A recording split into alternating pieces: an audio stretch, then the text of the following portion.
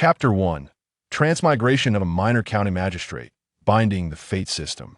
In the grand realm of Dakian, in the county of Zhaoyang, 3 days prior, the county magistrate unexpectedly perished.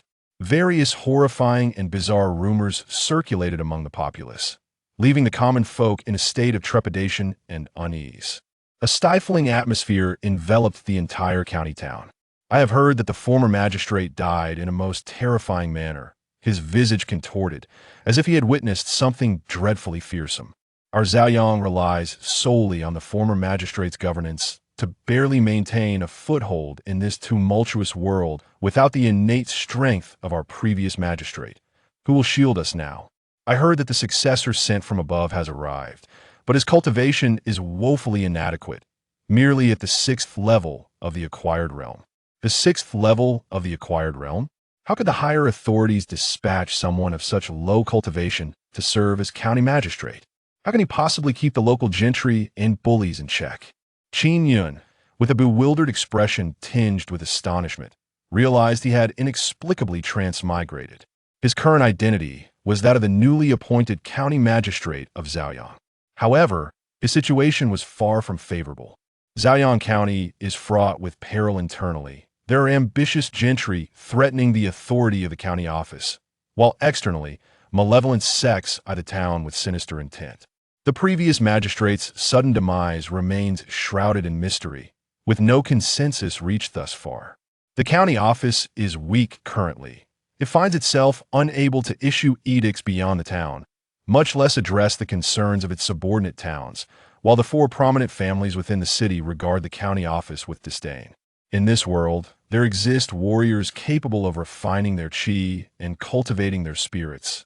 Yet my own cultivation is merely at the 6th level of the acquired realm, while the 4 great families boast innate experts. After assimilating the memories in his mind, Qin Yun couldn't help but sigh. What a cataclysmic beginning this is. However, just as he felt lost and helpless, a shimmering light curtain suddenly manifested before his eyes. Ding, the host has bound the fate enhancement system. Name, Qin Yun. Binding target, Zhaoyang County and its subordinate towns. Current prestige points, 50 dynamically changing. Current popular support, 20 dynamically changing. Cultivation, 6th level of the acquired realm, enhanced by fate to the 6th level of the innate realm. Ability, Eye of Insight can monitor all circumstances within the binding target range at any time. Excellent, excellent, excellent. With this system, everything will be manageable. Qin Yun, who had been burdened with worries, suddenly felt a surge of joy upon acquiring the system. Though such an opening is somewhat disastrous, with this system, he instantly felt emboldened. My cultivation at the 6th level of the acquired realm, bolstered by fate, has catapulted me to the 6th level of the innate realm. What a terrifying enhancement. In this world, the cultivation of warriors is distinctly categorized. The acquired realm serves as a foundation. Divided into 9 levels, each leap signifies a doubling of the meridians throughout the body. The innate realm represents a qualitative change. Also divided into 9 levels, each leap signifies an increase in the purity of the true essence within the meridians. Although the distinction between the acquired and innate realms appears to be merely a matter of level, the disparity in strength is akin to a chasm. Not to mention, crossing even a minor boundary in cultivation results in significant changes in power. With the enhancement of fate, Qin Yun transitioned from a mere 6th level of the acquired realm to a formidable 6th level of the innate realm. Such an elevation is nothing short of astonishing. Originally, with Qin Yun's cultivation, he was ill-equipped to shoulder the responsibilities of the county magistrate of Zhaoyang. But now, the once daunting problems seemed much more manageable in light of his newfound strength. This enhancement of fate is only effective within the confines of my jurisdiction in Zhaoyang County. Beyond its borders, the effects will dissipate. The system's prominently marked warning went unheeded by Qin Yun. After all, he had no intention of leaving Zhaoyang County. For now, it is prudent to develop cautiously. Venturing outside would be tantamount to courting death. Having absorbed all the information in his mind, Qin Yun had gained a preliminary understanding of his circumstances. This world not only harbors feudal dynasties, but also various demons, malevolent creatures, and powerful sects and families. He must diligently cultivate and enhance his strength, for only then can he survive in this perilous world. My greatest reliance now is the system, and the fate enhancement is intrinsically linked to Zaoyang County, so I must govern it well. The better Zaoyang County thrives, the more potent the effects of the fate enhancement will be. Qin Yun set a modest goal for himself, to transform Zaoyang County into the most powerful county in the Dacian Kingdom in the shortest time possible. His strength is directly tied to the power of the county. Thus, he must find ways to bolster Zaoyang County's influence and might. Currently, he possesses only the small county of Zaoyang, but in the future, he may bind a prefecture, a state, or even a nation, at which point he would likely become invincible. I have heard tales of great beings who can shatter the heavens and earth, moving mountains and seas. I wonder if such stories hold any truth. A glimmer of yearning sparkled in Qin Yun's eyes. At this moment, his blood was surging with excitement. Having fortuitously arrived in this fantastical world and serendipitously acquired the system, he naturally aspired to soar through the cosmos and carve out a realm of his own. As the sage once proclaimed, "The weak are like ants, at the mercy of others. The strong dictate their fate, casting their gaze upon all beings." He aspired to be the strongest among the strong, compelling the world to bow before him. "Magistrate, something is amiss. A grave matter has arisen." Just as Qin Yun was lost in thought, a voice drew him back to reality. Turning towards the sound, he beheld a flustered constable rushing before him and kneeling down in a panic. Qin Yun furrowed his brow. "What is the matter? Speak slowly with me here. The heavens shall not fall." The surrounding constables gazed at Qin Yun in astonishment, their eyes wide with disbelief. They hadn't anticipated that this young magistrate would possess such composure and poise. "Your Excellency, the innate realm pig demon has emerged from outside the city and is devouring people. Several villages have been completely slaughtered. If this continues, the people of Zaoyang County will flee en masse." Upon hearing the term pig demon, relevant information automatically surfaced in Qin Yun's mind.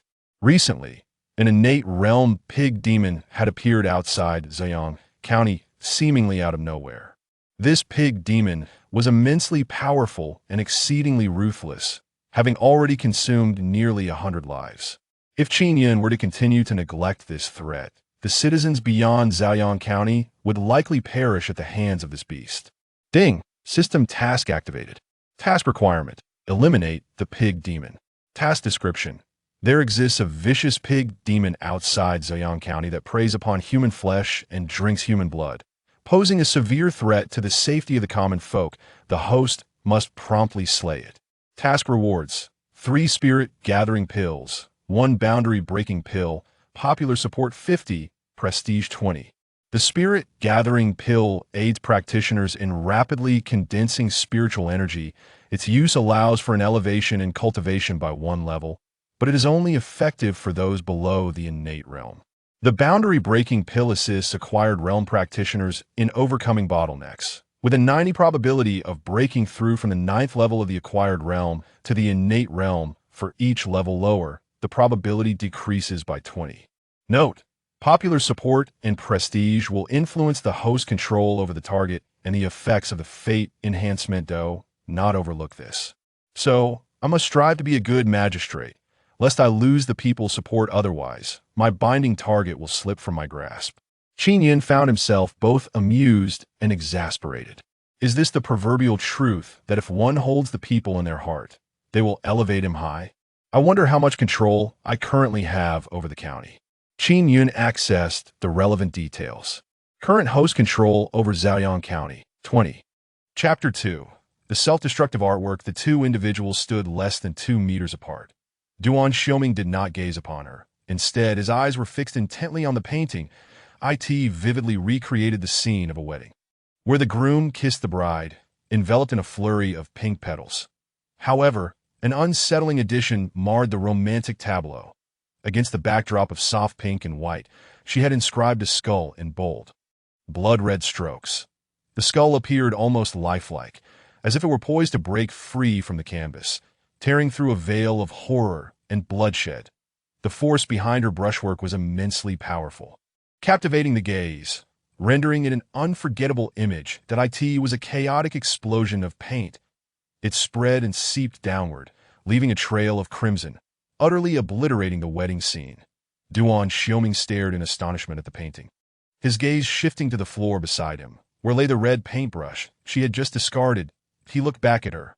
"Beautiful," Duan Xiaoming exclaimed, not in praise of her appearance, but in genuine admiration for her soul. She was gentle in the light, yet fierce in the shadows. She regarded him with a detached indifference, devoid of any panic at being caught, her gaze unwavering as she assessed his face. "Single?" she inquired. Duan Xiaoming raised an eyebrow in surprise. "Yes." Her gaze then drifted downwards, pausing at his chest. Moments later, he heard her suggest, "Shall we sleep together?" For a fleeting moment, Duan Xiaoming questioned his own hearing. Amidst the overwhelming sense of destruction evoked by the blood-red skull, he discerned the duality of the woman before him. Clad in a demure, albeit ill-fitting, traditional qipao, she stood elegantly, her posture a graceful profile. The corners of her mouth lifted slightly, a smile devoid of teeth, exuding poise. Yet her eyes, they were piercingly sharp. Upon closer inspection, they concealed a glimmer of light, akin to the blade of a sword encased in ice. "Not tonight?" "Very well," she said, turning to leave. Duan Xiaoming watched as she opened the door and walked away. He adjusted the collar of his bathrobe and followed her at a leisurely pace, still trying to process the situation. Besides contemplating her provocative statement, there was another subtle detail that nagged at him. He distinctly recalled her painting with her right hand initially, yet after completing the skull, she had discarded the brush with her left. Lost in thought, he entered the corridor, only to see her stride confidently toward a handsome waiter. Just as she seemed about to speak, Duan Xiaoming rushed forward, seizing her before she could spiral into madness. Pulling her into his embrace, his physique was powerful. She reddened at the wrist without any force from him. She showed little reaction, her eyes lifting to meet his with an expression void of emotion or warmth. Duan Xiaoming scanned her face and figure, sneering. "Fine, if we're to sleep together, it shall be with the most beautiful." With that, he grasped Lu Mingyu and departed. Not long after, in the private room, a group burst through the door, instantly erupting into screams. "Dada! Who ruined this painting? What a pity, it was so beautiful. That skull is terrifying graffiti. Damn it, where did that woman go? She stole my wedding's thunder, and now she's left without even waiting for my approval. What a disaster. Lu Qinjie, wasn't it you who forced her into that ill-fitting dress?" Duan Xiaoming abruptly opened his eyes, his gaze sharp. Zhang Xiang hurriedly waved his hands. "That's not what I meant. I was referring to the gentle type of Jiangnan women. Could it be?" Duan Xiaoming's brows furrowed tightly. "She resembles a ghostly Jiangnan woman." Zhang Xiang found himself at a loss for words. The description and tone suggested something was amiss. Could it be that the other party owed money and refused to repay? Zhang Xiang continued. "A living person wouldn't just vanish into thin air. Should we report it to the police?" Duan Xiaoming felt the urge to curse. Lu Qian returned to her family the day after her wedding, and her new husband was nowhere to be found. The dinner table was lively, with all the male and female members of the Lu family present. Except for the grandmother, Lu Mingyu sat quietly at the lower corner. Eating in silence, that Lu Qian cast a cold glance at the head of the table and exclaimed, "Lu Mingyu made a scene at my wedding yesterday." Lu Mingyu kept her head down, continuing her meal without looking up. "I was not even in the banquet hall during the entire wedding. I was in the private room painting, causing no disturbance whatsoever." Lu Qian glared at her. That painting was defaced. A blood-red skull ruined everything. "Why didn't you watch over it?" Lu Mingyu explained. "I was just a bit hungry, so I left early." Lu Qian scoffed. "Would you die from being hungry for a while? My husband didn't even accompany me back. It's all that skull's fault. It's ominous. You're just brainless." Aunt Du Wenxin also looked at Lu Mingyu, frowning. "Mingyu, as a child of a prominent family, you must be mindful of your public image. After a wedding, everyone is discussing you, and all sorts of people are inquiring, making it look ridiculous." Lu Qian interjected. "Exactly. Have some shame?" Lu Ling, the elder brother, spoke up. "Enough, she did nothing wrong." Lu Qian, infuriated, retorted, "Brother, why are you defending her? I said to lock her up and not let her attend my wedding. Why did you insist on bringing her?" At that moment, Uncle Lu Qiuyang rapped the table lightly. Let us keep the conversation civil. Where are your manners? The table fell silent. Then Lu Qiuyang turned to Lu Mingyu and said, Mingyu, come to my study after dinner. Lu Mingyu responded, yes, that in the study. Lu Qiuyang sat behind the desk, wearing gold-rimmed glasses and perusing a book, while absent-mindedly playing with a string of olive pits, creating a rhythmic sound. His demeanor was cultured, embodying the essence of a distinguished merchant. Lu Mingyu stood in front of the table, with no seat available. About an hour later, Lu Qiuyang finally lifted his head and asked, do you wish to go to the backyard? Lu Mingyu replied, Uncle, I'm also a member of the Lu family. Can't I move around in my own house? Lu Qiuyang countered, your grandmother is unwell. Do not disturb her. Lu Mingyu shot back, Lu Qiuyang. When you come to your senses, I will allow you to see her. 3 months or 3 years, you choose. That Lu Mingyu fell silent. That Lu Qiuyang's gentle gaze settled on her as he slowly added, as long as you agree with me, you may see your grandmother whenever you wish. Lu Mingyu retorted with 2 words. Drop dead. Lu Qiuyang returned to his book, his voice warm. Recite the Njie. The following day, a young woman clad in a beautiful dress arrived at the Lu residence. She was Su Suyu, the beloved daughter of the Su family. The Lu family greeted her warmly. Bustling with enthusiasm, Lu Ling exclaimed, yeah, you're back in the country? On break. Su Suyu replied, I graduated and returned. Lu Ling teased, you still look so young. Our Yeye is forever 18. Su Suyu protested, I'm 22. Stop calling me young. Not long after, Lu Mingyu appeared in the parlor. That Su Suyu rushed over and linked arms with her. Mingyu, let us go out and have some fun. Lu Mingyu glanced at the other members of the Lu family. Lu Ling stepped forward. Shall I escort you both? Su Suyu jumped in annoyance. No, so annoying.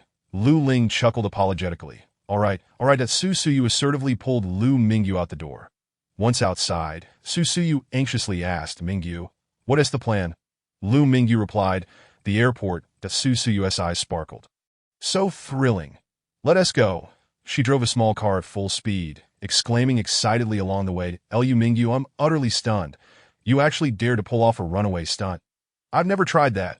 The two had known each other since they were 12, both of the same age. That Su Suyu hadn't seen such a wild Lu Mingyu in years. When she received the call last night, she was so excited that she couldn't sleep. Lu Mingyu looked at her. You'll get scolded when you return. That Su Suyu raised an eyebrow. So what? The Su and Lu family shared a long-standing friendship. The Lu family was experiencing decline, with the grandfather gone and the grandmother's health failing. In stark contrast, the Su family's elders were robust and held a certain status and influence in Shizi City. Su Suyu was the only girl of her generation in the Su family, with her father being the current leader. She was doted upon without question, no matter how grave her mistakes. There would always be someone to support her. By the way, where are you headed?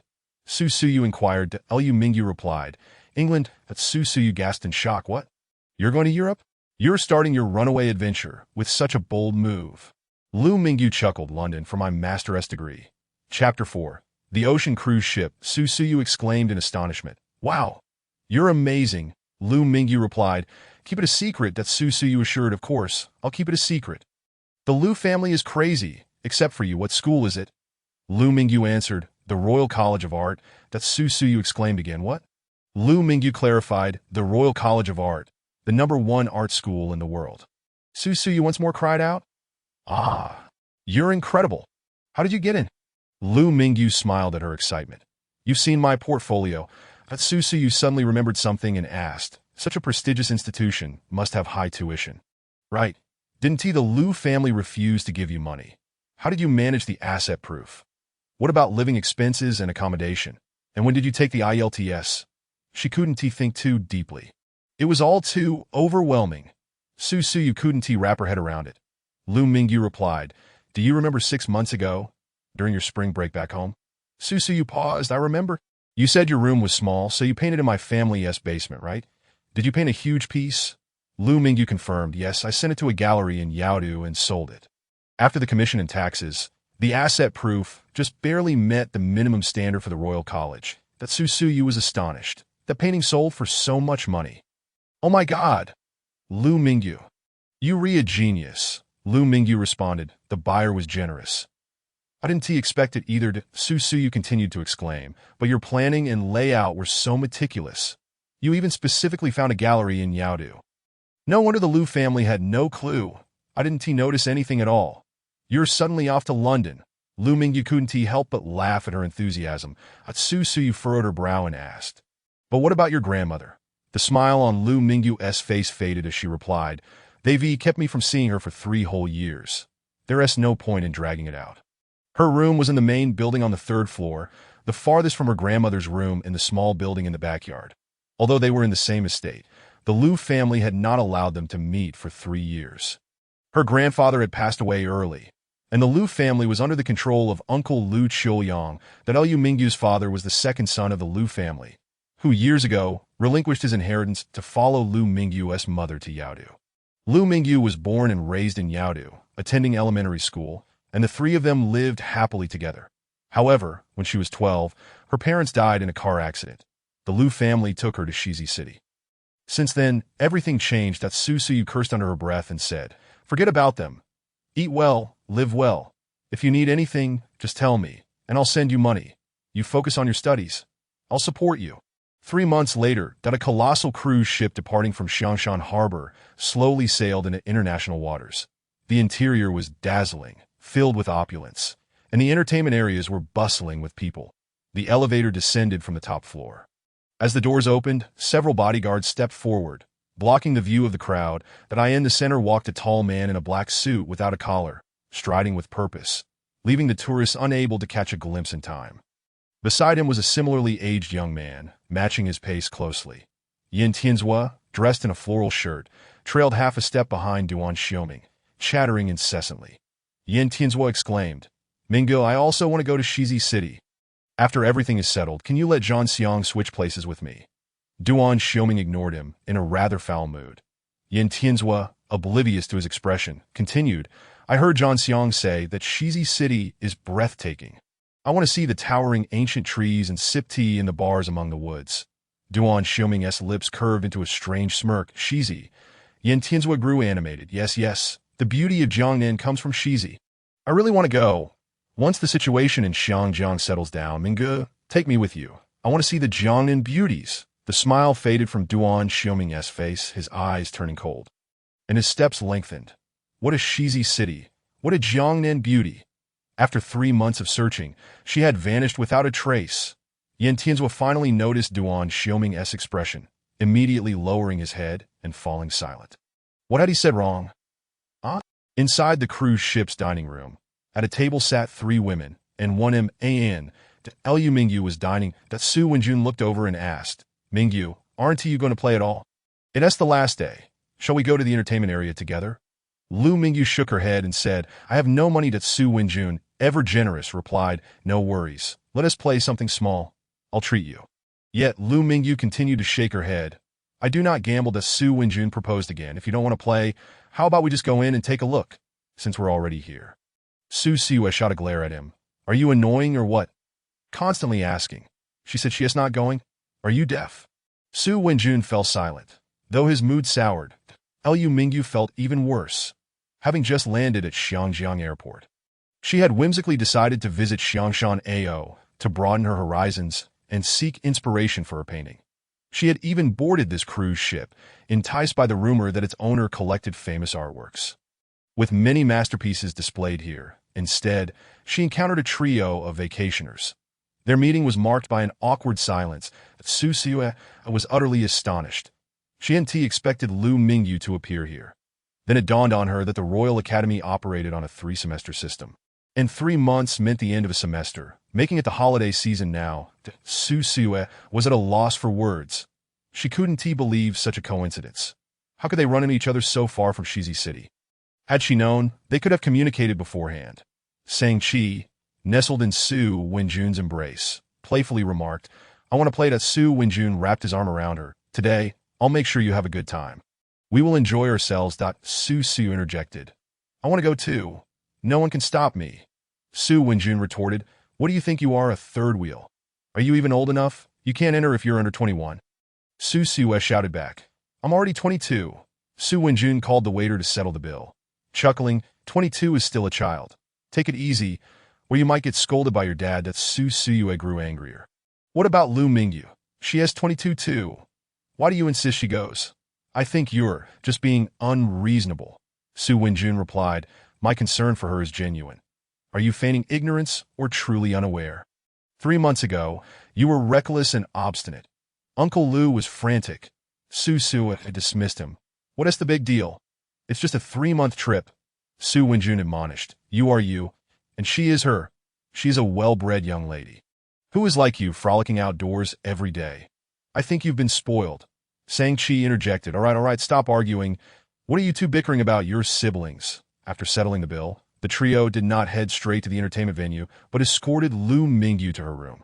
Su Wenjun cautioned, don't be as headstrong as Ye. Leaving home for 3 months is excessive. Once the cruise docks, I'll send you back. Lu Mingyu nodded in agreement. All right. Before closing the doors, Su Wenjun added, don't you wander off. This is still international waters, not Shizi City. It's not safe. Click. The door shut. Chapter 5. The snap of fingers. Lu Mingyu sat quietly on the bed, unlocking her phone screen with her right hand. Her phone was dual system, and the secondary system was overflowing with missed calls and unread messages that as soon as she opened it, a call from Shizi City rang. Indeed, Su Wenjun had already informed her family. Lu Mingyu ignored the call and the messages, switched off the system, and reverted to the primary one, but then she stood up and left. She had little luggage, just a handheld travel bag, which she took and departed. This cruise ship was grand and luxurious. Yet for the past 3 days, she had been under Su Wenjun's watchful eye and hadn't had the chance to explore properly. Lu Mingyu wandered into the grand hall, aimlessly strolling among various extravagant pieces and gazing at the renowned paintings adorning the walls, each worth a fortune. She lingered in front of one painting for 10 minutes. Nearby, on a spiral staircase, Duan Xiuming paused mid-descent, surrounded by his bodyguards who also came to a halt. Yin Tianzhua, not noticing ahead, nearly collided with a bodyguard. Barely managing to stop in time, he turned his head in confusion. Duan Xiuming focused on a figure in the distance and gestured. The bodyguard silently retreated, disappearing around the corner. Yin Tianzhua pointed to himself in silent inquiry. Duan Xiuming's gesture remained, his fingers subtly moving. Yin Tianzhua immediately stepped back, retreating upstairs with steps quieter than the bodyguards. This was the highest level silent retreat. Lu Mingyu spoke somewhat casually. Should I give you money? After all, you put in quite a bit of effort. With that, she tossed the note into the trash can and exited the room. The door shut with a soft thud. Duan Xiuming stared at the trash can. Chapter 6. The clown. When Lu Mingyu had arrived, she had been carried away swiftly, not catching a clear glimpse of her surroundings. Now she realized there was only one room. She approached the elevator, only to discover she lacked the authorization to access any floors. The emergency exit beside her was also locked. Behind her, the door creaked open. Duan Xiuming, still clad in a bathrobe, strode in with an intimidating presence. With one hand, he seized Lu Mingyu, while the other swiftly snatched her phone. Unlocking it, he fixed her with a penetrating gaze, exuding an aura of undeniable authority. Yet, she remained unafraid and composed. After a brief moment, she extended her left thumb and unlocked the phone screen. Duan Xiuming thrust the phone back into her hand. Continuing to scrutinize her, scan and add me, he commanded. That a glimmer of amusement flickered in Lu Mingyu's eyes as she complied. Duan Xiuming raised an eyebrow, questioning her expression. Did she find it amusing? The friend request was promptly accepted. Duan Xiuming inquired, how long will you be staying in Xiangshan AO? Shall I show you around? Lu Mingyu replied, I'm not staying. I have to leave. Duan Xiuming, visibly irked, retorted, what pressing matter compels you to depart? Once or twice is understandable. Lu Mingyu responded, does my parents' situation count? Duan Xiuming conceded, that's reasonable. With that, he approached the facial recognition panel in the elevator. The elevator resumed its operation. Deleting no blocking. He warned as he released Lu Mingyu from his grip. The elevator doors closed slowly, and Duan Xiuming watched it descend floor by floor, noting her resolute departure, but he returned to the room, perusing her profile, discovering not a single post. Her nickname was Wai. English, Pinyin. What did it signify? The cruise had docked at the port. Returning to Xiangshan, Lu Mingyu disembarked swiftly, weaving through the crowd until she vanished from sight. Not long after, the Su siblings exited the elevator. Su Wenjun surveyed the area. Is Mingyu not here? The room is empty. Shang-Chi, feeling a tinge of jealousy, remarked, Wenjun, why are you so fixated on her? Su Wenjun frowned. You can meddle in other matters, but refrain from prying into mine with her. Shang-Chi's expression soured instantly. Su Siyue, meanwhile, maintained a stoic demeanor as she scrolled through her phone, until a message popped up, prompting her to pocket the device and stride toward the exit that Su Wenjun called out. Yeah, Su Siyue replied. Mingyu has already disembarked. Su Wenjun exclaimed. Why didn't you mention it sooner? Su Siyue snapped. What business is it of yours? Su Wenjun retorted. Is this your tactic again? Have you gone mad? Su Siyue halted abruptly, turning to face him. You are the one who's lost your mind. What gives you the right to dictate her actions? Su Wenjun, infuriated, declared, I am your brother. How dare you speak to me like that? Su Siyue shot back. I cannot accept that a fool is my brother. Shang-Chi hurriedly interposed herself between them, urging siblings shouldn't quarrel. It's unnecessary for the sake of an outsider that I end the Demon City. At the cemetery, a taxi pulled up and came to a stop that Liu Mingyu paid the fare and exited the vehicle, flowers in hand. At that moment, another car approached, halting beside her. The driver's and passenger's side doors swung open simultaneously, and two burly men emerged, blocking her path. To Liu Mingyu paused, glancing at the vehicle. The door opened slowly, revealing a pair of polished black leather shoes stepping out. A man in a tailored suit approached her with long strides. Exuding an air of elegance, he sauntered toward Liu Mingyu, then raised his hand. With a resounding slap, he struck her face without hesitation. So you are indeed here, Lu Lin said coldly. Liu Mingyu met his gaze defiantly. Did uncle guess correctly, or do you lack the intellect? Lu Lin retorted, don't treat people as fools. Liu Mingyu began to analyze. But he cannot be certain. It must be a two-pronged approach. You came here to take a chance while Lu Qian is at the airport in Xianjiang, where there are more bodyguards. Dozens, perhaps 20? Oh, wait. She suddenly negated her own deduction, rephrasing. It was indeed uncle himself who went to Xianjiang airport, wasn't it? Lu Lin's voice emerged through clenched teeth. Liu Mingyu, can your schemes be any more convoluted? You've indeed made quite a fuss. Liu Mingyu replied, her gaze sharp. Liu Lin raised his hand again. Do you dare to show me that look? Liu Mingyu stared back. You strike me in front of my parents. Aren't you afraid of nightmares tonight? Liu Lin's expression twisted into a snarl. I fear nothing. Liu Mingyu shot back. You haven't visited since my parents passed, have you? Are you certain you won't go see your uncle and aunt? Liu Lin's voice dripped with sarcasm. I do not acknowledge her as my aunt. Liu Mingyu smiled. My mother is 100 times more beautiful than yours. Shut your mouth. Liu Lin growled. Liu Mingyu's eyes gleamed fiercely. My mother was not buried alongside my father. That was your father's deliberate arrangement. Your father is mentally deranged when it comes to my mother. Liu Lin shouted. You will be quiet. He raised his hand to strike her. Liu Mingyu quickly interjected. Oh, by the way, if you ruin this face of mine, how do you think your father will react? In a fit of rage, Liu Lin grasped her by the throat, nearly choking the life out of her. The elegance he once possessed vanished as Liu Mingyu's words transformed him into a monster. Yet, Liu Mingyu seemed impervious to pain, gazing at him as he lost his mind. Eventually, the two bodyguards intervened. Separating the pair, Liu Lin, finally calming down, took a deep breath, but upon raising his gaze, he found her eyes filled with provocation. He growled, I wish I could pluck out your eyeballs. Liu Mingyu smiled at him. Clown. Liu Lin lost control. Once more, Liu Mingyu, clutching the bouquet of flowers, turned to walk toward the cemetery. Stop right there. You can't go. He sprinted after her. Without glancing back, Liu Mingyu asserted, I intend to tend to this grave today. Unless you kill me, Liu Mingyu. Liu Lin bellowed.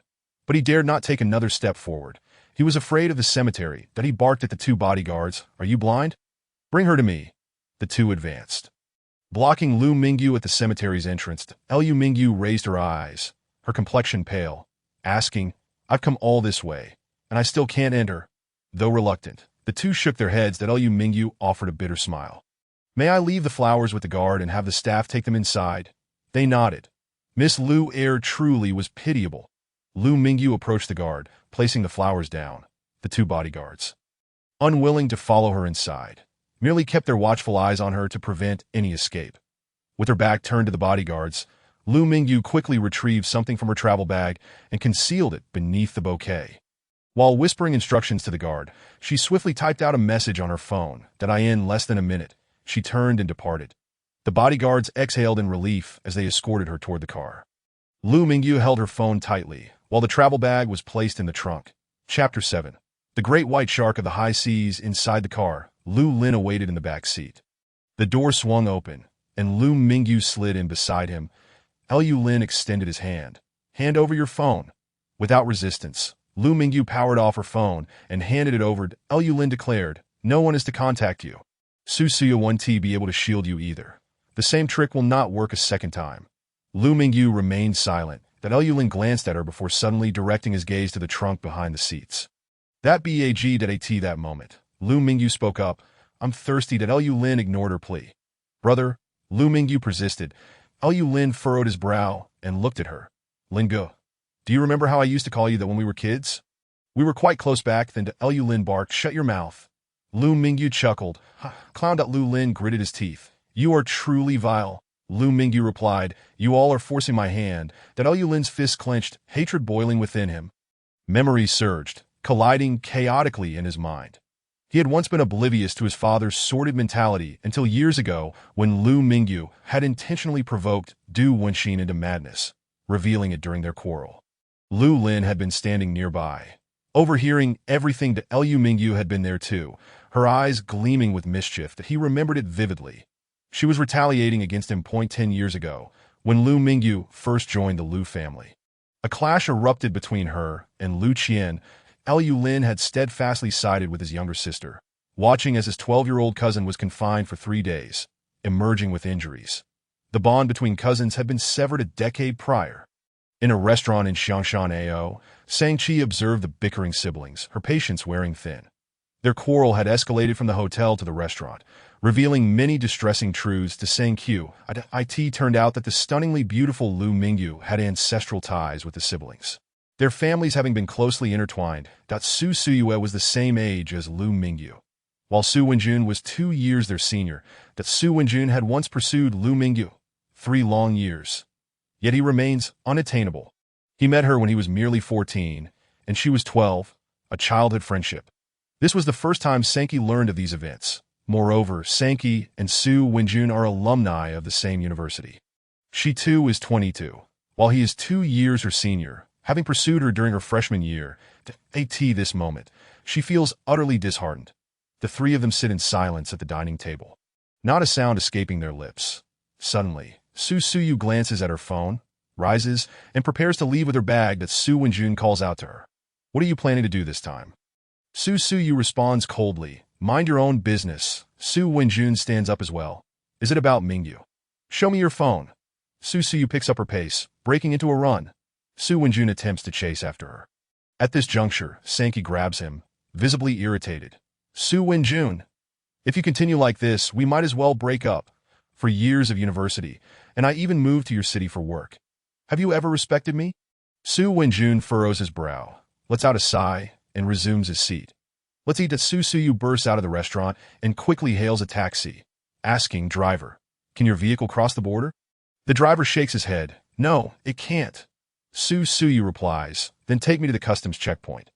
They haven't driven long when a Rolls-Royce emerges from a corner, blocking the main road. Following closely behind, a succession of Rolls-Royces rolls out. In total, there are 9 vehicles escorting the rarest car at the center, swiftly maneuvering to ensure the 8 cars surround it. Other vehicles on the road come to a standstill, waiting for this convoy to pass before resuming their journeys. Su Suyu watches in awe. A convoy of all Rolls-Royces. That maneuver was absolutely stunning. Luxurious, the taxi driver, struggling with his Mandarin, remarks. It's your first time seeing it, right?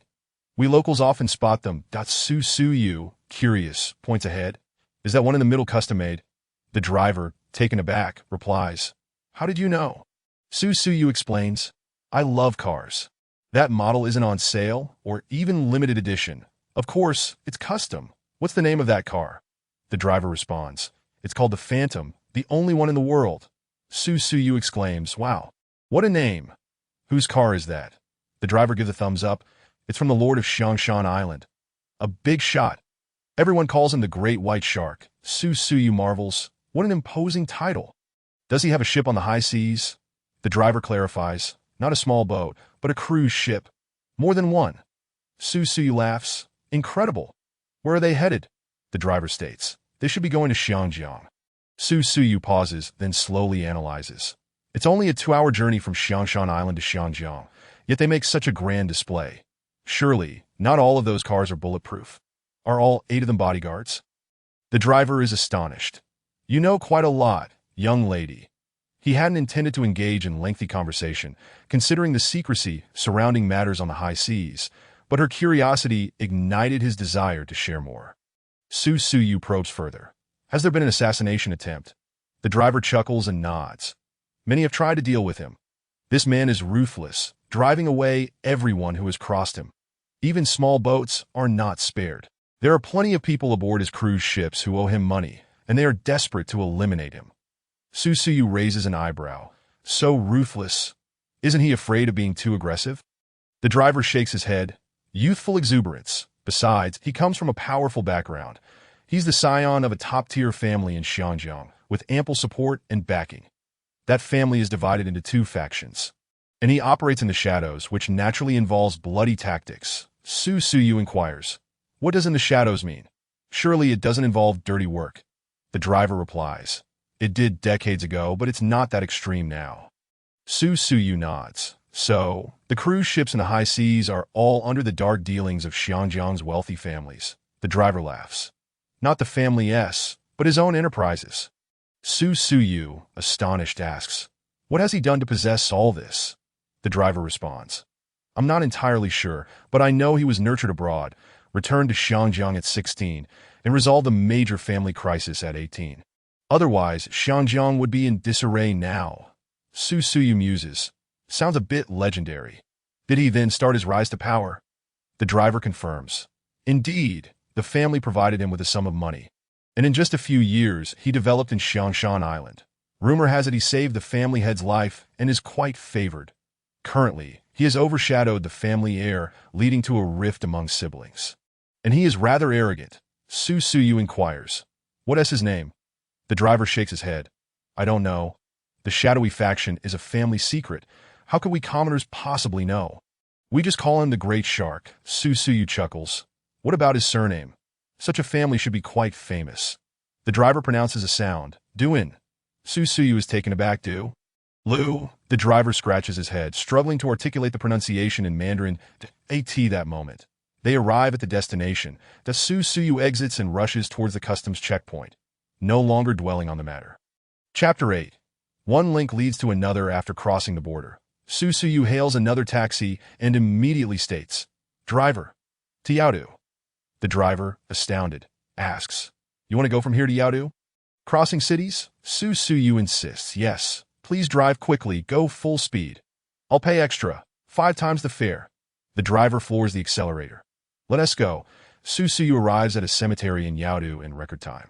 She rushes to the security guard and exclaims, Excuse me, have you seen a stunning young lady leave something here?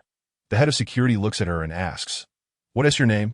Su Suyu replies, Today I intend to kill someone. The head of security chuckles at her, rising.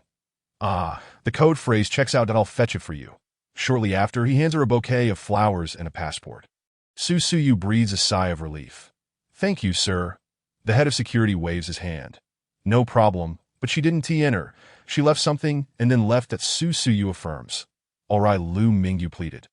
I beg you, my sister. Please let me see Grandma. Liu Qian wore a mocking expression and retorted, Kneel down and beg me. With a smile, Lu Mingyu responded, I heard you got divorced. Your ex-husband has been keeping over a dozen women outside. In an instant, Liu Qian's pride evaporated, and she shouted furiously, Lu Mingyu, you wretched person. Lu Mingyu calmly replied, Why are you so angry? Didn't you know this before you got married? The Lu family insisted on associating with the Qin family. And now that he is tired of you, he wants a divorce? I imagine many are laughing at you. Lu Qian's eyes widened in disbelief, trembling with rage. You. Lu Mingyu. In her fury, she took out her keys to unlock the door. Just as she reached the last key, Lu Mingyu suddenly rushed in, yanking open the locks and tossing them into the nearby pool. Liu Qian was stunned. However, before she could react, Lu Mingyu had already dashed to the house in the backyard and began knocking on the door. Her eyes sparkled brighter than the moonlight. "Grandma, hurry and open the door. Xiaoyi is here to see you." Creak. The door opened from the inside. Tao Yalan extended her hand. Xiaoyi. Her delighted face was lined with wrinkles. Though she could hardly walk, she was eager to rush over. Lu Mingyu caught her, exclaiming, "Grandma!" Lu Qian followed closely, her face ashen. Lu Mingyu glanced back and ushered Tao Yalan inside, slamming the door shut. Click, she locked it securely. "Lu Qian!" She began to pound on the door, shouting and cursing. Ignoring her, Lu Mingyu helped her grandmother settle in the inner room and covered her with a blanket. Tao Yalan looked at her and smiled. "Xiaoyi, how are your parents in Yaodu?" Her dementia was severe. She forgot events and people, selectively erasing a decade of memories, retaining only those of Lu Mingyu. Lu Mingyu nodded with a smile. "Everything is fine. They are busy with work and cannot come to see you." Tao Yalan patted her hand. "Xiaoyi just needs to come see me." Lu Mingyu held her grandmother's slightly cold hand. "Grandma, wear more clothes." Tao Yalan. "I'm not cold. I still want to ride horses with Xiaoyi, feed lions and tigers at the zoo, and ride roller coasters at the amusement park." Lu Mingyu chuckled. "Grandma, I was mischievous and didn't know better back then. Dragging you around for fun. You can't do those things anymore." Tao Yalan pouted in displeasure. "I can play. You have to take me out to have fun." Lu Mingyu replied with a smile. "All right, next time for sure." The elderly lady, fatigued and lacking energy, fell asleep after a brief conversation that Lu Mingyu fetched a thicker blanket to cover her and then quietly waited in the living room. Chapter 9. The Phone Before Long. A voice called from the door. "Lu Mingyu, come out." Lu Mingyu calmly opened the door and stepped outside. Du Wenxin instinctively raised her hand, intending to strike. However, Lu Mingyu glanced behind her. Du Wenxin frowned and turned around. Lu Qiuyang stood there, with Lu Lin behind him. Du Wenxin withdrew her hand and declared. Lu Mingyu barged in. "She needs a lesson." Lu Qiuyang raised his hand, pointing at Lu Mingyu's swollen face. "Who hit you?" Lu Mingyu looked at Lu Lin. Slap. A heavy slap landed across Lu Lin's face. He staggered back a couple of steps, his head tilting to one side, blood instantly oozing from the corner of his mouth. Lu Qian gasped in shock. Du Wenxin, on the other hand, went berserk, shouting, "Lu Qiuyang, how dare you hit my son?" A commotion erupted in the backyard. Lu Mingyu simply walked past the four of them, returning to the confined room on the third floor. In the deep of night, Lu Mingyu's door was knocked upon, and then the key turned as Lu Lin entered the room. The previous knocks had not been an inquiry for permission to enter, but merely a formality. Lu Mingyu sat at her desk, coldly regarding him. Lu Lin sighed and asked, "You will never forgive me, will you?" Lu Mingyu smiled strangely. "Which matter are you referring to, Lu Lin?" "The incident 10 years ago when you were locked up." Lu Mingyu. "Why should I forgive you?" Lu Lin furrowed his brow. Dad has punished Lu Qian after learning the truth. Before this, she had never been hit. A cold light flickered in Lu Mingyu's eyes. "So, prior to that, did I not suffer?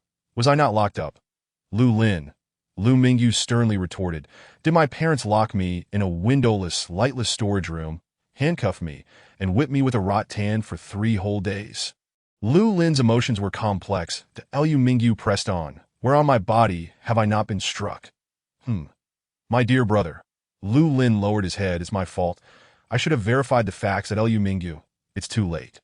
Lu Lin lifted his gaze. "Must you escalate this situation? We are siblings. Lu Qian is your sister. We are blood relatives." Lu Mingyu. "Then you should also experience 3 days of confinement, be whipped with a rattan, and have salt sprinkled on your wounds." Lu Lin's brows twisted in anger. "Why are you so malicious?" Lu Mingyu chuckled lightly. "You live as if you are a joke, Lu Lin." "Mingyu, don't say that." Lu Lin took a step forward. Attempting to grasp her hand, Lu Mingyu suddenly tilted her head back, saying, "Uncle's study is on the 3rd floor. If I shout, someone will come, that if he discovers you stole the key to enter my room. Do you think you will be locked up?" Lu Lin's pupils dilated in an instant. Lu Mingyu. "Return my phone." Lu Lin, with a hint of regret, said, "I gave it to my MOM." Lu Mingyu. "Go get it back." Lu Lin frowned. "That's a bit difficult. She wants to unlock it and check your information." Lu Mingyu enunciated each word. "Go, get it back." Lu Lin. "Mingyu." Lu Mingyu began to open her mouth, softly saying, Lu Lin, I understand. I will get it for you tomorrow." I promise. He exited the room and closed the door. Liu Mingyu wearily lowered her head, letting out a deep sigh. So tired. The next morning, Lu Mingyu was summoned to the study by Lu Qiuyang. This time, he arranged a seat for her, allowing her to sit instead of standing. Liu Mingyu quietly sat, saying nothing. Liu Qiuyang regarded her, then produced several photographs. Handing them over, Liu Mingyu's pupils constricted as she looked up. It was a photo of her grandmother lying in a hospital bed, emaciated and filled with tubes. In an instant, Lu Mingyu's fists tightened, her fingertips turning white. Lu Qiuyang's voice remained warm, speaking neither hurriedly nor slowly. I sent you messages. Did you not see them? Over those 3 months, he had employed every means possible, yet she evidently had no knowledge of it. Feeling unable to fight back, she merely blocked the messages, focusing her mind elsewhere. Lu Qiuyang squinted, fiddling with a string of olive pits. Mingyu, be a little more obedient. Your grandmother's health is poor, and she could enter ICU at any moment. Lu Mingyu looked at him. She is your biological mother. Have you lost your mind? Lu Qiuyang's expression remained indifferent. I cannot comprehend what you were saying. My mother is ill and naturally requires medical treatment. She must be treated well. Liu Mingyu felt her blood run cold. Yet Lu Qiuyang maintained a gentle tone. Look at you, being so reckless and playing at running away from home. Your grandmother is this sick, and you still don't know to come home. Lu Mingyu suppressed her trembling body, unable to utter a word. Liu Qiuyang, it seems I gave you too much freedom in the past. Liu Mingyu took a deep breath, lowering her head. Liu Qiuyang smiled. Good. Recite then for me at noon. Lu Mingyu did not go downstairs for lunch. The butler had someone bring it to her room. Liu Qiuyang was generally not home during the day, as he was at the company. At the long table of the Lu family sat Du Wenxin, Lu Qian, and Lu Lin. Liu Lin quietly ate. The mother and daughter began to converse. Liu Qian exclaimed, Mom, she just ran away, yet Dad insists on bringing her back. It was Uncle who chose to leave. She shouldn't even bear the Lu surname. Grandpa and Grandma favor her so much. I'm absolutely furious. Du Wenxin was displeased. Your temper has worsened since your divorce. Do not speak like that. What would outsiders think of the Lu family if they heard? Lu Qian countered. There are no outsiders. Du Wenxin instructed. Go prepare some new clothes for Lu Mingyu. Liu Qian looked up in shock. Mom, what are you saying? Du Wenxin replied. Once her face is no longer swollen, take her out to see the world. Find a scion from a prominent family to marry, and do it quickly. Liu Qian shouted. My marriage has fallen apart. Why should I plan for her? Du Wenxin nodded. We need to find someone from a family more powerful than the Lu family, one who can call the shots. Lu Qian protested loudly. Mom, have you lost your mind?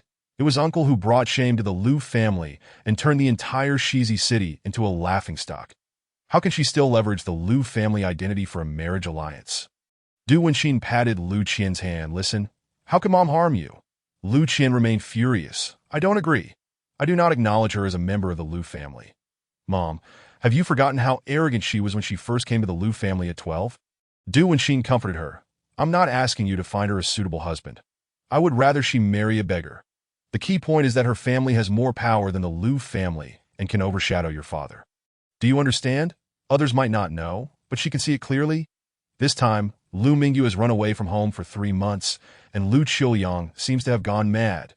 Du Wenxin could no longer endure. Lu Qian was momentarily taken aback that Du Wenxin whispered, These matters must remain concealed from Lu Mingyu and your father. Liu Qian nodded emphatically. Chapter 10.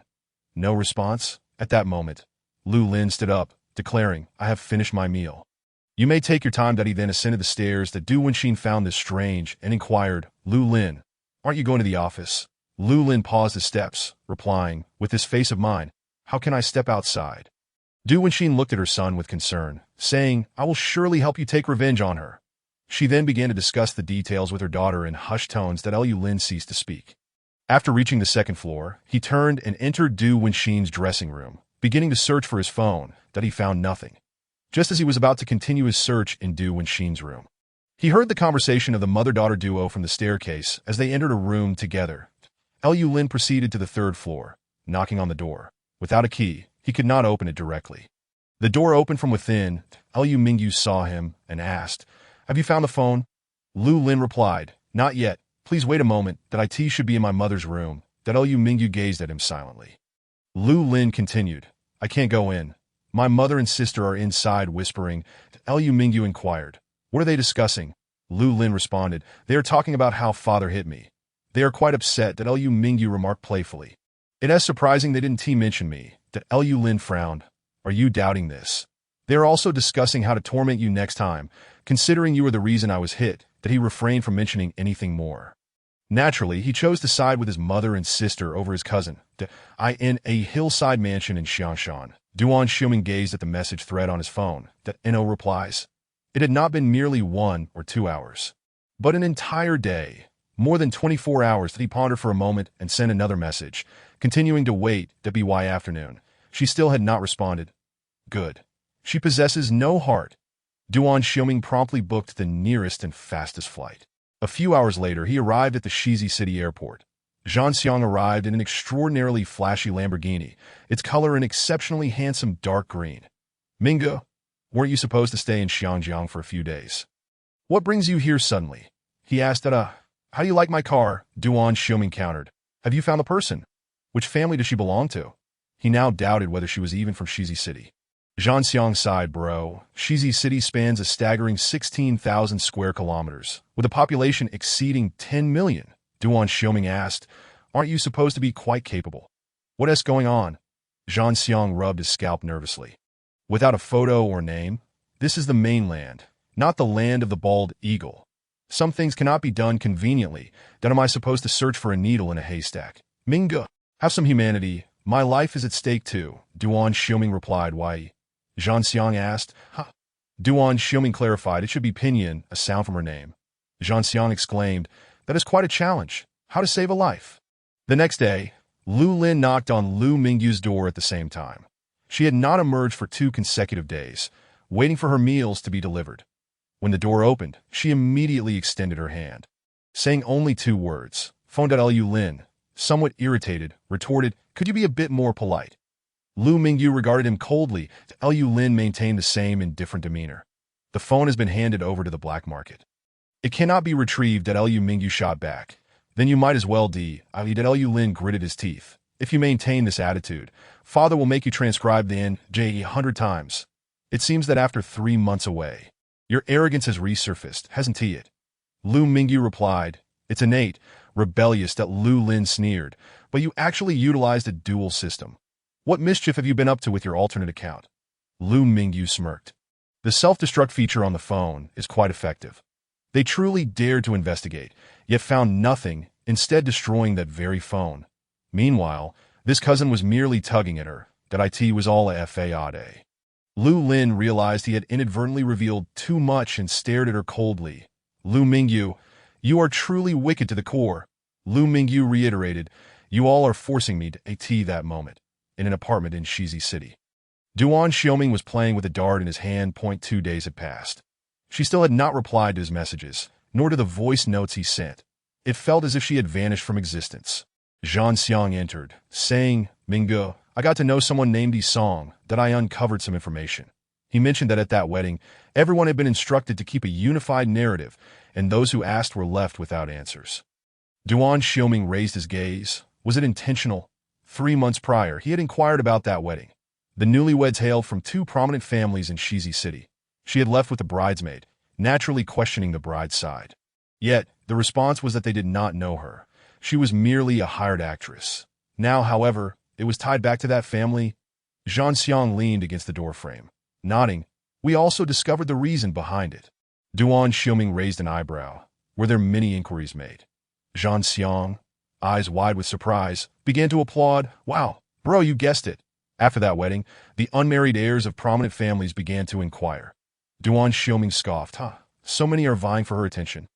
Zhan Xiang shrugged. Yet still no one managed to get any information.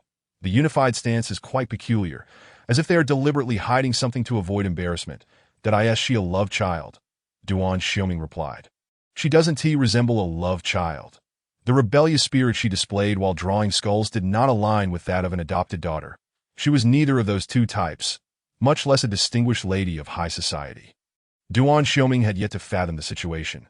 Zhan Xiang remarked, then she must be a scion of a prominent family. I acquired a list of prominent families in Shizi City. All the key figures are on it. Duan Xiuming picked it up, scanned it, and tossed it onto the table. She wasn't seated at the main table. Zhang Xiang grimaced. Finding peripheral figures is even more challenging. We still don't know the specific names. And the quantity is staggering. Duan Xiaoming displayed no expression, revealing neither joy nor anger. Zhang Xiang suggested, "Bro, should I resort to some extreme measures? But who will clean up the mess? We cannot expose ourselves during this sensitive period." Duan Xiaoming growled. "This is increasingly vexing." Zhang Xiang blinked, inquiring, "In a few days, there is a private party booked at that forest bar. It'll be crowded. Perhaps we can glean some information. Will you go?" Duan Xiaoming threw the dart in his hand, which struck the bullseye with a swift swish. "Let us go," he declared. Zhang Xiang glanced at the dart. "Bro, you're rather intimidating. Just how much does she owe you?"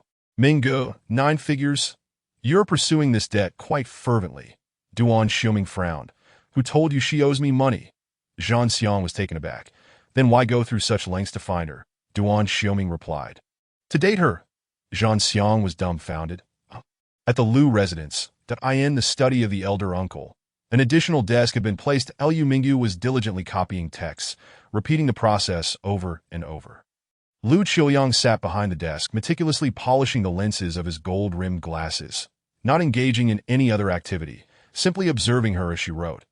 After copying 3 times, Lu Mingyu set down her pen. Lu Qiuyang regarded her with elegant stare. "It's time to rest." Liu Mingyu suppressed her nausea. Striding toward the study door, Liu Qiuyang called after her. "Etiquette, have you forgotten again?" Lu Mingyu took a deep breath, slowing her pace as she approached the door. A deep voice from behind called out to her. Bang! Lu Mingyu slammed the door with force. Chapter 11.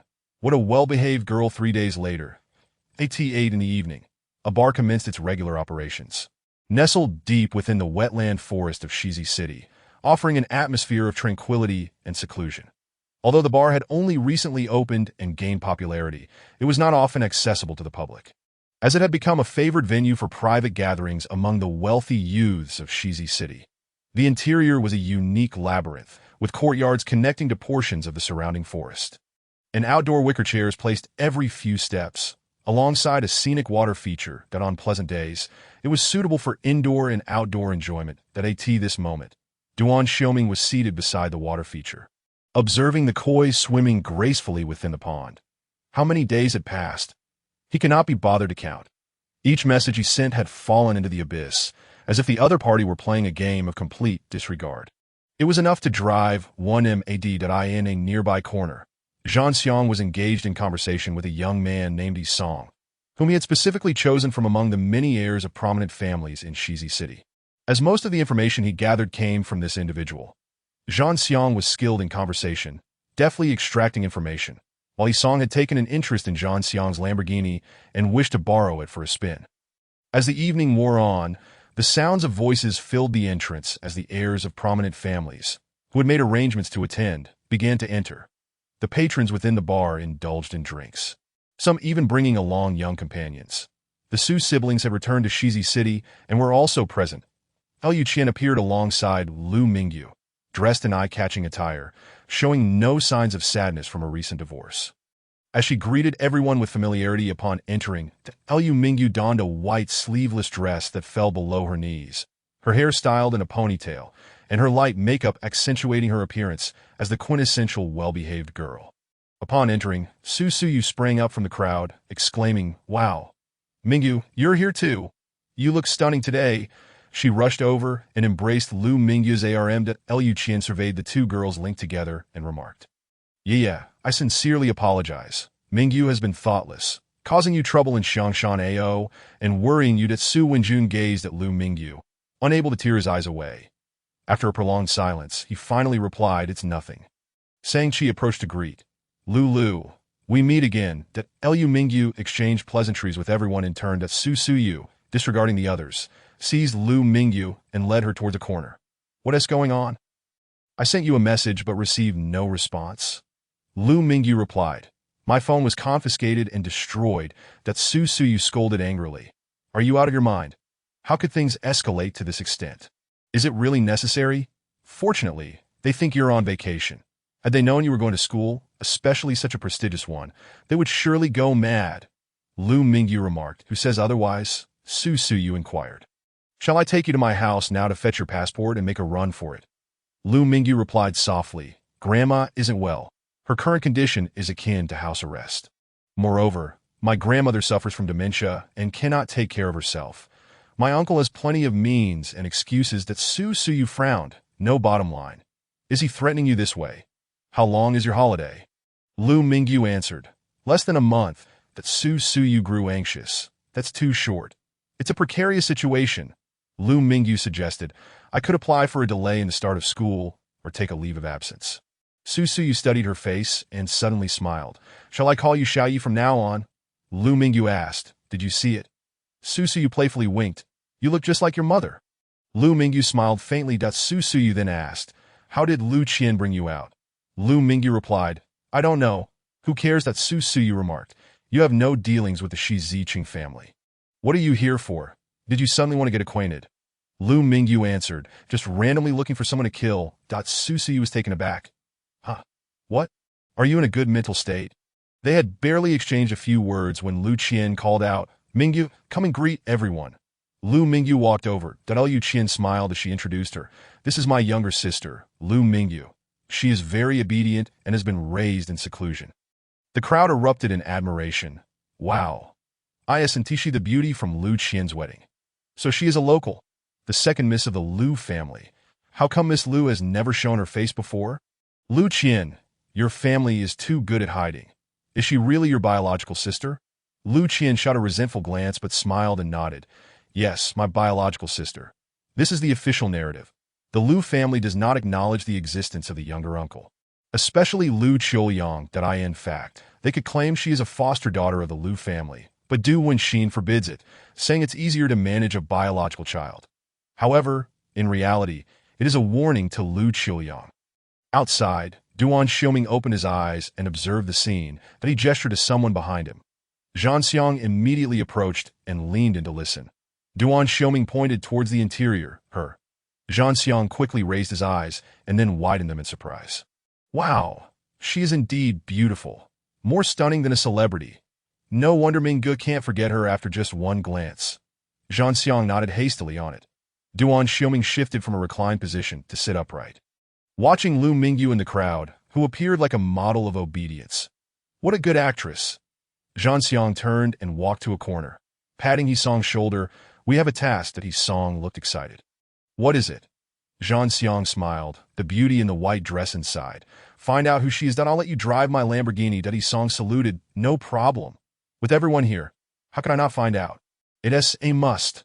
Shortly thereafter, Hisong returned at a brisk pace, somewhat anxious, knowing that Duan Xiaoming was the real boss behind the scenes, and that even the small boss Zhan Xiang could drive the Lamborghini, which indicated the immense power of the big boss. Duan Xiaoming maintained a stoic expression.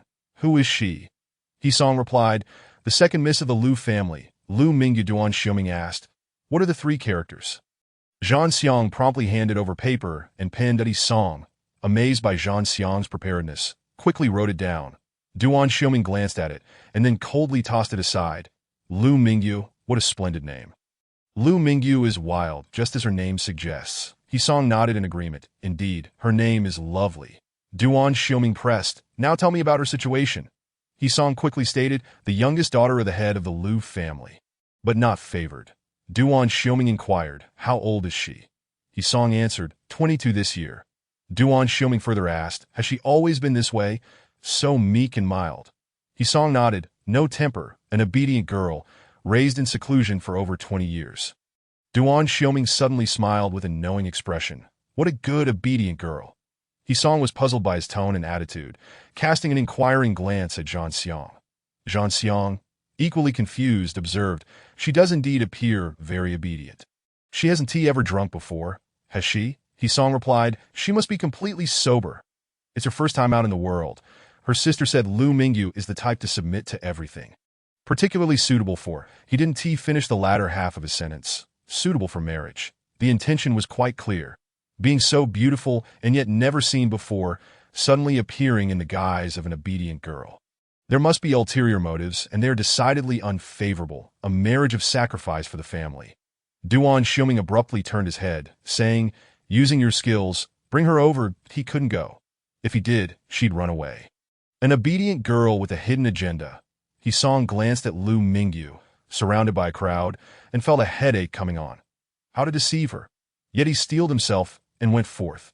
Chapter 12. Observation in the crowd. Lu Mingyu stood with Lu Qian beside her. Everyone was from the same social circle and was extremely curious about the previously unseen second miss of the Lu family. Questions flew in a flurry. Overwhelming Lu Mingyu, Lu Qian leaned closer to her ear and whispered, "Be good. Don't forget your current identity, that if you embarrass the Lu family, Dad will be angry, and Mom will kill you." That Lu Mingyu smiled. "You re the dumbest in the Lu family. It would do you good to speak less." To Lu Qian furiously retorted, "You." Lu Mingyu's smile was perfect as she reached out to adjust Lu Qian's dress. "Mind your image. If you embarrass the Lu family, you'll be punished too, and I'll add fuel to the fire." Lu Qian fell silent, her chest heaving with anger. The two spoke in hushed tones, their words inaudible to the others. Su Wenjun remarked, "The sisterly bond between them is truly strong." Su Suyu shot him a look of disbelief. Moments later, He-Song approached to greet. "Would you care for a drink?" "Miss Lu?" Lu Qian smiled and declined. "He-Shao, my sister doesn't drink. The He family holds a respectable position among the aristocracy, but He-Song isn't particularly impressive." Lu Qian, on one hand, wished to marry Lu Mingyu off quickly. Yet on the other, hoped her marriage wouldn't be too favorable. He-Song thought to himself, as expected, and asked, "How about some juice then?" Lu Mingyu replied, "Sure." Su Suyu raised her hand. "I'd like some fruit wine." He-Song replied, "I'll go fetch it for you." Lu Qian shot Lu Mingyu a glare. Lu Mingyu stood up and headed to the restroom. Lu Qian turned to another table, not genuinely wanting to introduce Lu Mingyu to friends. She felt irritated just seeing her in the restroom. Lu Mingyu washed her hands and then stood by the sink, lost in thought. Sang-Chi walked out and greeted her. Lu Mingyu snapped back to reality and smiled. "Hello." Sang-Chi returned the smile. "I have work tomorrow, so I'll be heading back. Enjoy yourself." The two exited one after the other and encountered Su Wenjun waiting outside. Sang-Chi linked her arm with his, saying, "Shall we go?"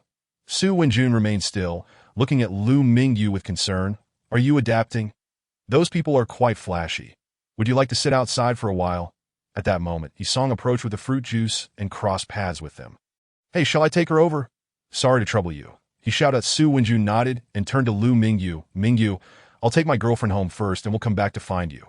Sang-Chi forced a smile. "Miss Lu, goodbye." He-Song handed her the juice. "There is a beautiful view outside. Let us go."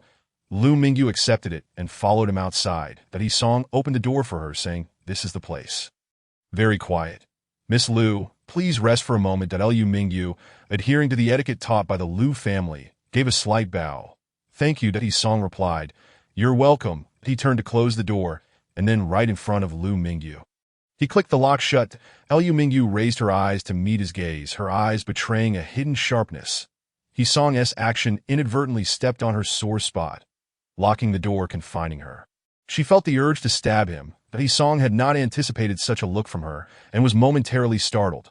Fortunately, Zhang Xiang soon appeared, patting his shoulder. "Let us guard the door together." He-Song, still shaken, whispered, "Zhang Ge, did you see that?" Zhang Xiang remained calm. "Yes, I saw it." He-Song exclaimed. "She just wanted to kill me."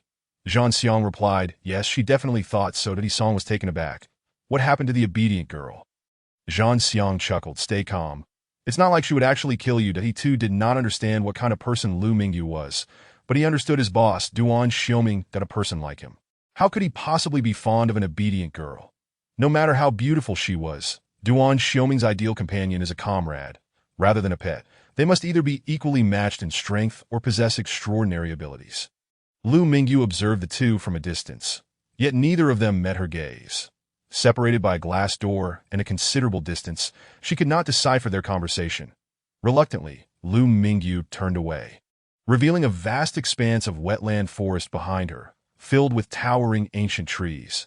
This lounge is nestled deep within the wetland forest at the heart of the city, surrounded by foliage, a serene oasis amidst the urban clamor. It would undoubtedly be a splendid sight by day.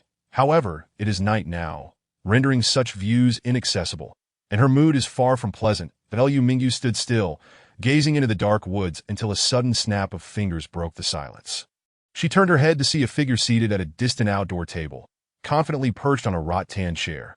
Fixated on her, he appeared to wear a collarless suit paired with a shirt or a t-shirt. His hair styled in a Hong Kong fashion. His sharp features and piercing gaze exuded an intense air of aggression that he was undeniably handsome, yet his lack of a smile lent him an intimidating demeanor. Lu Mingyu approached him, drawn to this secluded spot away from the indoor noise, where the rattan chairs and tables were positioned beside a picturesque pond, leading directly into the wetland forest. She settled into a seat across from the man, placing her juice down as she began to observe her surroundings. The rattan table held several bottles of liquor and 2 empty glasses, while beside him lay 2 packs of cigarettes, one opened, meant for men, and the other unopened, intended for women. Lu Mingyu picked up a bottle of liquor from the table, poured herself a glass, and downed it in one go. Duan Xiaoming flicked his fingers, sending the women's cigarette sliding across the table, stopping perfectly at the edge, right by her hand. His control over strength was somewhat formidable. Watching this unfold, Lu Mingyu remarked, "That will have its consequences. A well-behaved girl smoking could be in serious trouble." Duan Xiaoming retrieved the cigarette with a nonchalant gesture. He then fixed his gaze upon her, his voice deep and deliberate as he pronounced, "Lu Mingyu, have you inquired?" Lu Mingyu responded. Duan Xiaoming smirked slightly. "Your name is quite impressive." Lu Mingyu Yi, from the Book of Songs? Truly befitting of a cultured family from Jiangnan. Lu Mingyu met his eyes and asked, "What is your name?" Duan Xiaoming, he replied, his voice strong and resonant. After writing his name on a piece of paper, he slid it across the table towards her with just the right amount of force and angle. Lu Mingyu did not even pick it up, merely glanced down and commented indifferently, "You seem rather fierce." Duan Xiaoming chuckled, "Not as fierce as your audacity." Lu Mingyu gazed at the koi in the pond, a fleeting glint in her eyes. "Where are you from?" she inquired. Duan Xiaoming answered, "If you mean my origins, I hail from Xianjiang." Lu Mingyu replied, "I couldn't tell. Your Mandarin is impeccable. And you? Where do you come from?" With a smile, Lu Mingyu answered, "Of course, from Shizi City." Duan Xiaoming remarked, "You don't quite resemble it." Lu Mingyu turned to him, a slight smile playing on her lips. "Then where do I seem to be from?" Duan Xiaoming's gaze sharpened, like a scorpion emerging from the desert. "Thank you for the compliment." Lu Mingyu responded dryly. Duan Xiaoming diverted his gaze, looking into the distance as he asked, "May I inquire, Miss Lu, why do you present 2 different faces in public and in private?" "Family rules are strict." Lu Mingyu replied that a pause ensued. Leaning back lazily, Duan Xiaoming suddenly stated, "Is it the case that those with stringent family rules seek men for bed?" Chapter 13. Testing the waters, Lu Mingyu shot him a sidelong glance. Duan Xiaoming did not spare her a glance, his gaze fixed ahead. "How does the well-behaved girl raised in the Lu household sound so delightful beneath me? Look me in the eye while you say that." Lu Mingyu challenged. Duan Xiaoming glanced at her, quickly averting his gaze and falling silent. Yet Lu Mingyu continued to gaze at him intently. From the moment she took a seat, she had been probing. Suddenly, she remarked, "Your groans are more captivating than mine." Duan Xiaoming responded with a perplexed expression. "Huh." Lu Mingyu continued, "How do you produce those sounds, especially that last note? You have quite the talent for it. Why not consider voicing over special footage?" Duan Xiaoming regarded her with a piercing look. After a moment, he voiced his irritation. "Are you trying to show off in front of me? You act all meek around others. Yet here you are, putting on a facade." Lu Mingyu remained calm. "If you wish for me to pretend, I can. But don't." Duan Xiaoming raised a hand. "Your pretense of innocence is dull. It's far more appealing when you are audacious." Lu Mingyu raised an eyebrow, shifting the topic. "Why does he song listen to you? He is one of my brother's men." "Brother?" Lu Mingyu glanced towards the glass door and asked, "What is his name?" Duan Xiaoming raised an eyebrow, curious about her keen interest. Yet he answered, "Zhan Xiang." Lu Mingyu looked at the towering ancient trees before her. "Oh, Zhan Xiang." Duan Xiaoming softened his tone. "All right, I'm not here to argue with you. I was just a bit irked that I apologize for taking it out on you." Lu Mingyu paused for a moment before responding in a gentle tone, articulating each word carefully. "Now, it's my turn to be angry." A subtle provocation hung in the air. Duan Xiaoming closed his eyes, pausing before opening them again. "You truly are something." He suppressed the urge to curse, lighting a cigarette instead. After taking a few puffs, he extinguished it. "Why not continue smoking?" Lu Mingyu inquired. Duan Xiuming shot her a sideways glance, his tone brusque, afraid the well-behaved girl will return home smelling of smoke and get scolded. Lu Mingyu smiled silently. Duan Xiuming glanced at her attire, asking, "What are you wearing that for?" Lu Mingyu returned the gaze, retorting, "Not as flashy as your bathrobe." Duan Xiuming fell into silence, momentarily taken aback. Lu Mingyu fell silent as well, taking another sip of her drink. After a long while, Duan Xiuming posed a crucial question. "Why haven't you responded to my messages these past few days?" Lu Mingyu countered, "Are you upset? It's been days. How could I not be upset?" Lu Mingyu fell silent again, continuing to assess him. "What kind of look is that?" Duan Xiuming asked. "My family confiscated my phone on the day we parted," Lu Mingyu explained. Duan Xiuming was momentarily stunned, struggling to comprehend that in this day and age, such things still happened.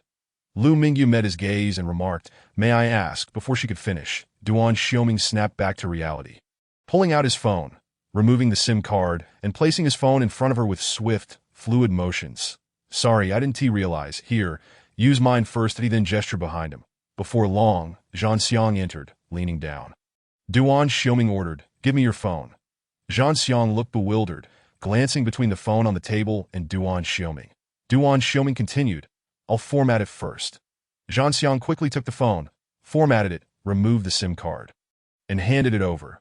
Duan Xiuming added, "Get a new SIM card, immediately." "Understood, brother," Zhang Xiang nodded, hurrying off. Before leaving, he cast a few bewildered glances at Lu Mingyu, as if she were a curiosity.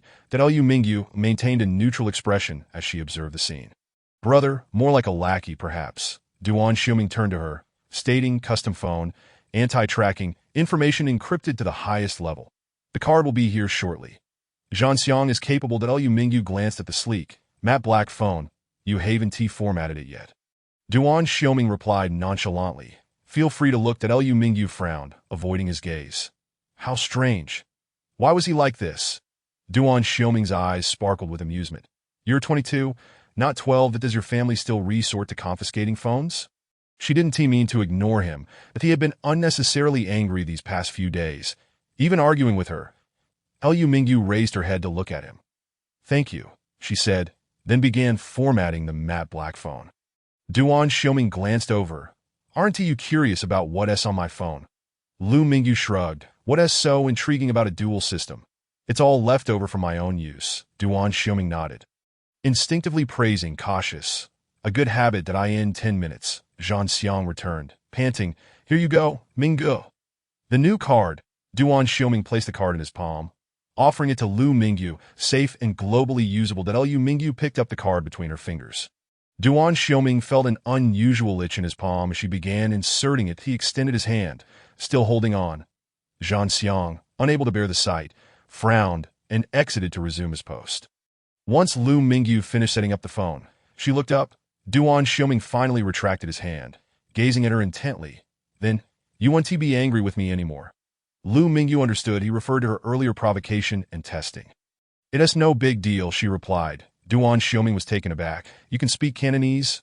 Lu Mingyu's eyes sparkled. I grew up in Yaodu and have spoken it since childhood. It's my mother tongue." "Wow," Duan Xiuming exclaimed. "So when we date, we can communicate in 3 languages." Lu Mingyu's expression turned peculiar as she lowered her head. "Date?" she asked. "Which 3 languages?" Duan Xiuming replied, "Mandarin, Cantonese, and English." "You can speak English, right?" Lu Mingyu smiled faintly. "Yes, I will," Duan Xiuming inquired. "American or British?" Lu Mingyu replied. The London accent. The glimmer of amusement in Duan Xiuming's eyes could no longer be concealed. "I will now learn the dialect of Zizisheng, so we can converse in various languages in the future," Lu Mingyu countered. "There's no need for that." Duan Xiuming's smile faded slightly. "You don't want me to learn?" Lu Mingyu responded. "It's quite complex, with many variations." Duan Xiuming observed her closely and nodded. "All right, it's a bit strange, but it doesn't matter." Lu Mingyu glanced at the time. "I must take my leave." Duan Xiuming frowned. "We've only just begun our conversation." Lu Mingyu explained. "You know my family's strict rules?" Duan Xiuming asked. "Is it really that bothersome?" Lu Mingyu affirmed. "Indeed, young Master Duan, please open the door." "It's young Master Air," Duan Xiuming corrected her, adding, "Call me when you have the chance. And remember to reply to my messages." Upon finishing his words, he gestured behind him. The door opened immediately, granting her passage. Lu Mingyu cast a soft glance back and smiled lightly. All right, young Master Duan. Duan Xiuming fixed his gaze on her. If you keep smiling at me like that, do you believe I might just tie you up and marry you in Hong Kong? After all, there would be no language barrier. Lu Mingyu paused her steps and turned to face him. Duan Xiuming assessed her expression. Are you angry again? Lu Mingyu replied. If you can manage it, do it quickly. With that, she walked towards the glass door. Duan Xiuming watched her retreating figure, his eyes flickering. After a brief hesitation, he picked up the juice bottle from the table and drank it in one go. Feeling a bit lightheaded. Chapter 14. Extraordinary maneuvering. As Lu Mingyu exited, she glanced at Yisong and softly asked, which of the family's sons is that? Yisong immediately shuddered in fear, not daring to respond, even lowering his head. Once she had passed, Yisong exclaimed in terror, Jean, brother Jean. Jean Xiang laughed. Yes, I'm here. Yisong pointed at Lu Mingyu's silhouette. She just, Jean Xiang interrupted, holds a grudge. Yisong broke into a cold sweat. Will she kill me? You know, in a dismemberment sort of way. Jean Xiang, visibly exasperated, replied. How could that be? What are you thinking? Clearly, she lacks any physical strength. At most, she'll retaliate in some manner. Just depends on what method she chooses. That so Jean Xiang found the girl quite intriguing and remarked, shall we take turns driving when we have the chance? Su Yu's eyes instantly sparkled with excitement. Really? You're not joking with me, are you? Yisong, feeling somewhat anxious, whispered, Brother Jean. What about me? With a smile, Jean Xiang handed him the car key, saying, all right, you can drive first today. But remember not to drink and drive. Wow. Yisong was overjoyed and then shouted to Su Yu. You wait your turn. Su Yu dashed forward to snatch the key, exclaiming, I want to drive first. The onlookers were unable to conceal their astonishment at the scene that Tio lends such an expensive car so casually, handing over the keys just like that. Only Lu Mingyu stood silently at the back of the crowd, his expression indifferent. The moment Yisong caught sight of her gaze, he ceased his playful banter with Su Yu, startled into silence. Jean Xiang noticed this as well and let out an almost imperceptible sigh. The good girl seems a bit resentful. At that moment, someone from the adjacent table approached, holding 2 glasses of liquor. Liu Qian immediately pulled Lu Mingyu to greet him. Mingyu, this is Hao Jia's son. Hao Lu Sheng. Quick, say hello. Realizing from her tone that the Hao family was more powerful than the Lu family, Lu Mingyu felt a twinge of apprehension. Hao Lu Sheng fixed his gaze upon Lu Mingyu.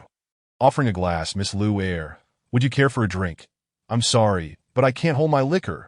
Lu Mingyu replied. That Su and Jun stepped in, interjecting, Hao Xiao, she doesn't drink. Hao Lu Sheng appeared somewhat displeased. Is that really necessary? Lu Qian furrowed her brow. Mingyu, it's just one drink. Hao Xiao is personally toasting you. Don't be rude with that. She seized the glass from Hao Lu Sheng's hand and insisted on offering it to Lu Mingyu. Hurry up and drink. Later, you can return the favor with a toast to Hao Xiao. Just then, Su Yu stumbled, colliding into Lu Qian's arm. Oops, I'm so sorry, Su Yu exclaimed, quickly grasping another glass from the table. My apologies. The 2 glasses appeared identical in color. That Liu Qian handed the new glass to Lu Mingyu. Pressing her voice low, drink it, quickly. Lu Mingyu accepted and drank it down. Unknown to her, Su Yu had handed her juice instead. Hao Lu Sheng surveyed Lu Mingyu, suggesting, shall we go sit over there? Have a chat.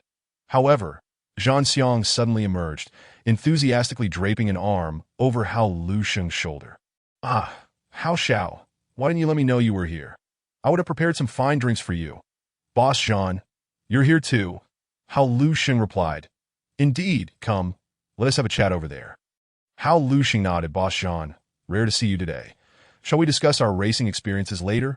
Absolutely. The 2 men walked off, shoulder to shoulder. Liu Qian stepped forward, pulling Lu Mingyu into a corner. Her eyes glinting with pressure. You must accompany the toast later. Do you understand? Make sure to please Hao Xiao. Lu Mingyu turned to her. Uncle will beat you if he finds out. Liu Qian sneered. You have a hold over me, but it's you who should be worried. Lu Mingyu replied flatly. Do tell. What leverage do you have? Lu Qian scolded. Stop with that attitude. Go and toast. You must make Hao Lu Sheng happy today.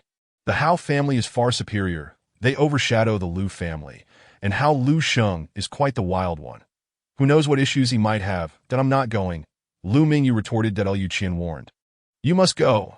I saw you walk away with Isong. I have a picture. Don't you fear? I can deal with you. Good luck, you worthless piece. Lu Mingyu shot back that Lu Qian's face turned pale with rage. Yet she continued, what do you think will happen if Dad sees the photo? You shouldn't even be here in a place like this. Lu Mingyu chuckled. You brought me, dear sister, that Lu Qian threatened. So, will you go toast or not? Otherwise, I'll show the photo to Dad, and he'll have every right to lock you up. I'll tear your face and douse it with salt water. My face?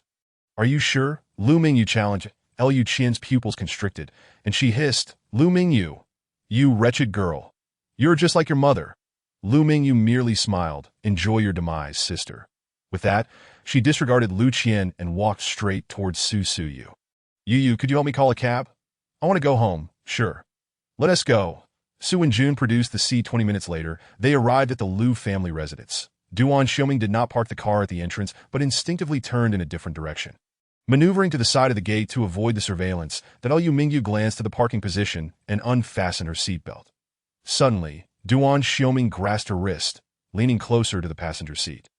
Halting just 10 centimeters away from her, with several buttons of his shirt already undone, the proximity revealed a broad expanse of his chest. His skin was not pale, a shade darker than hers. This physique was sculpted to perfection, lean and powerful, devoid of any excess flesh. Both his build and appearance exuded an aggressive aura. Yet when he tempered his intensity, a striking contrast emerged. Duan Xiuming seemed to deliberate for a moment before inquiring.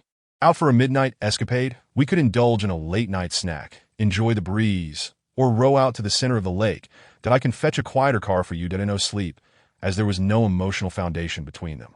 Lu Mingyu replied, I can't escape. Duan Xiuming furrowed his brow. So severe? Lu Mingyu glanced at the time. I need to get out of the car. Duan Xiuming nodded slightly. Yet he did not release her. His fingers tenderly caressed her fingertips while he unbuckled her seatbelt. Intending to exit and open the door for her, Lu Mingyu swiftly pressed her hand against him, stopping him. Don't go down, in the pitch-black night. The glimmer in her eyes was not distinctly visible. Duan Xiuming remained calm, not moving, his gaze dropping to her lips, revealing an expression reserved for unique circumstances. His breath was somewhat heated. Despite the absence of emotional ties, Lu Mingyu met his gaze directly. Yet her hand unexpectedly loosened. She opened the door, stepped out, and walked toward the main entrance. Pushing open the heavy general's door, she crossed the threshold and swiftly shut the door behind her, the instant the door closed. The sharpness in her eyes was unabashed. The mastermind behind the scenes. Do not let her down. Inside the car, Duan Xiuming sat in silence for a long while before rolling down the window. Reaching for the pack of women's cigarettes placed in the center console, he opened it and lit one inside the house. Lu Mingyu traversed the long corridor and entered the main building in the main hall. She spotted Lu Qiuyang, who was seated and sipping tea. Indeed, he had returned early. Lu Mingyu approached and greeted. Uncle. Lu Qiuyang glanced at her and asked, Where did you get that dress? Lu Mingyu replied, From Sister Lu Qian. Lu Qiuyang frowned. You are not allowed to wear that in the future. Where have you been? I've been waiting for you for a long time. Lu Mingyu replied. Sister Lu Qian took me to the bar. Lu Qiuyang paused in his manipulation of an olive pit. The bar? Lu Mingyu nodded. Yes, I returned early. She is still drinking. Lu Qiuyang questioned. Did you drink? Lu Mingyu nodded again. Yes, Sister Lu Qian made a toast.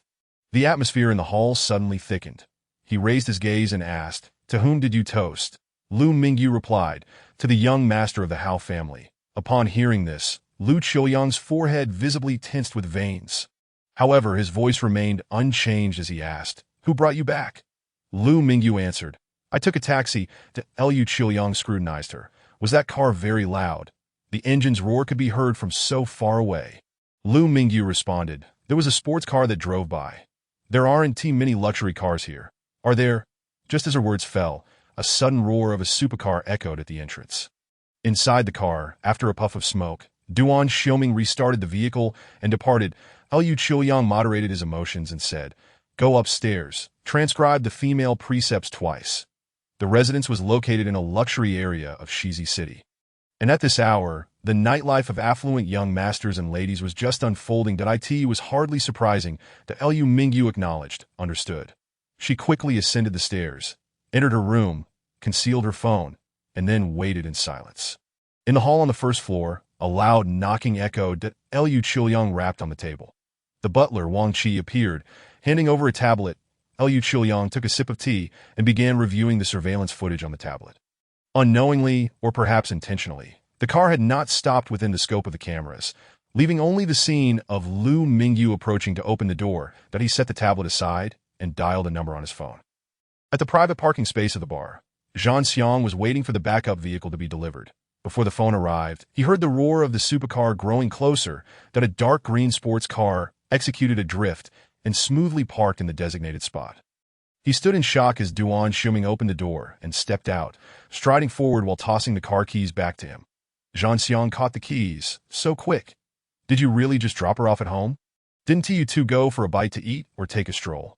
Duan Shuming did not pause his steps. Show me the surveillance footage. Her seemingly innocent question surely harbored issues. Zhang Xiang paused, chuckling. There's something I was just about to tell you. Chapter 17. The left-handed curse of Lu family. Half an hour later, an uproar erupted in the first-floor hall. Lu Qian had been summoned back by a phone call. Lu Mingyu remained upstairs in her small room until loud banging on the door ensued. Get out here, Lu Mingyu! Du Wenxin shouted. Liu Mingyu remained unresponsive. After a while of banging, Du Wenxin fetched a key. Unlocking the door. Come out! The aunt stormed in like a whirlwind to seize her. Liu Mingyu was yanked and collided with the foot of the bed, struggling to maintain her balance before crashing heavily against the wall. Du Wenxin continued to pull and drag her. Thus, by sheer momentum, bang! Lu Mingyu struck the wall fiercely. Pain surged through her right shoulder. Almost immediately, her entire right arm began to spasm. Sweat beads erupted on her forehead. The pain rendering her mute. Living in the Lu household for a decade, she was denied any form of physical activity, her body rendered abysmal from years of stagnation. Physically, she was a fragile being. Anyone could easily overpower her. Du Wenxin's forceful tugging had injured her. Yet uncaring, Du Wenxin dragged her down the stairs and thrust her in front of Lu Qiuyang. The tension in the hall was palpable. Lu Qian was in tears, her face a mixture of anger and grievance. Liu Lin was also present. Frowning nearby, Liu Qiuyang sat at the tea table, elegantly sipping tea. Du Wenxin shouted, Come on, let's confront this. Let us see who is lying.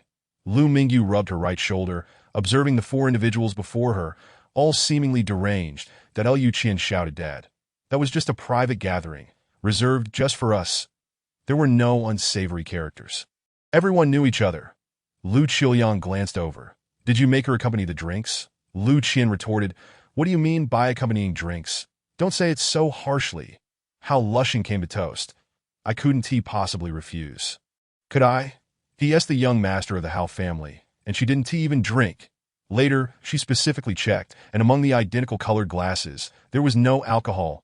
Only juice. Lu Mingyu interjected. I drank. Liu Qian fumed.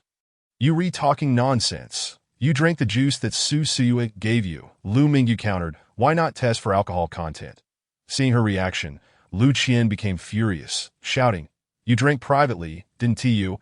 It must have been during the half hour you disappeared with Yisong.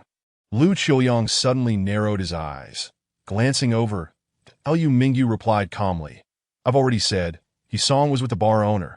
I didn't drink during the half hour I was alone, Liu Qian accused. You lying. You're all talk and no truth. Lu Lin fixed his gaze on Lu Mingyu, asking, Don't lie. Tell the truth. What is between you and Yisong? Lu Qian sneered. Half an hour is enough for anything. Saying this, she pulled out her phone and displayed a photo. You all look. In the picture, Lu Mingyu was indeed seen following Yisong. One after the other, Du Wenxin crossed her arms, looking at the head of the table. Darling, you've painstakingly raised this well-bred young lady, and she runs off with a stranger for half an hour. How scandalous.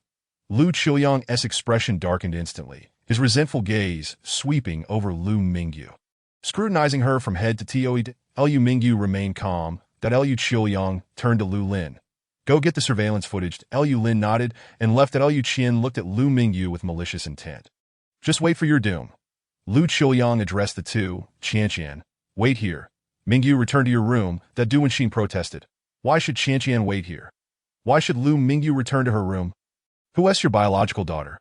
Lu Qiuyang's voice remained steady, but the fire in his eyes was on the verge of erupting. Mingyu, go back to your room and transcribe the female precepts twice. Complete it before Lu Lin returns. A calm before the storm, that Du Wenxin ceased her protests, letting out a cold snort. That Lu Mingyu retreated to the third floor. Sitting at her desk, she took out paper and began to transcribe. However, her hand trembled, brushing against her right shoulder, causing her entire arm to ache. Thus, she switched to her left hand to write. 1,600 characters, 2 copies totaling over 3,000 characters. Yet her left-handed writing was entirely different from her right. Until the age of 12, she had always drawn and written with her left hand. She was a left-handed person. Uncertain of when Lu Lin would return, the uncle had given a specific time frame, and she had to finish her writing. Otherwise, she would face the storm before the video was even obtained, landing squarely on her shoulders. When the uncle went mad, he wouldn't care about the truth. His fury had already reached a critical point. He was a madman. She must write quickly, very quickly, in a matter of minutes. Lu Mingyu set down her pen, yet Lu Lin had not returned. Rising, she glanced at the tightly shut door before retrieving her phone, which she had concealed beneath her pillow. Indeed, Su Siwa had sent her a message, almost like a live broadcast. However, due to the sheer volume of messages, Lu Mingyu could not peruse them individually and merely skimmed through. Essentially, it conveyed that Lu Lin was rushing to the lounge to monitor the situation.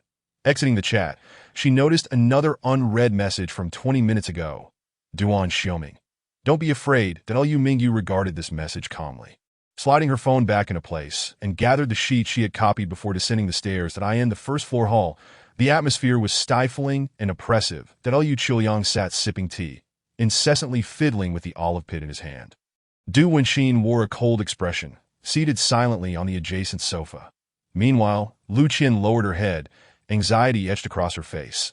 Their parents had not exchanged a word for such a long time, and the oppressive silence left her feeling utterly uncomfortable. Lu Mingyu's appearance shattered the stillness. I have finished copying. Lu Qiuyang did not lift his gaze, his tone gentle. Let me see. Lu Mingyu rose and approached, handing over the sheets. After a cursory glance, Lu Qiuyang abruptly hurled the papers into Lu Mingyu's face. The sheets fluttered through the air, scattering across the floor. He did not look at her again, nor did he speak, leaving her abandoned in the corner. In extreme humiliation, the entire hall fell into a hushed silence, enveloped in an unbearably suffocating atmosphere. Lu Qian, initially pleased by the scene, lowered her head in terror upon catching sight of her father's face. It was frightening, as if he were about to commit murder.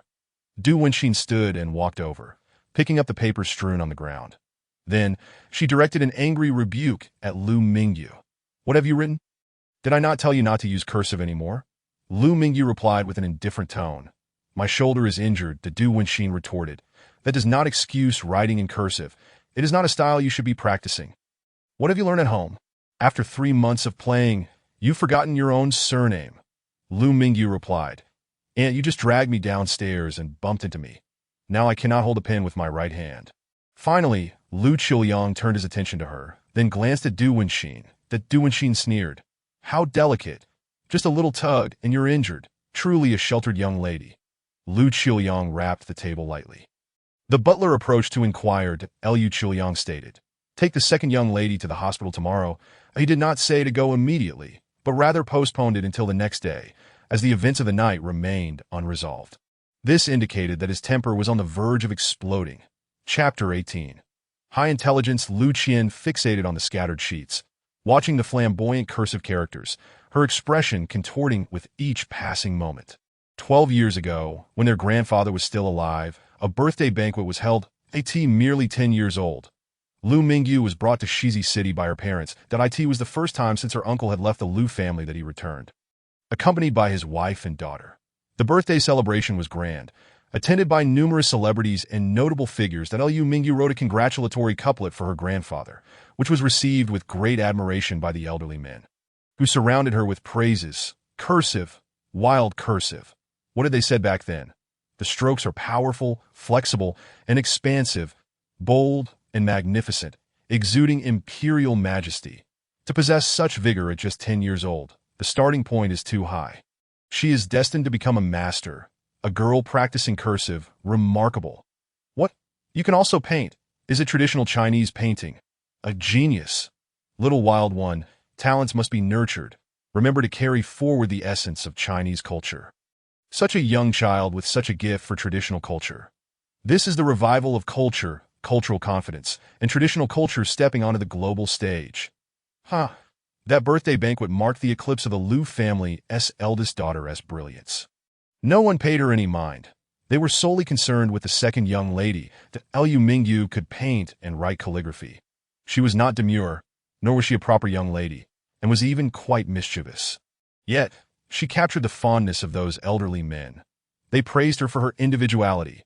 Her grandfather even lauded her writing as bold and sharp, and her paintings as grand and majestic. Lu Qian felt aggrieved and sought out her grandmother, only to find her proudly introducing her granddaughter, who was studying in Yaodu, to others that Liu Qian could never forget Liu Mingyu's smile that day, nor the confidence she displayed when introducing herself to the crowd. With eyes sparkling like stars, "I am Liu Mingji. I am 10 years old." All of this drove Lu Qian to the brink of madness with jealousy. Before long, Lu Lin returned, bearing the surveillance video. Lu Qiuyang lifted his gaze. Play it that Liu Lin presented the video to his father. Du Wenxin immediately stepped forward to inspect it that Liu Qian, emerging from her reverie, also approached. The surveillance contained 2 segments. The first segment depicted Yi Song bringing Liu Mingyu to a door. Liu Mingyu stood outside, dazed, while Yi Song did not follow, but engaged in conversation with another and that Liu Mingyu appeared to be lost in thought for a considerable time before finally turning to enter the room, where she assisted Su Suyue in searching for fruit wine. The subsequent scene showed her reuniting with the Su siblings, with Lu Qian nearby. This segment was already sufficiently clear. Yi Song and Liu Mingyu scarcely exchanged words, let alone spent much time together, merely walking a short distance for 2 minutes. Upon witnessing this, Lu Qian's expression soured considerably. Lu Qiuyang, however, appeared considerably more relaxed. Du Wenxin and Lu Lin maintained neutral expressions, seemingly devoid of emotion as they prepared to continue watching. Yet Liu Mingyu was taken aback. She noticed that the surveillance time had been altered, and the content had changed as well. How could the segment of Yi Song locking the door have vanished? Moreover, she had not merely stood idly outside, but had conversed with Duan Xiaoming for nearly half an hour. Yet in the surveillance footage, it appeared as though she had never moved from that door.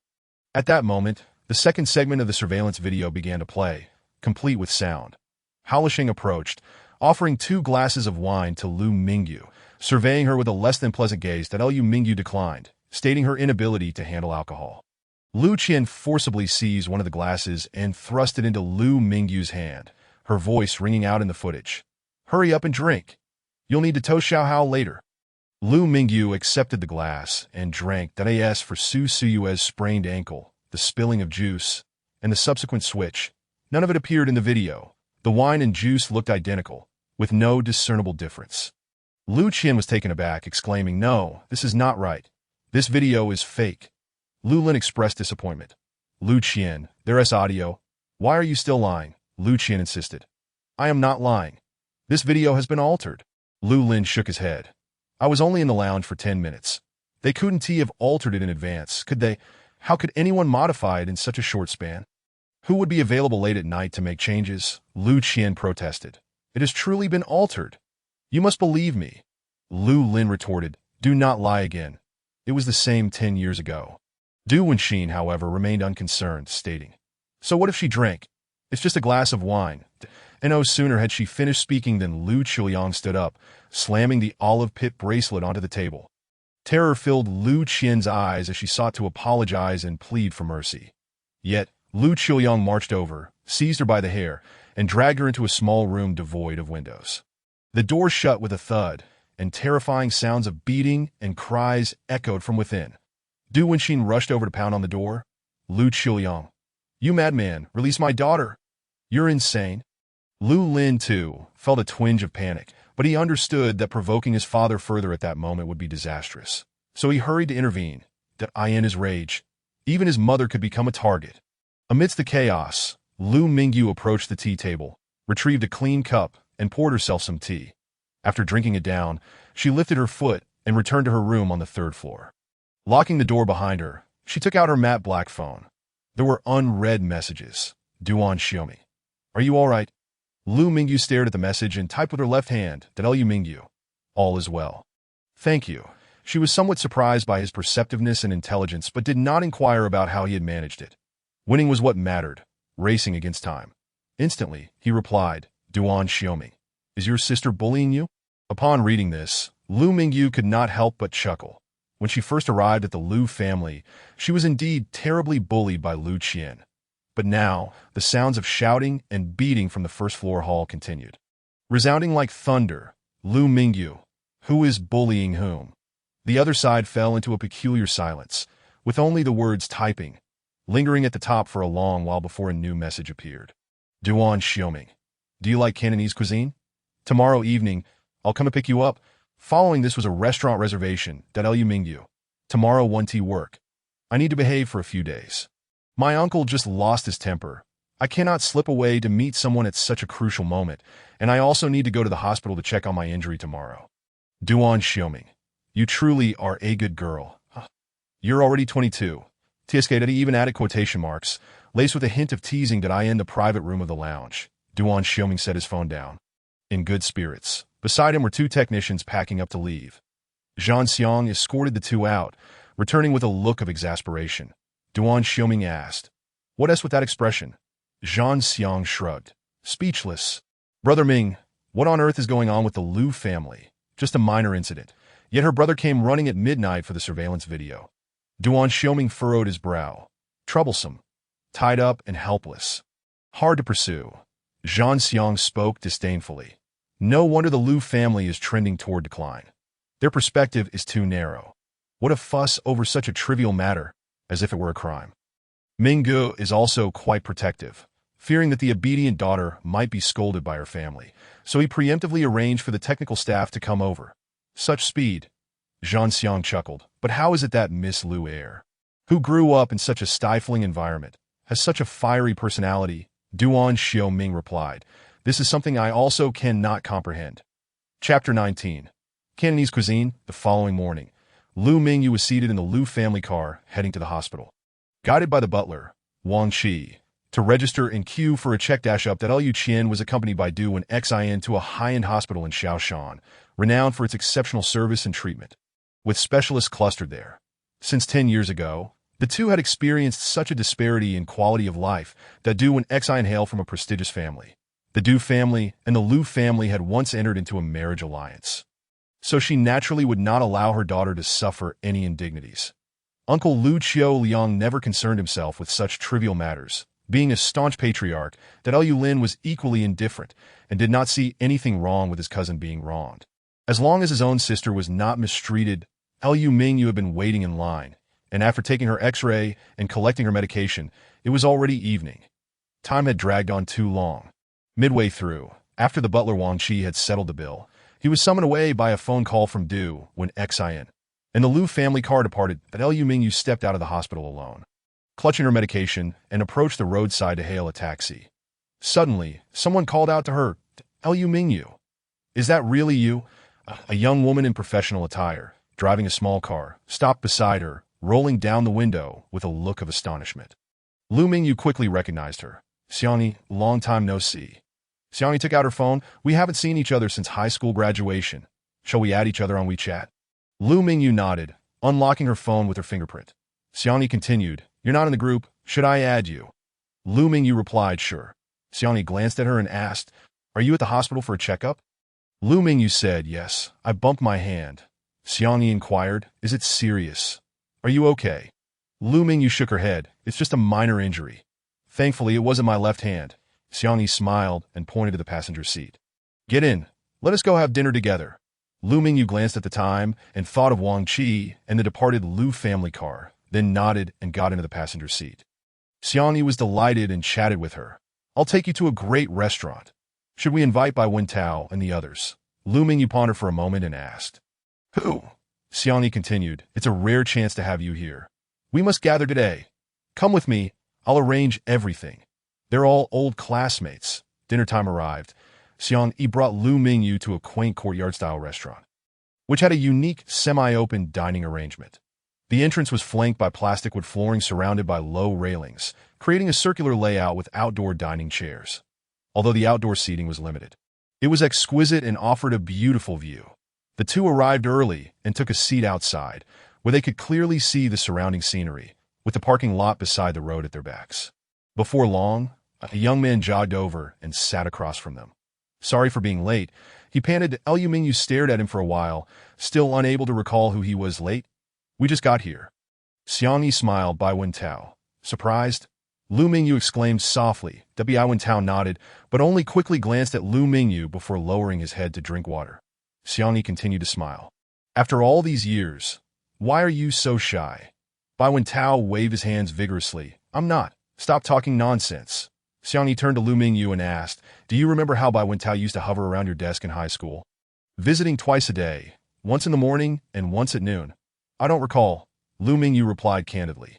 Xiang Yi remarked. Bai Wentao seemed quite nervous, but he calmed down a bit and said, well, back then, Lu Mingyu was always drawing or reading, oblivious to her surroundings.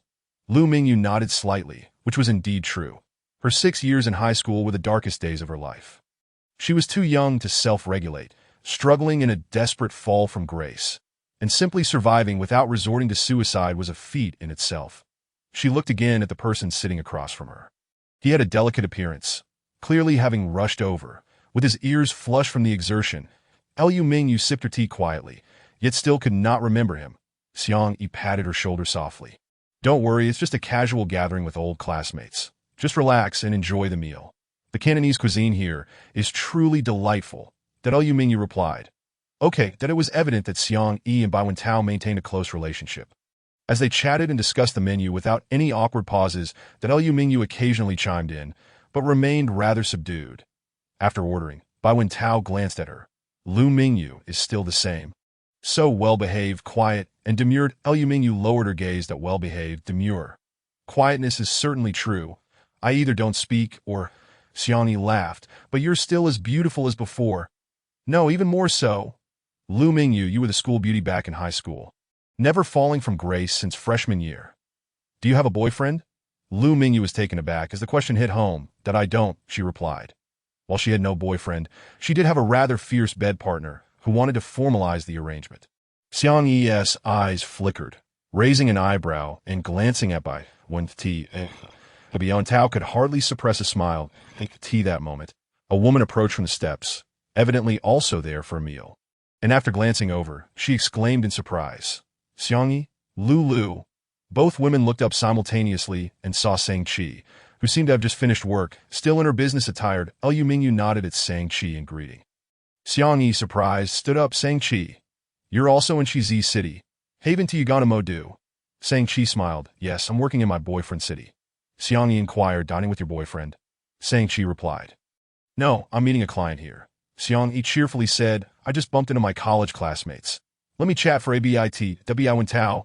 Lu Mingyu, you two continue your conversation. I'll be back once the food arrives. Bai Wentao nodded. Sure, go ahead.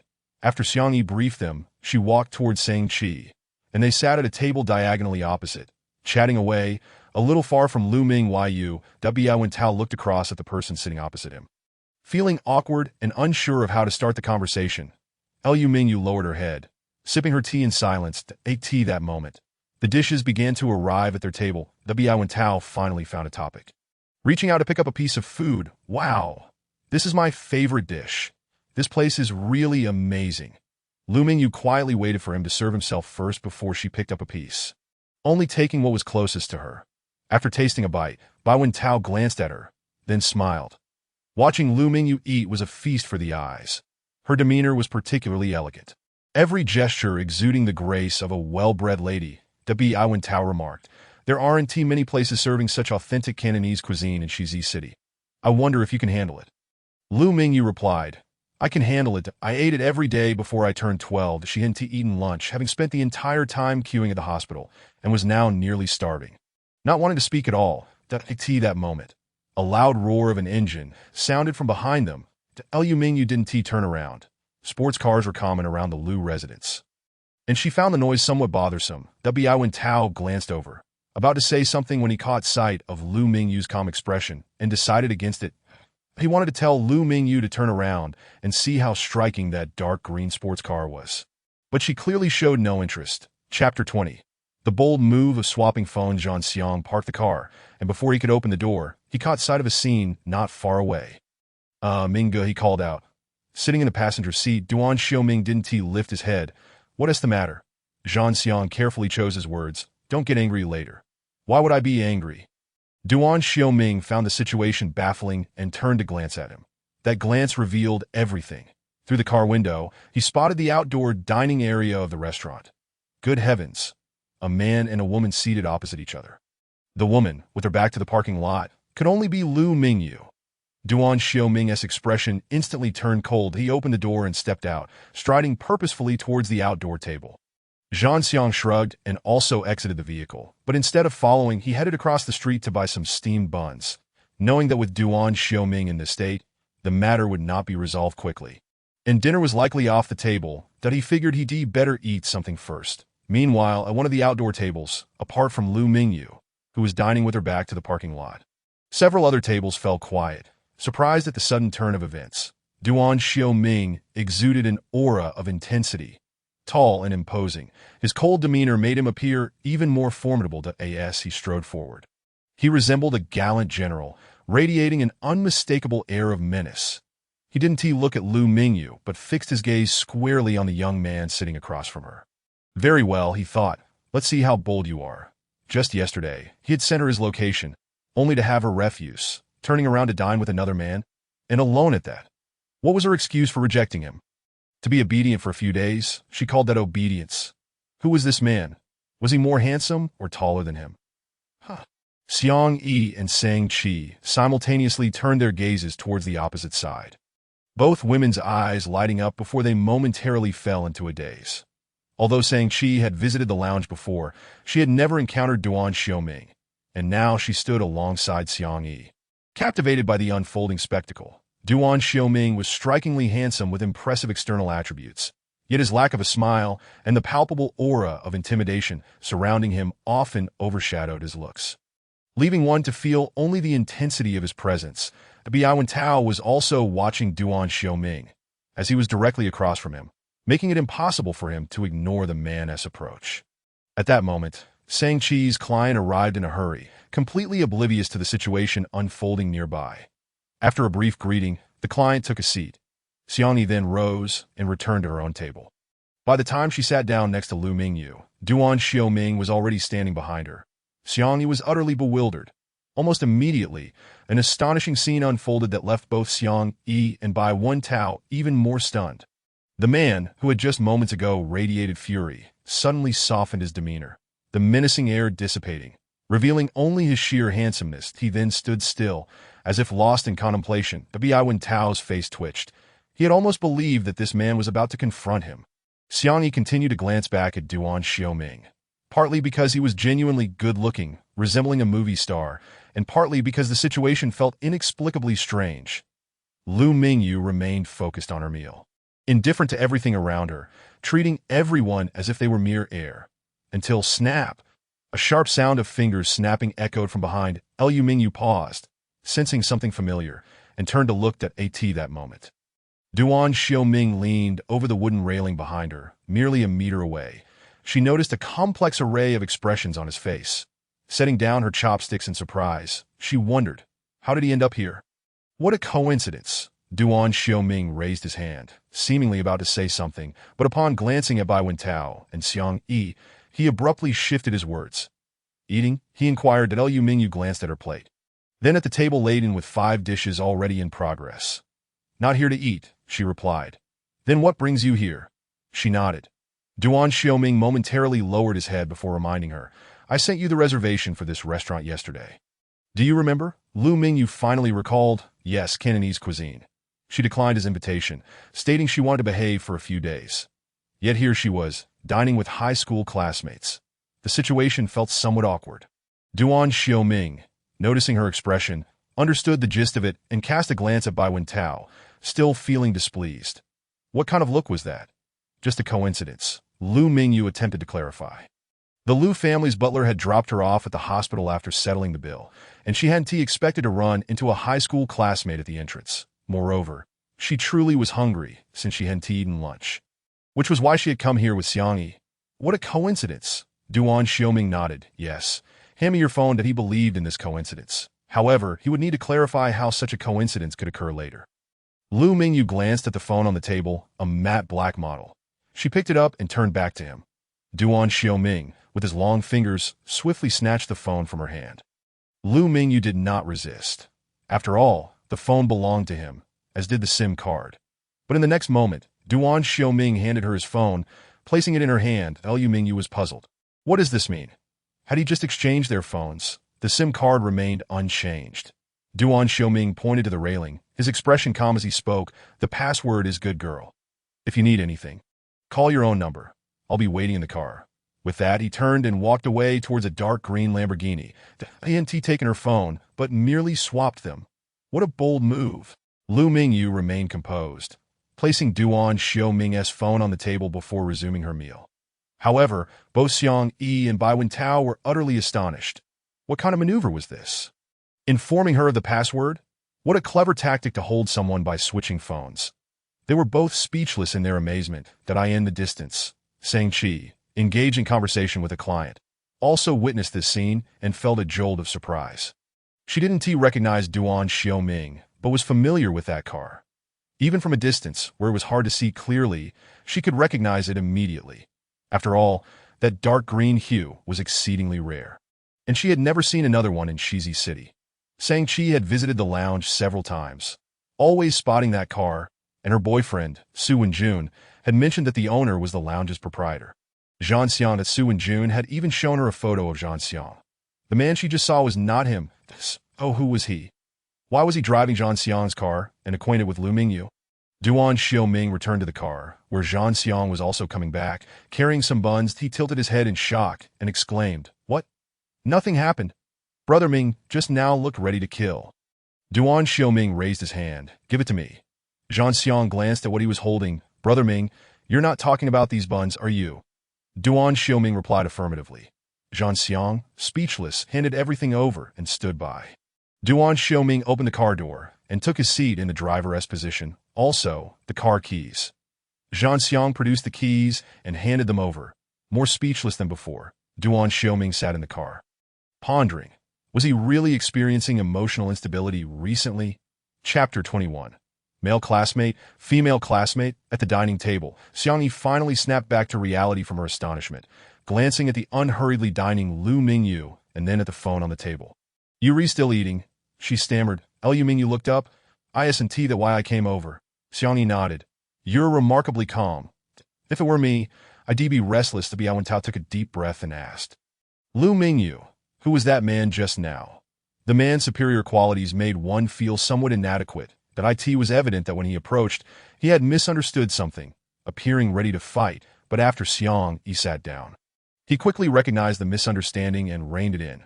The act of exchanging phones was too intimate. Were they already at the level of sharing passwords? This made Bai Wentao feel quite uncomfortable. Lu Mingyu pondered for a moment, unsure how to respond, and simply replied, "A person." Bai Wentao asked. "Huh." Xiang Yi laughed. "Yes, a person." "What a response." Bai Wentao continued to inquire. "What is he to you? A boyfriend?" He glanced toward the distant Lamborghini, where the driver's door was wide open. The scissor door obstructed his view, making it hard to discern what the man was doing, but one long leg dangled casually outside, showcasing his impressive height and physique. But he wasn't eating, but merely waiting there. Xiang Yi chimed in, "But Lu Mingyu just said she doesn't have a boyfriend." Lu Mingyu replied, "Yes, not yet." The subtle inclusion of the word yet hinted at something more. Xiang Yi understood and smiled. "Then let us hurry and eat, so we don't keep him waiting." The eye-catching Lamborghini, coupled with that striking exterior, left no competition for others. Xiang Yi found it unsurprising. Lu Mingyu was truly beautiful and seemingly came from a good family, so it was normal for admirers to possess such capabilities. Had she known, she wouldn't have invited Bai Wentao. It felt too abrupt. The Bai Wentao, meanwhile, felt a pang of discomfort and asked, "How long have you known each other?" Lu Mingyu replied, 3 months. Bai Wentao frowned. "Lu Mingyu, 3 months is too short to truly understand someone. You didn't see how he charged over. It looked like he was ready to fight. Does he have violent tendencies?" Lu Mingyu responded calmly, "I don't know if he does, but you are meddling a bit too much." She had poor physical endurance, A simple bump from Du when Xin had sent her to the hospital for scans and medication. Duan Xiaoming was clearly into fitness. He had effortlessly lifted her twice, and both times, despite the prolonged encounters, he and T hurt her. Whether he was violent or not bore little relevance to her. Bai Wentao felt intensely awkward. Xiang Yi interjected, smiling, "All right, it's been 4 years since we last met. It's not easy to reunite, so let us not discuss this." The three of them had ordered quite an abundance of dishes. And by the time they were nearing the end of their meal, half remained uneaten. Bai Wentao served more food. "Eat some more." Xiang Yi replied, "Thank you, but I can't eat any more." Bai Wentao then served Lu Mingyu. "Here, have this. It's delicious." That Lu Mingyu glanced at her plate, then at the person across from her. She, too, felt full. Bai Wentao continued to dish out food. "You both are too skinny. Eat more." Xiang Yi hesitated. "But someone is waiting, right?" "Bai Wentao, you've eaten enough, haven't you?" Bai Wentao looked at the remaining dishes. "Just a bit more. It's a waste otherwise, and wasting food is shameful." Xiang Yi nodded. "Next time, let us order 2 fewer dishes," that Lu Mingyu suggested. "How about we pack some?" Bai Wentao frowned. He couldn't argue against that. Xiang Yi moved slightly. "I'll go settle the bill." Bai Wentao quickly rose. No, I'll do it. How can I let a girl pay?" Lu Mingyu lifted her teacup and sipped. "Thank you for the treat." Bai Wentao felt rather down. Managed to smile, and went inside to settle the bill. Xiang Yi winked at Lu Mingyu. "Your almost boyfriend is still waiting for you. You should go over. I await Bai Wentao here. Shall we arrange to meet often in the future?" Lu Mingyu nodded in agreement. "Very well. A prospective boyfriend. Quite useful indeed." By the time Bai Wentao finished settling the bill and emerged, only Xiang Yi remained at the entrance. Lu Mingyu approached the dark green vehicle. Before she could get close, Duan Xiaoming exited the driver's seat, walked around to her side, and opened the door, ensuring she was seated comfortably. His expression still bore a hint of displeasure as Lu Mingyu entered the car and fastened her seatbelt. She glanced at him. His face was cold, and he slammed the door shut with a resounding bang. Almost immediately, he accelerated and started the engine. This scene was captured by Xiang Yi and Bai Wentao, evoking entirely different emotions in them. Xiang Yi remarked, "What a gentleman." "Ah," Bai Wentao retorted, "he looks like a violent man. His expression is so cold." Xiang Yi countered, "Well, perhaps he simply doesn't smile often," Bai Wentao quipped. "Do you women always let your perspectives be influenced by appearances?" Inside the car, Lu Mingyu noticed some buns on the center console and took a bite. Cold as ice. Duan Xiaoming kept his gaze fixed on the road. His voice cold as he asked, "Care to explain how this coincidence came about?" Lu Mingyu replied, "Could you adopt a more amiable tone?" Duan Xiaoming inhaled deeply, turning to gaze out the window at a red light. "I give up," he sighed. Lu Mingyu observed him for a moment before explaining, "It was merely a coincidence. I encountered a high school classmate outside the hospital and was brought here. I had no idea it was the very restaurant you recommended yesterday." Duan Xiaoming's eyes darted towards her. "What were you doing at the hospital?" Lu Mingyu waved the medication in her hand. "I injured my hand." "Injured?" Duan Xiaoming frowned, glancing at the medicine before scrutinizing her arm for a few seconds. He suddenly made a sharp turn, changing direction. "Come with me. I have special medicine for injuries." Lu Mingyu's gaze lingered on his face. Duan Xiaoming continued to frown. "Were you with a male classmate or a female classmate?" Lu Mingyu replied, "What's the difference?" Duan Xiaoming stated, "If it's a female classmate, it's fine. If it's a male classmate, I might want to teach him a lesson." Lu Mingyu asked, "Do you have violent tendencies?" Duan Xiaoming let out a cold snort, raising his voice. "Absolutely. Very much so." Lu Mingyu regarded him in silence. Duan Xiaoming turned to look at her. "So, you were with a male classmate? You went off with him?" "Alone. Speak up." Lu Mingyu replied, "You." Duan Xiaoming frowned again. "What about me?" Lu Mingyu retorted, "What business is it of yours who I associate with?" Duan Xiaoming struggled to catch his breath. "You make a valid point." I find myself without a counterargument. Lu Mingyu continued. "So it was a male classmate." Duan Xiaoming's expression hardened. "First, I'll take you to my place. Then I'll go deal with him." Lu Mingyu asked. "Not gonna beat me," Duan Xiaoming responded. "Why would I beat you? You're insane." Lu Mingyu turned her gaze to the window. It was a female classmate. Duan Xiaoming relaxed. "Then it's nothing to worry about."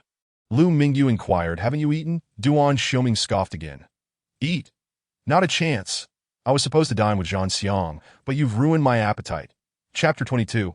A most peculiar individual as they conversed. The car entered a high-end apartment parking lot with Lakeview residences. Duan Xiuming parked the car, walked around to open her door, and assisted her out, casually pressing on her arms. Right hand? He asked, and Liu Mingyu nodded. How did you know? Duan Xiuming replied, I've been exposed to these matters from a young age. He led her into the elevator and pressed a button for a floor. Inside the elevator, it was just the two of them. And it was quiet as they ascended. Suddenly, Duan Xiuming seemed to realize something and glanced at her. You dare to come up? Liu Mingyu shot him a look, calm and composed. Duan Xiao. If you've forgotten, I can remind you. I was the one who slept with you first. Duan Xiuming replied, very well. Ding. The elevator reached the designated floor. After entering a code, Duan Xiuming took Liu Mingyu's left hand and pressed one of her fingers onto the lock to register it. Liu Mingyu asked, Duan Xiuming, as he scanned her throat. Will you be coming often in the future? Liu Mingyu raised her eyes. Why are you staring at my vulnerable area? She studied painting and had a certain understanding of the human form. Duan Xiuming, unfazed, cast another glance. I'm tempted to take a taste. I didn't get a chance last time. As he spoke, he pulled her inside. The apartment was spacious, with floor-to-ceiling windows offering a panoramic view of the lake. Duan Xiuming pointed to the sofa. Have a seat and remove your top. Afterward, he turned to fetch the medicine. Liu Mingyu remained seated, feeling somewhat odd. When Duan Xiuming returned with the medicine, he observed her intently. Interesting. You care about this? Liu Mingyu looked at him, still unmoving. Duan Xiuming approached, lifted the hem of her shirt with one hand, and pressed her down with the other, preventing her from moving. Aren't you the one who wanted to sleep? He seemed to mock her, murmuring, I've seen it all before. Liu Mingyu remained silent, turning her right shoulder toward him. His palm was warm as he applied the medicine to her injured area, facilitating absorption. Then pressed on her acupoints. Initially painful, the discomfort gradually lessened significantly. Liu Mingyu suddenly asked, Do you typically treat girls like this? Undressing and applying medicine. Duan Xiuming's pupils constricted slightly. You truly have a knack for jumping to conclusions. Liu Mingyu replied. You seem quite at ease. Duan Xiuming's tone shifted. Not at ease, but you're injured, and I can't just stand by. Liu Mingyu tilted her head, glancing behind her. You have good self-control? Duan Xiuming replied. Otherwise, what would I be doing? Liu Mingyu asked. Then why sleep? Duan Xiuming stated, That's my choice. What does it have to do with self-control? Liu Mingyu frowned in contemplation. After applying the medicine, Duan Xiuming pinched her bone with his fingers. You never exercise? Liu Mingyu replied. Not since I was 12. Duan Xiuming's gaze deepened. Do you want to exercise? Otherwise, Liu Mingyu interjected. Otherwise what? Duan Xiuming stated. I want to be satisfied. Liu Mingyu questioned you. Not satisfied. Duan Xiuming glanced downward. Literally, consider it carefully. Liu Mingyu shifted the subject. Is it done? Not yet, Duan Xiuming replied, pointing to her calf. Will you do it yourself? Or shall I? Liu Mingyu looked at him, surprised. Duan Xiuming paused for a moment before directly rolling up her pants to her knees, revealing a large bruise. Didn't I tell you? I've been exposed to this since childhood. I am sensitive to the details of movements. As he spoke, he began applying the medicine. Liu Mingyu, feeling his strength, asked, Are you quite skilled in fighting? Duan Xiuming nodded. I'm afraid to use too much force. I don't want your bones to shatter. Liu Mingyu watched him as he massaged her injury. All done, he said, releasing her and helping her adjust her clothing. Liu Mingyu sat quietly on the sofa. Duan Xiuming handed her a new phone. This one's new, just like mine, top-tier anti-tracking. The phone was a matte white, clearly contrasting with the matte black, resembling a couple's SET. Liu Mingyu looked at him with a strange expression. Duan Xiuming raised an eyebrow. What else would that look? Or do you wish to continue using my old one? Either is fine. Liu Mingyu pondered for a moment and asked, Does the anti-tracking also apply to you? Duan Xiuming replied, Why else would I ask? Are you planning to find a man behind my back? Liu Mingyu fell silent. Duan Xiuming frowned. Speak up. Liu Mingyu replied, Not looking for anyone, I prefer the white one. The matte black was too stark. Its color had no bearing on gender. Su Siyue had used that cool color, but Miss Liu could not. If the Liu family caught wind of it, it would be troublesome. After a previous attempt to run away, the Liu family's measures had surely escalated. The anti-tracking and information encryption were indeed essential for her. Duan Xiuming glanced at her, assisting her in swapping SIM cards. After handing her the matte white phone, he He reformatted the matte black device for his own use. Liu Mingyu kept her gaze fixed on him, observing quietly, filled with insight that he was peculiar, unlike anyone she had ever known. A type she had never encountered. His temper was formidable yet controlled, his physical strength astonishing yet restrained, and even his composure was effortlessly maintained as he stated, everything was a choice. Once Duan Xiaoming finished with the phone, he looked up to meet her gaze. For a moment, neither moved nor averted their eyes, maintaining an intense focus. His gaze was penetrating, direct, and the shifting colors of his irises clearly conveyed his current intentions. Liu Mingyu was the first to avert her gaze. Duan Xiaoming continued to regard her, speaking, "Rest assured, you can trust me completely." Liu Mingyu suddenly met his eyes, challenging him with a provocative question. "What if I use this phone to disappear?" Duan Xiaoming pressed his lips together, asking, "Are you certain?" Liu Mingyu looked at him gently. "Just curious." Duan Xiaoming chuckled coldly. "Try it. I can find you twice, and I'll find you a third time. The fourth time, I'll pursue you. You may refuse me, but I want to need such methods." That he was confident. Extremely so. His self-assurance was evident, bordering on audacity. Liu Mingyu turned her gaze away, staring out at the lake through the floor-to-ceiling window. "You truly are a strange person." Duan Xiaoming's expression remained focused. "I return your words. You are the strange one, Liu Mingyu." The afterglow of the sunset shimmered upon the surface of the lake. Liu Mingyu seldom afforded such a breathtaking vista. Gazed down from her elevated vantage point, surveying the earth and the waters below. She relished this place, standing tall, her sight extending far and wide. Duan Xiaoming glanced at the time and inquired, "Shall I take you home?" Liu Mingyu remained silent, still transfixed by the view outside the window. Duan Xiaoming added with a teasing tone, "Once night falls, you won't be able to escape. I shall devour you at last." Liu Mingyu turned her head, her gaze sweeping over his features. In that moment, his eyes sparkled with mirth. Clearly having jested to frighten her, as dusk descended, the light softened the sharp angles of his face.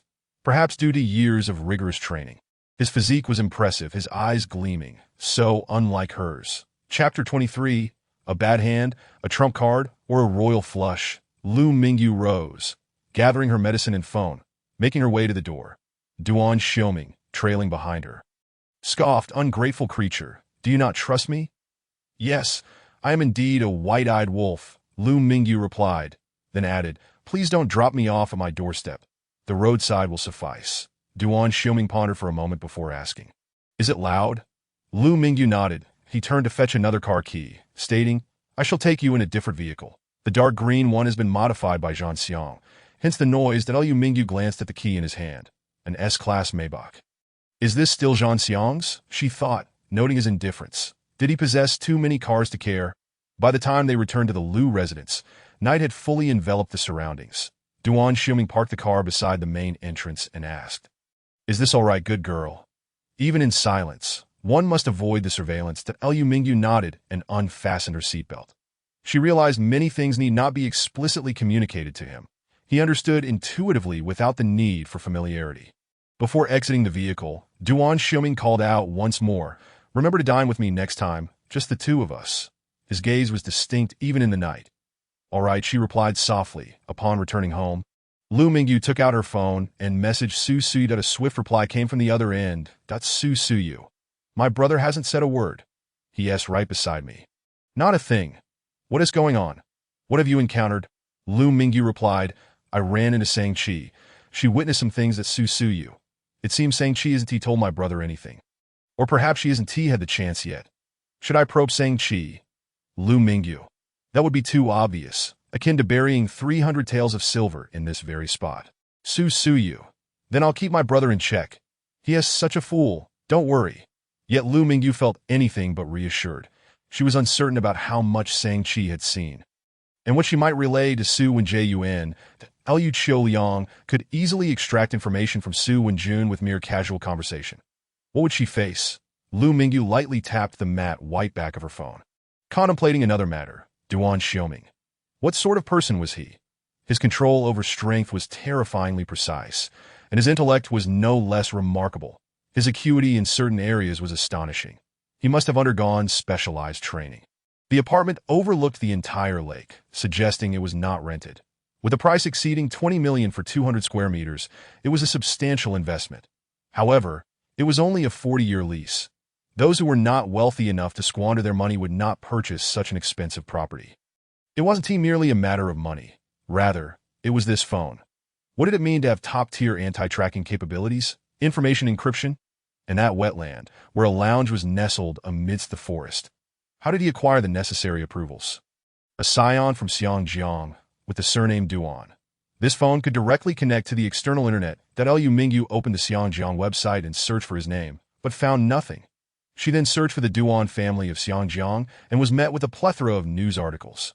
The young master of the Dark Pulse employs brutal tactics, forcing the Duan family heir to speak out.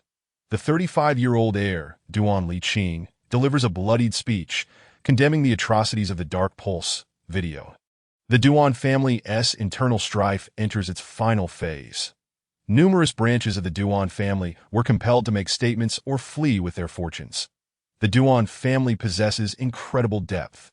Across overseas and domestic markets, many mansions are sold out, with buyers predominantly from the Duan family's branches leaving Hong Kong.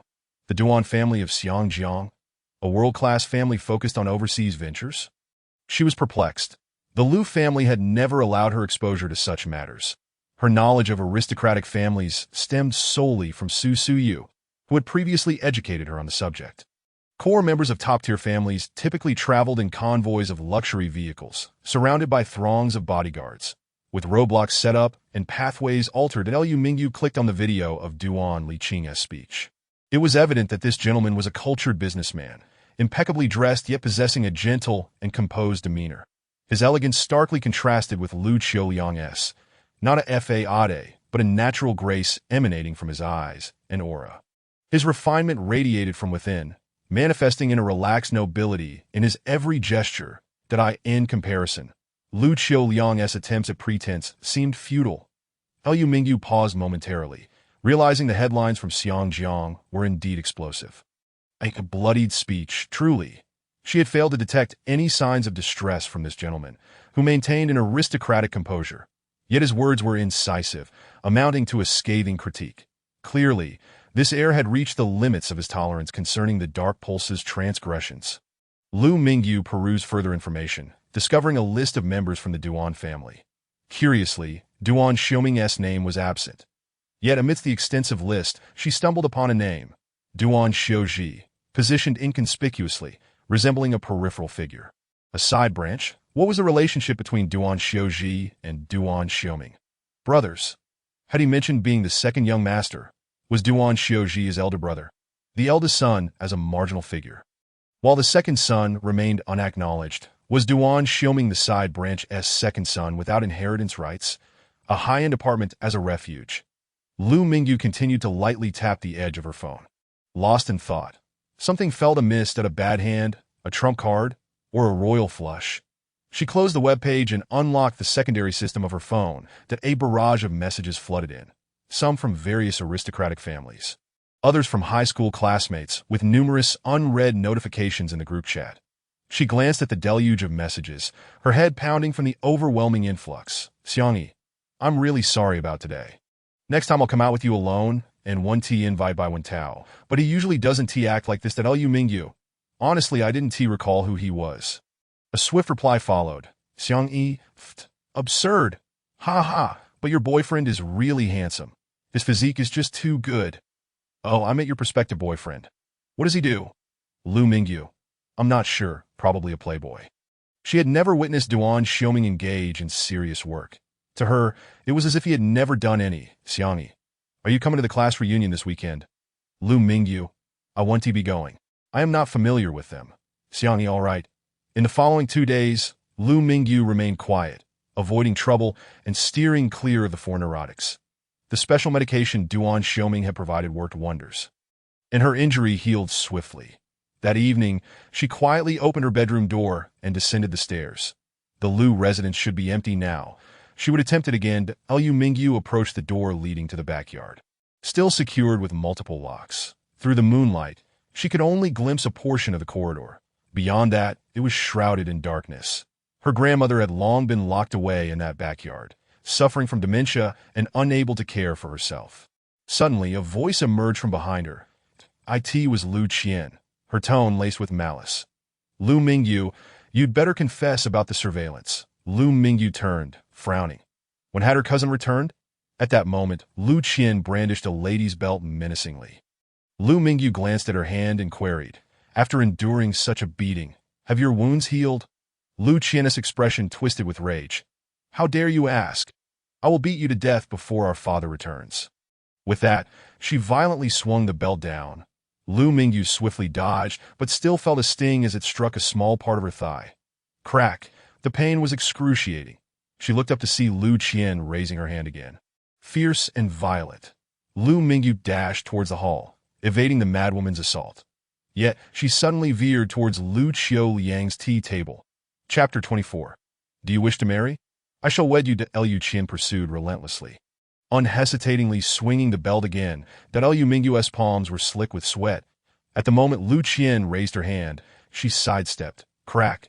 The clay teapot on the table was sent crashing to the floor, shattering into countless pieces. The ornate olive pits and other collectibles scattered about, tumbling to the ground. Lu Qian froze, astonished. Had her single swing destroyed several million worth of items? Lu Mingyu shouted, Butler Wang, come here! After calling out, she quickly ascended the stairs, returning to her room and locking the door. Then, she retrieved the special medication provided by Duan Xiaoming and began to apply it to her injuries. All 4 members of her family exhibited violent tendencies. Lu Lin and Lu Qian delighted in slapping her, while Duan Xian would strike her with such fervor that it felt as though she wished to kill her. Lu Qiaoliang was even more terrifying. She was either injured or on the verge of injury. Before long, a commotion erupted in the hall below. Clearly, her uncle had returned, accompanied by Lu L, and Lu Qian was loudly wailing about something. Duan Xian and Lu Qiaoliang were embroiled in a fierce argument, their words clashing with the weight of aristocratic lineage. She would not allow her daughter to be beaten for 2 consecutive days. That was a provocation against the Du family. In the end, Lu Qian escaped physical punishment, but received a thorough scolding instead. It's just some collectibles, she thought. Lu Qiaoliang wouldn't get so worked up over mere possessions to take it out on his own daughter. Lu Mingyu listened to the tumult, glancing again at the wound on her thigh. A scolding, it was insufficient. The following evening, Lu Mingyu dialed Duan Xiaoming's number, opening with, Shall we have dinner, young Master Duan? There was a brief pause on the other end. Lu Mingyu continued, Have you eaten yet? It's getting a bit late. Duan Xiaoming replied, Not yet. I will come and pick you up. First, let us fetch the person before discussing further. He thought he would have to wait a few days, but unexpectedly, she appeared out of nowhere. Lu Mingyu remarked, Park the car a bit further away. I'll walk out. It's somewhat perilous right at the doorstep. Duan Xiaoming drove the quietly humming Maybach, bringing the vehicle to a halt by the roadside outside the residential complex. His mood was quite buoyant, a subtle smile gracing his lips. Soon, he spotted Lu Mingyu emerging from the side entrance. His smile vanished in an instant as his gaze fell upon her lower limbs. In fact, he didn't even bother to assist her in opening the door. He merely observed as she approached, opened the door and settled into the passenger seat. His eyes were fixed upon her, glimmering with concern. Lu Mingyu sensed the scrutiny and inquired, What's wrong? Click. Duan Xiaoming locked the car doors, his gaze unwavering upon her. Lu Mingyu lifted her eyes to meet his, her expression inquisitive. Duan Xiaoming furrowed his brow, and after a lengthy silence, he finally spoke. Did your family hit you? He had wanted to ask that since the other day, pondering how she could sustain injuries to her legs and arms for no apparent reason. And today, it seemed another leg was affected. He was acutely perceptive when it came to her movements and could discern the issue with a mere glance. Although she attempted to conceal her walking posture, he still detected something amiss. She was in pain. That moment, Duan Xiaoming's eyes held back a tempest of anger. His lips pressed tightly together. Lu Mingyu maintained a nonchalant demeanor, stating, Corporal punishment is quite normal. Duan Xiaoming's brows knitted tighter. I do not believe that corporal punishment is a normal occurrence at the age of 22. Lu Mingyu turned her gaze towards him. How old are you? 24, he replied. She then asked, Have you ever been hit? Duan Xiaoming's voice resonated deeply within his chest, suppressing his emotions. I have never been struck by my family. Lu Mingyu turned her head in silence. What a fortunate family indeed, how enviable. Duan Xiaoming reached out, turning her face to meet his gaze. His expression was unprecedentedly grave. He scrutinized her exquisite visage, wondering how such beauty could ever be subjected to violence. How long had this situation persisted? He inquired that Liu Mingyu's voice was a mere whisper. About 10 years. Duan Xiaoming's brows contorted in a fierce expression, his fingertips gently caressing her cheek as he fell into a contemplative silence. After a prolonged pause, he called out her name. She responded, "Do you wish to marry?" He stated solemnly, "I will marry you." Calm and resolute, Liu Mingyu met his gaze, her eyes wide with genuine surprise. This was unexpected. Her intentions were not aligned with this proposition. But he continued, "The Duan family does not practice corporal punishment. No one in this world shall harm the wife of Duan Xiaoming, not even myself." He had initially intended to take their relationship slowly, to cultivate feelings before making such a proposal. However, it now seemed imperative to expedite matters. Liu Mingyu lowered her gaze and asked, "Then, will you propose?" A proposal from a top-tier family was a significant affair. Even if it were from a collateral branch, the Liu family would find it insurmountable to resist. Duan Xiaoming released her hand, composedly retrieving his phone. "Wait for me. It will be soon, within a month," that he typed rapidly. That Liu Mingyu inquired, "A month? That's too long." However, considering the turmoil within the Duan family, with everyone entangled in chaos and anxiety, proposing during such a time would render them a target. The difficulty was tremendous. Duan Xiaoming frowned. "I wish to hasten it as well, but circumstances are somewhat inconvenient. I had hoped my brother could represent me, but he is currently preoccupied with pressing matters." "Do you have a good relationship with your brother?" Liu Mingyu asked. Duan Xiaoming nodded. "We are blood brothers. We trust each other more than anyone else in this world." That Liu Mingyu understood then that his brother was Duan Xiaoji. After sending his message, Duan Xiaoming turned to her. "Time is of the essence. We want to have enough time to prepare for the wedding that in a month. I will take you to Xianjiang, and I promise to complete all wedding arrangements within 6 months." Liu Mingyu chuckled softly. "So fast. What if it doesn't work out?" Isn't that a bit impulsive? Duan Xiaoming's demeanor was unwavering. "If it doesn't work, we shall adapt." Liu Mingyu regarded him quizzically. "You decide without prior understanding? What if I have a criminal record?" "That is trivial." Duan Xiaoming dismissed her concerns, adding, "The Duan family has no precedent for divorce, only for widowhood. Regardless of your past, once we are engaged, it is set in stone." "Ah!" Liu Mingyu exclaimed in astonishment. "That it's a family tradition," Duan Xiaoming explained. "What a domineering family tradition," Liu Mingyu remarked. Duan Xiaoming smirked slightly. "Oh, and infidelity is also out of the question. That if you marry me, you cannot seek another man. I, too, would face severe consequences for indiscretions. Any family member engaging in such affairs would be disowned." Liu Mingyu tilted her head. "But you are already entangled with me." Duan Xiaoming frowned. "We are not entangled. This is a normal relationship." Liu Mingyu countered. "But you slept with me without knowing my name." Duan Xiaoming retorted. "It was a choice. Who knew you would run away after?" Liu Mingyu sighed. Duan Xiaoming, now driving, asked, "What would you like to eat? Or shall I choose the place?" "You choose." "I have no dietary restrictions," she replied. Dining was secondary. Instigating a ruckus was the priority. She took out her phone to message Su Suyu. "Where is Lu Qian going out tonight?" "Lu Qian. To a newly opened bar. They've already started pre-drinking. Adio, you have a location." "Lu Qian." "Yes. What is the plan? Are you stirring up trouble? Did Lu Qian provoke you again?" Let us go. Unleash your inner chaos. Count me in. Let us deal with her." Liu Mingyu replied, 10 p.m. tonight. Let us not miss each other." After putting away her phone, she glanced at the person beside her. Duan Xiaoming remained deep in thought, his brow furrowed as he drove, still contemplating her injuries. Noticing her gaze, he reached out to grasp her hand, his palm gently patting her hand. Chapter 25. Setting a trap, Duan Xiaoming brought Liu Mingyu to a rice porridge hot pot restaurant, a taste from her childhood that she hadn't had in many years. She was surprised to find such a hot pot establishment had opened in Shizi City. Duan Xiaoming reserved a private room. Leading her inside and taking a seat, Liu Mingyu observed their intertwined hands. Her gaze lowered. Lost in thought, he too watched their hands, his fingertips continuously caressing her delicate fingers. "Your hands are so small. How do you hold a paintbrush?" he inquired. "It's not like I'm holding a gun," Liu Mingyu replied. Besides, her hands were not small, it was merely that his hands were too large. Duan Xiaoming continued to admire her hands. So fair. Fair but not delicate.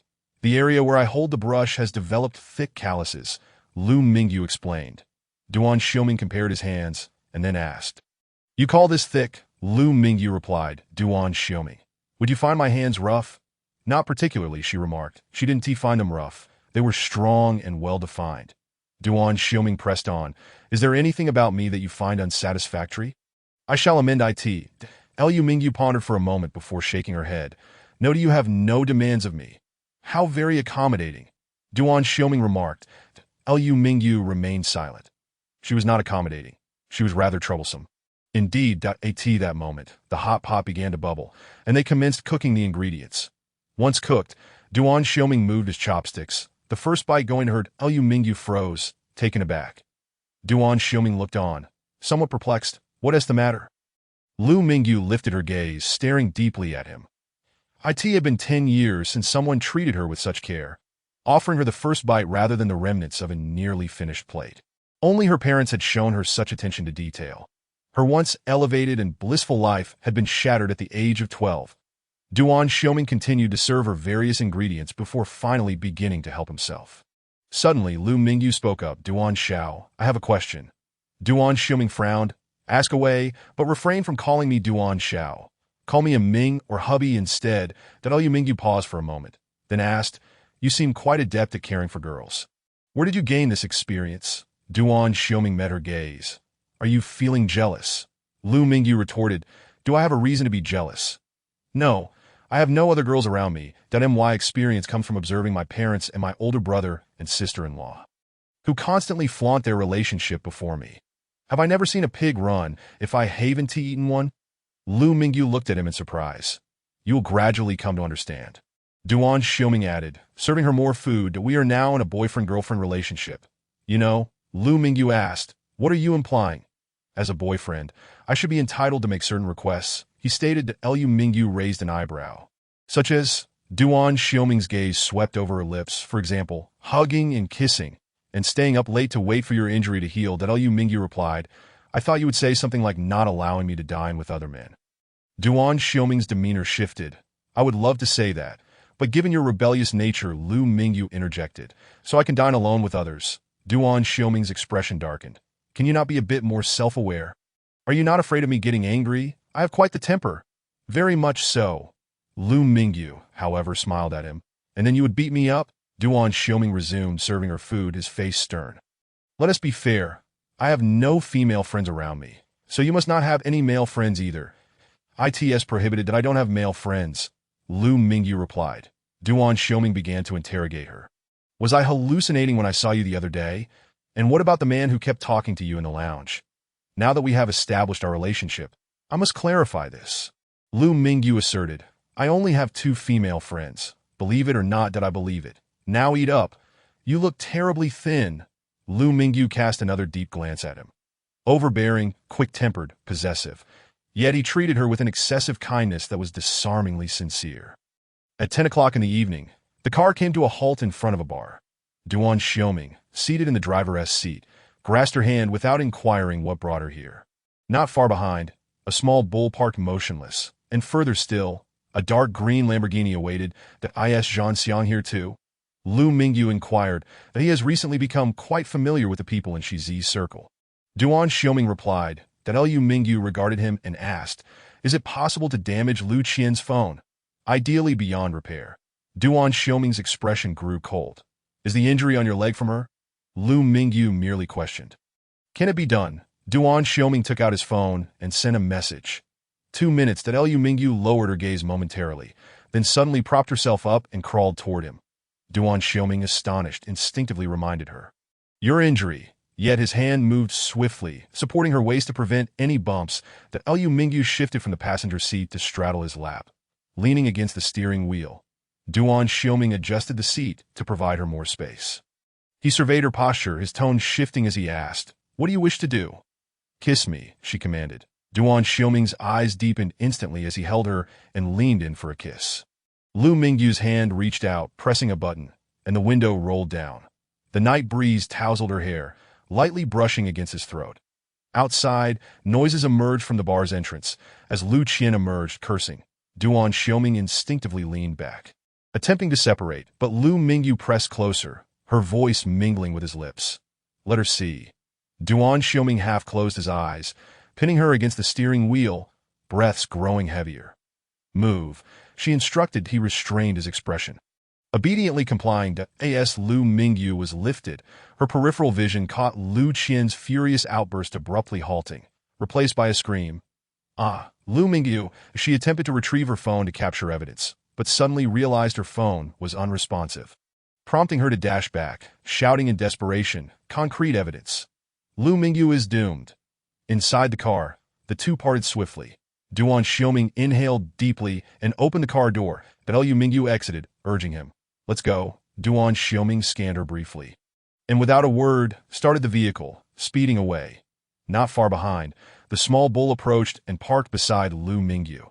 She moved to the passenger seat and opened the door to Su Suyue, hands gripping the steering wheel. Gazed at her intently. Lu Mingyu smiled at her. Su Suyue's eyes sparkled with excitement. Awesome. Now was not the time for chatter, as a large crowd began to spill from the bar. Zhan Xiang. He song, Hao Lushing, Su Wenjun, and Sang Qi. The whole group was present. Lu Qian led the charge, brandishing someone else's phone, exclaiming, Right here. Lu Mingyu is in the car with a guy. Her voice faltered, shock evident as she beheld the Lamborghini. Su Suyue rolled down the window, glaring fiercely. What do you want? Looking for a fight. Lu Mingyu, peering out from the passenger seat, questioned with feigned astonishment. What is wrong, sister? Chapter 26. The wolf is here in the dead of night. The Lu household was bustling. Du Wenxin and Lu Lin hurried back, accompanied by the Su siblings, who were closely acquainted with the Lu family. Lu Qiuyang sat at the tea table, frowning as he observed Lu Qian's uproar. Lu Mingyu stood quietly to the side. Lu Qian's voice rang loud. I'm not lying. I saw it. Lu Mingyu was kissing a guy in the car, probably even more. Su Suyue retorted sharply. You're talking nonsense. Either check your brain or your eyesight. Being the cherished jewel of the Su family, she cared little for offending others. Su Wenjun, unusually refraining from scolding his sister, interjected, Sister Lu Qian, you shouldn't spread such rumors. You've already said enough at the bar, and your sister's reputation is on the line. Lu Qian shouted in anger. You all don't believe me. Everything I said is true. Su Suyue rolled her eyes. Lu Mingyu was in my car the entire time. I drove her. Are you out of your mind, Lu Qian? Lu Qian trembled with rage, turning to Lu Qiuyang. Dad, check the surveillance. You must. Lu Lin interjected sternly. Lu Qian, how long do you intend to frame Lu Mingyu? Lu Qian gazed at Lu Lin in disbelief. Brother, even you don't believe me? Du Wenxin attempted to speak, but Lu Mingyu interjected. Uncle, Anne, I'm quite exhausted. Could you please ask sister to stop this ruckus? It can't be that every time she says something, it leads to chaos. Can we not live our lives? Lu Qian charged forward. You dare speak. You wretched girl. Su Suyue stepped in quickly. You lunatic, are you looking to fight? Su Wenjun was taken aback, realizing for the first time how out of control Lu Qian could be at home. Was there really a mental issue? Enough, Lu Qiuyang declared, his tone stern. The hall fell silent. Lu Qiuyang, suppressing his fury, smiled at the Su siblings. I apologize for letting you witness this, but it's getting late. Su Wenjun nodded immediately.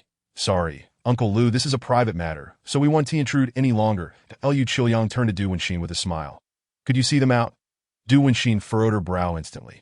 But at that moment, she couldn't refuse, lest the reputation of both the Lu and Du families become tarnished. With a feigned smile, she warmly escorted the Su siblings toward the exit, but Su Wenjun intended to decline. But Su Suyue suddenly linked arms with Du Wenxin, chatting as they walked, appearing as if they were mother and daughter.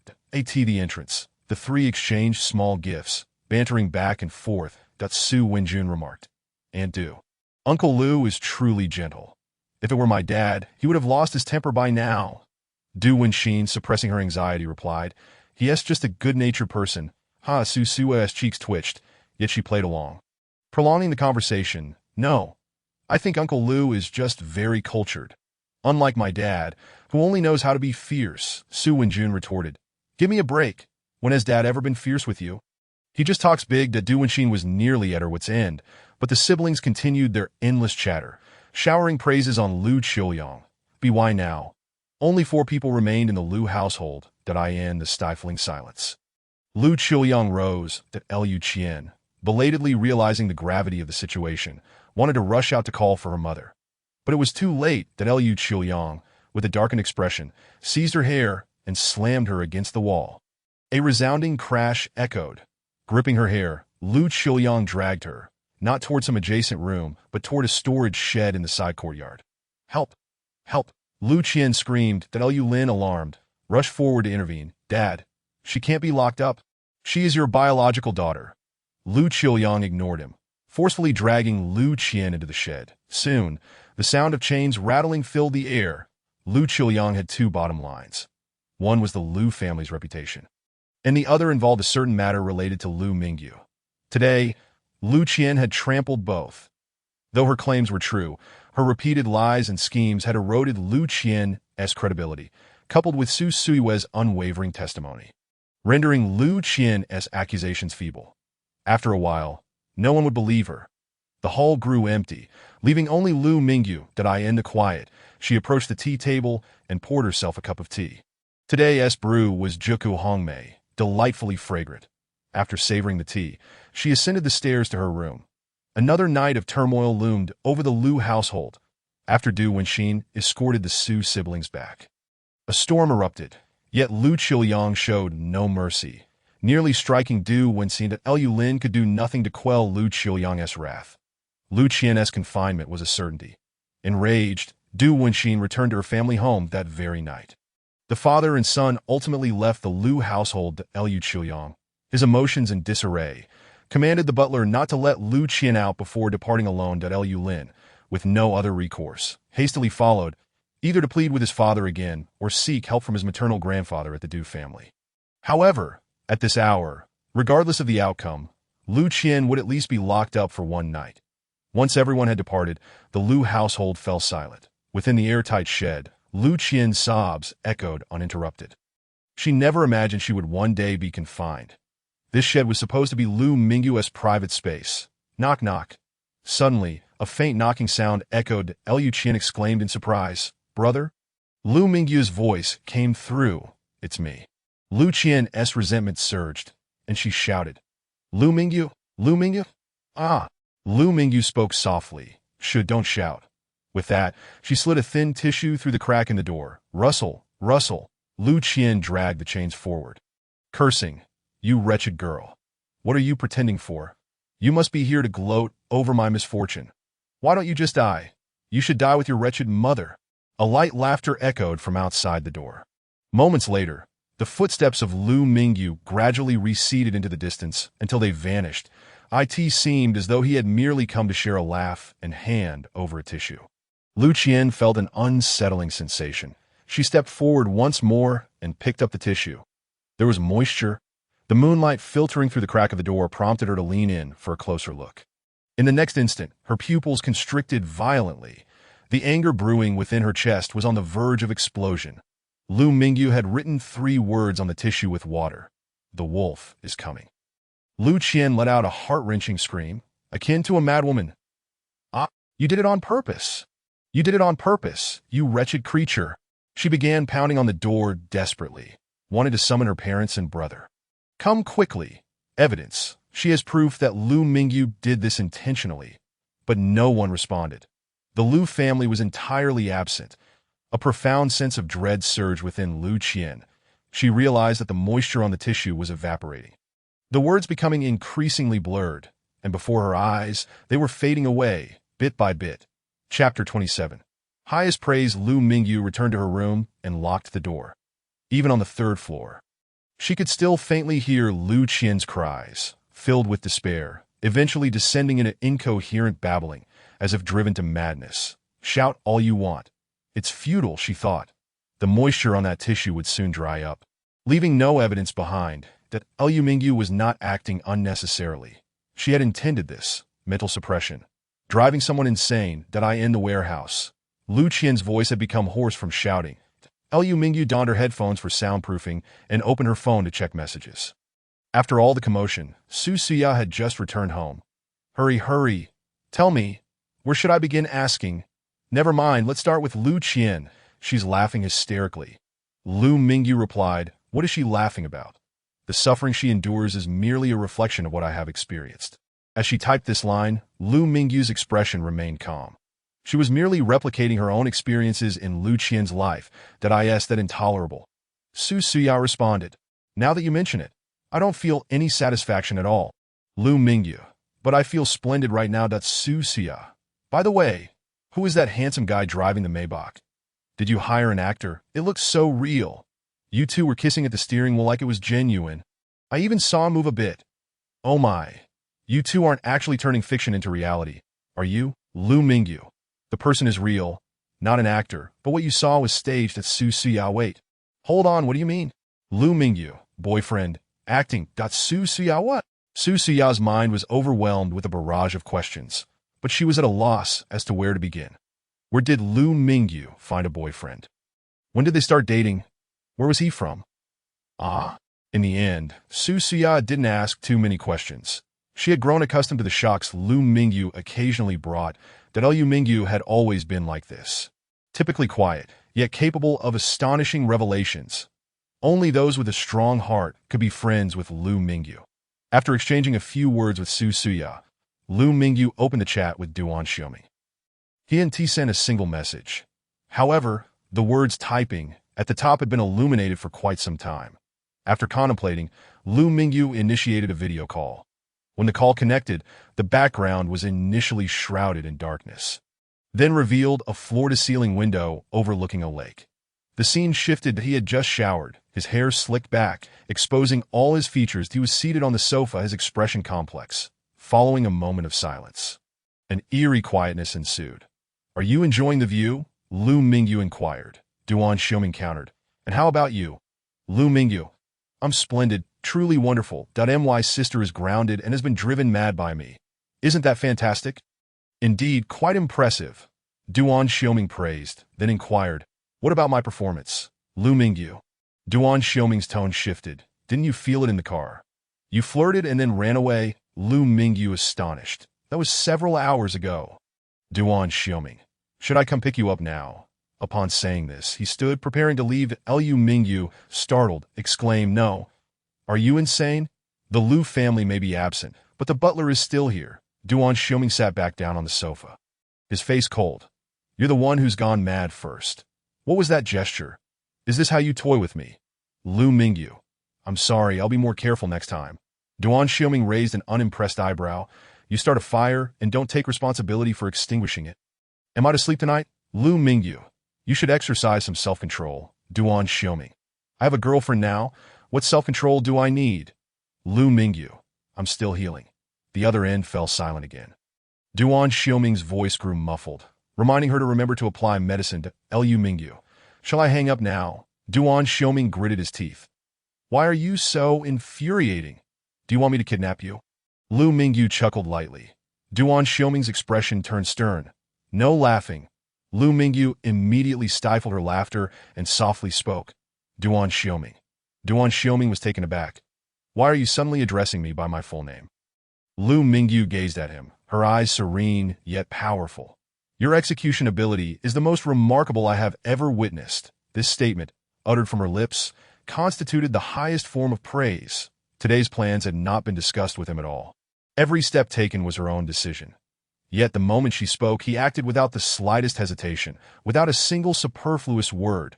Such formidable execution, such an extraordinary sense of trust. He did not even inquire about the reasons. Only the outcomes. How incredibly decisive. He was like a knife in her hand, sharp and easy to wield. Duan Xiaoming smiled nonchalantly. Where is this even going? As Lu Mingyu regarded his smile, her heart began to race slowly. Within the apartment, after the video call ended, the phone screen remained lit with several unread messages from Zhang Xiang, reporting on the aftermath of that evening's events. Zhang Xiang. The Lu family's affairs are truly numerous. The second Miss Lu's sister is quite the troublemaker. We lost interest after her ruckus. Zhang Xiang. However, after today, Lu Qian's reputation will be in tatters. Making false accusations against her own sister, the circle won't want to associate with her anymore. Zhang Xiang. Su Wenjun seems to have a screw loose, going directly to the Lu family while leaving his girlfriend behind. I had to arrange a car to send her home. What a dog of a man. Zhan Xiang. Also, there were many messages, interspersed with some of his personal opinions. Duan Xiaoming did not read any of them, silencing his phone and placing it face down on the coffee table. The apartment fell back into darkness, illuminated only by the city lights flickering through the floor-to-ceiling window. Silence enveloped the space, leaving only the sound of breathing. I end this stillness. A spark flickered in Duan Xiaoming's hand. Snap! The lighter's flame flickered, casting light on his chiseled features and a pair of emotionless eyes. The IT extinguished. He did not smoke. The flame merely illuminated for a moment before he tore off a note from the coffee table and wrote a line. I am sensitive to details and actions. This was something he had said during her last visit to the apartment, that he then penned 2 more lines. Did your family hit you? Corporal punishment. This was the dialogue from before dinner today. Picking up the pen once more, he wrote 3 words. Let her see. This encapsulated her entire day's strategy, from the concealed walking posture he had noticed to the internal strife within the Liu family. It was a chain reaction. Who entered the game, and who was merely a pawn? Observing the note, Duan Xiaoming suddenly smiled. Quite intriguing. She understood how to utilize resources. However, she likely had no idea that he intended to marry her. Snap! The flame flared up again. Duan Xiaoming pinched the note between 2 fingers, bringing it close to the fire to ignite it, until it was reduced to ashes. Chapter 28. I Like the You Inside. Lu Qian was released the following day. But she seemed truly unhinged. For the next 2 days, her mental state was amiss, waking in the middle of the night to scream and shout throughout the house. Alarmed, Du Wenxin returned from her family home to accompany Lu Qian to the hospital for psychological treatment. Lu Lin had set this matter aside, busy with unknown errands. Leaving early and returning late each day, Liu Qiuyang remained unchanged, showing no signs of difference. 2 days later, an unread message from a certain someone appeared on her phone. His tone rather displeased. Duan Xiaoming. Miss Liu, it's been several days without seeing you. I've sought you out, and you've rejected me multiple times? His tone was quite brusque, especially after their relationship had been established. His true nature would occasionally surface. That Liu Mingyu glanced at the time and replied that Liu Mingyu. Having dinner? Duan Xiaoming. Your lukewarm demeanor makes it hard to imagine that you'll soon be marrying me. Liu Mingyu stared at the message, her fingers pausing, and she took a long time to respond. Duan Xiaoming. Has your injury healed? I'm about to make my move to Liu Mingyu. Are you still eating dinner? Duan Xiaoming. Yes. When Liu Mingyu stepped out the door, she discovered that Duan Xiaoming had come to pick her up in another car, that a black Cullinan. Liu Mingyu hesitated briefly before getting into the passenger seat, asking, Why did you change cars again, Duan Xiaoming? Wasn't that Big Ben seen by your sister? He spoke so casually, as if changing cars were as mundane as changing clothes, even though each vehicle was worth several million. Liu Mingyu felt a slight surprise in her heart, gaining a new understanding of the financial power of top-tier families that in her social circle. Su Siyao was quite favored, yet she merely drove a small Lamborghini. To switch to a larger one, she needed to perform well, and it was anticipated that she could make the change by the end of this year. As for Su Wenjun, he was even more pitiful. Still driving the car that Su Siyao had discarded. In contrast, Duan Xiaoming truly overshadowed his peers by a significant margin. Observing her silence and pondering thoughts unknown, Duan Xiaoming shot her a glance and asked, Are you still eating Cantonese cuisine? Liu Mingyu replied, Which place? The one where you acted strangely? Duan Xiaoming pursed his lips, clearly displeased. I did not act strangely. Liu Mingyu gazed into his eyes and suddenly smiled. Duan Xiaoming huffed, You are truly peculiar. I scold you, yet you laugh. Liu Mingyu replied, Because it is genuine. Eventually, the two opted to dine at that outdoor courtyard serving Cantonese dishes. Duan Xiaoming seemed to be in good spirits, showing no signs of being affected by their previous encounter. They chose a spot with the finest view to settle down. During their meal, he began to speak playfully. Duan Xiaoming remarked, Eat more. Don't come crying to me later when you're tired. Even if you weep, I want tea. Stop. That Liu Mingyu set down her utensils and lifted her gaze. Duan Xiaoming glanced at her neck and asked, Shall we go to my apartment after dinner? Liu Mingyu, with a cool and unfeeling demeanor, replied, I refuse. Duan Xiaoming lowered his eyes and after a pause, nodded. All right, I'll ask again next time. Liu Mingyu stared at him intently. Duan Xiaoming met her gaze with calmness. Or perhaps you could decide. Lu Mingyu frowned, sensing something strange. Duan Xiuming glanced at her once more. I actually quite like your initiative those 2 times, that Lu Mingyu inquired. Duan Xiao. What do you like about me? My looks? Duan Xiao. Duan Xiuming raised an eyebrow. Displeased, call me husband. Lu Mingyu responded, as Duan Xiuming served her some food. You are indeed handsome, but I truly do not admire your face. That Lu Mingyu was puzzled. Then what do you like? It can't be that I am bad. Duan Xiuming's gaze bore into her, imbued with a piercing intensity. I like the person within you, regardless of your flaws. Lu Mingyu was taken aback. Duan Xiuming served her more food. However, there is a paradox that Lu Mingyu watched his movements, waiting for him to continue. Duan Xiuming pondered for 2 seconds, frowning. If you weren't beautiful, I wouldn't have noticed you. Without that allure, I wouldn't have bothered with you. Lu Mingyu replied, well, that is quite a coincidence. Duan Xiuming's eyes swept over her left hand. When will you paint again? He had never truly witnessed her artistic skills, and was somewhat curious. Lu Mingyu lowered her head. When I have the opportunity. During their conversation, a group of people emerged from indoors, passing by their outdoor dining area. Their footsteps pausing abruptly. That Lu Mingyu? Wow! It's really you! Lu Mingyu turned her head to see about a dozen of her high school classmates, including Xiang Yi and Bai Wentao. She quickly realized that today was the weekend. And there was a class reunion. What a coincidence! Once again at this restaurant. Having not seen each other for 4 years, they approached to exchange pleasantries. Xiang Yi scanned their table and chuckled. Out with your boyfriend? Lu Mingyu responded, yes. What a coincidence. That Bai Wentao's expression soured slightly.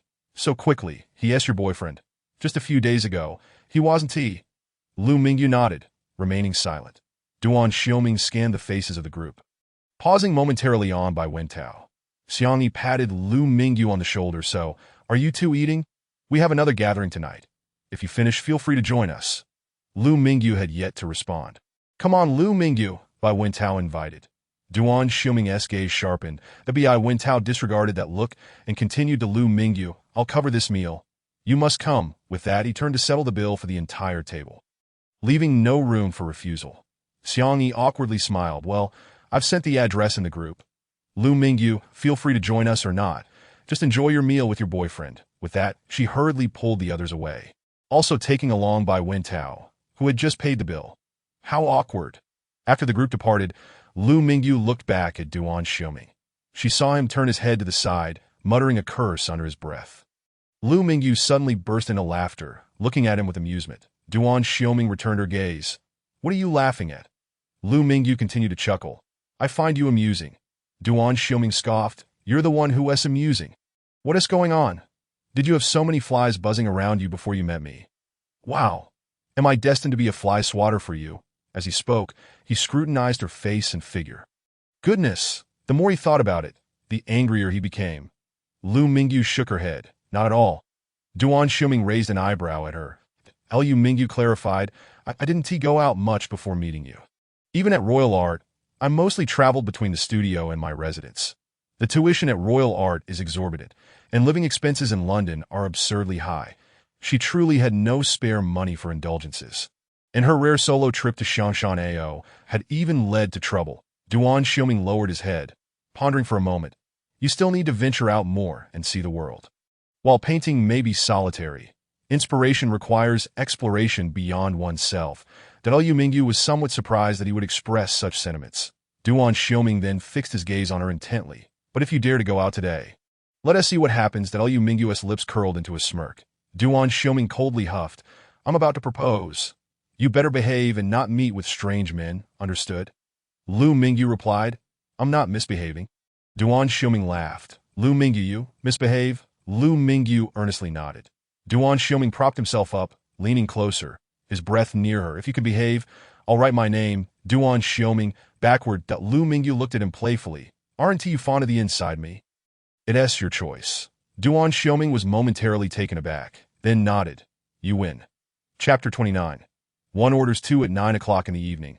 Lu Mingyu had just returned to the Lu household when she encountered Du Wenxin, who was about to head out. Aunt, she greeted. Du Wenxin halted in front of her, surveying her from head to toe with a cold sneer. You are simply vicious. With just a few words, you've thrown the family into chaos. Seeing Lu Qian being grounded, you must be overjoyed. Lu Mingyu replied, I almost set off firecrackers that Du Wenxin shouted angrily. You wretched girl, my daughter didn't lie. Did she? You're the one who got her grounded. Lu Mingyu retorted, I didn't ground her. It was uncle, and she truly needs to get her head checked. The entire family ought to have their heads examined. The Du Wenxin snapped. You are truly a calamity for the Lu family. And your mother, that wretched woman, has caused my husband and me to sleep in separate rooms for over a decade. Lu Mingyu raised her gaze. And my mother hasn't even given uncle a second glance. Can you and your husband have a bit of self-awareness? After saying this, she ignored her and ascended the stairs that Du Wenxin's face contorted with rage as she fixed her glare on Lu Mingyu's retreating figure. You wait. I will make your life a living hell. I will even dig up your mother's grave. Lu Mingyu paused on the staircase, glancing back with an ambiguous look in her eyes. She then stepped forward and continued upstairs, with Du Wenxin's incessant curses trailing behind her. She refrained from further conversation, and after exiting the chat box, she gazed thoughtfully at the photograph. Subsequently, she opened the chat with Su Suyue and sent a quick message. Su Suyue, why are you suddenly using this account? I barely even noticed. Lu Mingyu, do you know the location of this bar? Su Suyue, no, but it seems very close to the club my brother is visiting today. It seems to be just across from it. Lu Mingyu, club. Su Suyue, it's a flashy place. The entire street is quite extravagant. My brother even took Senki along. I just can't believe it. It's absurd. Lu Mingyu, oh, what do you mean by flashy? Upon mentioning Senki, she suddenly felt puzzled. Had Senki not told Su Wanjun about that day, or was she simply not planning to? Su Suyue, it's just a wild place. Why are you asking this all of a sudden? Do you want to go? Lu Mingyu, yes, let's go. Su Suyue. Lu Mingyu, right now. Su Suyue. Wait a moment, let me check. It seems they are all there. Should I come and pick you up? Lu Mingyu. Sure, Su Suyue was the type to rush at any sign of excitement, and especially when Lu Mingyu spoke, it was undoubtedly a major event. She dashed to the Lu residence in record time, picked up Lu Mingyu, and off they went. What to say? Su Suyue was brimming with enthusiasm when she suddenly asked, Hey, won't your boyfriend be upset if you go to that street? Lu Mingyu paused for a moment, then nodded. He will. Su Suyue, wow, you're so honest. I don't even know how to respond to that. Lu Mingyu. There are more important matters than his anger. Su Suyue pondered for a moment and inquired. So, are we heading to a bar or the club? The bar I heard about is a bit chaotic, while the club is more upscale and has a lot of people. After a brief contemplation, Lu Mingyu replied. The club at Su Suyue pressed the accelerator without hesitation. Before long, the two arrived at the street in question. Su Suyue pointed to a resplendent building nearby. Look. That's the club. Lu Mingyu glanced across the street and indeed spotted a convenience store. The bar was not visible from the outside, requiring passage through the store and a secret signal to enter through a hidden door. After observing for a moment, she looked at the cars parked on either side of the street. Among them was Du Wenxin's vehicle, an unusual sight as it was a car she rarely drove. Parked in the shadows at the far end, almost overlooked at first glance, that Su Suyue, blissfully unaware, asked, What is the plan, Lu Mingyu? Can you see the street from inside the club? Su Suyue nodded. Yes. They reserved the presidential suite, and the windows in the dressing room face the street directly. Lu Mingyu. That's fantastic. She lifted her foot and started towards the club. When Su Suyue led Lu Mingyu to push open the door to the club suite, everyone inside was taken aback. Su Wanjun even stood up. Mingyu, what are you doing here? This idea place for you. Senki beside him slightly changed color but remained silent. Su Suyue immediately retorted to her brother. Why can't she come? You talk too much every day. Nearby, Hao Lushing chuckled. Exactly, welcome Miss Lu Air, finally out for some fun. The others began chattering excitedly. Lu Qian isn't out, but Miss Lu Air is here to play. After all, it is all part of the Lu family. Someone get Miss Lu Air a male model. Su Wanjun grew furious. Stop teasing her. She is not into these things. Su Suyue, however, was not backing down. Bring two. One for me and one for Lu Mingyu. Su Wanjun. Su Suyue, shut up. Hao Lushing applauded. Miss Su is so commanding. If you're out to have fun, it should be like this. Everyone dropped the act. Chapter 30.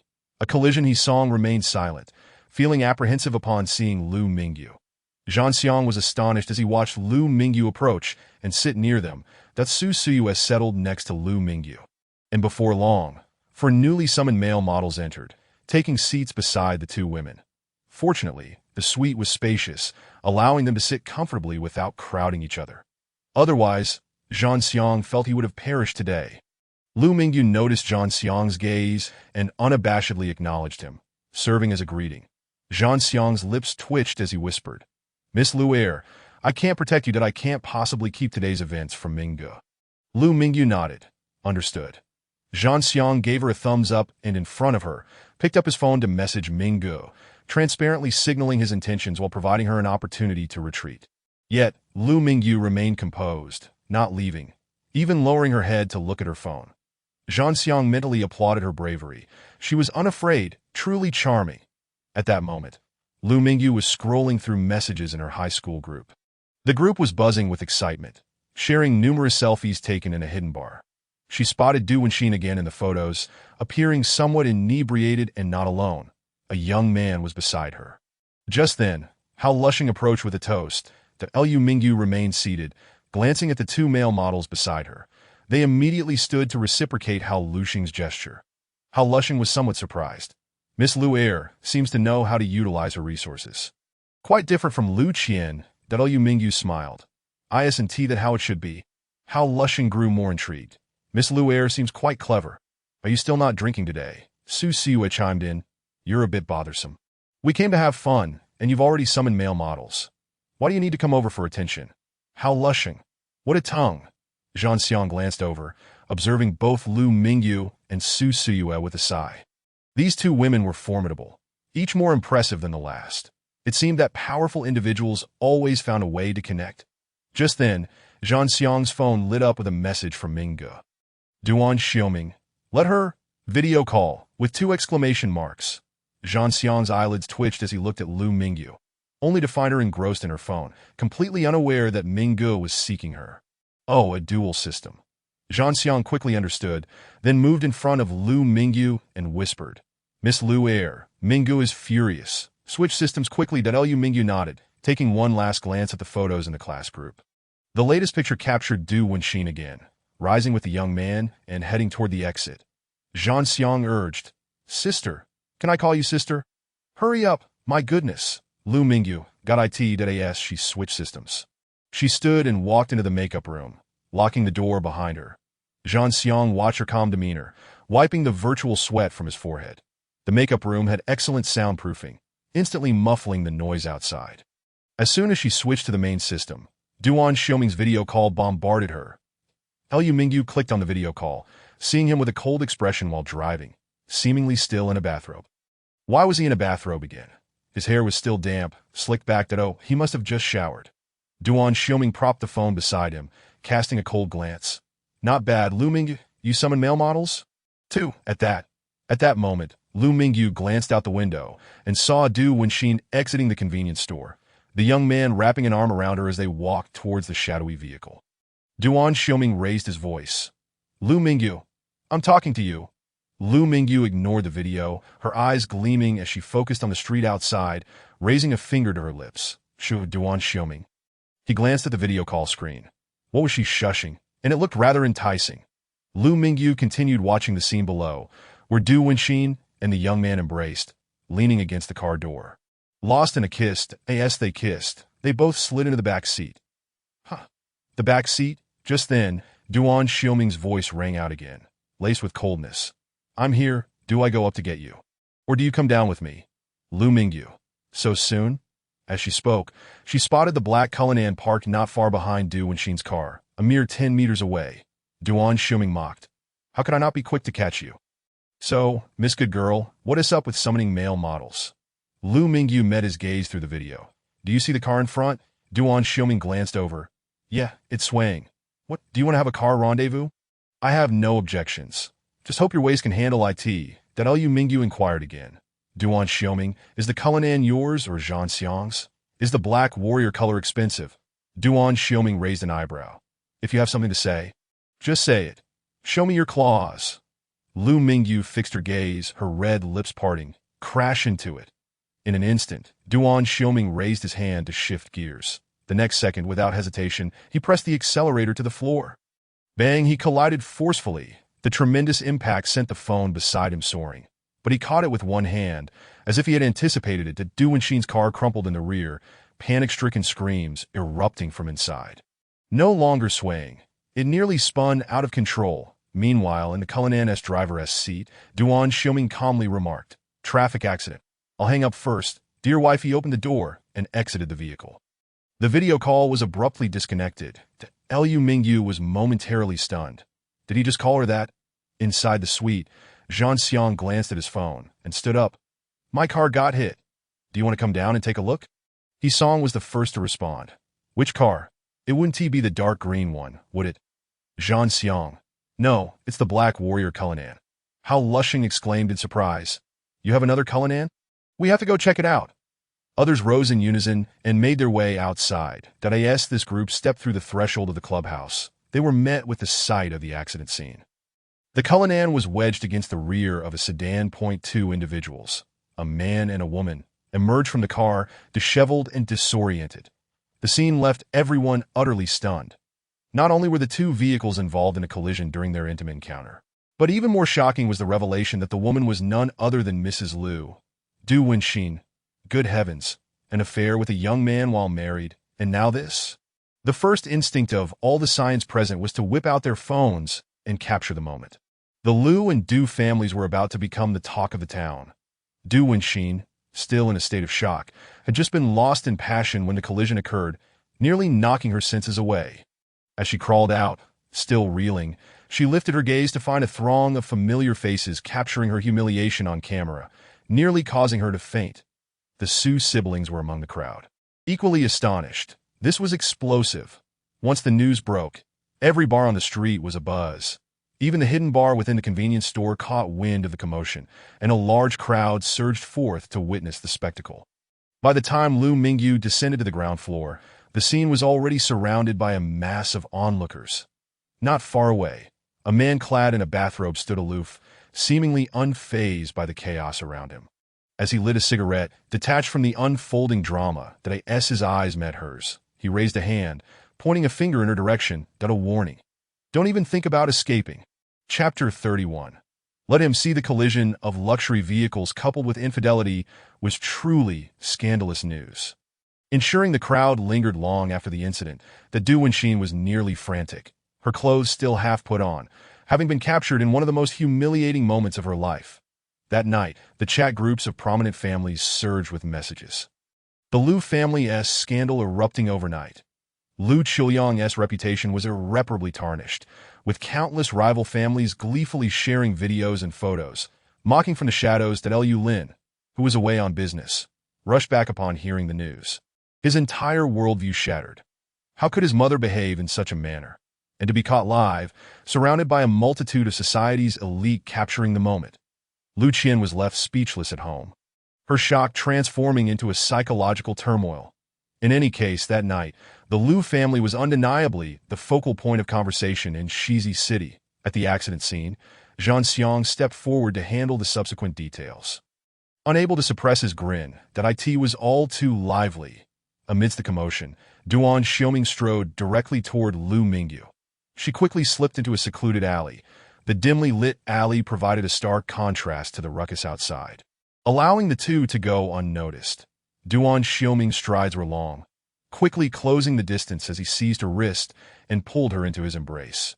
His bathrobe was slightly ajar, exposing part of his skin, and she collided against his chest, her face pressed against him. Duan Xiuming was displeased. "Lu Mingyu, you've really messed up?" Yet, Lu Mingyu lifted her face to him, flashing a radiant smile. Duan Xiuming scowled. "You're still smiling? Is it a male model you fancy? Am I not enough for you? Let us see if you can endure a night with one." Lu Mingyu continued to smile, her eyes crescent-shaped with delight. Duan Xiuming muttered a curse under his breath, continuing his stern demeanor. "Did those male models touch you? What do they look like? I'll chop their hands off." With a beaming face, Lu Mingyu's eyes sparkled in the night. Seeing her expression softened Duan Xiuming's gaze, though his tone remained harsh. "What are you so amused by?" "Huh. Lu Mingyu." Finally, she spoke. "I really like you." His immediate response was bold and unyielding, leaving her in disbelief. Duan Xiuming's irritation evaporated as he gazed upon her smiling face and bright eyes, the corners of his mouth curling upwards that I in the quiet of the alley. He leaned in. Come here. Let me have a kiss. Lu Mingyu stood on her toes, wrapping her arms around his neck and tilting her head to kiss him. At that moment, voices approached. Their high school classmates, drawn by the excitement, were preparing to disperse. One of whom was Bai Wentao, who, while bidding farewell, wandered into the alley that Lu Mingyu instinctively released her hold. However, her waist was suddenly gripped. Duan Xiaoming pulled her back into his embrace, his other hand caressing her neck, holding her firmly as he kissed her deeply. Let him see, he murmured against her lips. Lu Mingyu was taken aback. He was mimicking her.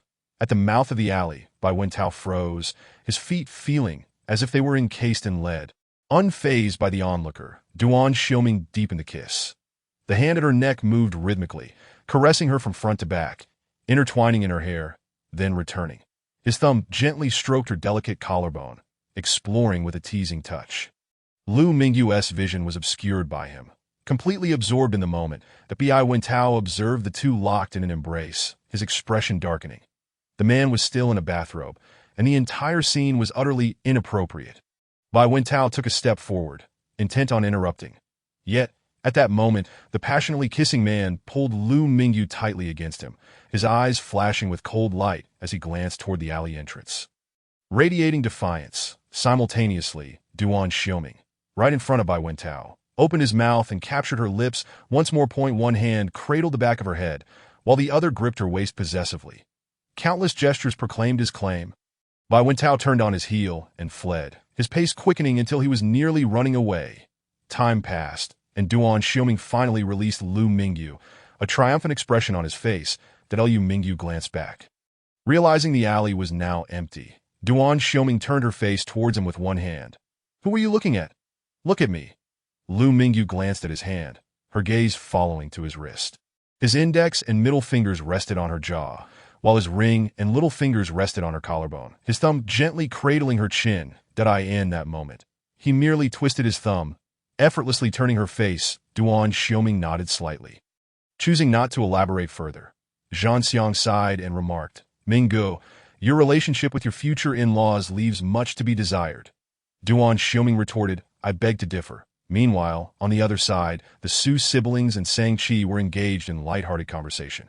Su Siyue, holding her phone, was animatedly chatting away, her excitement palpable as she gestured enthusiastically to Su Wenjun, however, appeared at a loss for words, his demeanor decidedly awkward.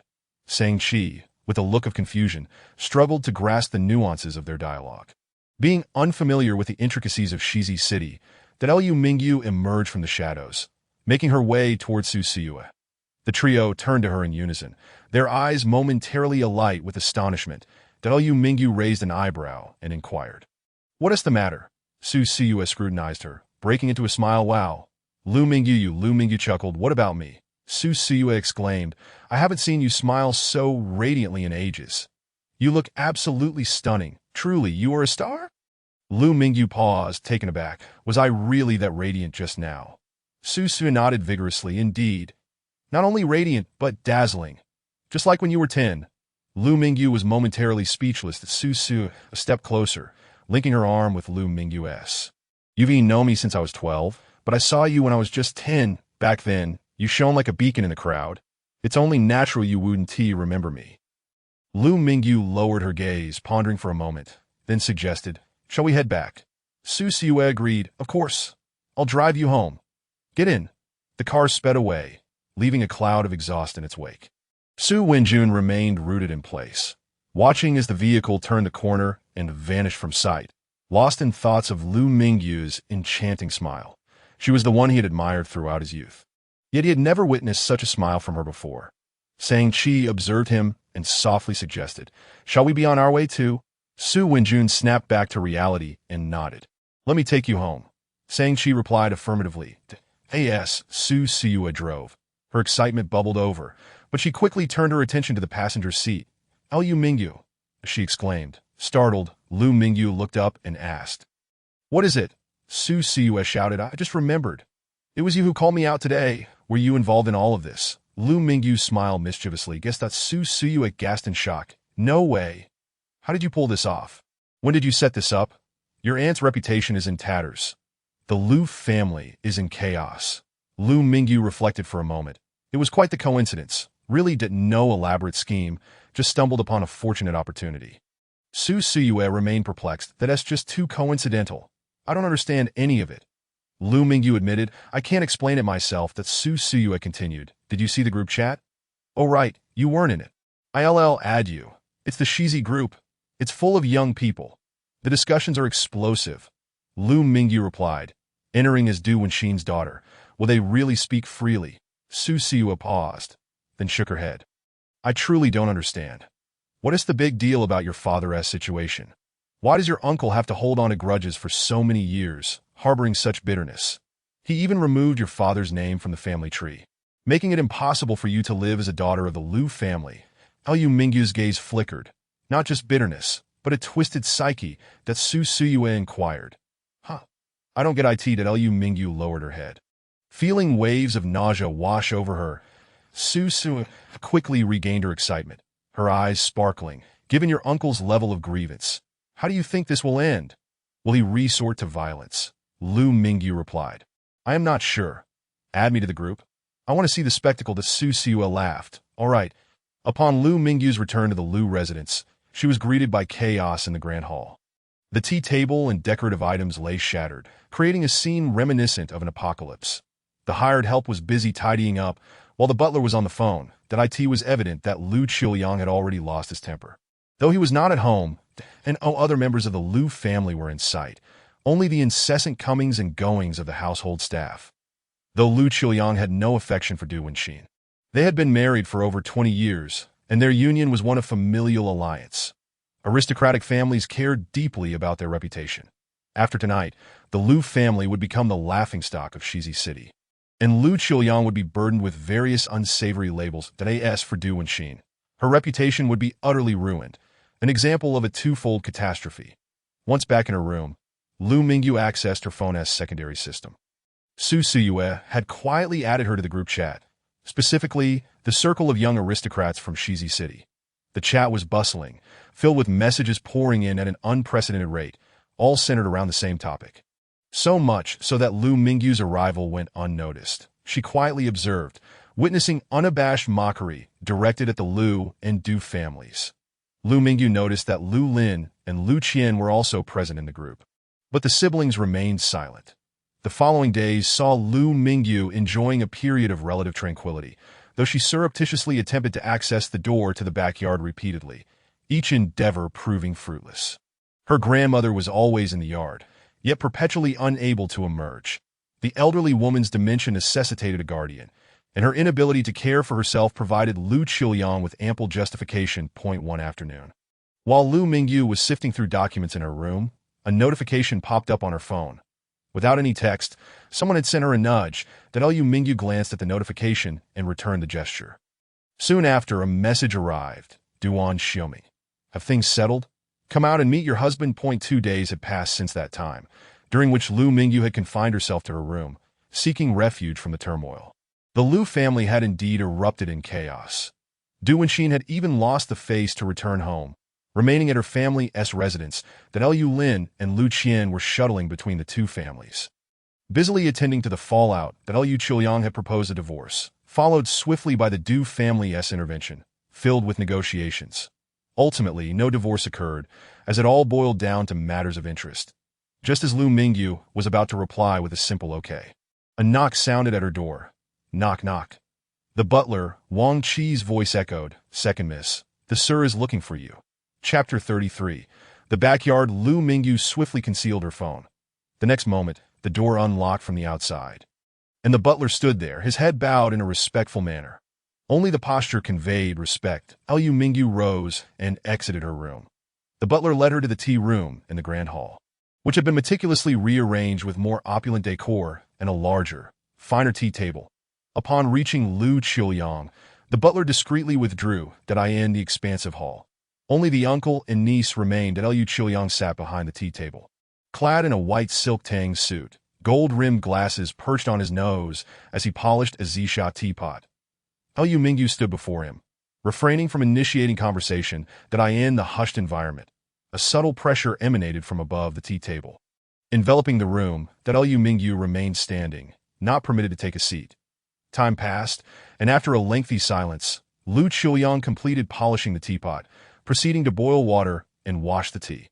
The room was so quiet that even the sound of the wind seemed absent. Save for the gentle gurgle of water as he prepared the tea, Liu Qiuyang was always like this, a quintessential Jiangnan gentleman, enamored with tea, teapots, and cultural artifacts, relishing in listening to opera and playing cards. He poured the water with one hand, removing the lid and setting it aside.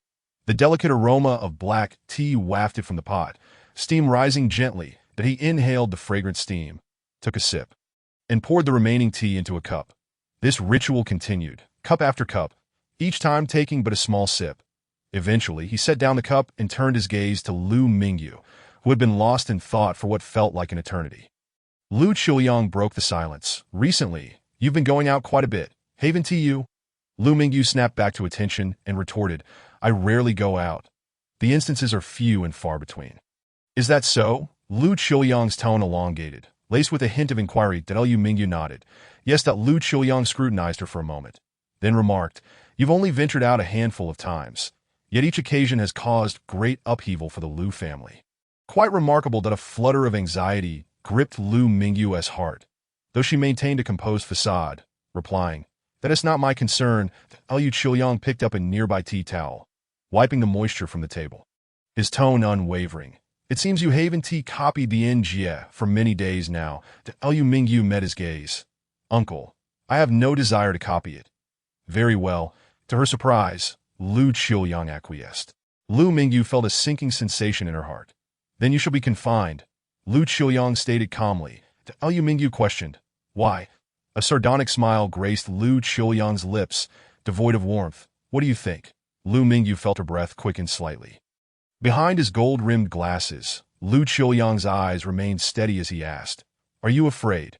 Lu Mingyu subtly exhaled, regaining her composure. Liu Qiuyang's expression remained unchanged, yet a smile tugged at the corners of his mouth. I lack evidence, but you are to be confined, Liu Mingyu retorted coolly. I refuse to accept punishment without justification. Liu Qiuyang nodded gently and rose. Then let us go see your grandmother. Liu Mingyu's pupils dilated in disbelief as she looked up at him.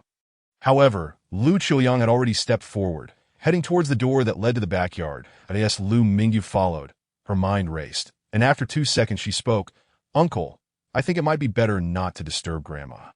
No, you must see her. Ahead, the calm, yet unequivocal voice of Lu Qiuyang resonated. Liu Mingyu's heart raced swiftly. Thump, thump, thump, thump. The two moved in a sequence, one following the other. Liu Qiuyang opened the door to the backyard and strode directly toward the small cottage. Lu Mingyu closely trailed behind, observing the figure before her, which loomed like a mountain of 5 fingers. Knock, knocked out. Lu Qiuyang rapped on her grandmother's door. Before long, the door creaked open from within. Tao Yalan, her hair grizzled and her form somewhat stooped, had eyes clouded with confusion. Upon opening the door, she appeared momentarily bewildered, but her gaze quickly fell upon Lu Mingyu standing behind Lu Qiuyang. Xiao Yi! Tao Yalan exclaimed with delight, that a pang of bitterness surged within Lu Mingyu as she stepped forward to grasp her hand. Saying, Grandma. Tao Yalan held her hand tightly, ushering her inside. Come in quickly. Grandma has some sweets for you. How are your father and mother in Yaodu? There, well, Liu Mingyu had just lifted her foot when Lu Qiuyang's voice echoed from behind. Her father and mother are dead. Liu Mingyu turned abruptly. There stood Lu Qiuyang, concealed in the shadow of the house, a slight curve forming at the corner of his mouth, his eyes glinting dangerously through the golden-rimmed spectacles. Before Lu Mingyu could react, the hand that her grandmother held slackened. Tao Yalan stood there in a daze, staring blankly outside at Lu Qiuyang.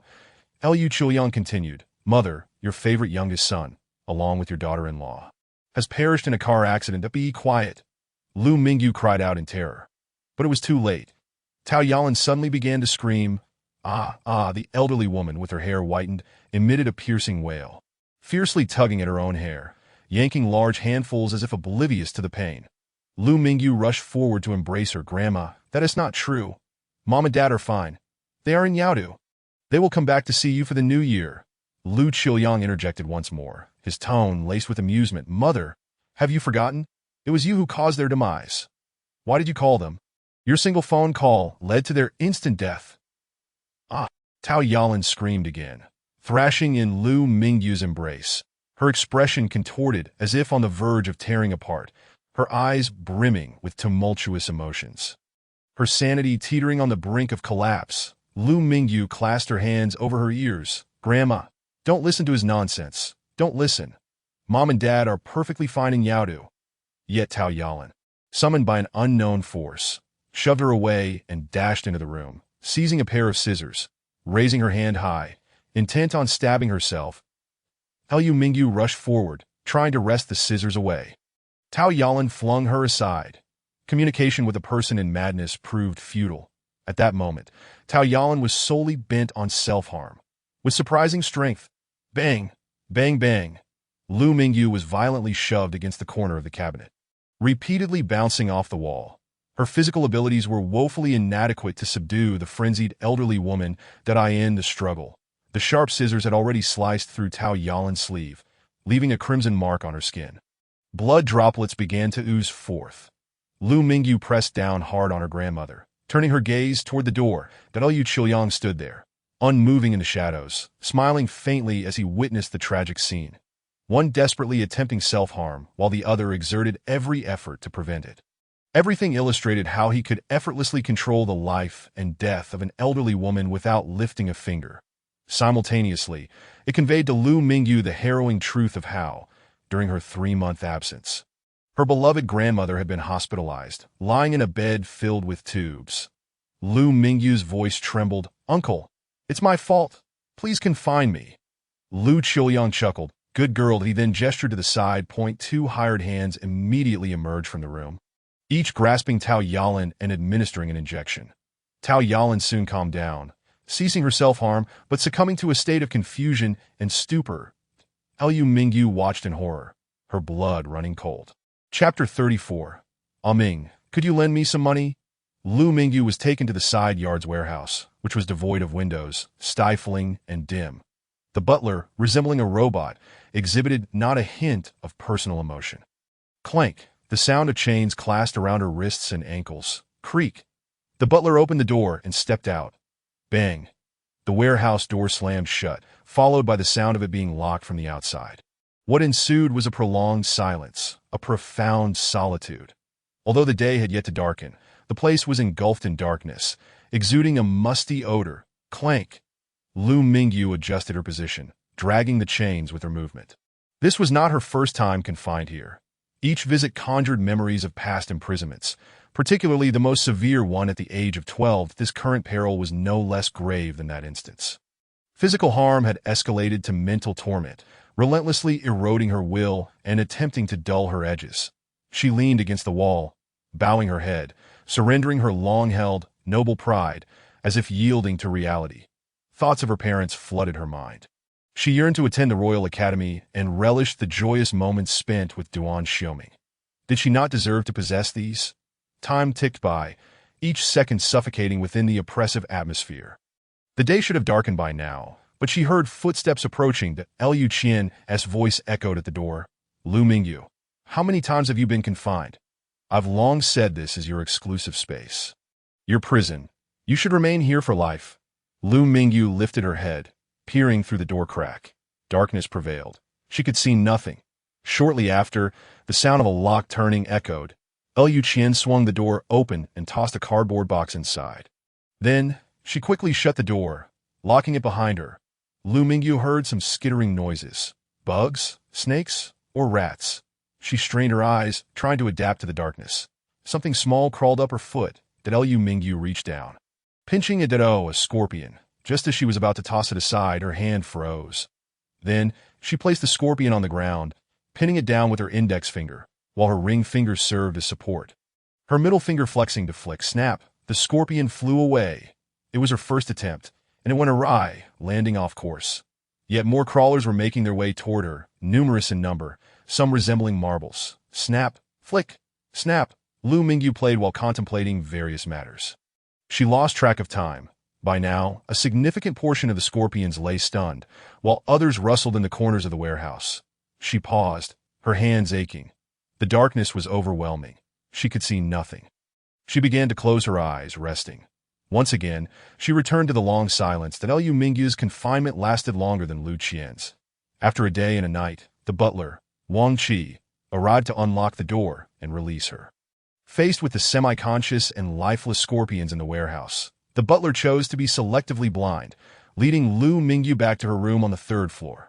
Click. After the door closed, Lu Mingyu reached for her phone hidden beneath the bedboard and swiped the screen. Someone had exploded with messages. Duan Xiaoming. What are you up to? On a date with a pretty boy. Duan Xiaoming. Lu Mingyu. Duan Xiaoming.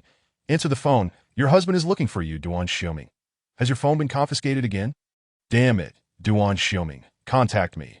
Reading these emotionally charged texts, she first sent 2 words that Liu Mingyu. Ming.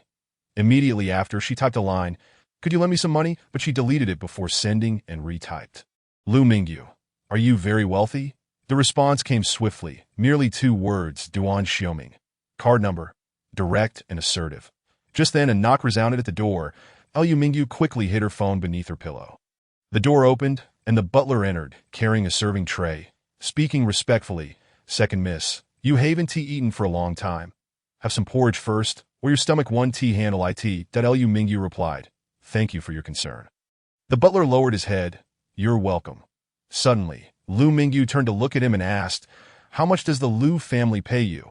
The butler looked at her in confusion. Liu Mingyu continued. If I offered you double, 5 times, or even 10 times the amount, would you work for me?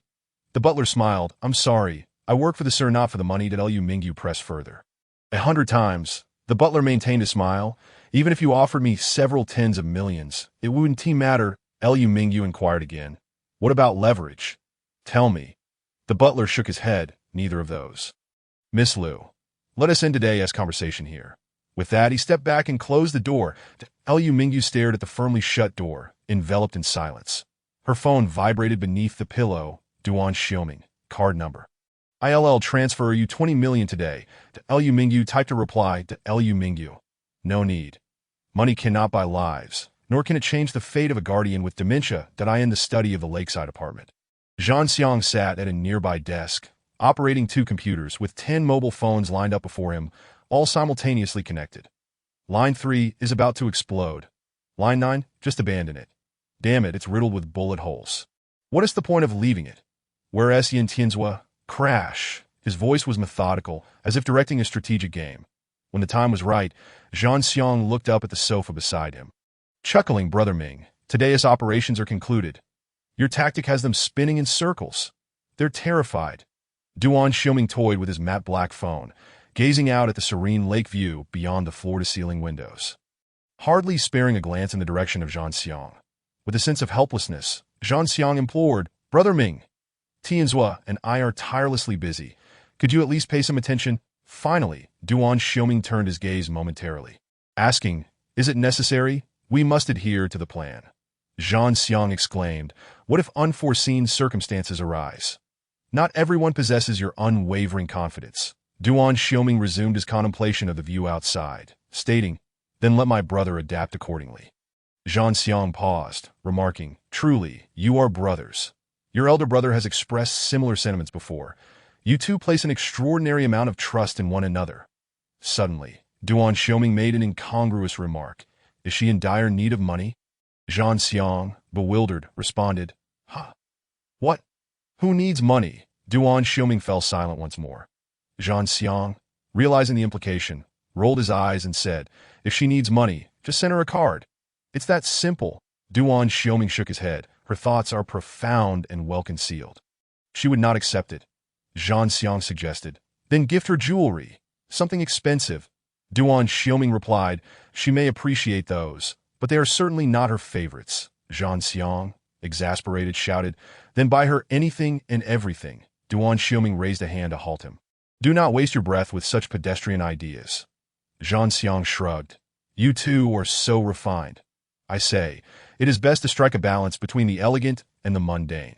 Duan Xiaoming raised an eyebrow. That phrase rings true. Zhan Xiang hesitated, and Duan Xiaoming commanded, have someone bring over that painting from my residence in Xianjiang. Zhan Xiang, perplexed, asked which one. You have so many renowned artworks that I can't discern one from another. Duan Xiuming looked up. The one purchased in Yaodu, the one with a striking theme. Zhang Xiang's eyes brightened. I recall. You mean the one titled on, it was priced at 100,000, and you haggled it up tenfold. Securing the little painter's financial security. He hasn't sold a piece in half a year. Duan Xiuming smiled. He was underpaid. Talent shines brighter than gold. Zhang Xiang nodded. That painting may seem incomprehensible at first glance. But once understood, it truly ignites passion. So, Brother Ming, are you planning to gift that painting to Miss Lu Er? Duan Xiuming clarified. Not a gift, but rather an invitation to unveil her hidden thoughts. Chapter 35. Xiangjiang News after finishing her porridge. Lu Mingyu waited for her hired help to finish tidying up before locking the door. She took a moment to stabilize her emotions and casually scrolled through the news to check for any significant events. It was rather mundane. The universe had not collapsed, nor had the Earth exploded. She then navigated to foreign news to check on Xiangjiang's updates. This time, the news was far more stimulating. Within a week, numerous major events had transpired. A suspected major crisis was unfolding. The conflict between the two factions of the Duan family had escalated. A reshuffling within the Duan clan was imminent, and Xiangjiang was bracing for a new storm. The above was reported 3 days prior, followed by news from the last 2 days. Image: the heir to the Duan family's dark faction was spotted at the Duan residence, with 9 armored luxury cars smashing through the gates. Shocking: the heir, Duan Liqing, was injured. And now for today's news. Breaking: the heir's target is not just the successor. The Duan family's dark faction is staging a coup. The Dark Lord is injured. The scene revealed the heir's vehicle. An act of treason. Image: the heir's ambitions are fierce, seizing power with force. Both the bright and dark factions are on the verge of a takeover. The Duan family's authority is about to fall into the hands of a single individual. Such is the sensational nature of Xiangjiang's news, with headlines that explode off the page. The final conflict erupted today, with news released just 10 minutes ago, detailing a fresh incident. This afternoon, the heir of the Duan family's dark faction sent his superior, the Dark Lord, to the hospital. Images confirm the chaos. A wrecked car, blood everywhere, and a shattered gate. It resembled a scene from a movie. Lu Mingyu clicked on several points to delve deeper, piecing together a narrative from previous reports. It appeared that the heir of the Duan family's dark faction had first dealt with numerous side branches of the family, then targeted the successor Duan Liqing, and today, he had confronted the Dark Lord. Was the next target to be the head of the Duan family? Such ambition was indeed palpable, orchestrating so much in merely half a month. He must be quite busy. How wonderful it would be for her to possess such confidence and ambition. To eliminate anyone who displeased her without hesitation. Suddenly, a thought struck her, prompting her to reopen the chat with Duan Xiuming. Lu Mingyu. Are you returning to Xiangjiang soon? Or will you remain in Shizi City? Duan Xiuming. I will stay here, waiting for you to emerge. It's quite a challenge to meet you, my good girl. Though they resided in the same city, it felt akin to a long-distance relationship. Lu Mingyu pondered this message. With the Duan family in such turmoil in Xiangjiang, his return would render him a target. That heir was akin to an emperor, striking down anyone in his path. Remaining in Shizi City was undoubtedly safer. Survival was paramount. Nothing outweighed the value of life. Her phone buzzed again. Duan Xiuming. After a while, I shall return to Xiangjiang, and then it will be time to propose. Transforming this long-distance relationship into one of intimacy. A subtle smile crept onto Lu Mingyu's lips as she envisioned his demeanor while speaking those words. However, her smile soon faded. She glanced at the easel in the corner. Falling into silence that I end the following days. Lu Mingyu remained quiet, her emotions subdued, seldom leaving her room. That I in contrast. Lu Qian exhibited a newfound cheerfulness.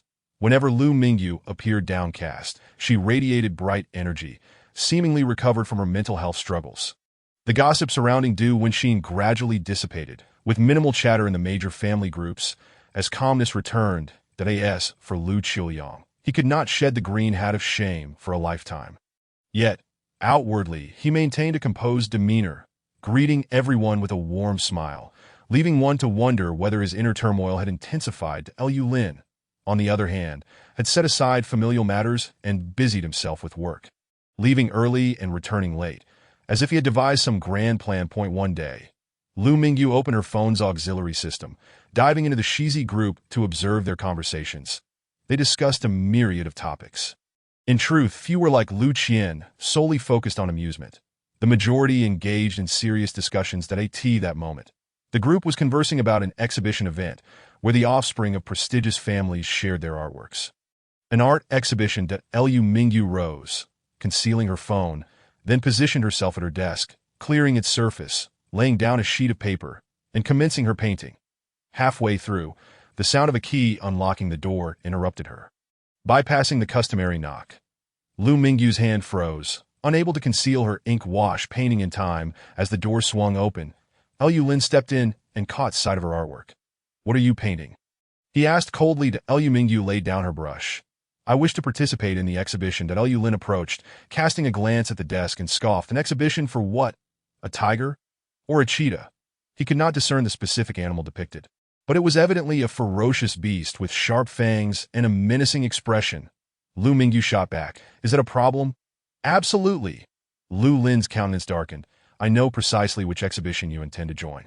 It's designed for the eldest daughter of the Qin family, pivotal for maintaining goodwill between the Lu and Qin families. Do not seek the spotlight." Lu Mingyu retorted.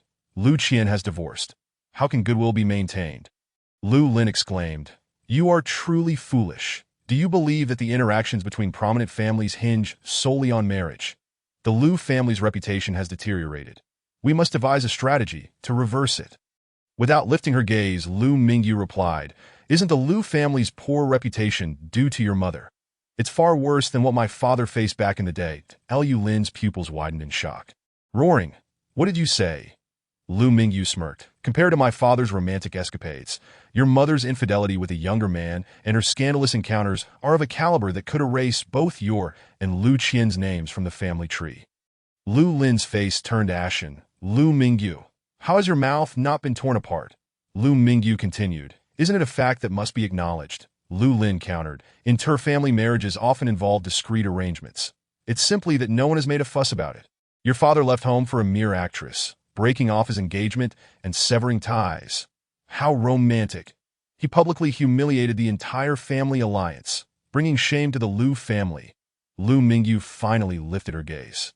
Uttering, "What a minor issue," Lu Lin was visibly provoked. He lunged forward, tearing apart her unfinished painting, shredding it to pieces. Lu Mingyu watched him destroy her work with indifference, stating, "Once you are done, clean up the mess." Lu Lin admonished, "I warn you, do not provoke me, and do not entertain any foolish thoughts. I also invested in that exhibition, and the Qin family's eldest daughter must secure her position as vice chair of the art association. You would do well to be sensible." Lu Mingyu looked down. "I don't understand." Lu Lin sneered. "Of course, you don't understand. All you know is how to paint these worthless pictures. When have you ever cared about the Lu family's ventures?" Lu Mingyu replied, "What ventures? What do they have to do with painting? How does my artwork pertain to this?" Lu Lin shot back. "Paper, brushes. You are truly dim-witted, lacking any commercial acumen." Lu Mingyu queried, "I simply wish to paint. Am I not allowed to participate?" Lu Lin responded, "You may participate, but create something different. Paint a cotton candy." That Lu Mingyu asked, "What?" Lu Lin insisted, "Cotton candy or clouds in the sky?" "Yes, paint the sky. Pink clouds. That would be splendid." "Just don't paint these kinds of things." Lu Mingyu inquired. "Your prohibition refers to?" Lu Lin clarified, "No painting of animals or flowers. You are forbidden from touching what the eldest daughter of the Qin family excels in." Lu Mingyu asserted, "Very well. I shall participate in the exhibition under my own name. That should suffice, right?" Lu Lin frowned. "What name do you possess?" Lu Mingyu replied, "My identity card numbered." Lu Lin relented. "That is acceptable." With that, he slammed the door behind him as he left. Chapter 36. The more you curse, the more I adore it. Lu Mingyu relocked the door, tidying up the scattered pieces of paper on the floor. She then retrieved her phone to message Su Lu Mingyu. "Art paper, brushes, and paints, stone ink, and ink. Please add more glue, boards, frames, and everything related to the artwork." Su. Lu Mingyu, behind the art exhibition. There are projects being promoted. The specifics are unclear to me as I lack business acumen. Perhaps it involves collaboration with the art association, from the grand exhibition halls to the smallest training institutions. Monopolization, Su. Which one in the group? Lu Mingyu. Yes, it was something Lu Lin let slip. who is the eldest daughter of the Qin family, running for vice president of the Art Association to advance the family's projects and earn money. The above are my speculations that Su Suyue. That is a lot of information. Lu Mingyu. Is it useful to you, Su Suyue? How could it not be? I'm unaware of this undercurrent. Perhaps my brother knows. But he is quite foolish, Lu Mingyu. So, does this count as insider information? Su Suyue. Indeed. Once I make money, I'll give you half. No returning it. Every time I send you money, it's returned the same way. Can't you live a bit better? Lu Mingyu. I can earn money myself. If I truly need it, I'll ask you. But you've just returned to the country. Can you compete with Lu Lin? Su Suyue. What is he? Just as foolish as my brother. Lu Mingyu. Curse him a bit more. I love to hear it. The phone began to vibrate intensely, erupting with Su Suyue's frenzied complaints. Unfiltered and unabashed at a true confidant indeed. After exiting the chat, Lu Mingyu tucked her phone away, meticulously laid out her paper, and began to paint. Half an hour later, Lu Lin returned, saw her painting pink clouds, and left with satisfaction. Lu Mingyu continued her work, completing the blue sky with pink cotton candy clouds as requested by Lu Lian. As the night grew quiet, she pulled out another sheet of paper and began mixing ink. This time, her eyes sparkled with a fervent desire to create. Each student at the Royal College of Art has their own studio. Hers boasts towering walls that can accommodate 2-meter-high sheets of paper, allowing her to unleash her talent. The Lu family in Zizisheng has nothing. Time spent painting always slips away swiftly. At dawn, Lu Mingyu set down her brush. She carefully rolled up her artwork to admire it, then found the best angle to stand it upright and photograph it with her phone. The frosted white phone, undoubtedly a high-end custom model, captured the image far better than her previous device. No special adjustments were necessary. The painting was perfectly captured. She logged onto the most popular social media platform and posted the photo. Afterwards, she placed the back of this painting against the cotton candy piece, merging and framing them together. The artwork completed after an all-night effort could not be left at the Lu residence, where it would be discovered and destroyed, so she hid it behind the cotton candy piece. Let us see who was fortunate enough to win the grand prize. The next morning, Lu Mingyu emerged from her room with the painting and descended the stairs. The neurotic family of 3 was having breakfast. Although Du Wenxin had not divorced Lu Qiuyang, she still resided at her parental home. Lu Mingyu seated herself at the far corner of the long dining table. Lu Lin cast a glance at the painting beside her. Warning: be sensible. That Lu Mingyu understood that Lu Qian also glanced at the painting, beginning to mock. A kindergarten masterpiece, truly astonishing creativity.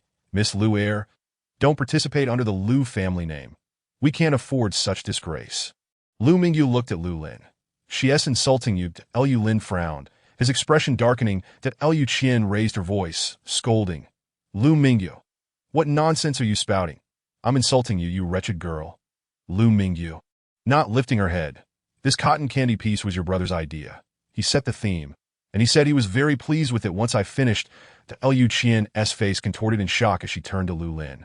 Lu Lin lifted his gaze, asking, Lu Qian, is this painting really that bad? Is my taste really so poor? Lu Qian opened her mouth, wanting to explain.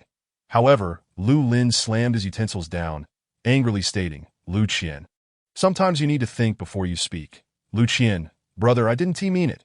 Just then Lu Qiuyang tapped the table, saying, dining etiquette. The siblings fell silent, bowing their heads to eat. That Lu Qiuyang then fixed his gaze upon Lu Mingyu. Mingyu, come to my study after breakfast. That Lu Mingyu frowned. Lu Qian began to smirk, casting a mocking glance at the far end of the table. That Lu Lin also gave Lu Mingyu a dispassionate look. After the meal, Lu Mingyu arrived at Lu Qiuyang's study, but he resumed his pretense of authority behind the desk, fiddling with an olive pit while flipping through a book. That Lu Mingyu stood at the desk, silently awaiting his words. That an hour of standing punishment passed before Lu Qiuyang finally set the book down and spoke. Are you trying to bribe Butler Wang? Lu Mingyu neither denied nor confirmed. Lu Qiuyang revealed a warm smile. You may not know Wang Qi's background. I saved his life, and he remains by my side to repay his debt. Money cannot buy him. That Lu Mingyu nodded. Understanding, that Lu Qiuyang continued. But where do you have the money to bribe Wang Qi? Have you hooked up with a wealthy second generation? Lu Mingyu suddenly raised her eyes to meet his gaze, unabashedly responding. Yes, my boyfriend is fabulously wealthy, provocative, ostentatious, unconstrained. A clash silenced that Lu Qiuyang's facade of a smile began to falter, his eyes turning fierce. The olive pit in his hand was rubbed repeatedly, producing a crackling sound. Very well. His voice was gritted. Nodding. It seems you don't care about your grandmother's life at all. Lu Mingyu bowed her head. Remaining silent, Lu Qiuyang laughed, his expression darkening. Mingyu, after all these years, you're still the same. Continue you temper that nature of yours? Lu Mingyu continued to remain silent, that Lu Qiuyang speculated. Are you waiting for your grandmother to pass away to play a big game with me? Lu Mingyu smiled slightly. Uncle, I will break up. At Lu Qiuyang smiled. Good, obedient. At Lu Mingyu's voice rang out again. In the next life, crack, the olive pit was suddenly hurled at her face. Lu Mingyu, expressionless, raised her gaze and cautioned. Uncle. Decorum. Lu Qiuyang's face twisted, his expression ferocious. Lu Mingyu observed his countenance and said with a smile, Stop pretending. Aren't you tired of acting like a cultured businessman all day? The anger in Lu Qiuyang's eyes was about to ignite, his voice squeezing through clenched teeth. Do you wish to be grounded again? Lu Mingyu remained calm and composed. Not for the next few days. I've already announced my participation in the art exhibition in the family group.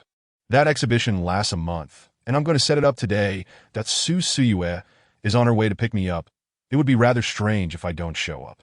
Lu Qiuyang suddenly stood up. Are you playing tricks on me? Plotting against me? Lu Mingyu corrected him. Uncle, that's called an open strategy. Read more books. You've been holding the book upside down. Chapter 37. The project is stolen. Lu Qiuyang instinctively glanced at the book beside him, only to be astonished to find it was not upside down at all. It was Lu Mingyu, deliberately trying to provoke him. Indeed, he was close to losing his temper. Each layer of provocation heightened his anger, slowly eroding his mental defenses, threatening to spiral out of control. The darkness in Lu Qiuyang's eyes could no longer be concealed.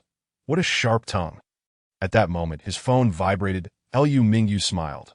Su Suyue has come to pick me up. It would be impolite to keep the jewel of the Su family waiting. Farewell, uncle. With that, she turned and exited the study. In the hall on the first floor, Su Suyue was lounging with her legs crossed, waiting. Beside her, Lu Lin sat on the sofa, peeling grapes for her. Su Suyue, I don't like grapes, Lu Lin. With great tenderness. You loved them as a child. I've always remembered Su Suyue, always talking about the past. I said I don't like grapes. Lu Lin. All right, no grapes. Lu Mingyu descended the stairs with her painting, watching the two of them, one coaxing and the other teasing. The scene was heartwarming. Su Suyue suddenly sprang to her feet, rushing towards Lu Mingyu. Let us go. Lu Mingyu left the Lu residence alongside her, heading towards the little cow. After getting into the car, Su Suyue glanced at the painting, her mouth twitching in silence as she drove. After a while, she spoke. Don't tell me this is your work. Lu Mingyu nodded. Yes, I painted it. Su Suyue stuttered. You're taking this to the art exhibition? Lu Mingyu nodded again. Indeed, Su Suyue began to rant. You possess such remarkable artistic talent. What are you doing with this? It looks like a kindergarten painting. Lu Mingyu, the person who just peeled grapes for you made me paint this and tore up my previous work. Su Suyue suddenly slammed on the brakes. Turn around. I'm going to kill him. Lu Mingyu started to laugh. It's fine. I'm just looking for an excuse to get out and have some fun. Su Suyue continued to drive. Are you just looking to get some fresh air? You haven't been grounded again, have you? Lu Mingyu.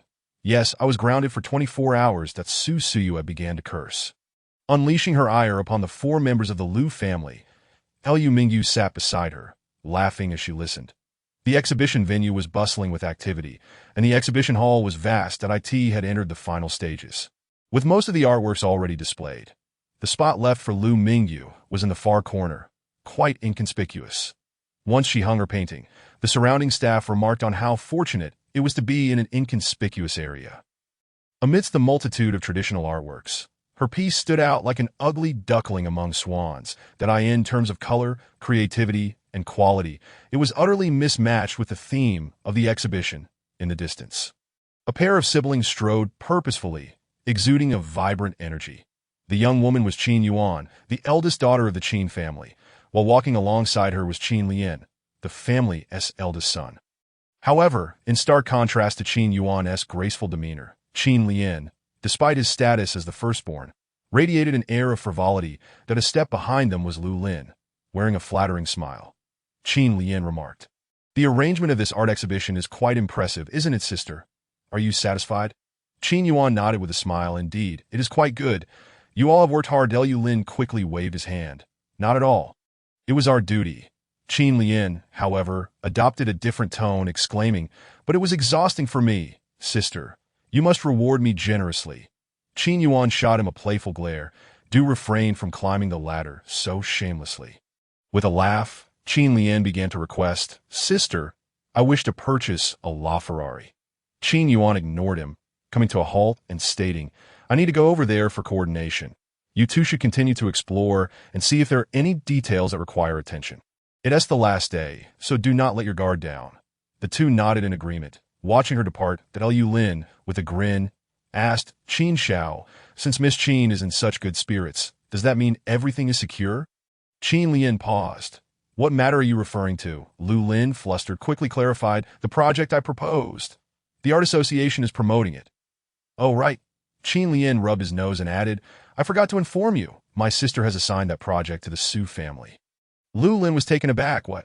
Qin Lian chuckled. "I sincerely apologize. I just remembered that." Liu Lin's face turned pale as he struggled to contain his emotions. "Qin Xiao, we had an agreement. I invested both money and effort. You cannot let my work go to waste." I understand," Qin Lian replied, "but my sister is the one calling the shots. She believes the proposal from the Su family is more reasonable. And I did not fully grasp the specifics of your plan." Liu Lin, agitated, responded, "I can revise it. The proposal ain't set in stone. How could the Su family suddenly seize this project? How did they even find out?" Qin Lian shook his head. "I have no idea. Perhaps my sister has been in contact with them privately." Lu Lin was nearly infuriated, his expression darkening. "Qin Xiao, I prepared for this project for a long time. And as you know, the situation with the Lu family is precarious that I cannot pursue other options now." Qin Lian casually reassured him, "And when has the Lu family's reputation ever been at its peak?" Lu Lin responded, but Qin Lian continued walking, suddenly pausing to gaze at a corner. Liu Lin followed his line of sight and spotted Su Suyu standing alongside Lu Mingyu, both admiring a painting. Qin Lian pointed and asked, "Who is that?" Lu Lin furrowed his brow. "That is Su Suyu, the eldest daughter of the Su family," that he then realized, with the project having been snatched by the Su family. Su Suyu's presence alongside Lu Mingyu was troubling. Could she be the one who took it? Surely not. A mere 22-year-old fresh college graduate. A flurry of thoughts raced through Lu Lin's mind, all of which he dismissed. He did not believe Su Suyu possessed such insight and audacity. After all, the Su and Lu families were close allies. How could she dare to act so boldly? Was it Su and Jun behind this? Lu Lin resolved to inquire further. However, Qin Lian shook his head and pointed again. "I was referring to the person beside her. Isn't that the one from the wedding?" Lu Lin frowned. "Oh yes, that is her. And this is my sister, Lu Mingyu." Qin Lian raised an eyebrow. "Your sister?" Lu Lin quickly clarified. "You might not know, Qin Xiao, but I have two sisters. Besides Lu Qian, there is another sister who has been kept away from the world." At the mention of Lu Qian, Qin Lian immediately grew impatient. "Do not mention her. I become vexed at the mere sound of her name." Lu Lin could only apologize. "She has been spoiled at home. I truly apologize." Qin Lian turned his gaze forward, his tone shifting slightly. "And what about this sister? Is she your biological sister?" Lu Lin's expression changed slightly as he explained. "It's a long story, but she is as good as biological. She has my household registration, identity, and is listed in the family tree. In any case, she is the second young lady of the Lu family." Qin Lian smiled playfully. "Well, after all, alliances are significant matters. It is my fault for the divorce. We can discuss other projects later. I will ask my sister and contact you later." Liu Lin's eyes brightened. "All right, Qin Xiao." Chapter 38. Fear of embarrassment before the artwork. Su Suyu stood in silence, her expression indecisive. In contrast, Lu Mingyu appeared lively and unaffected, thoroughly enjoying the experience. But Su Suyu sighed and remarked, "Xiao Yi, do you know what I am thinking?" Lu Mingyu tilted her head and asked, "What?" Su Suyu, with a complex expression, replied, "I imagine how wonderful it would be if one day you were seated at the center of the Art Association's podium, Liu Mingyu contemplated this notion. Su Suyu, somewhat indignant, added, Miss Qin indeed possesses talent, but I do not believe her skill surpasses yours. Your innate ability clearly exceeds hers.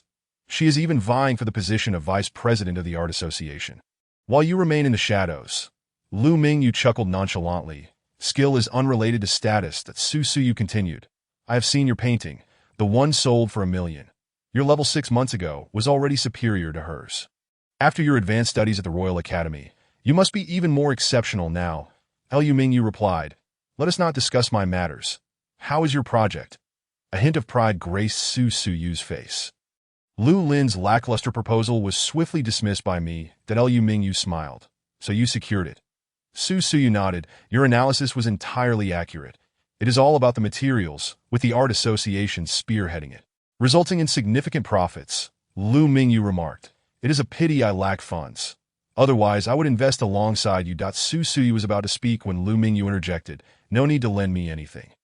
Su Suyu replied, In the future, you can invest with me. Liu Mingyu responded, All right. At the Lakeview apartment, the study remained as before, with Zhang Xiang busily managing operations from his desk, directing matters remotely. On the sofa behind him, Duan Xiaoming was preoccupied with his phone, occasionally interjecting to modify details. The two were relaxed, akin to playing a game, yet they were stirring up chaos throughout Hong Kong. As the afternoon wore on, Zhang Xiang ended the call and glanced at his personal inbox. Ah, Xiaoge, there is something amusing. Duan Xiaoming replied without looking up. Go on. Zhang Xiang chuckled as he read the message. An anonymous letter. The administrative assistant of the heir to the Duan family, Duan Liqing, dined with members of the Chun family yesterday. Duan Xiaoming continued to focus on his task. Analyze it. Zhang Xiang elaborated. 2 points. First, this assistant is privately liaising with the Chun family, betraying us. This is straightforward. Simply blacklist them and have Yin Tianzui handle it. Second, it becomes slightly perilous. Duan Xiaoming nodded. Continue. Zhang Xiang turned back, frowning. Xiaoge, if contacting the Qin family is the heir's intention, it implies a desire to exploit the chaos to upend the clear delineation between the Duan family's dark and light factions.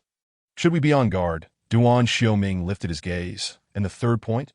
Zhang Xiang paused. There's a third. Duan Xiaoming pressed. Have you not considered the possibility that the sender is attempting to sow discord? Zhang Xiang suddenly understood. Oh, right. I will investigate immediately. Duan Xiaoming remained indifferent. Or could it be you who wishes to incite discord? Zhang Xiang exploded. I merely had a fleeting moment of divergent thinking. I never intended to stir trouble. Duan Xiaoming appeared unfazed. Xiaoge, you truly are intimidating. Zhang Xiang wiped his brow nervously, then continued, But even if brothers turn against each other, we need not fear. We have the White-Headed Eagle and the Xiangshan Bay as fallback plans. Duan Xiaoming replied, Fallback plans for what? Zhang Xiang was momentarily taken aback. Duan Xiaoming fixed his gaze. If he were to strike at me, why should I yield to him? Zhang Xiang blinked, understood that at that moment. Duan Xiaoming put away his phone and stood up. Car keys. Zhang Xiang also rose, handing over the keys. Brother, I was merely analyzing. The trust and understanding between you two brothers is paramount. We are now at the final stages of this operation, and I am just a bit overly excited. Duan Xiaoming replied, I have no doubts. Zhang Xiang exhaled in relief. I will never betray you. Xiaoge, you have saved me twice. My life is yours. Duan Xiaoming responded casually. Betrayal is inconsequential. I would simply crush you. Zhang Xiang exclaimed. Duan Xiaoming laughed as he patted Zhang Xiang on the shoulder and walked toward the door. Zhang Xiang called out, Where are you going, Xiaoge? Aren't you having dinner tonight? Duan Xiaoming replied without turning back, shaking the car keys in his hand. On a date. With a bang, the door closed. Zhang Xiang shrugged helplessly. I give up. The entire Hong Kong is in chaos. And he is off on a date. In the evening, at the side entrance of the exhibition hall, a glacier blue Bentley arrived. Once parked, Duan Xiaoming emerged and walked around to open the door for her. Liu Mingyu stood still, momentarily stunned. Duan Xiaoming tilted his head, inviting, What are you dawdling for? Get in. Liu Mingyu stepped forward and settled into the passenger seat. Duan Xiaoming ensured she was comfortable and closed the door before returning to the driver's seat and fastening his seatbelt. Liu Mingyu inquired, Why did you switch cars again? Duan Xiaoming replied, The Lamborghini is too loud. The Maybach has been seen by your sister, and the Cullinan was in an accident that Liu Mingyu found herself at a loss for words. Duan Xiaoming started the engine, glancing over wife. Are you joining me for some fun tonight? Liu Mingyu was once again at a loss for a response. Duan Xiaoming chuckled, just teasing you. If you wish to wait until marriage, that is fine too. Liu Mingyu asked. Why are you in such a good mood? Duan Xiaoming. It has been many days since we last met. Naturally, my spirits are high for our date. Liu Mingyu nodded. Quite infectious. Duan Xiaoming glanced over and inquired. Are you feeling down? Liu Mingyu replied. Not exactly. Duan Xiaoming pressed further. Are you feeling a bit better after seeing me? Liu Mingyu turned her gaze towards him, her eyes lingering on his profile, sharply defined and exuding an inherent confidence, a vast strength radiating from within. Duan Xiaoming kept his eyes fixed ahead. Don't look at me like that. Liu Mingyu, but the next moment, he reached out his hand to pull her up. Movie after dinner? He asked at Liu Mingyu. Sounds good. Duan Xiaoming expressed surprise. You don't have to head home so early today? Liu Mingyu's eyes flickered for a moment, and she countered. Duan Xiaoming, are you not afraid of anything? Duan Xiaoming turned his head to look at her. What do you wish to do? I shall accompany you to Liu Mingyu. Oh, he truly fears nothing. Duan Xiaoming continued driving, his gaze lingering on her for a brief moment. That Liu Mingyu. I can come out every day for the time being. Duan Xiaoming raised an eyebrow. Shall I start making arrangements then? Movie today, concert tomorrow, sleep the day after. Liu Mingyu couldn't help but laugh at that moment. They reached a red light. Duan Xiaoming pressed the brakes and suddenly leaned over, leaving a kiss on her cheek. The speed was so swift that Liu Mingyu was momentarily taken aback. He had already returned to his position, a smile playing at the corners of his lips as he continued to watch the red light ahead. Fragrant. He mused that Liu Mingyu turned her head to gaze out the window. Duan Xiaoming began to inquire. What exhibition was that earlier? Liu Mingyu. The Danqing art exhibition. Today is the last day of setup, and the exhibition opens tomorrow for a month. Duan Xiaoming's interest peaked. Are there any of your works displayed? Liu Mingyu nodded. There is one piece. Duan Xiaoming. Tomorrow, we shall skip the concert and visit the art exhibition instead. Liu Mingyu. Duan Xiaoming raised an eyebrow. What's wrong, Liu Mingyu? Don't look at it.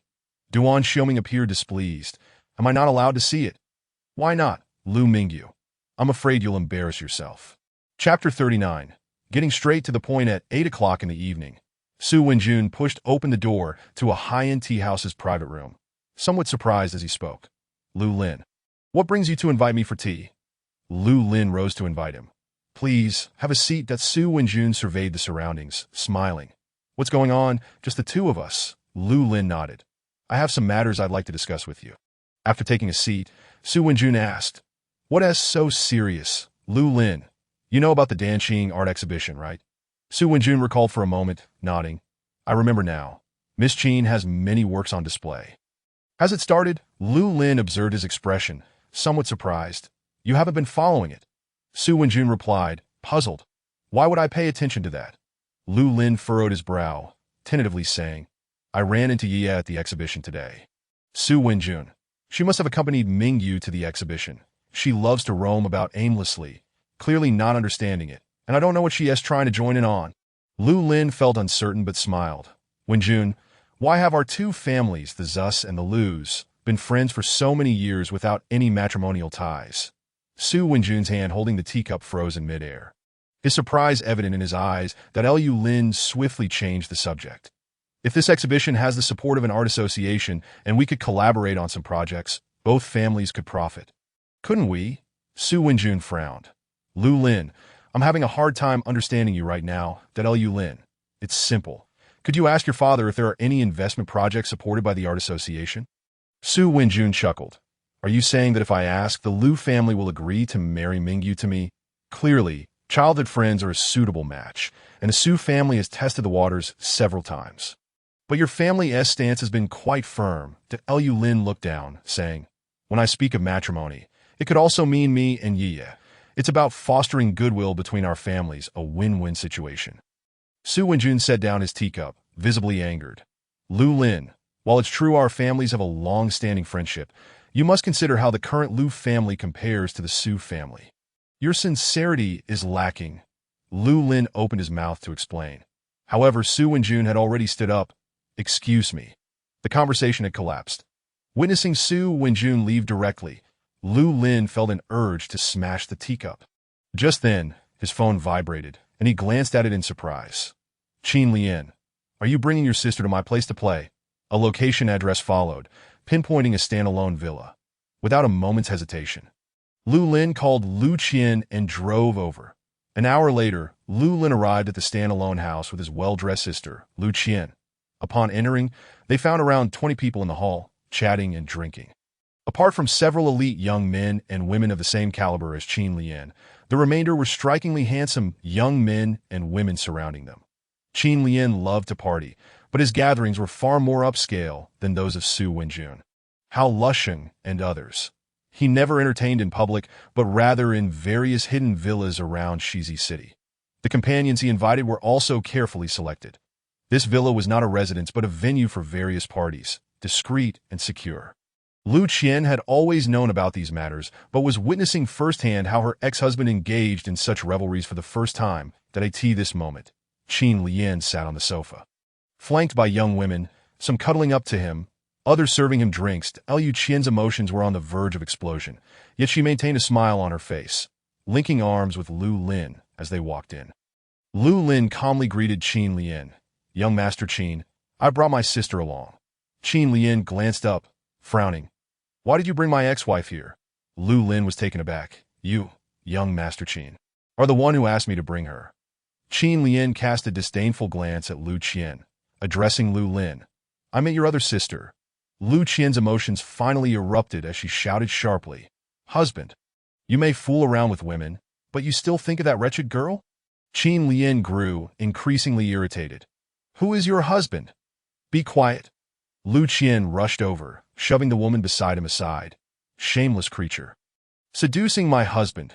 Get lost. Following this outburst, the atmosphere turned awkward. The other young men and women exchanged glances, their eyes gleaming with amusement. Qin Lian shifted slightly, spreading his hands towards Lu Lin. I say, young Master Lu, take a look at what this is. Lu Lin hurriedly stepped forward to pull Lu Qian back, repeatedly apologizing. Young Master Qin, I sincerely apologize. She has been under some stress lately and is currently undergoing therapy. Qin Lian was so infuriated he laughed. Therapy? You promised a matrimonial alliance and sent me a lunatic. Is your Lu family toying with me? Lu Lin, in a panic, shook his head. No, it's not like that. My sister, she. All right. Qin Lian interrupted, his smile fading. I warn you, do not let me see this lunatic again. Lu Qian's chest heaved with anger. We were once a couple. Qin Lian, you. Qin Lian interrupted again. Raising his hand in frustration, several bodyguards promptly appeared, escorting Lu Qian out.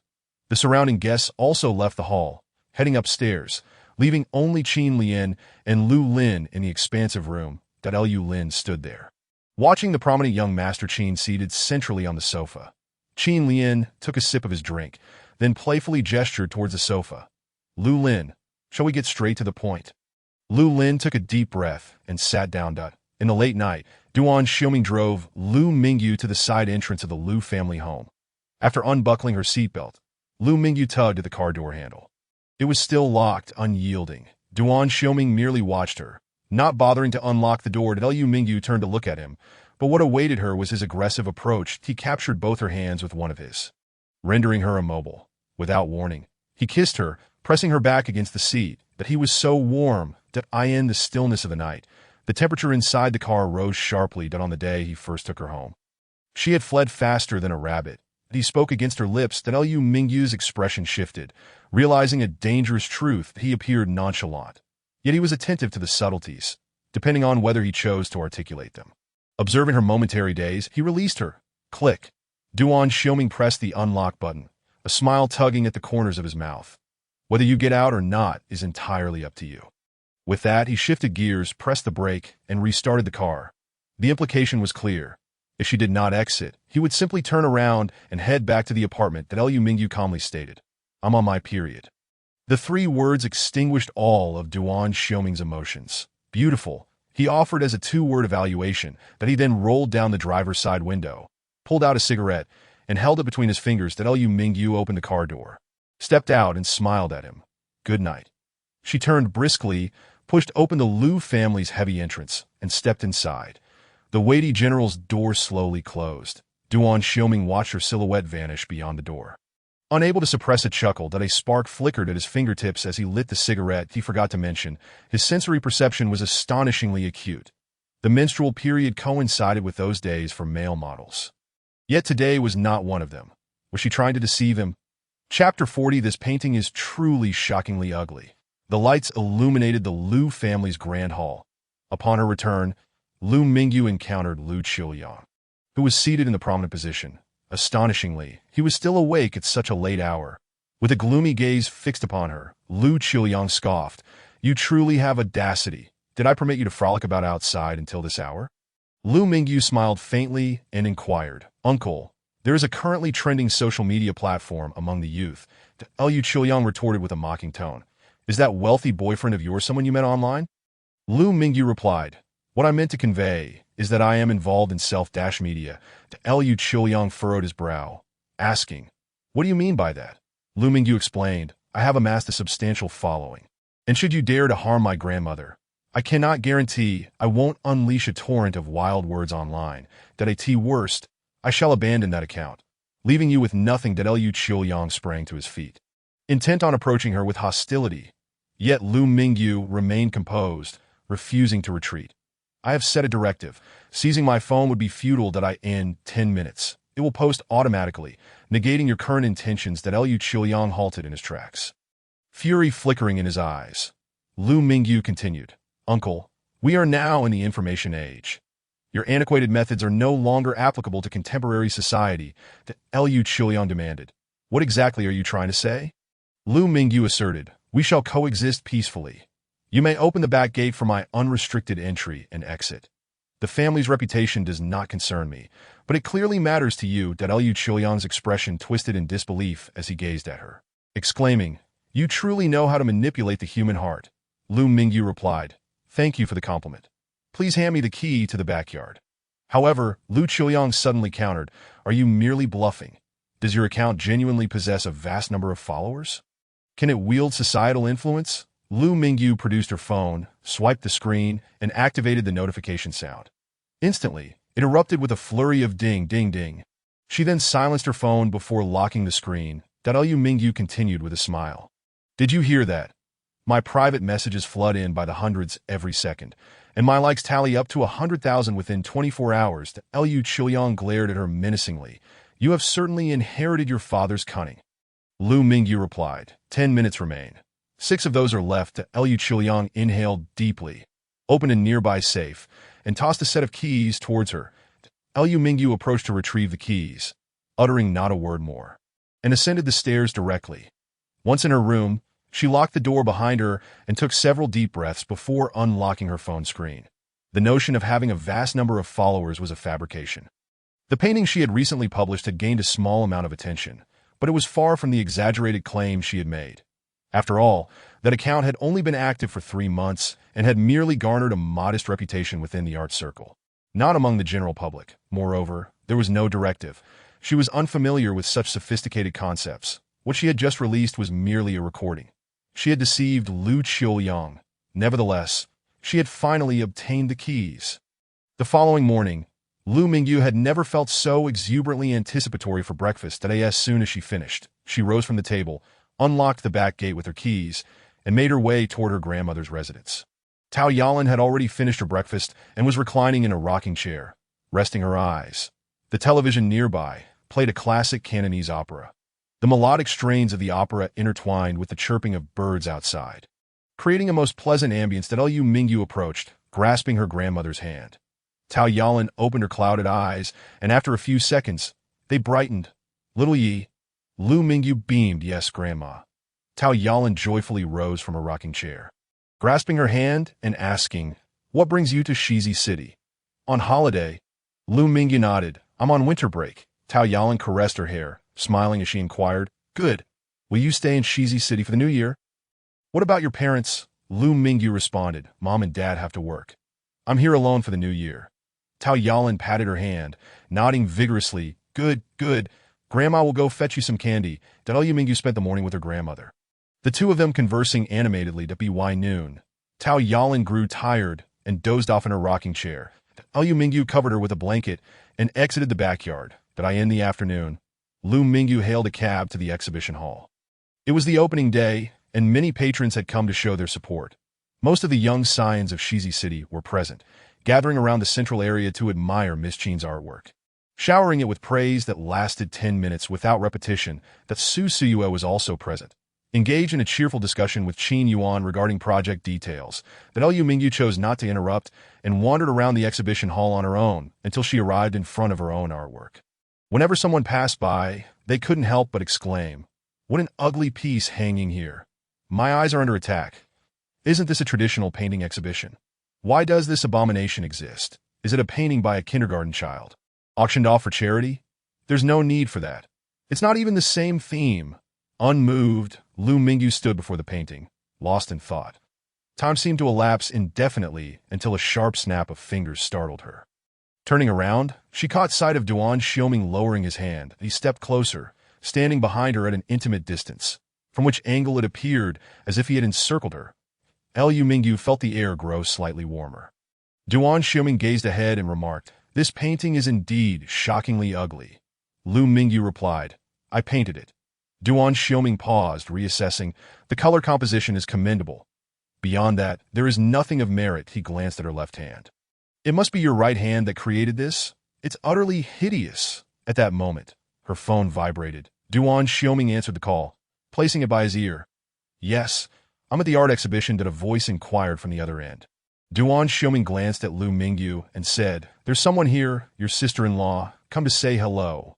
With that, he positioned the matte black phone next to Lu Mingyu's ear. Simultaneously, he tapped the back of the phone with a finger, producing 2 tap-tap sounds as if signaling something. Liu Mingyu looked at him in surprise. But at that moment, a voice emerged from the earpiece. A warm, mature male voice greeted her. "Hello, Miss Lu. I am Ming's elder brother." Lu Mingyu had no time to ponder and quickly responded, "Hello, Mr. Dawn." No sooner had she finished speaking than Duan Xiaoming reclaimed the phone, his tone casual to the point of rudeness. "What pressing matter do you have that disrupts my date?" A response came from the other end. Duan Xiaoming fell silent for a second, gesturing to Lu Mingyu and then indicating the terrace beside them. Liu Mingyu nodded, comprehending his intent. Duan Xiaoming then proceeded to the terrace to speak with his brother on the phone. The terrace had a glass door, rendering their voices inaudible. Yet Lu Mingyu could meet his gaze with a mere turn. He spoke with an indifferent demeanor, his words unsettling when read through lip movements. "Eliminate. Take out. Let him fend for himself?" Yet when Lu Mingyu glanced over, he flashed her a smile. Chapter 41. The hand was severed. Zhan Xiang and Yisong arrived at that moment, gazing at the painting before Lu Mingyu. Yisong burst into laughter, exclaiming, "Haha, how ugly." Zhan Xiang added, "Uniquely ugly." Yisong, curious, stepped closer to examine it. "Let me see who the artist is." He then fell silent. Zhan Xiang began to inquire, "Who is it?" Yisong turned back, his expression oddly amused. Zhan Xiang pressed, "You looked, yet you won't speak. Such small text. Can't you just read it out?" "I don't want to walk over." Yisong remained silent, his gaze sweeping over Lu Mingyu. Zhan Xiang remarked, "What are you staring at Miss Lu for? What's wrong with you? Did the oddity of it all render you incapable of borrowing a car?" Yisong replied. Lu Mingyu finally spoke up. "I painted it." Zhan Xiang was momentarily speechless, taking a while to regroup his thoughts. "The color composition is good. Yes, particularly good. The red and blue combination is the most rational and aesthetically pleasing I've ever seen." Yisong's mouth twitched uncontrollably as he quietly muttered, "That praise is far too insincere." However, Lu Mingyu said, "Feel free to criticize more. I relish it." But the two swiftly shifted the conversation and strolled away, retreating in haste. Not long after, a figure rounded the corner and approached directly. "Hello, Miss Lu Air." Qin Lian surveyed her up and down as he came to greet her. Liu Mingyu looked on in confusion. She did not recognize this individual. Qin Lian extended his hand toward her shoulder, saying, "I am your former brother-in-law." On the terrace, Duan Xiaoming held up his phone. "I have no issues." Suddenly, he looked up and noticed a man standing beside Lu Mingyu, his expression vacant, yet his hand intrusively resting on her shoulder. Then, as Duan Xiaoming observed Lu Mingyu shifting away, he muttered something. The man ceased his actions, but his gaze brimmed with predatory desire. Meanwhile, The gentle male voice in the phone continued discussing the details of the plan. Duan Xiaoming's tone turned as soon as he finished speaking. He abruptly hung up the phone. Striding forward, he pulled open the glass door to the terrace. That moment, Qin Lian had just concluded her conversation and turned away with a smile. There was no need to be so tense during their first chat. He had merely come over to greet her. This art exhibition was of great significance to his sister, and he would never dream of causing any disruption. However, the next time might be a different story. Qin Lian, feeling quite satisfied with her laughter, had only taken a few steps when she was confronted by a tall man approaching her. With a slick hairstyle reminiscent of Hong Kong's fashion, complemented by a collarless suit, and striding with a commanding gait, he exuded an impressive presence. Before Qin Lian could react, she was suddenly bumped into with a loud bang. She wanted to curse, but the moment she opened her mouth, a tingling sensation shot through her right hand. The man had simply knocked her aside and, as he brushed past her, called out nonchalantly, "Excuse me." Qin Lian's mind took several seconds to catch up, and after a considerable pause, she suddenly exclaimed, "Ah, ah." Immediately, people rushed over, surrounding her. But by then, Qin Lian was already on the ground, drenched in sweat, clutching her arm and gasping for breath, unable to utter a single word. Her arm was broken. Upon hearing the commotion, Lu Mingyu turned around, only to find nothing amiss because Duan Xiaoming stood directly in her line of sight, blocking her view completely. She could hear the panicked voices of many people, along with Zhang Xiang calmly attending to something that was utter chaos. Lu Mingyu raised her gaze, looking quizzically at the man before her. Duan Xiaoming, however, seemed unconcerned and asked, "It's gotten cold. Shall we have hot pot for dinner?" As he spoke, he glanced over her shoulder, his gaze turning colder for a moment, before shifting back to her face, now adorned with a smile. The noise around them grew louder, with someone calling for an ambulance. Lu Mingyu shifted her feet, looking around and asking, "What happened?" Duan Xiaoming stepped in front of her, saying, "It's not important." The art exhibition had indeed turned into quite a commotion. Amidst the cacophony, Duan Xiaoming led Lu Mingyu away. But instead of heading straight for hot pot, he took her to a shopping mall to buy clothes, replacing the outfit he had discarded. Lu Mingyu emerged from the store clad in a new coat, walking alongside him, and she nearly understood the source of his displeasure just by observing his expression.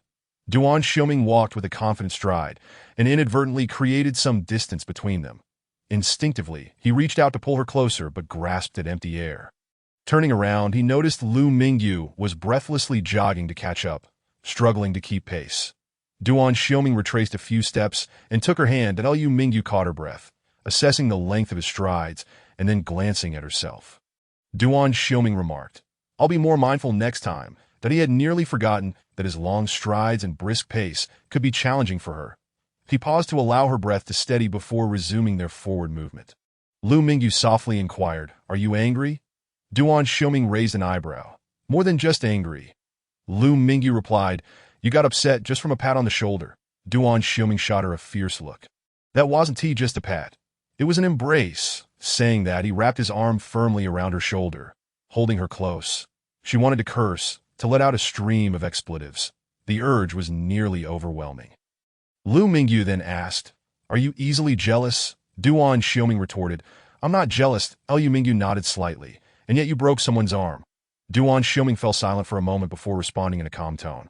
"It wasn't breaking." However, he made no further attempts to explain his words that Lu Mingyu chose not to press the matter further. But as she looked at him, she began to redefine her understanding of him. At the hot pot restaurant, Lu Mingyu was engrossed in a group chat on her phone, where her friends were discussing today's events.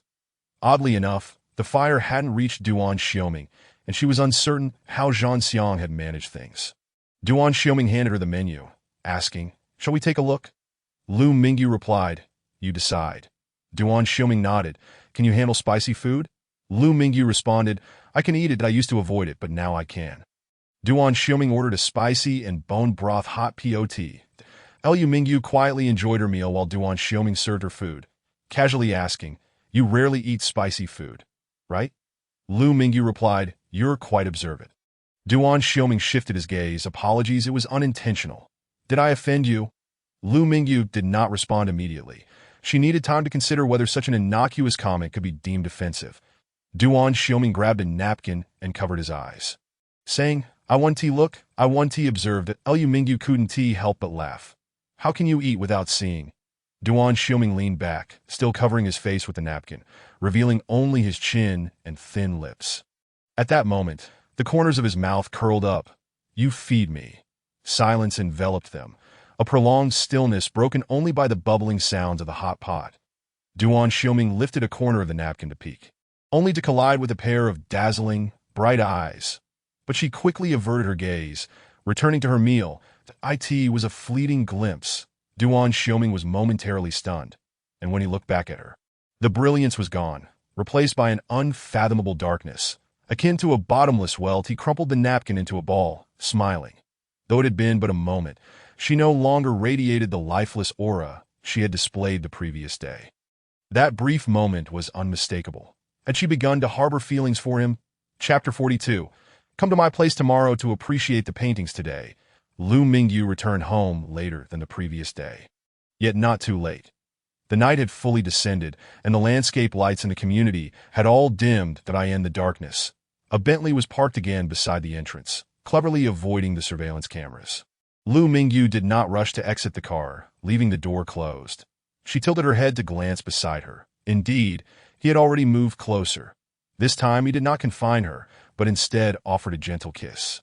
Lingering for a while before pulling back slightly, he was so close that he could almost touch her, saying, "You can like either my inner self or outer self. Just choose one and don't overthink it." Liu Mingyu gazed into his eyes, momentarily at a loss for words that he leaned down to peck her again. Feelings are cultivated slowly, right? Liu Mingyu nodded slowly and subtly. Duan Xiuming held her gaze for a long time before finally unlocking the car door. When Liu Mingyu returned to the Liu household, she was somewhat surprised not to see Liu Qiuyang around. Instead, Liu Lin and Liu Qian were sitting there. A red, swollen handprint marred Liu Lin's face. Unmistakably left by Liu Qiuyang, Liu Qian was crying, her sobs echoing. Meanwhile, Du Wenxin had surprisingly returned from her family home, sitting across from the siblings with a countenance, suggesting she had just concluded a heated argument. Liu Mingyu continued her path without faltering, avoiding eye contact as she walked past the three of them and headed upstairs to her room. Behind her, 3 icy stairs followed her, impossible to ignore. In the following days, Liu Qiuyang rarely made an appearance, leaving early and returning late, seemingly indifferent to Liu Mingyu's affairs. And Liu Lin exhibited peculiar behavior, especially in his gaze. Liu Qian maintained her sarcastic demeanor, but refrained from physical confrontations.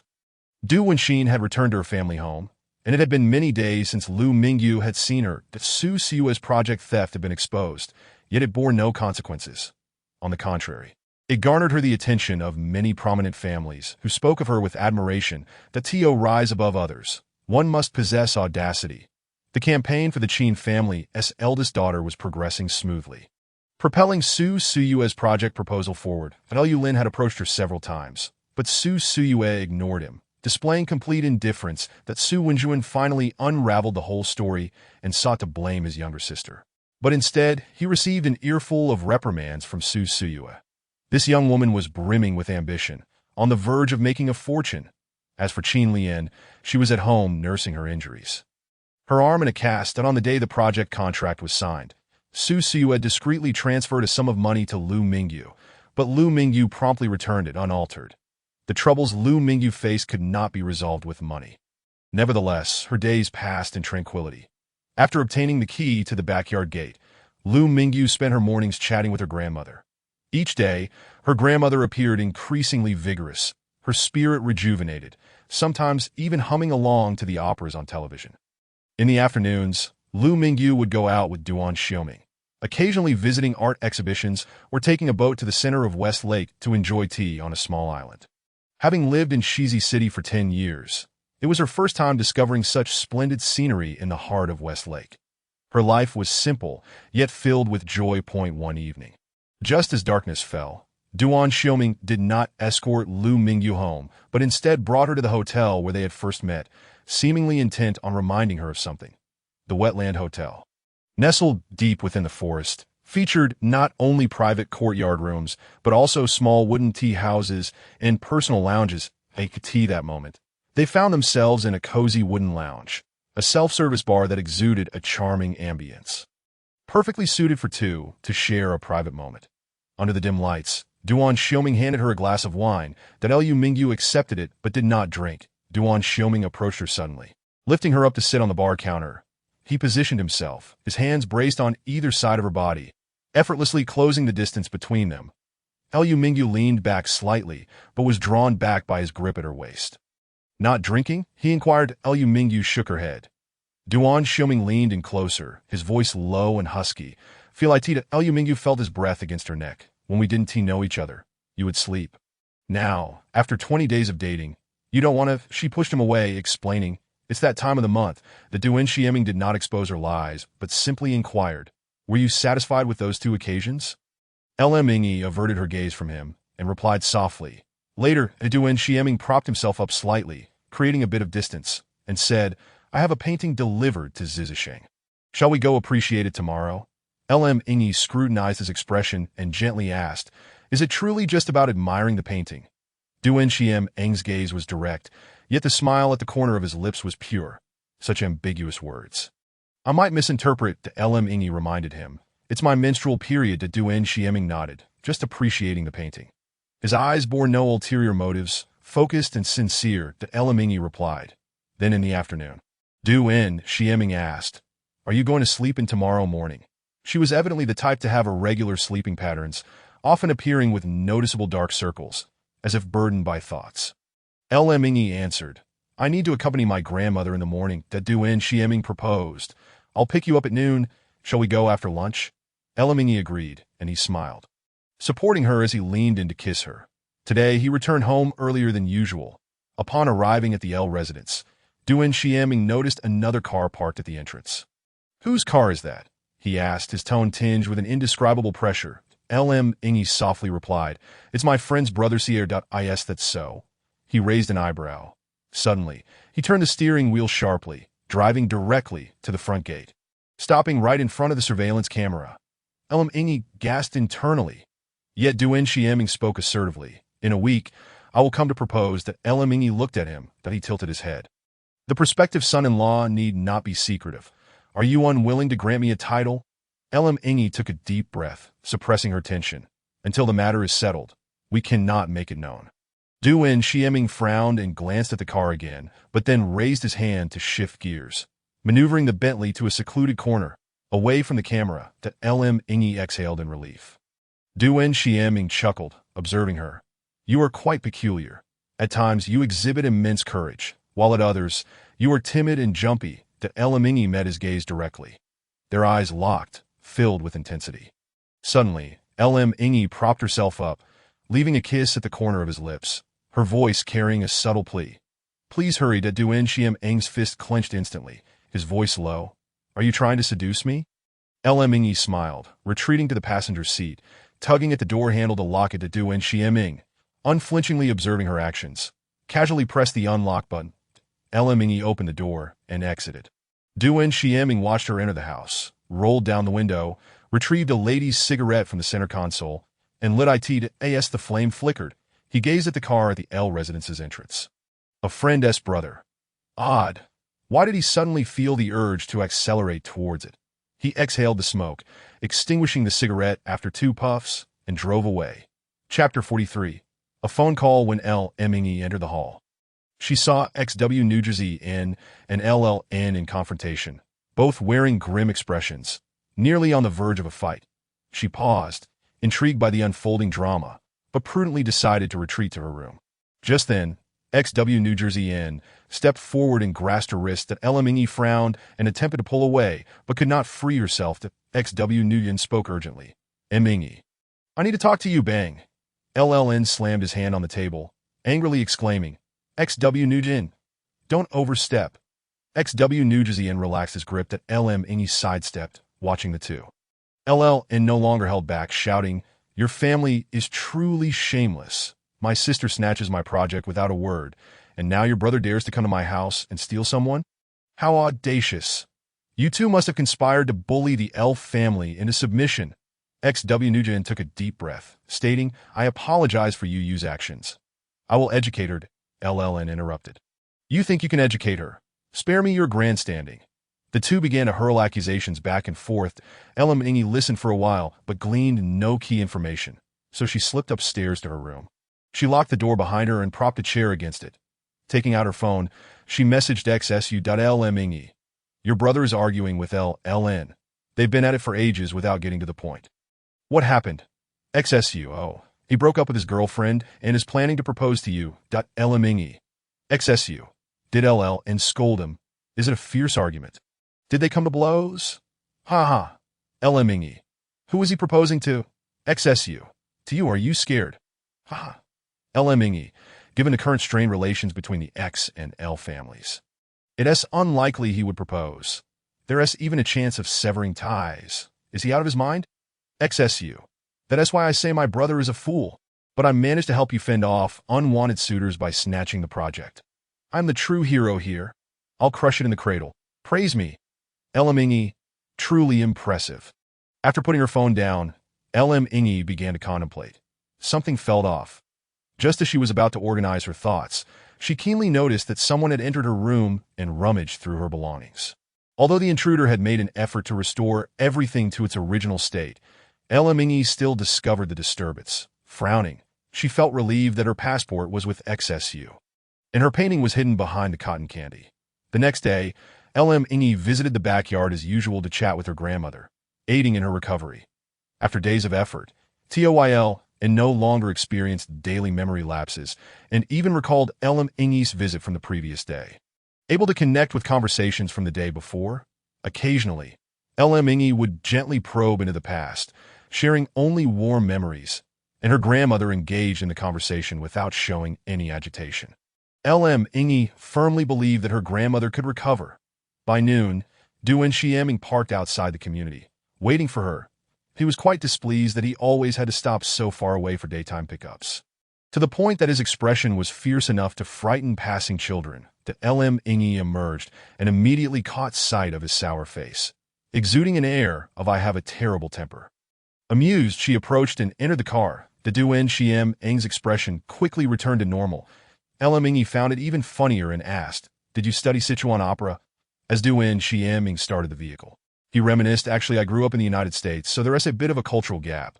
However, I've learned about Cantonese opera, and I'm still catching up on the rest." Upon hearing Cantonese opera, LM Ingi was momentarily taken aback before following up. "No wonder you are from Xiangji, Inge can handle spicy food." The Duen Xiaming replied, "I was influenced by friends in the States." LM Ingi suddenly inquired, "Were you there alone, or did your whole family accompany you?"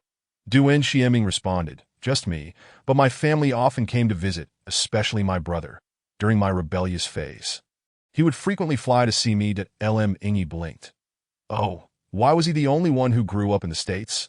Is he perhaps a love child, thus not listed on the family registry? But why would a love child have such a strong bond with his siblings? Yet another curious point. This topic felt a bit too private, so LM Ingi refrained from asking further. Not long after, they arrived at a tea house. The Duen Xiaming had already noticed that LM Ingi loved Cantonese cuisine. She could handle spicy food, but did not indulge often. Her palate particularly suited to the flavors of the region, making her an ideal resident of Xiangjiying. This was LM Ingi's first visit to this tea house, which was not upscale, lacking private rooms, yet served authentic dishes. The two settled in a window-side table. This time, LM Ingi took the initiative to order, selecting her favorite dishes. The Duen Xiaming sat across from her, watching as her fingers gracefully flipped through the menu, his gaze following her delicate, fair fingers, catching sight of her hair cascading down, which she gently tucked behind her ear. She wore no makeup, dressed in simple attire. Exuding a serene and tranquil demeanor, Duen Xiaming understood that this was merely a fade, yet he could not help but be captivated by her appearance. That it might be a fade, but her face was simply mesmerizing. That in the aisle, Xing Y and Sing Q walked past, both spotting LM Ingi seated by the window. Sing Q's eyes were still slightly puffy, causing her to instinctively halt. The Xing Y intended to greet her, but, upon seeing the man across from LM Ingi, sensibly led Sing Q to a more distant table, the window table. As various dim sums were served, LM Ingi's eyes sparkled with delight. She looked up and met Duen Xiaming's gaze. He tilted his head, asking, "Do you enjoy dim sum this much?" LM Ingi replied, "Yes." The Duen Xiaming smirked. From now on, in Xiangjiying, You can have it every day until you tire of it. Mingyi smiled. I could never tire of it. How could one tire of their hometown cuisine? Just as Du Xiaoming was about to continue speaking, his phone on the table vibrated. Mingyi inadvertently glanced at the caller ID. Isabel, a melodious female English named Mingyi, was taken aback and looked up at Du Xiaoming had already swiftly answered the call, his expression focused. The next moment, a mature and elegant female voice emanated from the receiver. Ing.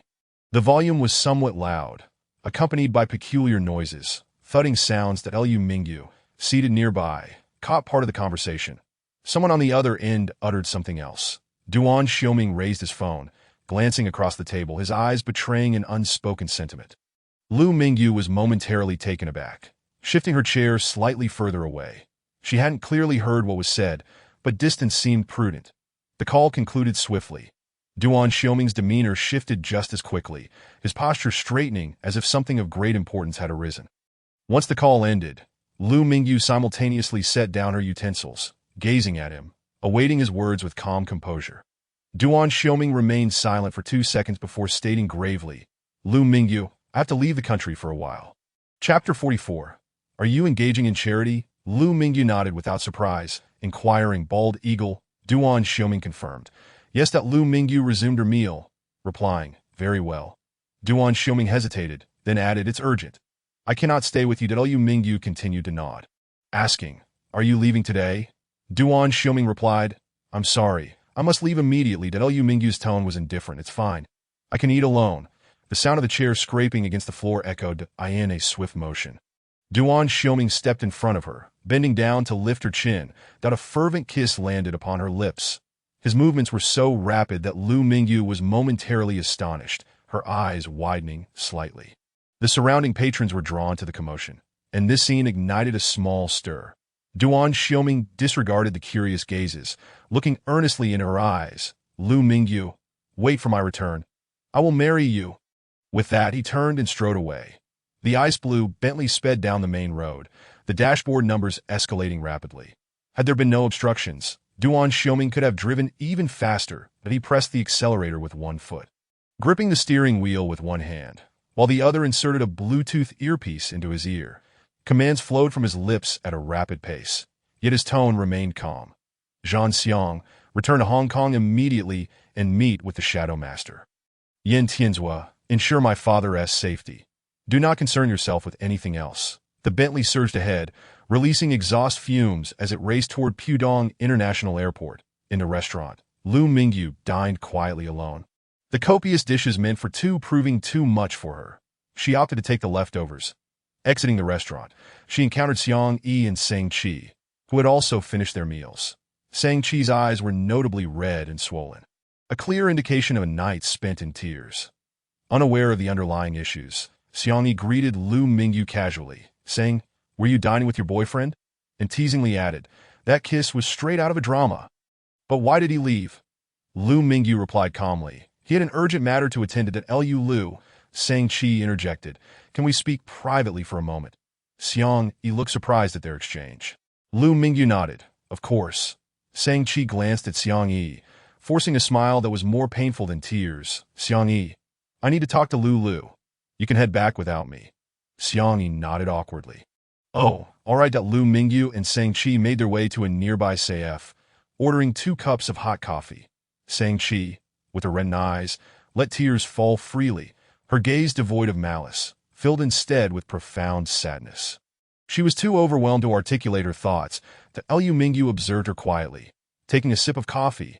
Eventually, Sang Qi broke the silence. Was that your boyfriend? I saw him from a distance at another restaurant. When it came to Du Xiaoming, Lu Mingyu paused before nodding. Sang Qi offered a rueful smile. No wonder you paid no attention to Su Wenjun. Your boyfriend has qualities overshadow him in every aspect. Lu Mingyu raised her eyes, countering, that has nothing to do with Su Wenjun. Sang Qi's expression turned bitter. I know that you've never cared for him. Lu Mingyu lowered her gaze again, sipping her coffee.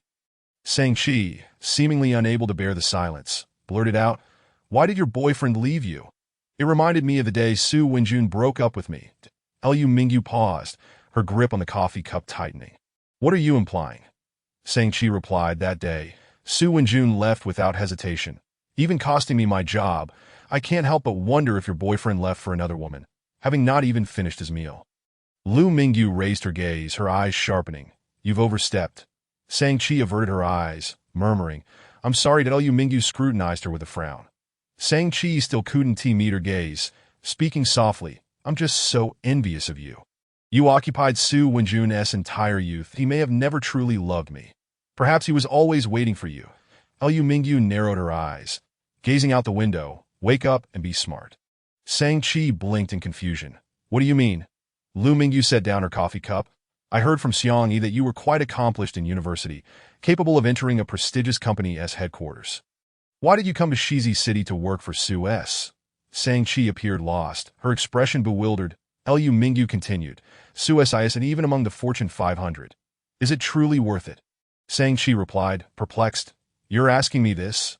Su S offered me a generous salary, a stress-free job, and he treats me well. Aside from your matters, he generally listens to me. That I just didn't expect he would dismiss me to propose to you. Lu Mingyu asked, do you enjoy belittling yourself? Shang-Chi frowned. I don't. What are you talking about? Lu Mingyu pressed on. What makes him superior apart from his family background? Is he not flawed? Shang-Chi was taken aback, then forced a bitter smile. I'm not from a wealthy family. He is a favored son of heaven. Isn't his status as the eldest son enough? Lu Mingyu responded softly. Eldest son? Shang-Chi looked at her quizzically. Lu Mingyu glanced back. The Su family isn't a single heir. What era are we in? Do you think the Su family's little princess is merely spoiled and lacks capability? Shang-Chi was astonished. What are you saying? What do you mean? Lu Mingyu queried. Have you received several awards and scholarships in university? Shang-Chi nodded. I could have secured a spot for further studies, but he wanted to return to Shizi City. So, I followed him. Lu Mingyu continued. What makes Su Wenjun superior to you apart from his family? His family background is the result of ancestral efforts. What does that have to do with him? Even if it's a merit, it's singular. Why seek someone weaker than yourself? Are you engaging in charity? An intangible form of charity. Self-deprecation, relinquishing one's essence to another, allowing them to manipulate it at will. Had Shang-Chi pursued her career in Modu from the start, she wouldn't have been so easily dismissed, losing her job in the process. That Lu Mingyu was surprised by her own sudden surge of anger.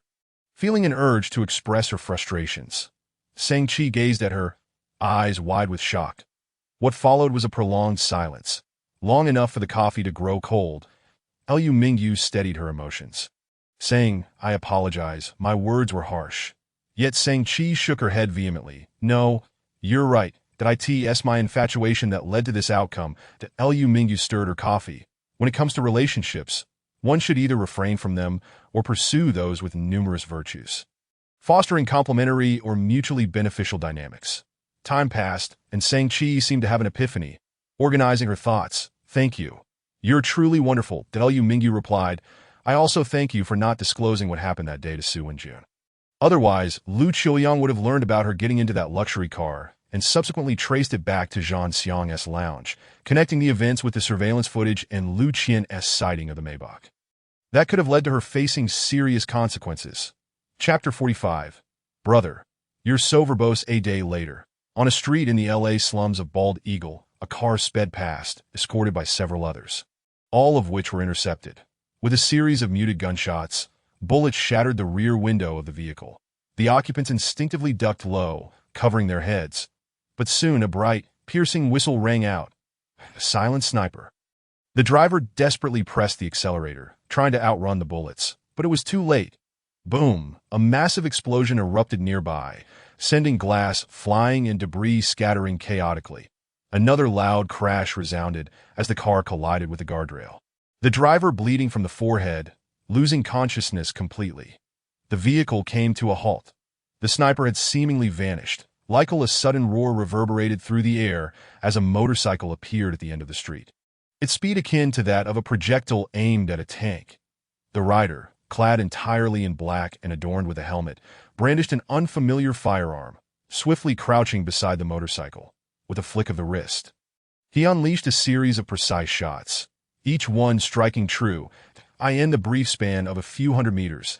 As he sped toward the sedan, he fired relentlessly, seemingly indifferent to the distinction between friend and foe.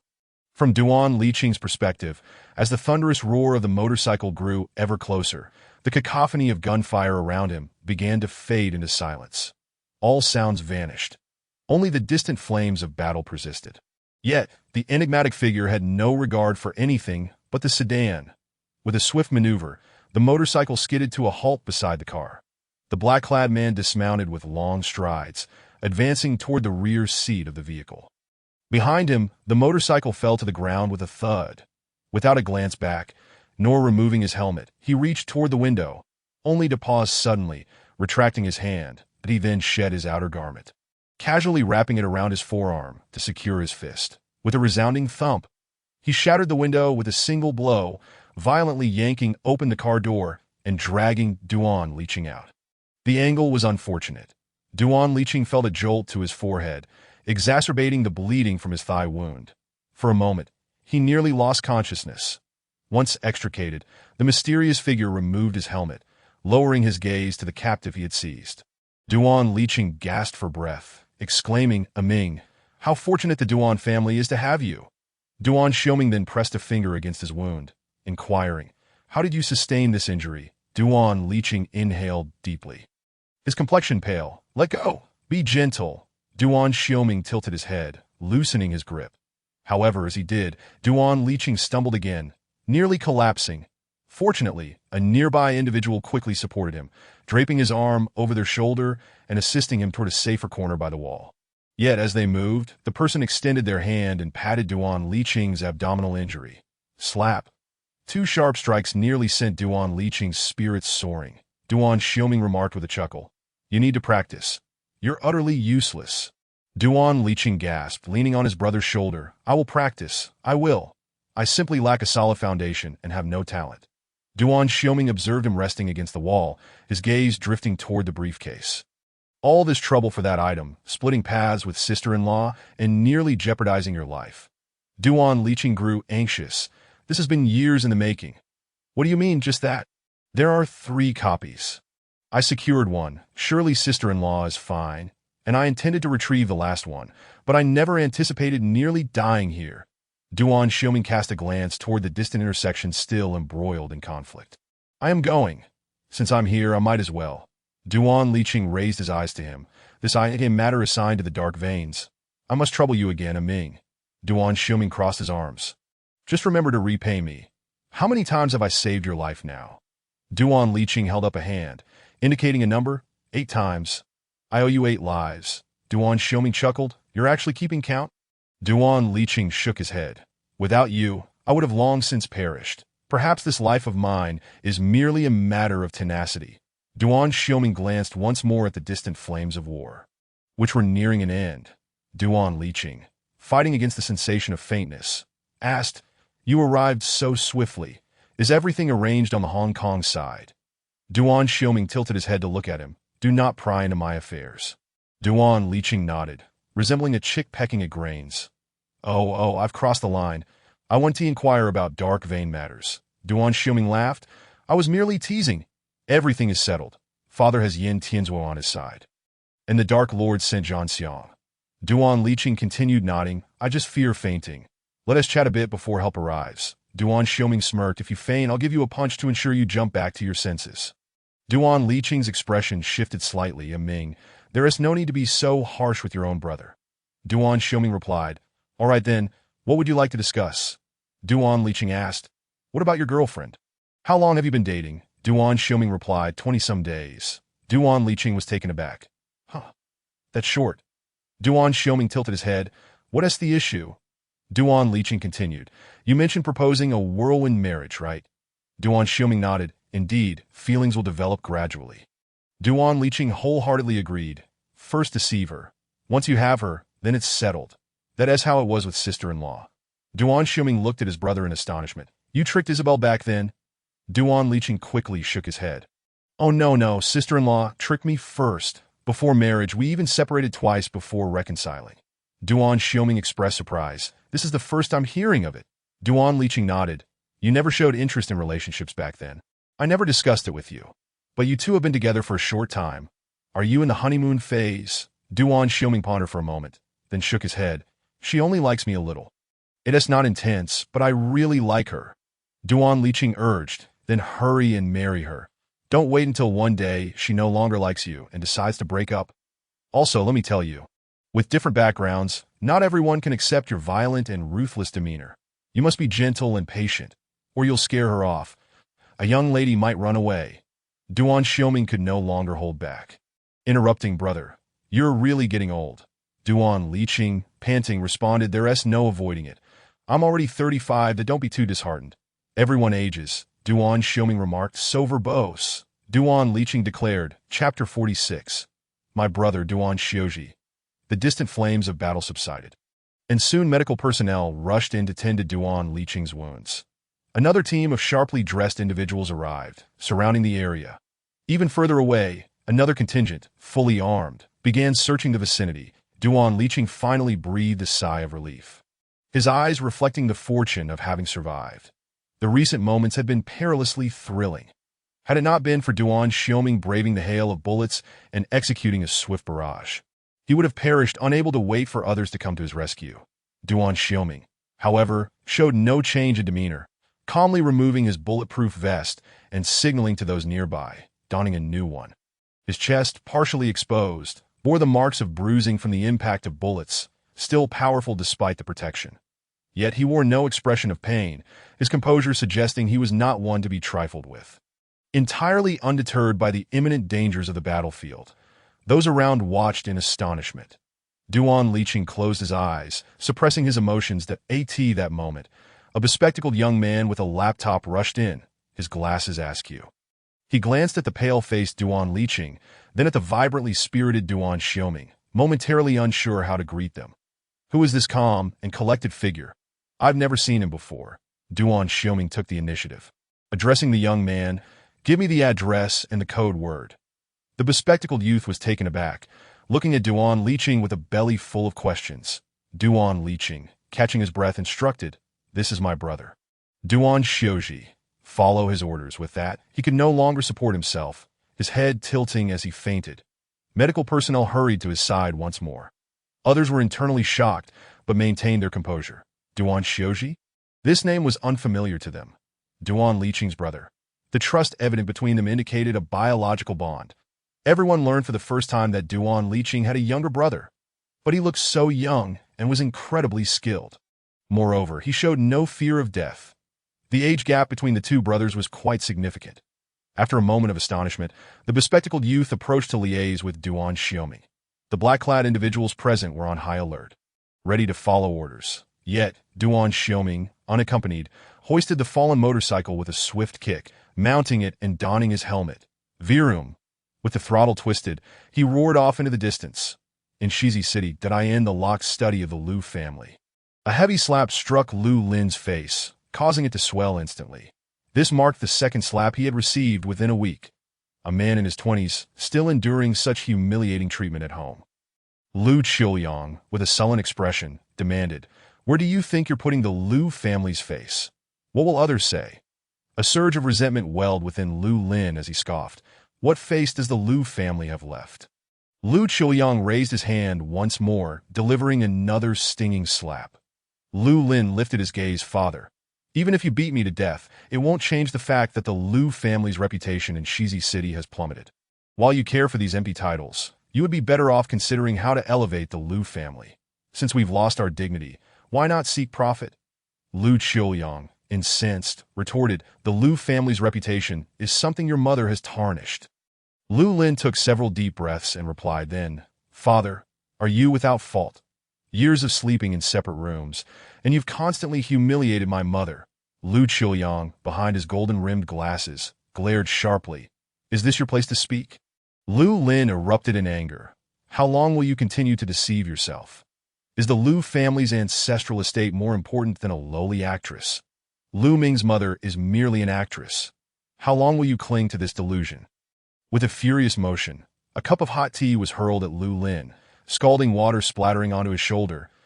Lu Qiuyang glared at his son. You truly speak without thought.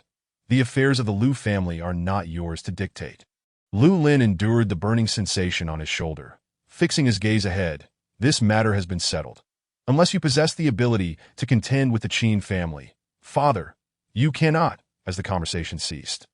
He disregarded the displeasure evident on Lu Qiuyang's face and turned to exit the study deck.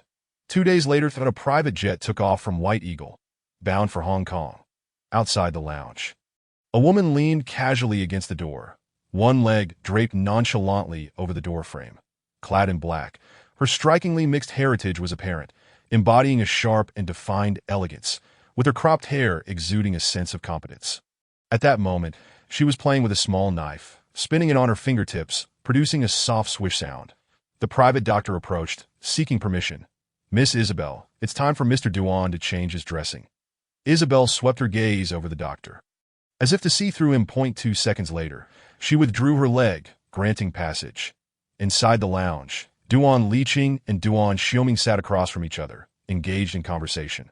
The moment a knock echoed through the room. Their dialogue came to an abrupt halt.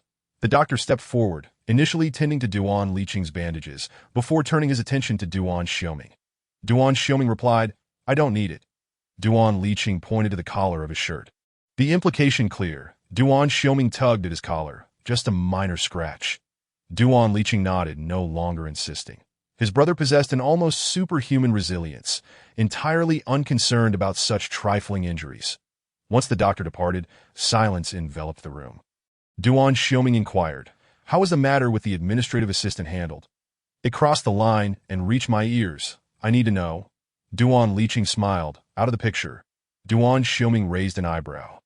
"Was it an individual or orchestrated from behind the scenes?" Duan Liqing lifted his gaze. "All of them." Duan Xiuming smirked. "All means..." Duan Liqing interjected, "No time to delve into details. A clean sweep. All 10 assistants are out." Duan Xiuming grinned. "I truly admire you, brother." Duan Liqing responded, "In critical times, such measures are necessary. One must tread carefully in the public eye, leaving no room for error, even at the cost of 1,000 innocent lives." Duan Xiuming nodded. "Then I'll trouble you to continue shielding me, allowing me to operate in the shadows." Duan Liqing chuckled. "Our duet has thrown all of Hong Kong into disarray. Your contributions are indispensable." Duan Xiuming shrugged nonchalantly, just following the plan. Duan Liqing regarded him with admiration. "Your decisiveness and ambition are commendable. Mother and father have truly given me a splendid partner." Duan Xiuming raised an eyebrow with a smile. "The spoils are to be shared equally. Otherwise, I shall claim your 8 lives." Duan Liqing replied, "Of course, that was our agreement." Duan Xiuming lazily leaned back. "I'll make a final trip to Hong Kong to tie up loose ends. Once concluded, I shall propose. You expedite matters on your end. Don't delay my significant life events." Duan Liqing became animated. "Shall I plan your wedding? We could have an Asian-level celebration." Duan Xiuming declared, "I want a world-class wedding." Duan Liqing laughed. "Excellent." Knock knock. A series of impatient knocks interrupted them. "Come in," Duan Liqing echoed. Isabel kicked the door open with a firm foot, her voice elegant yet fierce. "Duan Liqing, have you finished rambling?" Duan Liqing stood. "I have," Isabel admonished. "Then come out for dinner." With that, she turned and left, disregarding whether anyone followed. "All right." Duan Liqing immediately stepped forward, beckoning Duan Xiuming to join. Isabel strode ahead, her pace brisk and commanding. Duan Liqing quietly inquired, "Ming, does your girlfriend share this fierceness?" Duan Xiuming pondered for a moment. "She can be fierce, but not in this shouting manner, more like a subtle, piercing intensity." Duan Liqing nodded in understanding. "That sounds quite intriguing." "My curiosity grows," Duan Xiuming remarked. "She has an air of mystery." Chapter 47. Boundless love. On this day, Lu Mingyu, having finished breakfast, noticed that guests had arrived at the Lu residence, gradually making their way to the reception room. Lu Lin attended to them, his demeanor respectful, even obsequious. Soon after, Lu Qiuyang appeared, engaging the guests with commendable poise. Lu Mingyu, however, went to the backyard to visit her grandmother, only to find, as she intended to leave at noon, that a new lock had been affixed to the back gate, trapping her and her grandmother inside. She furrowed her brow. What was happening in the Lu household? What major event were they deliberately concealing from her? Tao Yaolin, unbeknownst to her, had appeared behind her, gazing through the glass door at the main building. At this moment, several individuals emerged from the reception room, Lu Qiuyang and Lu Lin smiling as they escorted the guests out. Lu Lin accompanied them all the way to the entrance. nodding and bowing respectfully to Liu Qiuyang. After escorting a few steps, turned back and cast a lingering glance at the grandmother and granddaughter duo through the gate separating them. Lu Mingyu instinctively positioned herself in front of her grandmother. However, a hand from behind grasped her, pulling her towards the small room. Tao Yalan said, "Xiao Yi, I have hidden good things in my cabinet. Shall I get them for you?" "All right," Lu Mingyu replied with a smile. Inside the small room, Tao Yalan rummaged through her cabinet, revealing various trinkets and snacks, some toys dating back over a decade, and snacks that were past their expiration date. Lu Mingyu discarded the expired items and engaged in light conversation with her grandmother until the sun began to set, that as night fell. "Xiao Yi," Tao Yalan called out, her wrinkled hand reaching out to caress Lu Mingyu's cheek. Lu Mingyu softly replied, "Yes, Grandma." Suddenly, Tao Yalan's eyes glimmered with moisture. "Grandma still wishes to see the tiger's eyes with you. To ride horses, to ride roller coasters." That Lu Mingyu chuckled. "The tiger's eyes are fine, but not the other activities." "At your age, riding roller coasters is quite a thought." Tao Yalan asked, "Do you know who those people were that came this morning?" Lu Mingyu frowned. "I don't know them. It's not important." "Grandma, don't concern yourself with them." Tao Yalan's gaze dimmed. "They are from the Qin family. I have seen them before." Lu Mingyu was taken aback. "Grandma, do you remember something?" Tao Yalan did not respond, merely brushing her fingers against Lu Mingyu's eye corner. "Xiao Yi, go and reveal your ambitions." Lu Mingyu was momentarily taken aback.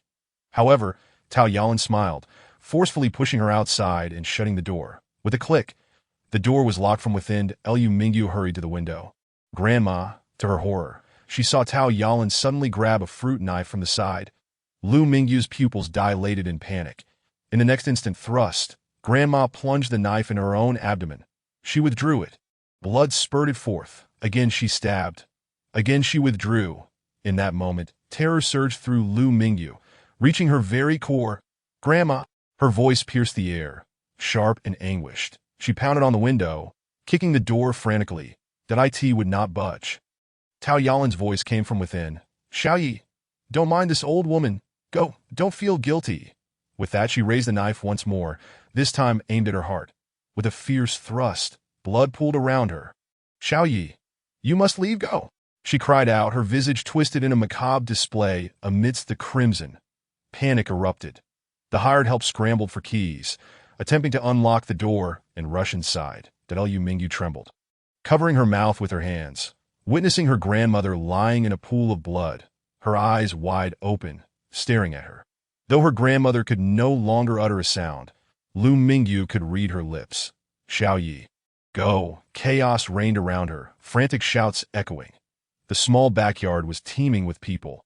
Lu Mingyu felt as if her throat was constricted, no sound escaping her lips.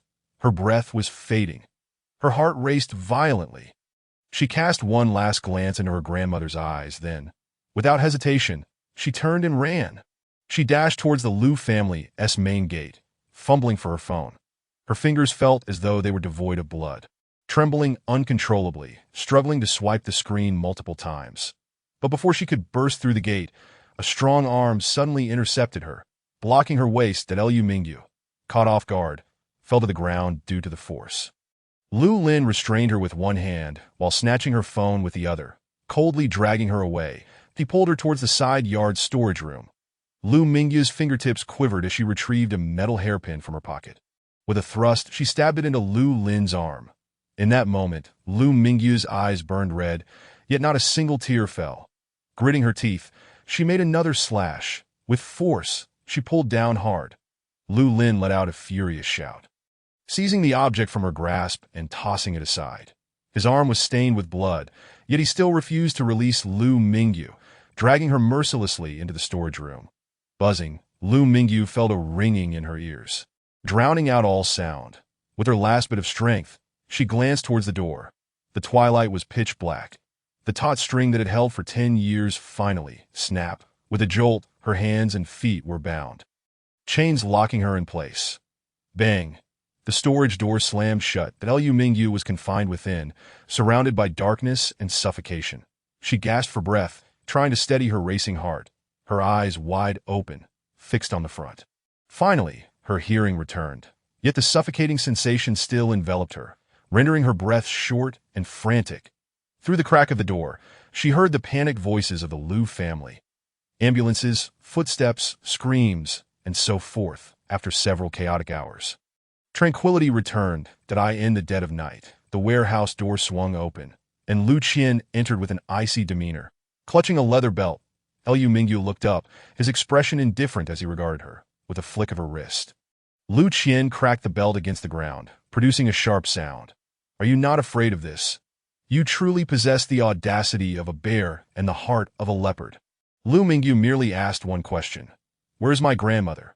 She's dead. Lu Qian retorted with a cold smirk. Are you happy now? Your Achilles heel has finally vanished. Dead, indeed. Completely and utterly dead. Lu Mingyu lowered his gaze. Motionless, Liu Qian advanced step by step. You are truly heartless. What happened to the bond between you and your grandmother? You see such a scene and shed not a single tear. And look at your face now. I see no sign of sorrow. Lu Mingyu sighed softly. Grandmother paved a path for me with her life. This path is strewn with thorns, soaked in corpses and blood. Lu Qian angrily scolded. Are you flaunting your favorite status again? Lu Mingyu calmly uttered 4 words. Boundless love. What? Lu Qian clearly did not understand and merely cursed. You cold-hearted woman deserve to be locked up here. Yet Lu Mingyu remained silent, continuing to lower her head, her eyes devoid of any light. This decade-long struggle had ended in her defeat, a failure at the final hurdle. Suddenly, Lu Qian swung the belt again. Speak to me. Beg for mercy. Hurry, plead with me. Lu Mingyu dodged slightly, feeling a sharp sting on her back that hurt, physically. Yet she felt little else. Chapter 48. The grand actress Lu Qian struck and cursed. Lu Mingyu, you wretched creature. You are just like your mother. A wretched woman. A homewrecker. I am not Lu Mingyu. At last she spoke, her voice intermittent, yet every word enunciated with clarity. I am Lu Mingyu from Yaodu. Lu Mingyu. Liu Qian could not tolerate that name. Upon hearing it, she became frantic. She lunged forward. Slap. A resounding slap landed heavily. Liu Qian furiously shouted. Shut up. You are Lu Mingyu. You are the daughter of an actress. Your mother is a lowly actress unworthy of the stage. Within you flows the blood of the despicable. Lu Mingyu's face turned to the side from the blow. Actress. Her voice was soft, tinged with amusement. Suddenly, she added with a hint of playfulness. My mother is a national first-class actress and an inheritor of the intangible cultural heritage of Cantonese opera. As she spoke, Lu Mingyu raised her head, her eyes shining like stars, locking onto Lu Qian's gaze. Her voice was firm and powerful, her red lips forming each word deliberately. Grand actress. Lu Qian's pupils began to constrict violently. She could not stand the look in Lu Mingyu's eyes, that undeniable brilliance amidst the crowd. Bang. Lu Qian began to frantically kick and pound. Shut your mouth. I will gouge out your eyes. An actress is just an actress, a despicable actress. How can you compare to me, whose parents both hail from prestigious families? Be quiet. Yet, amidst Lu Qian's frenzied assault, Lu Mingyu laughed, then uttered words Lu Qian could never have imagined. The great cause of the proletarian struggle and human liberation. Lu Qian was so stunned that her movement ceased, staring at her in terror. What are you saying? Lu Mingyu raised her gaze once more. Mao Zedong thought, you know not of it. The look in her eyes was thick with mockery. Lu Qian. Lu Mingyu laughed again, breathing heavily. A daughter of a noble family, and yet your mind is empty. At that moment, Lu Qian could not articulate her feelings. The barriers of thought, perspective, and spirit were suddenly apparent. Lu Mingyu continued to gaze at her, her piercing eyes penetrating through. Liu Qian found herself facing those eyes that felt like standing beneath a lofty dimension. Met with disdain, accompanied by the highest level of mockery and arrogance, mocking the wretched souls of humanity. This gaze was lethal to Lu Qian. Enraged, her pupils quivered violently as she charged forward. I will kill you. She raised the belt, preparing to strike heavily. But in the next moment, Lu Mingyu, seemingly impervious to pain, reached out and grasped one end of the belt. With a yank, Lu Qian, caught off guard, stumbled forward, collapsing at Lu Mingyu's feet. Their faces were mere inches apart. This was Lu Qian's first close encounter with her cousin. That stunning beauty was maddeningly captivating, further accentuated by those eyes, forged in the fires of adversity, causing a shiver down the spine. Lu Qian was momentarily dazed. Clank. The sound of chains being pulled echoed that Liu Mingyu wrapped her arms around Lu Qian's neck, entwining the chains around her as well that Liu Qian gasped in shock, struggling to break free. Yet the more she resisted, the tighter the grip became that Liu Mingyu remained expressionless, staring down at her from such a close distance that Liu Qian cried out in panic. "Let me go. Release me." Lu Mingyu exerted force, tightening the chains further. Liu Qian, terrified, shouted, "Are you insane? Do you intend to commit murder? Are you daring to kill? You lunatic!" Lu Mingyu's breath was faint, but her words were chilling. What of it? In the next moment, the force increased dramatically. The tightening made Lu Qian's eyes bulge. Lu Lin's face suddenly turned ashen. Lu Qiuyang, with a gentle smile, even patted his son's shoulder and said, "Continue. The Lu family will eventually be entrusted to you to at that moment." Du Wenxin stepped forward, rebuking, "What does this have to do with my son?" It was designated by the eldest son of the Qin family. And the Lu and Qin families already have a marriage agreement. Moreover, can you bear the consequences of offending the Qin family? Lu Lin interjected. Indeed, it was driven forward by young Master Qin. We were merely passive recipients. Lu Qiuyang expressed another sentiment. With the passing of your mother, the wedding banquet is certainly off. A 3-year mourning period. Liu Lin immediately replied, "I've already discussed this matter. The Qin family suggested we get engaged first. But they hope our Lu family can conduct a low-key burial." Du Wenxin scoffed. "That old lady has been mad for years. How many people remember her in the backyard? Even if we hold a grand funeral, no one would come." To Liu Lin frowned. "It's a pity. The wedding has turned into an engagement banquet." Liu Qiuyang smiled enigmatically and slowly said, "It is indeed a pity." To Du Wenxin crossed her arms and coldly asked, "Now that the old lady is dead, who can restrain Lu Mingyu? If she runs away, how will we explain it to the Qin family?" Lu Lin frowned. "Can she run away with a marriage contract in place?" Lu Qiuyang's smile was as warm as spring. "Keep her confined for nurturing."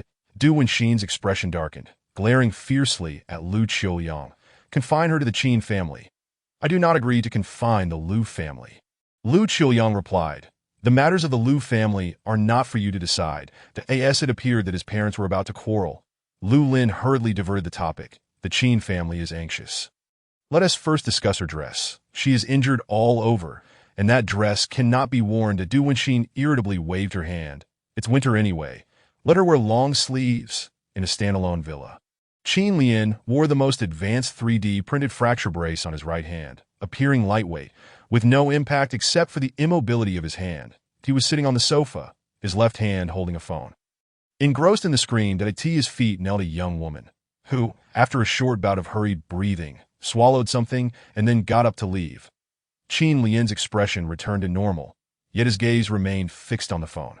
The screen displayed an enlarged painting that left him utterly astonished. Knock, knock. A knock sounded at the door. Qin Lian turned off the screen, adjusted his attire, and spoke. "Come in." Qin Yuan pushed the door open, frowning as she caught a whiff of the air, exclaiming, "You broke your hand and are still messing around."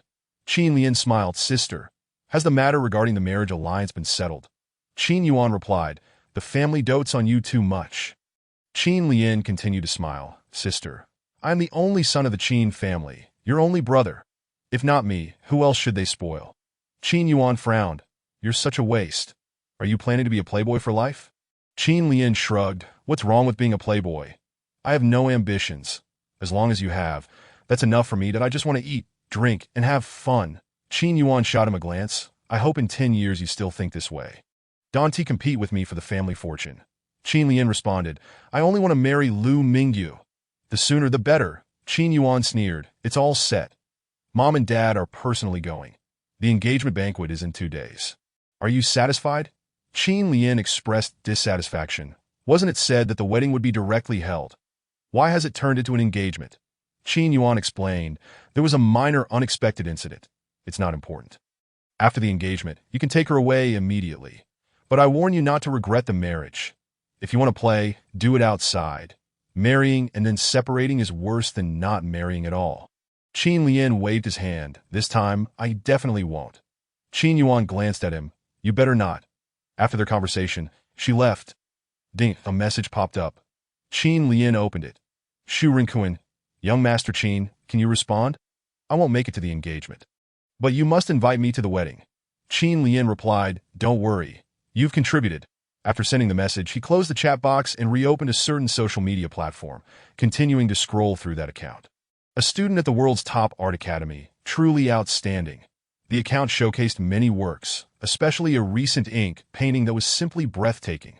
The level of skill was such that not only did insiders in the comments marvel, but even those outside the circle were captivated at first glance, surpassing even his sister. This entire situation remained a secret in Shizi City. Yet it was too coincidental. Qin Lian loved to play. Not only did he enjoy himself in Shizi City, but he also befriended a large group of friends from other regions that he had previously boasted about Lu Mingyu's beauty in a certain group. Coincidentally, Shu Rinkuin in that group also attended the Royal College, albeit in a different major, and had seen Lu Mingyu, that he recognized her immediately. Upon learning the real situation, Qin Lian's intention to merely play transformed into a desire to propose, compelling his family to act swiftly that he would seize her first. The following evening, the warehouse door opened, and Lu Mingyu was led by the hired help to wash and treat her wounds. She was injured all over. Afterwards, she was confined to a small room on the third floor. Before long, Lu Lin appeared with a matte white phone, commanding, unlock IT, that Lu Mingyu coldly ignored him, but Lu Lin did not waste words. He grabbed her right hand and pressed it onto the fingerprint unlock interface. The screen lit up. Lu Lin began to browse without hesitation. Unfortunately, the chat records had been deleted, revealing nothing. Other folders were empty. Not even a single photo that Lu Lin remained unfazed, opening Lu Mingyu's moments and issuing an engagement announcement in her name, proclaiming it to the entire city. After completing this, Lu Lin seized Lu Mingyu's left hand, attempting to unlock it again. There must be something in this phone. She had always used a dual system. But at that moment, smash! Lu Mingyu abruptly grabbed a water cup from the table and smashed it, the cup shattering into pieces that in the next instant, she unhesitatingly pressed her finger onto the sharp edge, slicing her thumb and destroying her left hand's fingerprint. Blood dripped from her fingertips, pooling on the floor. She maintained a stoic expression. The left-hand fingerprint was the key to unlock the main system. It represented her entire future. She would not allow anyone to destroy it. Lu Lin shouted, tell me the password. Hurry. Lu Mingyu calmly picked up the glass shard from the ground and aimed to stab Lu Lin. However, her speed and strength were too feeble. Lu Lin retaliated, pushing her away, causing her to fall onto the bed. Gritting his teeth in anger, he exclaimed, you are truly fierce, unyielding to the end. Blood from Lu Mingyu's hand stained the sheets, turning them crimson. Lu Lin slammed the door behind him, shouting, Butler Wang. Band-Aid. The hired help rushed in, flustered, to bandage her wounds. Chapter 50. Morning burial. In the early morning, Lu Mingyu was pushed into a makeup room, the largest dressing and makeup area of the Lu family, used by Du Wenxin. In the corner hung a long-sleeve gown. Several makeup artists entered, beginning their work. Lu Mingyu casually reached for a sharp hairpin on the table, pressing it against her throat. Call those dogs in to see me, she said coldly. The makeup artists, witnessing this scene for the first time, were left dumbstruck, standing frozen in fear. One hired hand immediately went to summon others. With a swish, Lu Lin burst through the door, forcefully snatching the hairpin and tossing it aside. He struggled to suppress his urge to strike her, warning, be sensible. Lu Mingyu. Lu Mingyu raised her gaze, speaking with determination. I want to see grandmother, Lu Lin shouted. Your grandmother is dead. Lu Mingyu replied, what about the funeral? Lu Lin explained, she was buried quietly this morning, without fanfare. The evening banquet is crucial. Don't cause trouble, Lu Mingyu insisted. I want to send grandmother off. Lu Lin countered. You can go afterwards. Lu Mingyu was adamant. I want to go now. With that, she reached for the makeup table, where sharp objects were plentiful at the same time. Her gaze swept toward Lu Lin's throat. Lu Lin instinctively stepped back, acutely aware that Lu Mingyu was capable of anything in this moment. Lu Qian was still lying in the hospital. As the standoff continued, Du Wenxin walked in, coldly stating, let her go. For one last look at the gravesite, Lu Mingyu encountered Lu Qiuyang. Today, he was not dressed in traditional attire, but in a meticulously tailored black suit. Lu Lin approached, calling out, Dad. Lu Qiuyang turned, smiling warmly. You both come and pay your respects to grandmother, Lu Lin. mindful of the occasion, knelt to pay his respects. However, Lu Mingyu fixed her gaze on Lu Qiuyang, asking, "Did you imply grandmother's suicide?" Lu Lin's head shot up, his eyes scrutinizing his father's face. This development was something he had never anticipated, but upon reflection, it was not impossible. Lu Qiuyang maintained a smile. "I do not understand what you are saying." Lu Mingyu ceased her inquiries and walked to the tombstone. The portrait of Tao Yalin displayed a smiling, elegant old lady. Lu Mingyu extended her hand, gently caressing her grandmother's photo, then slowly tracing the entire tombstone. Reluctant to leave, touching it again and again. Sadness enveloped her. Raindrops began to fall from the sky. The droplets splashed onto Lu Mingyu's face, reflecting the redness in her eyes, resembling tears. Yet, she shed no tears. Her eyes had cried enough at the age of 12 in Xiangjiang, in a bright hall. Duan Zhongxin and his son Duan Liqing were delivering a speech, vehemently denouncing the nefarious actions of the dark forces. In the audience, a multitude of media flashes incessantly illuminate the scene. Simultaneously, in a dimly lit corridor of the basement, two figures clad in black stride side by side. Despite the significant age difference, one older and one younger, they both exude an undeniable aura of brilliance and walk with a commanding presence. Shadows intertwine beneath the muted lights as they make their way toward a heavy door. The door swings open, and they enter in succession, closing behind them. Inside, the room is brightly lit, furnished with sofas and an office desk, revealing itself as a concealed office. Duan Beifu lightly taps the arm of the younger man, handing him a cigar with a smile. "A Ming, well done."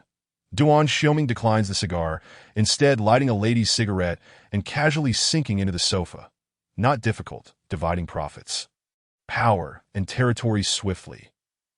Duan Beifu bursts into laughter, then feigns a fierce reprimand. "You really are quite impolite with me. Go ask your father." Duan Xiaoming reclines with his legs crossed. "My father is my father. And you, my third uncle, have your own clandestine dealings. Every bit that is mine must be accounted for." Duan Beifu raises a finger at him. "You young rascal really knows how to take advantage. Always looking like you want to seize power and revolt. I haven't even scolded you yet. We agreed to play a part, and you nearly flipped that car. That's attempted murder." Duan Xiaoming flicks the ash from his cigarette. "Just a minor scene." "Are you, the esteemed Dark Lord, afraid of such trivialities?" Duan Beifu retorts.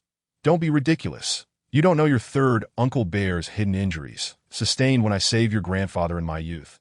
Now that I am older, I cannot be as reckless as you young folks. Your brother is equally foolish, going along with your antics." Duan Xiaoming chuckles and stands, flicking his fingers against his uncle's abdomen. "This muscle, and you speak of hidden injuries?" Duan Beifu points to his chest. "It's internal." Duan Xiaoming begins to urge. "Let us get to the point." "I'm in a hurry," Duan Beifu asks. "Aren't you attending the family celebration dinner tonight?" Duan Xiaoming ponders. "Then I shall leave tomorrow." Duan Beifu opens a document and begins discussing serious matters. The internal reshuffle of the Duan family has been quite successful. All necessary cleanups have been executed, and problematic individuals have been thoroughly addressed. All at once, splendid. Duan Xiaoming replies. "If we are to cleanse, let it be on a grand scale. Slow and steady is not my style." Duan Beifu nods in appreciation and continues. "As for external affairs, we have dealt a heavy blow to the Chun and Tai families. They have indeed fallen for our trap. Though you two brothers may be brash, your tactic of drawing the snake out of its hole struck at the heart. The collaboration between the dark and light factions of the Duan family has been flawless. Indeed, no one understands each other better than blood brothers." Duan Xiaoming interjects. "Enough flattery. If you praise me further, I might as well take the position of Dark Lord myself, and you can retire." "You insolent brat!" Duan Beifu glares at him, warning him not to be complacent.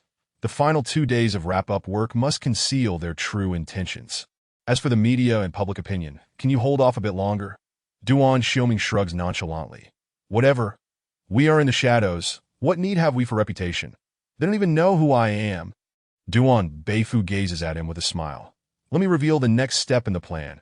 Your father wishes to open up the inland market." Duan Xiaoming is taken aback. "Not continuing the overseas expansion?" Duan Beifu smiles. "The inland is vast. I hear you've been frequenting there. You must know quite a bit." Will you serve as a pioneer before the plan unfolds? Scout the terrain. Duan Xiuming nods. I have a fondness for national cultural heritage. At the entrance of the basement, a group of men in black stands guard, motionless. Yan Tianzui stands nearby with his arms crossed, quietly waiting. Zhang Xiang, with nothing to do, idly wanders about, occasionally straightening the collars of his fellow guards. Yan Tianzui, exasperated by Zhang Xiang's antics, scolds, "Are you done yet? I swear I'll lose it." After saying this, he deliberately reaches towards his lower back. Zhang Xiang shrugs. It's boring. Speeches in the hall, clandestine discussions below. The big shots are all busy. What am I supposed to do? Yan Tianzui contemplates for a moment and suddenly asks, "After the wrap-up here, I'm thinking of heading to Shizi City for a few days. How about you switch with me?" Zhang Xiang replies, "You'll have to beg me." Yan Tianzui begins to curse. Zhang Xiang, however, laughs as he opens his phone's secondary system. Speaking of Shizi City, let me check if any beauties have messaged me. Yan Tianzui's eyes brighten. Is Shizi City truly filled with beauties? Of course, Zhang Xiang replies. Clicking into a chat app, a rapid series of notification sounds ensue. Yan Tianzui is envious. How many beauty friends do you have in your phone? So many people are looking for you. Zhang Xiang's smile fades as he glances at a message from Yisong. His expression shifting dramatically, he swiftly puts away his phone and snatches the gun from Yan Tianzui's lower back. Bang, bang, bang. A burst of bullets shatters the door lock. Yan Tianzui gasps. Have you lost your mind? The Dark Lord and Young Lord are in a confidential discussion. Zhang Xiang disregards him and rushes toward the basement. Chapter 51. Afternoon engagement. The guards in black simultaneously reach for their lower backs. Their gazes toward Zhang Xiang suddenly brimming with murderous intent that Zhang Xiang sprints. He quickly makes a gesture behind him. The impending threat dissipates and the dark guns are lowered. But Yan Tianzui is thoroughly alarmed. Without a second thought, he follows suit. The gesture Zhang Xiang made earlier signaled the utmost urgency. One could disregard any important occasion and charge forth. What calamity has occurred? Inside the underground office, discussions continue. At this juncture, a hurried knock resounds. Duan Beifu raises his eyes, a glint of depth flashing in his dark gaze. Your people. Seeking death, Duan Xiuming frowns and approaches the door to open it. Outside stands Zhang Xiang, panic-stricken, his complexion pale. He quickly whispers something in Duan Xiuming's ear, showing him the message on his phone. Instantly, the pressure in the conference room plummets. Duan Beifu closes the document, his sharp gaze fixed ahead. All that can be heard is Duan Xiuming's voice. Where will it be held? Below that hotel sky high. Zhang Xiang, beads of sweat on his forehead. Bro, stay calm. Duan Xiuming's eyes blaze as he erupts. How can we not have arranged the itinerary yet? What is wrong with you? Immediately. Zhang Xiang promptly complies. Bang. Duan Xiuming slams the door shut. Turning back to the desk, this time he does not sit. Instead, he leans forward, propping himself on the table that he raises his eyes. Continue. Duan Beifu flips through the documents, hastening his speech. Though he occupies the main seat, the aura he projects seems diminished. The pressure emanating from across the table is overwhelmingly intense. By the end, Duan Beifu feels a slight sweat trickling down his back. He exhales deeply and looks up at the junior, who towers over the desk. Closing the document, Duan Xiuming's voice remains calm. Is that all? Duan Beifu nods. Duan Xiuming turns to leave. Inside the aircraft cabin, Duan Xiuming fiddles with a bottle of mineral water, remaining silent. Zhang Xiang beside him dares not speak. Time passes and finally, Duan Xiuming glances at him, asking, "What did her circle of friends say?" Zhang Xiang hands over his phone. "I don't have her number." This is a screenshot. Duan Xiuming does not take the phone, but merely glances down, taking another sip of water that he asks, "Is she using a secondary account to add me?" Zhang Xiang, assessing the expression of his senior, responds honestly, "It should be. This is her main account, used for many years. Friends from high school and university, along with people from Shizi circles, are all connected through this account." Duan Xiuming chuckles, a smile that holds an enigmatic quality. Quite nice. The atmosphere within the cabin grows tense. Zhang Xiang can barely breathe, that he silences his phone, while messages continue to flood in from the main system. Yan Tianzui, Zhang Xiang. What is going on? I can't ask Mingo. You have to tell me quickly. Yan Tianzui. Hurry up. I got the brothers ready. What are we doing? Bring me along, damn it. Yin Tianzua, I'm about to explode. Do you think there is a hierarchy between us? Aren't we on the same level? Why is it that you know something I don't? Yin Tianzua. Zhan Xiang, for goodness sake, reply. Zhan Xiang feels overwhelmed and decides to cut off the secondary system. Starting a conversation with Yisong, that Yisong. Are you coming to the banquet? By the way, where have you been these past few days? I'm shocked. The scheming girl suddenly got engaged.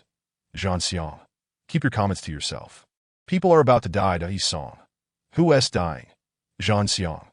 Everyone, I don't know that the engagement banquet for the Qin and Lu family's proceeds is scheduled in the banquet hall. Qin Lian is impeccably dressed in a suit, with a streamlined arm brace complementing his attire, making him appear rather stylish at this moment.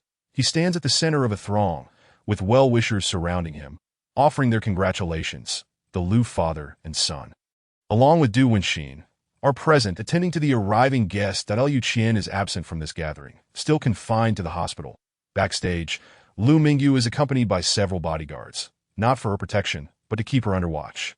Wherever she goes, this entourage follows. Ignoring the probing gazes, she strides toward the restroom. The bodyguards, all male, cannot accompany her inside, the restroom. Lu Mingyu turns on all the faucets to the maximum, using the sound of water to drown out the outside world's noise. Su Siyue stands beside her, her face contorted in distress. Amid the continuous flow of water, Su Siyue begins to unleash her wrath. What on earth is happening? Are you all right? What is this engagement nonsense? Why is the dress long-sleeved? And what with this dreadful perfume smell, utterly tasteless? Who sprayed it on you, an entire bottle? It's unbearable. Lu Mingyu stands before the mirror, glancing at the person behind her. Let us not discuss that. We need to resolve the issue first. That Su Siyue is on the verge of exploding. For heaven's sake, why are you not angry? Hurry up and tell me what happened. Qin Lian is such a worthless scoundrel. Lu Mingyu, amidst the silence, spoke. Two things that Su Siyue took a few deep breaths and nodded. Go on, Lu Mingyu continued. The passport, that Su Siyue promptly handed it over. I brought it. Lu Mingyu concealed it within his clothing and proceeded. The phone. It's with Lu Lin, the frosted white one. That Su Siyue glanced outside. But what if we get it? Those bodyguards. Lu Mingyu interrupted her, saying, just do as instructed. That Su Siyue replied.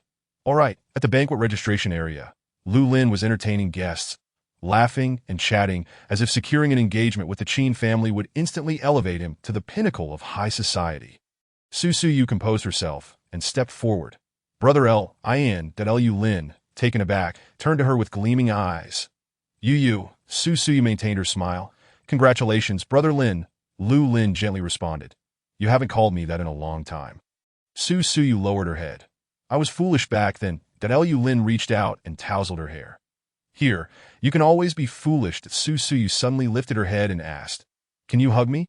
Lu Lin, surprised yet delighted, stepped forward and embraced her. Su Siyue quickly reached into his pocket. Liu Lin exclaimed, You, don't touch around. Su Siyue's face turned pale, yet her voice remained sweet. But I want it. Lu Lin's voice became hoarse.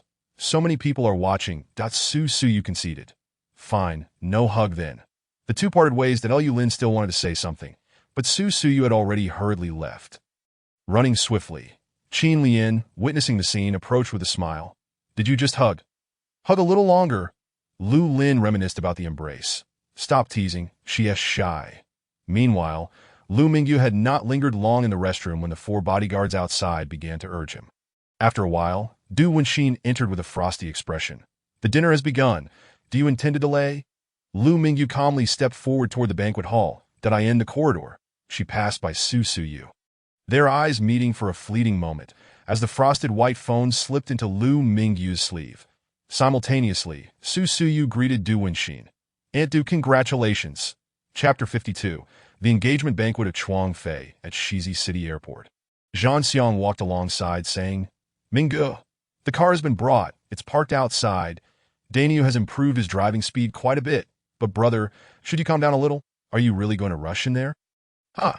Duan Xiaoming bit his lip, not uttering a word, striding out of the airport with an icy aura surrounding him. Just then, his phone vibrated. He casually swiped the screen, halting abruptly in his tracks. Lu Mingyu, are you planning to elope?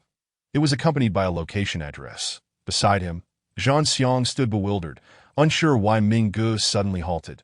The atmosphere shifted, previously charged with murderous intent, now transformed into pure rage. An indescribable peculiarity, Duan Xiaoming gazed into the distant sky, tilting his head and narrowing his eyes. Zhang Xiang's heart raced. Realizing Ming Ge was at a boiling point, he cautiously inquired, "Bro, what's wrong?" He truly didn't understand. Duan Xiaoming extended his hand to the side. The keys. Zhang Xiang immediately handed over the car keys, that he was utterly perplexed by Ming Ji's thoughts, unsure of what to do. Having never dealt with such matters before, he lacked experience. Duan Xiaoming took the keys, opened the car door, and slid into the driver's seat. With a roar, he stepped on the accelerator and sped away. Zhang Xiang, nearly blinded by the exhaust, felt like shouting. Driving so fast. Has he gone mad? Without time to collect his emotions, he hurriedly jumped into another car to pursue, the engagement banquet. There was an initial flurry of excitement. After stirring the atmosphere, both parties ascended the stage, standing face to face. The host, following the procedure, moved to the proposal segment. Qin Lian gazed at Lu Mingyu, adorned in a formal gown, thoroughly pleased, unable to contain her smile. Even with a long-sleeved dress revealing no skin, she was still stunning. The host handed the microphone to the couple. Qin Lian produced the engagement ring and, with deep affection, said, "Lu Mingyu, will you marry me?" The audience erupted into applause, the atmosphere soaring. Under the gaze of over 100 people, Lu Mingyu lifted her hand to the microphone, her calm voice reverberating throughout the hall. "I won't marry a petty dog." A chilling silence enveloped the banquet hall, an eerie atmosphere descending upon the room. The guests were collectively stunned. The Qin family members rose abruptly, their faces turning ashen. Qin Yuan shot a piercing glare at the Lu family. Though she looked down on her brother, she would not allow such a humiliating incident to transpire among the Qin family. As for the Lu family, the situation was even more dire. Liu Lin stood there, his mind blank. Du Wenxin struggled to contain her urge to chastise, her chest rising and falling with anger in her seat. Liu Qiuyang's expression shifted dramatically, yet he maintained his composure. The Lu family could not contend with the Qin family. This was catastrophic. He stared incredulously at Lu Mingyu, unable to comprehend the numerous inconsistencies. Logically speaking, the death of Tao Yalan, especially in her presence, leaving behind a gruesome and brutal scene, would be the stuff of nightmares. The psychological trauma must be immense. A normal person would be consumed by despair and sorrow, rendered dazed. Just this morning, when she went to pay her respects, the overwhelming sadness nearly spilled over. It was impossible to fake. But what was happening now? How could Lu Mingyu be so calm, delivering a scathing retort to everyone at the banquet? On the elevated stage, Qin Lian stared in shock at the person before her, gazing at the exquisite visage, never having anticipated such words would emerge from her lips. "You." She struggled to suppress the urge to strike, her expression contorted. "Do you even know what you're saying?" Lu Mingyu scrutinized her with a condescending gaze, as if appraising refuse. "Are you a night worker?" More humiliating words followed. The Qin family's furious shouts erupted, directed at the Lu family. The other guests began to converse loudly, the atmosphere turning raucous. No one expected the usually demure and quiet Lu Mingyu to wield such sharp words, especially in this setting. Disregarding everyone around her, Liu Lin sprang to his feet, intending to snatch the microphone from Lu Mingyu. She could not be allowed to speak any further. The current Lu Mingyu cared not for the occasion, nor her own reputation. The situation was explosive. Lu Lin dashed forward with great speed, but before he could take 2 steps, a foot suddenly extended, tripping him. Thud! Lu Lin fell flat on his face, and due to his rapid momentum, the impact propelled him into a dining table, flipping it entirely. Crash! Dishes and drinks scattered everywhere, splattering all over him. What a chaotic scene! As a result, the banquet descended further into disarray, screams erupting. Su Yu calmly retracted her foot, muttering a curse under her breath, one that was quite vulgar. Su Wenjun's eyes nearly bulged, uncharacteristically refraining from scolding his sister. The one suffering the most at this engagement banquet was him.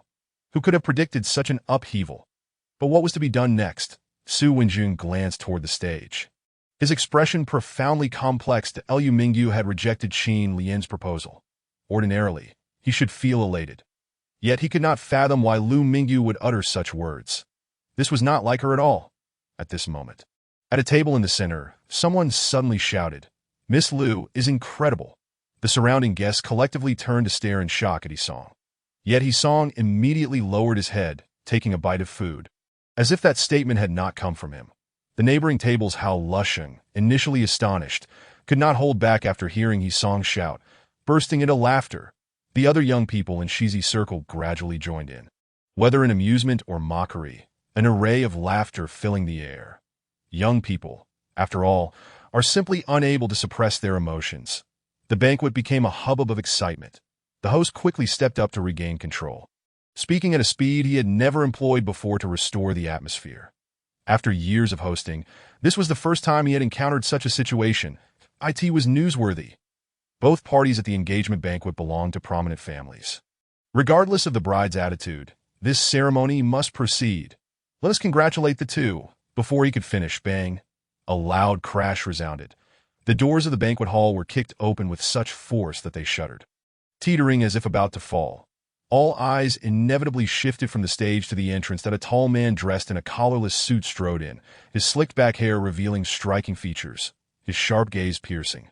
He strode forth with purpose, his rapid pace stirring the air, lifting the corner of his suit. Ignoring the chaotic scene, he focused solely on advancing towards the front. In just a few strides, he reached Lu Mingyu. Chapter 53. Throwing back to explode blood flowers, Duan Xiaoming first extended his hand, lightly flicking the microphone from beneath her grasp. With a sharp sound, the microphone was sent flying into the air. Simultaneously, he swiftly caught it with one hand. He directly hoisted Lu Mingyu onto his shoulder, hefting her with ease before turning on his heel to depart. At that moment, the microphone tumbled to the ground, producing a series of resounding thuds. Thud, thud, thud without cease, that he was simply too swift, his explosive speed akin to that of a cheetah. Not a single word escaped his lips from start to finish. Nor did he spare a glance for anyone else. His gaze was as fierce as if he intended to unleash artillery upon the hotel. An air of chilling menace was palpable. Gasps erupted from the crowd. Countless young people rose to their feet, erupting in shouts. Could this possibly be the legendary act of snatching a bride? Goodness, what a spectacle! Amidst the chaos, a high-stemmed glass was suddenly hurled through the air. It was Lu Qiuyang, consumed by rage, who had thrown it, having a penchant for flinging objects at people. Unable to restrain himself upon witnessing this scene, he could no longer hold back. Just as the red wine glass was about to strike Lu Mingyu, a hand shot out without turning back. Duan Xiaoming steadied Lu Mingyu on his shoulder with one hand while swiftly raising the other to intercept the glass. In the next moment, with a crack, the glass shattered in his palm, splintering into shards. He held his fist aloft in midair. A pause. In that moment, many dared not even breathe. An inexplicable sense of dread surged from the souls of the crowd to the top of their heads. In the blink of an eye, his gaze flickered, and with a sudden surge of strength, he unleashed his fury. With a sweeping motion, he hurled the glass shards back toward Lu Qiuyang. Countless fragments shot forth, glinting sharply under the lights, resembling tiny, lethal blades. The angles were treacherous, the precision deadly. The bodyguards were taken aback, rushing forward to shield Lu Qiuyang. They managed to cover most of the vital areas, but the shards, being both small and numerous, scattered in various directions. Lu Qiuyang was still struck.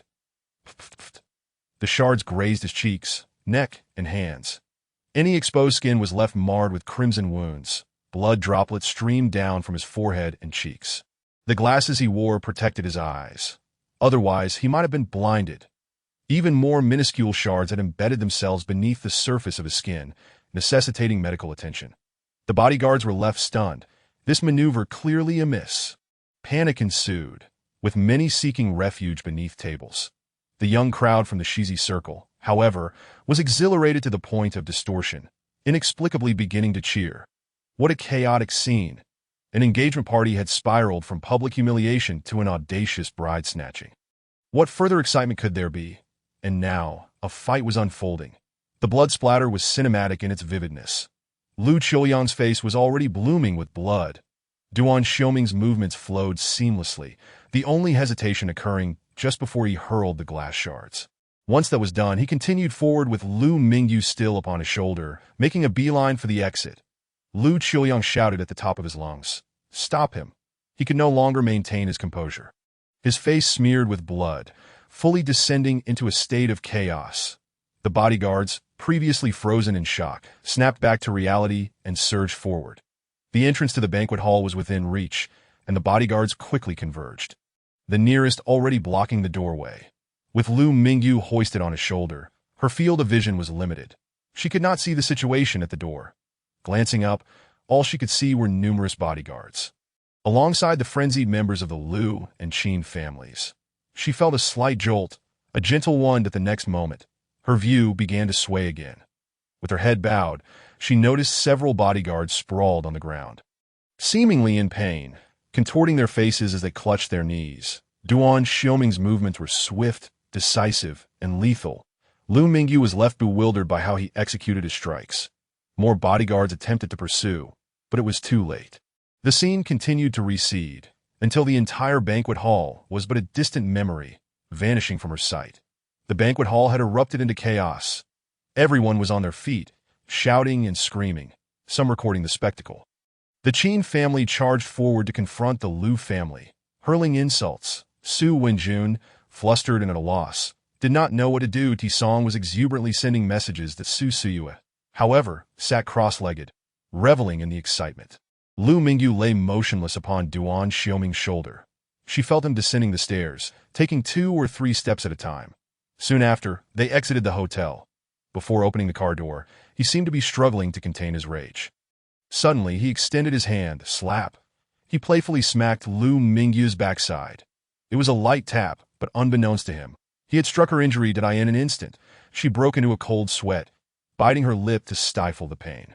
Duan Xiaoming sensed her tremor, his voice cold and stern. "Did I use too much force? Must you be so dramatic? And with that insipid perfume? Who applied that to you?" The scent overwhelmed his senses, making him dizzy with frustration. Lu Mingyu kept her head bowed, saying nothing further. The weight of her emotions surged, a painful repression that made her feel as if she might perish. He opened the car door and unceremoniously shoved her into the passenger seat, following it up with a forceful slam of the door. He got in, started the engine. The uproar of the banquet hall still echoed in explosive waves, akin to a volcanic eruption. Qin Lian was beside himself with rage. This was the greatest humiliation he had ever faced, all thanks to the Lu family. In the midst of the ongoing conflict between the Qin and Lu families, the Du family was inevitably caught in the crossfire. Numerous noble families watched the spectacle unfold with amusement.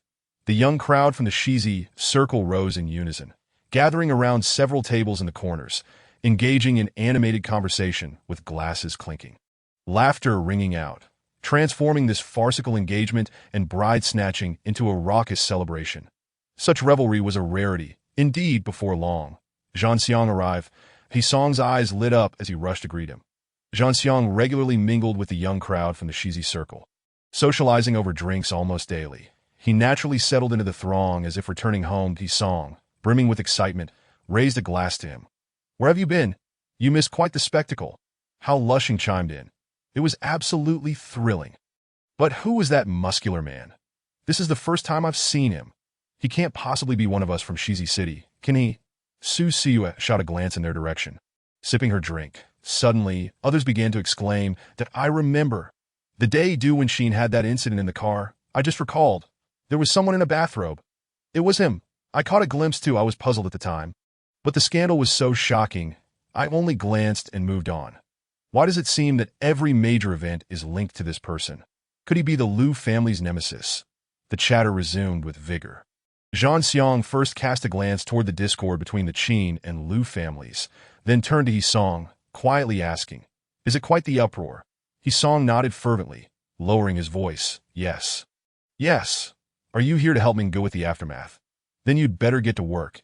You'll likely have a headache for the next few days. It's become quite the debacle." Having mingled for so long, he had long since figured out Zhanxiang's role alongside Duan Xiaoming.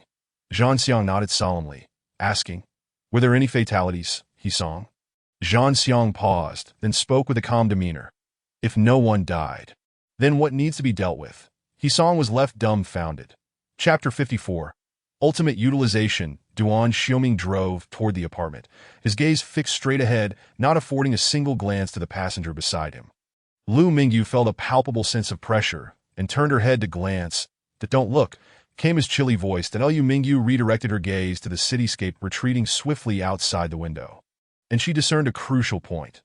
There was something he must have realized, or rather, he had likely been aware all along. It made sense. His powers of observation were so keen, he had merely indulged her. Playing along. Today, however, he was thoroughly enraged. At this moment, he was suppressing a fury that was on the verge of eruption. Lu Mingyu closed her eyes, taking a deep breath, allowing her emotions to ebb like the tide. When she opened her eyes again, clarity filled her gaze. Drawing upon her dwindling rationality, she re-engaged her mind in swift contemplation of a strategy. Unfortunately, this was a conundrum with no solution. Under his sharp insight, no matter how perfect the lies and strategies, they were all in vain. All schemes, both overt and covert, would surely falter against the lethal weapon of sincerity. He was sincere. She was false. The sleek green supercar sped along, quickly arriving at the apartment. After the car came to a halt, Duan Xiaoming rounded the vehicle and opened the passenger door, hoisting her up once again, carrying her through the elevator without setting her down, and into the apartment. The apartment had been uninhabited for many days, shrouded in darkness, save for the city lights filtering in from the windows.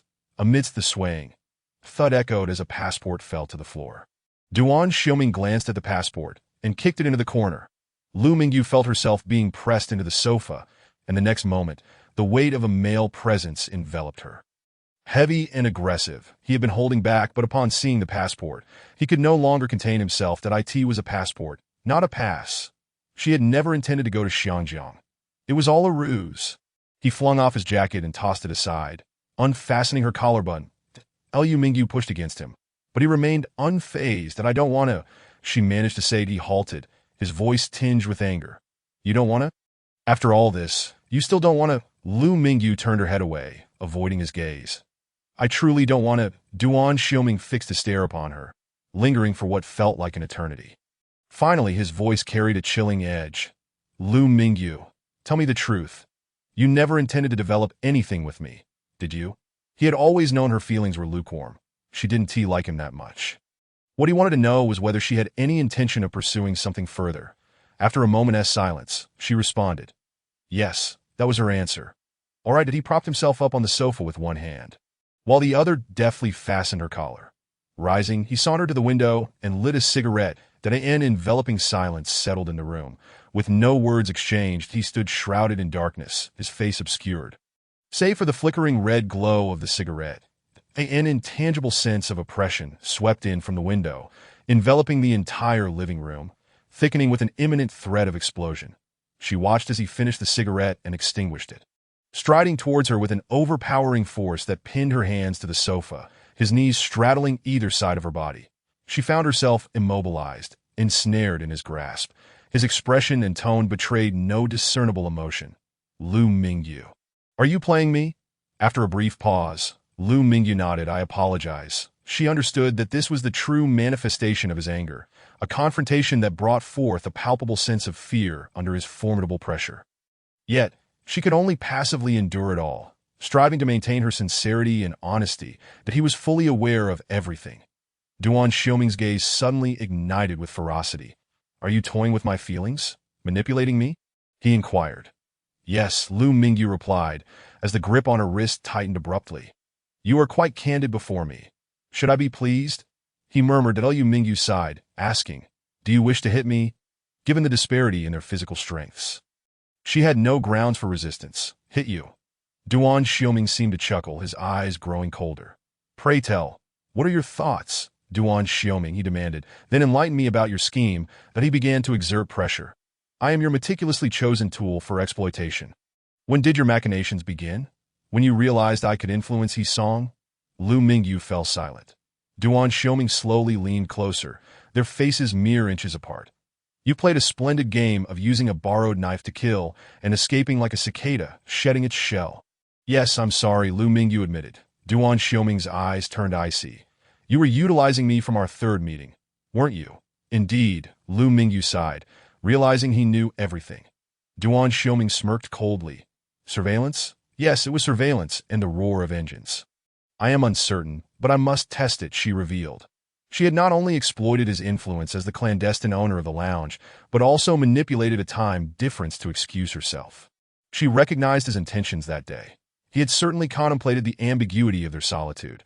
She had merely exchanged a glance with him before alighting from the vehicle and departing. Thus, he would surely take a moment to regain his composure before leaving.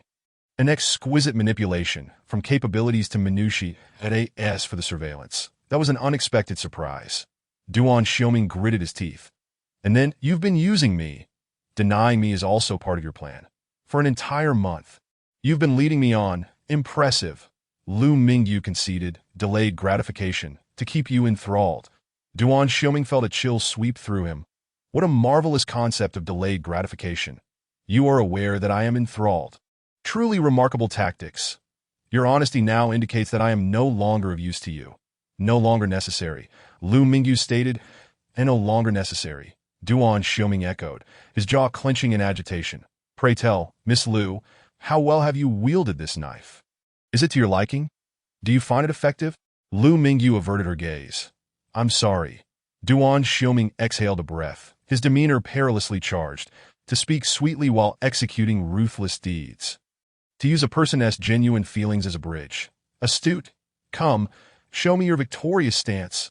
I am not in the mood, Lu Mingyu replied. Duan Xiaoming chuckled, his voice tinged with a slight tremor. You exploit me. And I consent. It's harmless. I let you use me. To seize a bride, I would undoubtedly come. Afterward, you regret it. Now, you are as cold as an iceberg. Do you harbor even the slightest affection for me? Please do not tell me that your love is a ruse as well.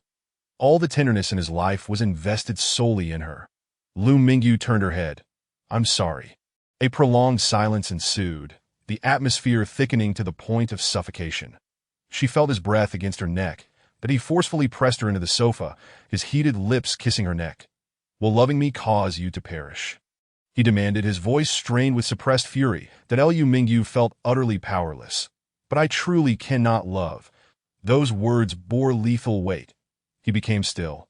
After what felt like an eternity, Duan Xiaoming propped himself up. Lifting her chin to meet his gaze, her eyes appeared hollow. Gazing into those lifeless orbs, a wave of despair washed over him, and the strength in his hands evaporated. He spoke softly, Lu Mingyu. This has become meaningless, and I'm sorry, she replied. Chapter 55. The dawn of divine revelation. Duan Xiaoming hung his head, obscuring his expression. One final question. Why did you sleep with me? Was it for the sake of indulgence? She was not that type. It was certainly not love at first sight, as she left immediately after so. Why had she uttered that phrase before they even knew each other? And why did she repeat it twice? For my first night, I wished to choose for myself, Lu Mingyu asserted. Duan Xiaoming's sardonic laughter echoed. Well chosen indeed.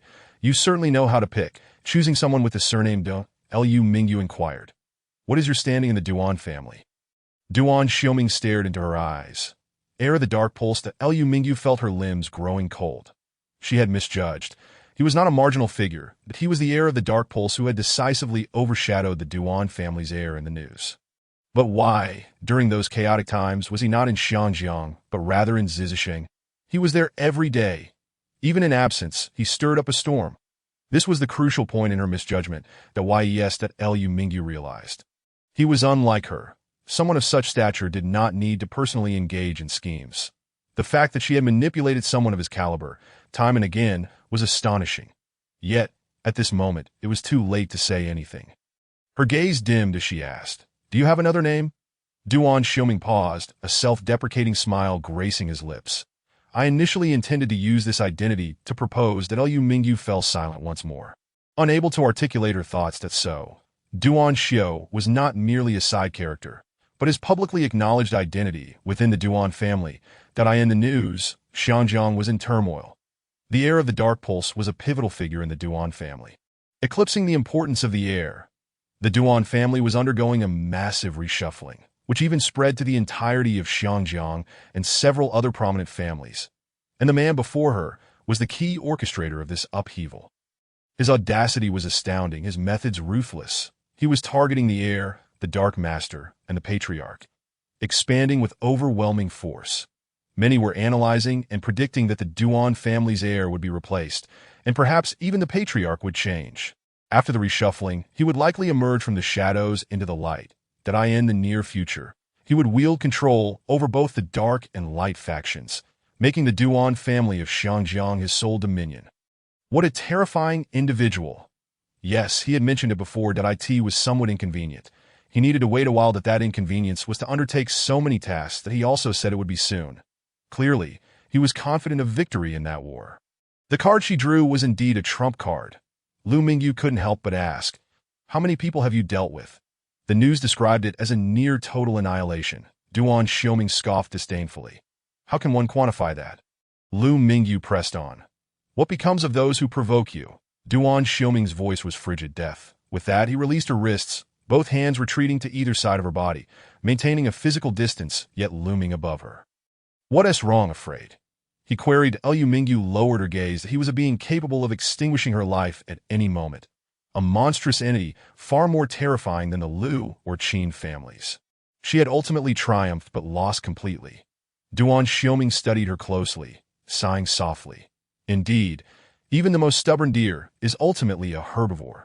With that, he extended his hand, gently caressing her wrist through the fabric.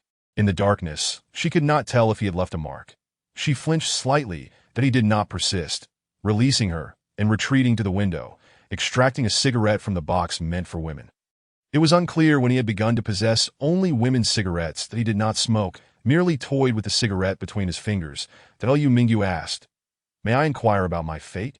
To utilize someone like him as a weapon, she was indeed audacious, perhaps even mad. She had broken free from her cage, yet stepped into hell. Nevertheless, dying at his hands was preferable to the Lu family's fate. Not repugnant, Duan Xioming replied. "What fate?" Lu Mingyu. "How will you take revenge on me?" Duan Xioming. "Why would I seek revenge on you?" That's absurd. That Lu Mingyu fell silent. She had inadvertently made the most crucial step. He would not harm a woman he had once possessed. He was merciless to his enemies. And he possessed the magnanimity of one who does not contend for trivial matters. Indeed, she had meticulously chosen the most advantageous target. In the darkness, Duan Xioming's expression remained inscrutable as he finally lit the cigarette. After a brief pause, his voice deepened, returning to a calm demeanor. "What are your plans, Lu Mingyu?" "To go abroad." Immediately that he extinguished the cigarette. "Shall I take you to the airport?" Lu Mingyu. "Thank you." "Which airport?" he inquired. Lu Mingyu. "Pudong." Duan Xioming's expression was indifferent. "Why bypass Zizishing Airport for Pudong? Are you crossing the ocean?" Lu Mingyu. "Yes." Duan Xioming donned his coat, picked up the passport from the ground, and approached her as he handed it over. He adjusted her disheveled collar and tucked her stray hair behind her ear. "Do you have any money on you?" he inquired. "Yes," Lu Mingyu replied. With that, she took out her phone to book a flight. Duan Xioming watched as she attempted to secure the cheapest promotional transfer. He couldn't help but mutter a curse under his breath. "I am utterly astounded," Lu Mingyu retorted. "Send me your card number." With that, he switched on the light and walked over to the coffee table to retrieve his phone. The moment the light illuminated the room, it cast a glow upon the nearby wall. Lu Mingyu's gaze froze. There was something new on the wall that had not been there during her last visit. Duan Xioming followed her line of sight. It was a painting, an oil painting that a substantial piece. It had a striking visual impact. The artwork was titled Dawn, that it depicted a dark sea, with monstrous creatures lurking beneath, poised to surge forth and attack a solitary small boat that drifted precariously on the surface, tossed by turbulent waves, fraught with danger. Amidst the overwhelmingly dark palette, a beam of radiant light tore through the ominous clouds above, cascading down upon the small vessel, accompanied by a sprinkle of stars. Upon closer inspection, one could discern fragments of text. Each character was in Chinese, rendered in cursive script. The calligraphy was vigorous and emotionally charged, exuding a bold and unrestrained character. The characters varied in size and were arranged in a disordered yet harmonious manner, each one flying towards the boat. Together they formed a phrase, "Please, without fail, always save yourself from peril." It felt as if it were a divine directive, sending shivers down one's spine. The signature was subtly concealed on the hull of the boat. The two characters were inscribed separately at the bow and stern, penned in golden ink, echoing the light of dawn. The signature was minuscule, barely visible unless one searched meticulously. The calligraphy retained its wild cursive style, penned with elegance and grandeur, especially the final stroke of the character U, which resembled a sharp, curved blade executed in a single sweeping motion. This artist's handwriting carried a distinctive personal flair. Not only was he adept at painting, but he was also skilled at calligraphy. Lu Mingyu was captivated. Lost in thought for a considerable time, Duan Xiaoming casually inquired, "Are you familiar with this script?" "Cursive," Lu Mingyu replied, her mood somewhat peculiar. "Where did you acquire this painting?" Duan Xiaoming answered, "I purchased it in Yaodu." He could not decipher the cursive script and had sought the guidance of a professional teacher for some time to piece together the phrase that moment. He felt only two words: astounding. Subsequently, he visited the gallery again, but did not encounter any more works by the artist Li Yu. Recently, he had a whimsical notion to have the painting sent to Shizi City, inviting her to appreciate it. Duan Xiaoming's tone was somewhat indifferent as he stated, "The artwork we agreed to admire before you left is this one. What is your critique?" Lu Mingyu hesitated before replying. "This painting possesses a strong resonance." But Duan Xiaoming raised an eyebrow, but Lu Mingyu continued, "The mindset is not expansive enough, the strokes lack boldness, and the thoughts are somewhat conventional." Duan Xiaoming queried, "What makes you say that?" Lu Mingyu pointed to the characters. "The divine script reveals that the boat yearns for salvation. This reflects a mindset of weakness, positioning oneself from a passive standpoint."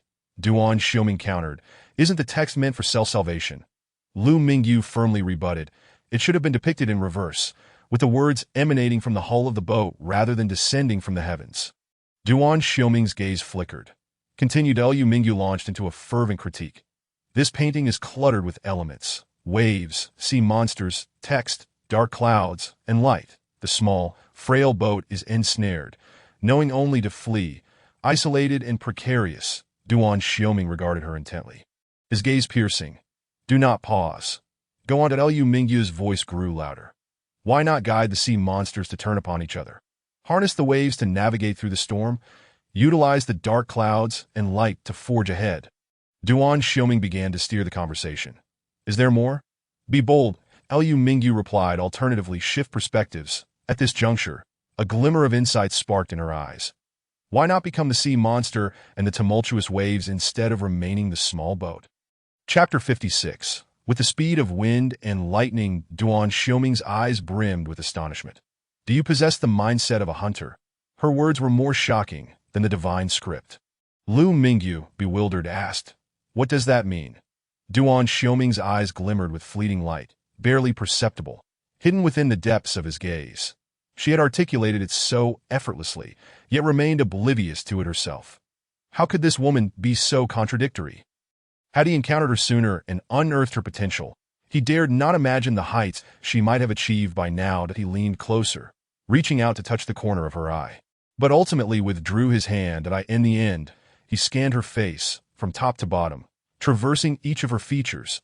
Before his gaze settled, crashing in her eyes, that he spoke softly, "Lu Mingyu, will you use me once more?" Paving the way, leveraging everything to ascend. After all, he could endure it. Lu Mingyu steadied herself and shook her head. "I won't. I'm sorry." He might be irredeemably wicked in an objective sense, yet his kindness towards her was undeniably impeccable. She would not exploit him again. Duan Xiaoming gazed at her for a moment longer before he could no longer contain himself. That he erupted. He suddenly leaned in, enveloping her in his embrace, kissing her lips. In a fervent longing, he savored her. His hands lifted her shirt's hem. He began to breathe heavily. Unable to extricate himself, his hands traveled along her waist, ascending. He exhaled heated breaths. "I'm going to make you submit today." It was a statement, not a question. She responded languidly. That he pressed against her more tightly, his movements vigorous, his breathing labored. There will be many ends tan while driving. Individuals often exhibit instinctive self-preservation behaviors. They may either brake suddenly, preventing a collision with the vehicle behind, or in a moment of mental blankness, swerve right to avoid a car on the left, disregarding whether the passenger seat is occupied, leading to a collision with a truck. In emergencies, when calmness eludes, the latter scenario is highly probable. Should such an event occur, the passenger, looming, would be at the forefront, potentially suffering severe injuries or even being crushed to a pulp. Zewinjin is gambling, wagering that Duan Xiaoming will hit the brakes. Indeed, he enjoys taking risks. He is a gambler. However, Luming squints her eyes, questioning why this bet is placed upon her. What Zewinjin did not anticipate was that Duan Xiaoming would maintain his speed.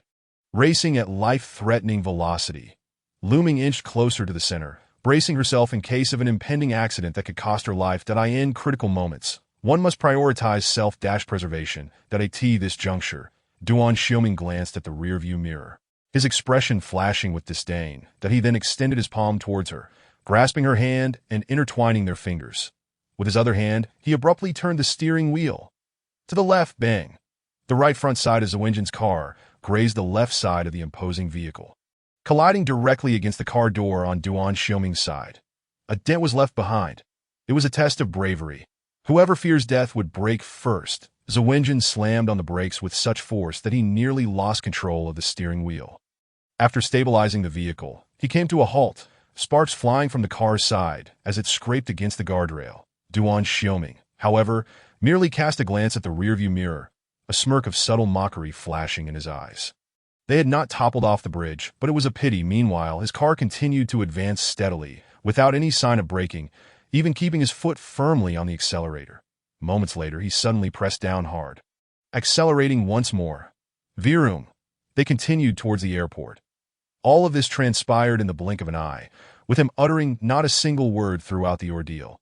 His demeanor remained calm, his actions swift as lightning. He nearly brought Zewinjin's car and life to ruin. Halfway through, he unexpectedly glanced at their clasped hands.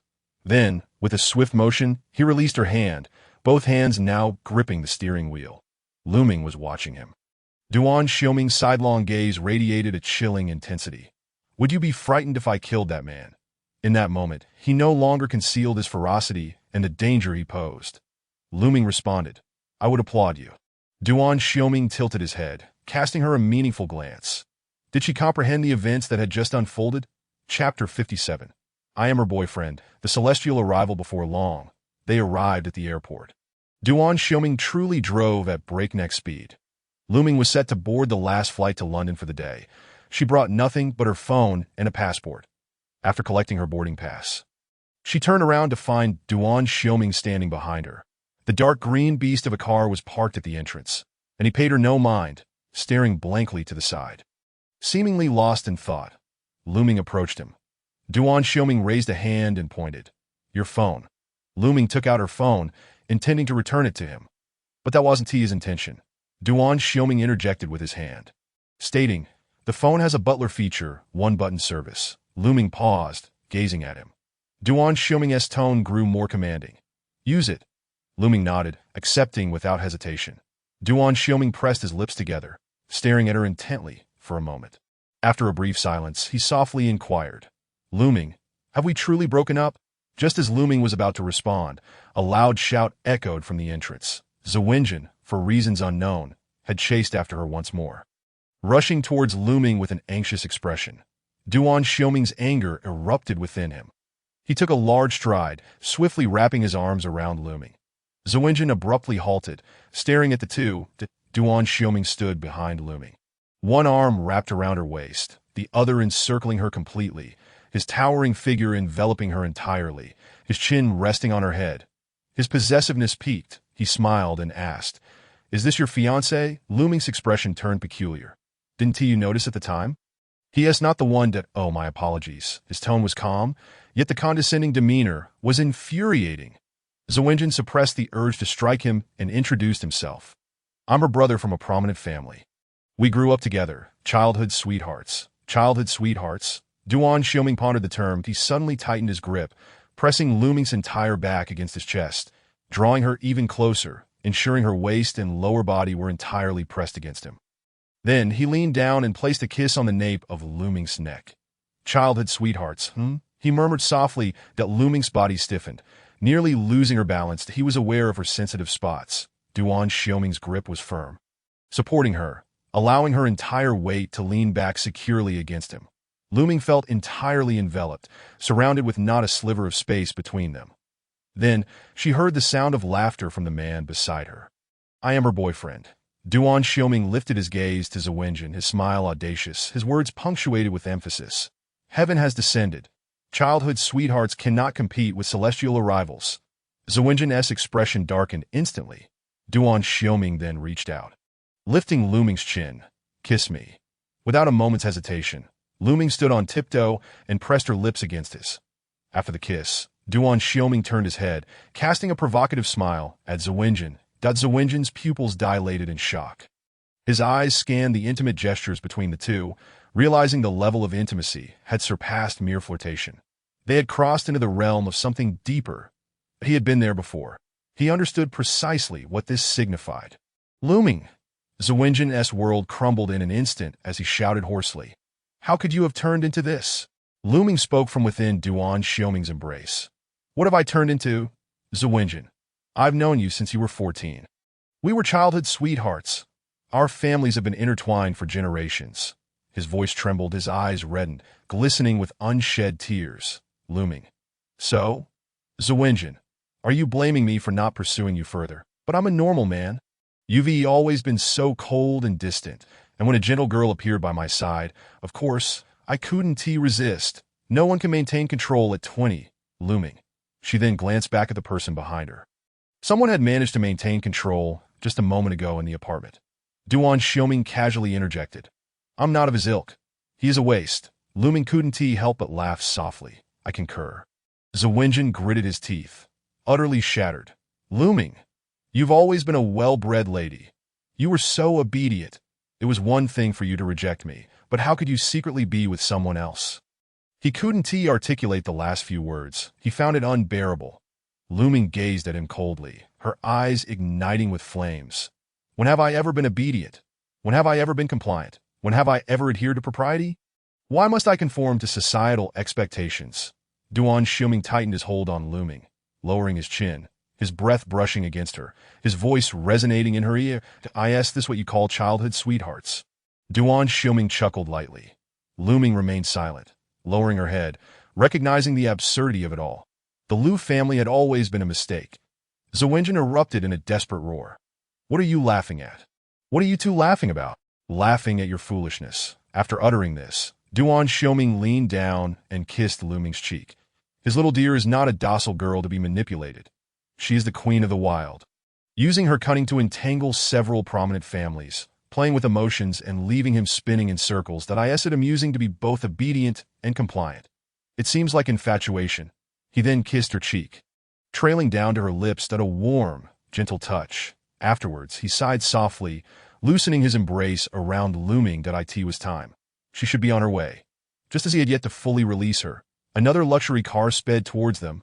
It halted right outside the entrance. A red Ferrari LaFerrari. Oh, a global limited edition of 599 models, more impressive than Zhangqiang's bull. Duan Xiaoming paused momentarily, rewrapping his arms around her, watching as the individual exited the passenger seat and strode into the airport. The newcomer was Qin Lian, his arms still in a splint. The driver, judging by his physique, was no ordinary chauffeur but a bodyguard. Duan Xiaoming cast a sidelong glance at Lu Ming in his embrace, then turned to the man, inquiring, "Your fiancé?" Lu Ming sighed softly. Yet before she could finish her sigh, a large hand grasped her face, gently turning it to the side. Simultaneously, he leaned down. Their lips met, intertwining. This kiss was neither the fervor he exhibited in bed nor a mere peck. It was warm and possessive, neither heavy nor light, lingering softly, gently sucking, then parting. "You must not admit it," Duan Xiaoming declared imperiously to AT that moment. Qin Lian was already within close proximity, witnessing the scene unfold before his eyes. He began to rage with fury, his shouts resounding. Yet neither Lu Ming nor Duan Xiaoming paid him any heed, not even a glance in his direction. The two shared a tacit understanding, bickering privately while presenting a united front against external threats. "If you miss me, give me a call." After uttering this, Duan Xiaoming released her, gently pulling her back a bit, signaling her to go, lest she be harmed. "I tell you," Mingyu gazed at him, nodding in agreement that it was unclear which statement she was responding to. The exchange between the two was ambiguous, leaving one to wonder if it was mere acting or genuine emotion. Yet both Qin Lian and Su Wenjun heard it.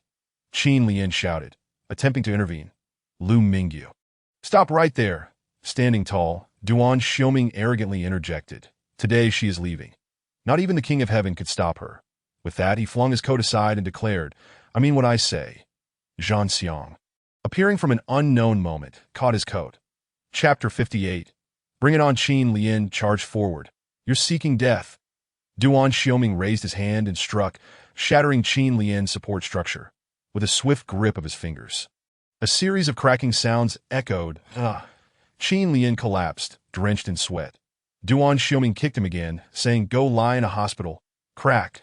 Some bone in Qin Lian's leg snapped. That moment, a driver and bodyguard parked the car and rushed over. Launching an attack without hesitation, Su Wenjun also raised his hand.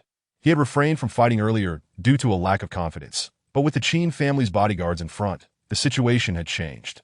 Duan Xiaoming met the two head-on, and soon, the air was filled with the sounds of unrestrained punches. Wasn't it just a fight? Childhood sweethearts, yet still engaged. They would be thoroughly defeated. Amid the chaos, the airport hall erupted with the sounds of blows. Lu Mingyu stood aside, not heading to the security check, but waiting. Zhan Xiang approached her with the coat, stating, Miss Lu, you can go directly to security now or stay and watch the spectacle. Rest assured. No one will stop you from leaving today. That's what Brother Ming said. Lu Mingyu questioned, Aren't you going to help him? Zhan Xiang didn't even glance in that direction, chuckling, Oh, I'm not the fighting type. He could fight, but he was nowhere near as formidable as Yin Tianzhua. They followed Brother Ming, each with their own strengths and missions. Lu Mingyu took another look at the battle. She had spoken out of turn. At that moment, Su Wenjun and the bodyguard were piled on the ground, unable to rise. Qin Lian had taken a few more hits during the melee. Duan Xiaoming appeared unsatisfied with his aggression. The surrounding crowd gathered, some in disarray, a brawl. In the airport hall, goodness, this was getting too intense. Someone should step in, lest someone dies. With such ferocity, who would dare intervene? Lu Mingyu asked again, What about now? Sparking further chaos. She was not concerned about the consequences. Someone of his stature likely didn't care about such trivialities. However, this was not his territory, and the restructuring of the Duan family in Xiangjiang was at a crucial moment. Certain identities made things inconvenient that Lu Mingyu was curious about how it would be handled. Zhan Xiang remained cheerful. It's nothing to worry about at that moment. Several well-dressed individuals approached, each carrying large bags, smoking in one hand and cash in the other. They made their way through the crowd, distributing cigarettes to men and cash to women from their briefcases. And no worries, just filming a web series. Everyone gets a share, come on. Children without snacks, here has some pocket money. After distributing to the crowd, some indeed began to act enthusiastically. Lu Mingyu watched in silence. Before long, before the airport staff could arrive, Duan Xiaoming concluded the fight and withdrew. Qin Lian, Su Wenjun, and the bodyguard were taken away by the group of men in black, who praised, Great performance. We'll give you more scenes. Noticing her still present, Duan Xiaoming approached her, aside from a slightly wrinkled shirt. He appeared unscathed. Brother Ming, here, let me handle this. Zhan Xiang returned the coat and moved towards the incoming staff. Duan Xiaoming accepted the coat, standing before Lu Mingyu, creating a distance of nearly 2 meters. Far from their previous intimacy, he looked down at her, silent, his expression inscrutable. After a long pause, Lu Mingyu stepped forward, resting her head against his chest and wrapping her arms around his waist. Thank you.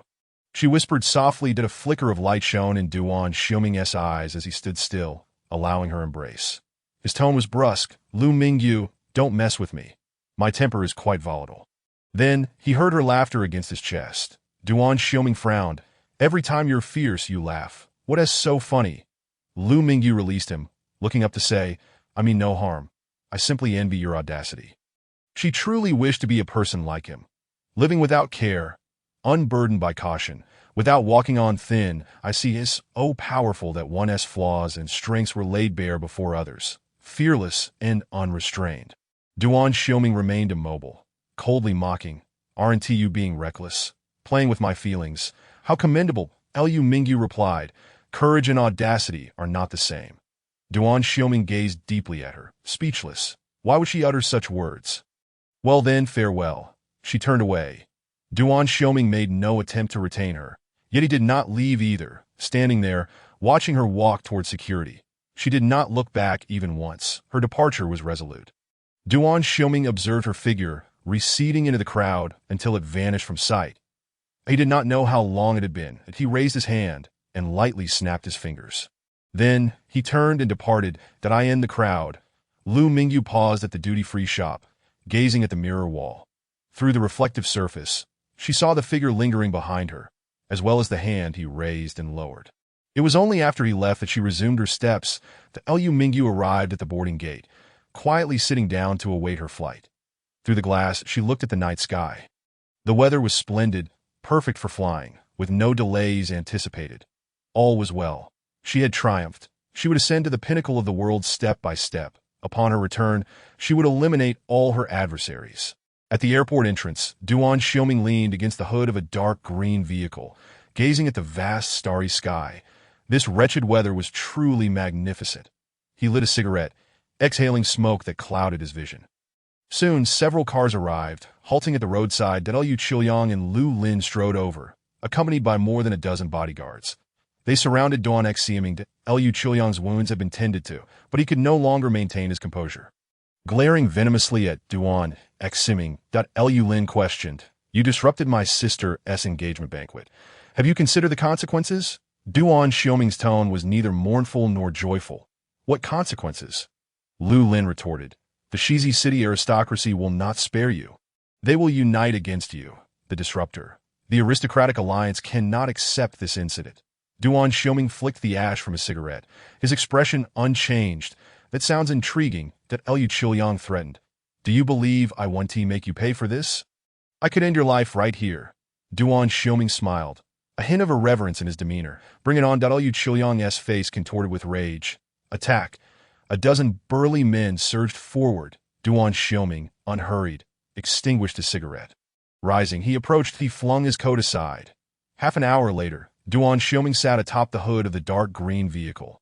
Engrossed in his phone, in the distance lay a scene of chaos. A multitude of bodyguards sprawled on the ground, unable to rise, while Lu Qiuyang and Lu Lin lay on the ground, coughing up blood. Further away, a crowd had gathered, along with numerous staff members. The atmosphere was chaotic and lively. Before long, Zhang Xiang, who had resolved the situation, approached him, saying, "Brother Ming, it's all taken care of." Duan Xiuming nodded, showing little reaction. Zhang Xiang continued, "Has Miss Lu left?" Duan Xiuming replied, "Yes." Zhang Xiang inquired, "Off on a trip? Seeking solace?" Duan Xiuming shrugged. "Who knows?" He was unaware if they were still together. Zhang Xiang remarked, "But Brother Ming, you just beat up her father and brother, without a care." Duan Xiuming frowned. "Didn't I care?" Zhang Xiang retorted, "But you didn't kill anyone, right?" Duan Xiuming, uninterested in further discussion, stood up, patting the side of the vehicle. "Let that waste compensate." Zhang Xiang, bewildered by the abrupt shift in topic, could only stammer. Duan Xiuming's expression turned cold. "The damages caused by forcibly stopping on the highway are entirely his responsibility. Make him pay." "Still childhood sweethearts?" Zhang Xiang nodded. "That feels good. Though it's not about the money, it's quite satisfying." Chapter 59. I long to render you mute. A day later, in London, at the Royal Art and Pure Art Studio building. Each floor was divided into several art studio compartments. In one of the compartments, Lu Mingyu was unfurling large sheets of paper on the wall, preparing to paint. While mixing colors, a malicious female voice echoed from the doorway. "Oh, I heard from a professional next door that you caused quite a stir during your holiday back home. Engagement, broken engagement, elopement, playing both sides, humiliating the male party, offending the aristocracy. You've become the local laughingstock." The woman was named Chun La, a competitor and nemesis of Lu Mingyu, studying the same major. Last semester, the two had clashed fiercely over a scholarship. Chun La fought for glory, while Lu Mingyu fought for survival. Seeing Lu Mingyu's lack of response, Chun La strode in brazenly, stating that Shuren Kuan even knows about your domestic affairs. He has been spreading it everywhere, making quite the fuss. All the Chinese in the Royal Art Academy have come to know of it, and whispers of disparagement circulate behind your back. Lu Mingyu, maintaining a calm demeanor, remarked, "To slander is also a form of reverence. Could it be that you are looking up to me?" Chun La, incensed, retorted, "Who would look up to you? What are you so proud of?" "I am merely reveling in your misfortune." Lu Mingyu countered. "Chun La, when did you sink to the level of those unrefined individuals?" I have always regarded you as my strongest rival. Yet now you join forces with my defeated subordinates. Are you not diminishing your own status? Chen La's expression shifted dramatically. After a moment of contemplation, she stormed out in her high heels. Moments later, the sounds of a fierce argument erupted from other studios, escalating from the first floor to the second, then the third, eventually spilling out into the street, reaching neighboring establishments. That as night fell, a battle-weary Chen La returned to the studio, her lips twitching as she observed Lu Mingyu already beginning her second painting. "Am I merely a pawn in your game?" she exclaimed in fury, finally realizing her predicament that Lu Mingyu ignored her, quietly continuing her artwork. Chen La, in a fit of rage, shouted, "I am speaking to you, Lu Mingyu. Are you deaf?" Lu Mingyu finally spoke, her voice barely above a whisper. "Please allow me some silence that I shall not." Chen La's temper flared. She lifted her foot and, with a loud thud, kicked a wooden plank on the floor. Lu Mingyu finally turned to face her, responding coolly, "If you enjoy making a scene, please continue." Chen La continued her tirade. "What is wrong with you? You look utterly lifeless. Did someone die in your family?" Lu Mingyu paused. "My last close relative has passed away." Chen La's face paled. The studio fell silent, so quiet that a pin drop could be heard. 2 seconds later, Chen La suddenly rushed forward, enveloping Lu Mingyu in a tight embrace while patting her back. "That I'm so sorry," she said, her brow furrowed with guilt. "I had no idea. I truly apologize." Lu Mingyu pushed her away, gasping for breath. "Let go, I can't breathe." The grip was suffocating. Chen La quickly released her, feeling somewhat at a loss. That Lu Mingyu set down her brush. "Please refrain from arguing for the next few days." "I have a headache, ditto," Chen La replied, her concern evident. That Lu Mingyu began to tidy up, falling into a contemplative silence. "Why aren't you crying?" Chen La asked, her worry palpable. "That I can't," that Lu Mingyu replied. "Then you must find a way to vent your emotions." "I can accompany you," Chen La suggested. "Can you think of a way to vent?" Lu Mingyu asked. "Let us go drinking, my treat. We won't return until we're intoxicated." Lu Mingyu nodded. "All right." Chen La tugged her along, adding, "Shall we go beat someone up?" Lu Mingyu nodded again. "Sure." Chen La proposed further. "What if we go kill someone?" Lu Mingyu paused before nodding. "All right." That night, the two went to a bar sitting across from each other, ordering drinks and snacks. Chen La began to indulge in food and drink, while Lu Mingyu remained silent, unable to eat, occasionally sipping her drink. After Chen La had her fill, she raised her glass and clinked it with Lu Mingyu's, exclaiming, "Drink. Once you're drunk, the tears will flow. Venting is crucial. You're simply putting too much pressure on yourself. Balance work and rest. Understand?" "I understand." Lu Mingyu nodded and downed her drink. Chen La filled her glass again, stating, "Don't be so down. Oh wait, feel free to be as miserable as you like." That Lu Mingyu suddenly remarked, "I despise the name Lu Mingyu." Chen La found this curious. "Haven't I always called you Lu Mingyu?" "Oh, are you referring to others?" "Just tell them, it's no big deal." Lu Mingyu lowered her gaze. "Yes, it's no big deal, just being overly sensitive." Chen La, somewhat flustered, explained, "It's not being sensitive. You're so heartbroken you can't cry. That's what leads to this. Losing a loved one is a profound sorrow. When my grandmother passed, I was in despair for an entire year. You're doing remarkably well." Lu Mingyu shook her head. "I am not well at all. I am utterly exhausted." Chen La casually suggested, "Why not find a man to spend the night with? That could also be a form of release." That Lu Mingyu looked at her and replied, "I've done that." Chen La nearly dropped the bottle in shock. "What?" Lu Mingyu nodded. "I found someone and slept with him."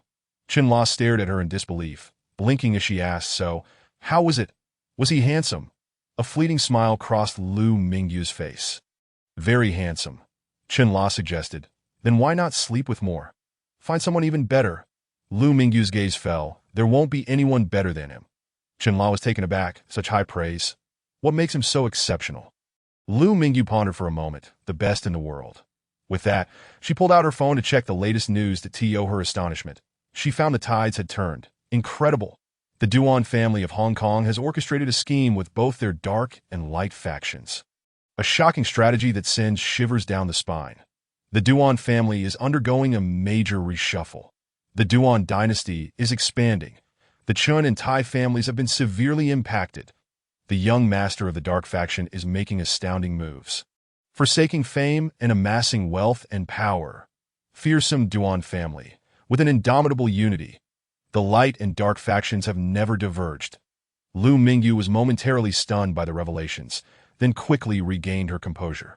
Such insider information about a top-tier family could never be found online. Anything that appeared in the news was always a smokescreen. What a deception! Lu Mingyu shook her head and set her phone down. Chun-La, still astonished, took a sip of her drink and asked, just how handsome and wonderful is that man? Your sharp tongue actually managed to express such sentiments. Perhaps you should bring him along for company. Lu Mingyu remained silent for a moment before replying. Men affect the speed at which I draw my sword. Well said. Chun-La raised her glass to toast, unless that man himself is a formidable blade. Lu Mingyu's hand paused in midair, her gaze laden with unspoken meaning. Chun-La turned her head, scolding, drink up. What are you waiting for? Lu Mingyu drained her glass and then asked, which is more painful, parting in life or death? Chun-La, seeming tipsy, raised her hands high. Of course, it's simultaneous. Buff stack. Explosion. Lu Mingyu sighed, calling out, Chun-La, what do you want with my name?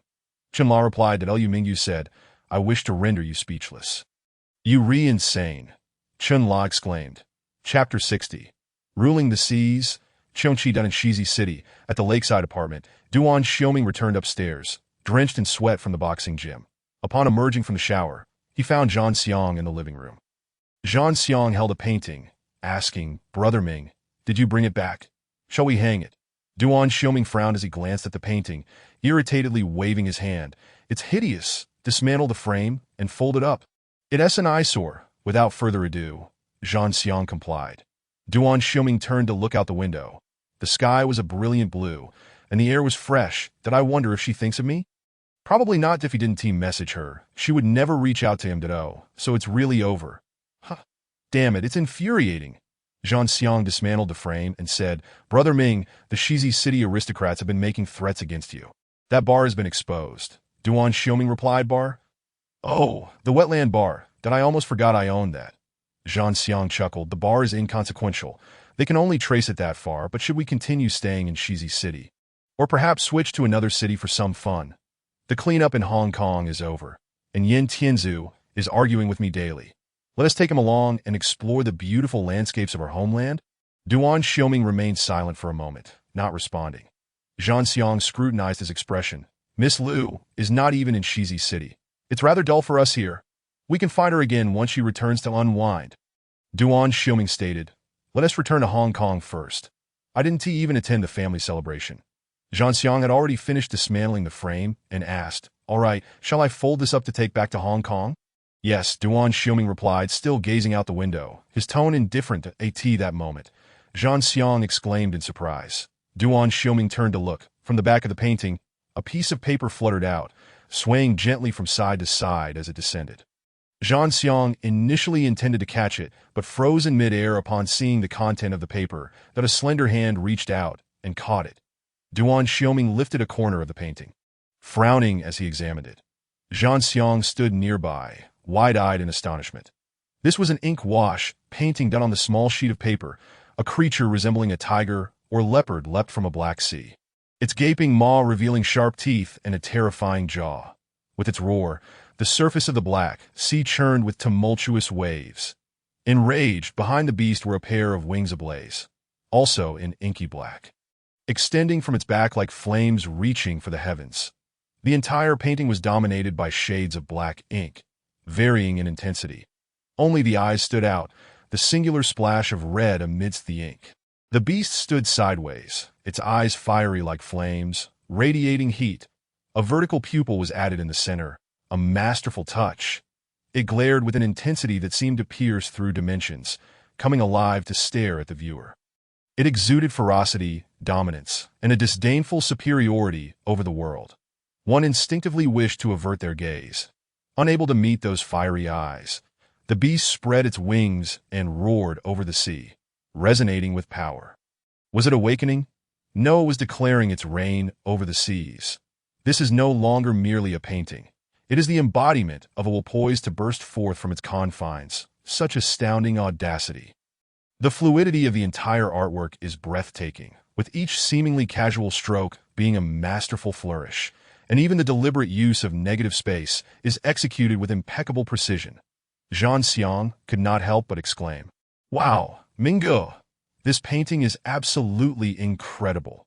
Duan Xiaoming remained silent, his gaze fixed on the artwork, his eyes shimmering with astonishment. Zhang Xiang continued to marvel. What kind of creature is this? Although it is somewhat unconventional, it is undeniably magnificent, truly stunning. Duan Xiaoming's voice resonated deeply. It is a mythical beast from the mountains and seas, a Qiongqi. Zhang Xiang replied, "Qiongqi? Fierce yet stylish. I cannot find the words to describe it. But how magnificent it is! Roaring through the sea, spreading its wings to reign supreme." Duan Xiaoming furrowed his brow. "It is an ink wash in the national style." Zhang Xiang gasped, "My goodness, Mingge. Our decision to return to our homeland was indeed the right one. Such artistry is unparalleled back home." Duan Xiaoming continued to gaze at the painting, lost in thought for a long while. Suddenly, Zhang Xiang came to a realization and yelled again, "Brother, this is Miss Lu Er's painting. She created it. How remarkable!" After his outburst, he resumed staring at the cotton candy-like piece, utterly bewildered. Could both paintings truly be the work of the same artist? The disparity is staggering. Duan Xiaoming then began to search for her signature. And then he fixated on the wings of the Qiongqi, ablaze with dark flames, but he found it. The fiery wings formed the characters. Her signature, written in cursive script, the characters were sizable, occupying 1/5 of the entire painting, seamlessly integrated with the artwork. 1 character. YIT was rendered in an extravagant cursive style, bold and sharp, exuding a sense of defiance and arrogance. Duan Xiaoming's gaze locked onto the character, and he found himself entranced, unable to look away. Moments later, he abruptly turned and gazed at the painting on the wall. Dawn. The stylistic similarities and the visceral impact of both paintings unmistakably indicated they were the creations of the same artist. Not to mention the distinctive cursive signature. Duan Xiaoming realized that Li Yu was, in fact, a single character, merely deconstructed in the painting titled Dawn. The artist's pseudonym was the singular character Yi, the Yi of Lu Ming in the wild. There was no artist named Li Yu, only the artist Yi. That was her true self. Duan Xiaoming's eyes sparkled uncontrollably. That it was indeed her. 6 months prior, she had painted Dawn as a declaration of resolve. And now she had created Qiongqi to manifest her ambitions. In comparison to Dawn, Qiongqi represented an elevated level of artistry, and no wonder she deemed Dawn worthless. This Qiongqi was not simply assertive. Duan Xiaoming suddenly grasped her inner turmoil. What had she encountered? What had compelled her to desperately seek to rescue or even transform herself? To utilize every opportunity to ascend. Yet, after enduring countless trials, a small boat does not merely ride the winds and waves, nor does it accept any divine redemption. Instead, it chooses to transform itself into a ferocious beast, succumbing to madness, unleashing claws, soaring with wings, stirring up a tempest. Yes, she had once said she wanted to become a sea monster amidst raging waves, to personally stir the storm and fight. How could such a woman exist in this world? She had completely repudiated her past, even vehemently criticizing her former self, that a transformation in stark opposition to her previous identity, charging forward with a completely new visage. Truly, it was astonishing. Such earth-shattering courage and determination. Duan Xiaoming closed his eyes, the words trapped within his chest, murmuring, "I must be losing my mind." Silence enveloped the room for an extended period. Long enough that Zhang Xiang hesitated to speak, that a vibration broke the stillness. Zhang Xiang glanced at his phone and quietly slipped out. That a few minutes later, Zhang Xiang returned after taking a call. Holding up his phone and inquired, "Mingge, Su's sister is looking for you. Do you want to meet her?" Duan Xiaoming opened his eyes, regaining his composure. Zhang Xiang cupped the phone's microphone and whispered, Su Yu, Miss Lu Er's only friend in Shizi City. Shall we meet?" Duan Xiaoming donned his coat. "Let's meet." Chapter 61. That was her choice in the Wetland Forest Lounge. The establishment was closed during the day. Zhang Xiang brewed 3 cups of tea and placed them on the table. Su Yu was engrossed in her phone, stating softly, "I knew that post couldn't have been made by Lu Mingyu herself. Although she rarely uses her alternate account, it wouldn't be something she would post." Duan Xiaoming tilted his head. "Alternate account? Su Suyu replied yes. She previously posted about her engagement on her alternate account. It must have been her family's doing. Zhang Xiang turned to his companion. Minggu, we misjudged the situation. Duan Xiaoming remained silent at that moment. Su Suyu placed a large package on the table. This is for Lu Mingyu. Duan Xiaoming frowned. She is not here with me. Su Suyu replied, I know. She has returned to school. It has been several days since the semester began, and she delayed her enrollment. I asked her boyfriend. Aren't you going to check on her? Zhang Xiang gasped. What? School? Su Suyu was even more astonished. Oh my. You didn't know? She is pursuing her master's degree. Duan Xiaoming closed his eyes, despairing, then opened them again. First, it was her alternate account.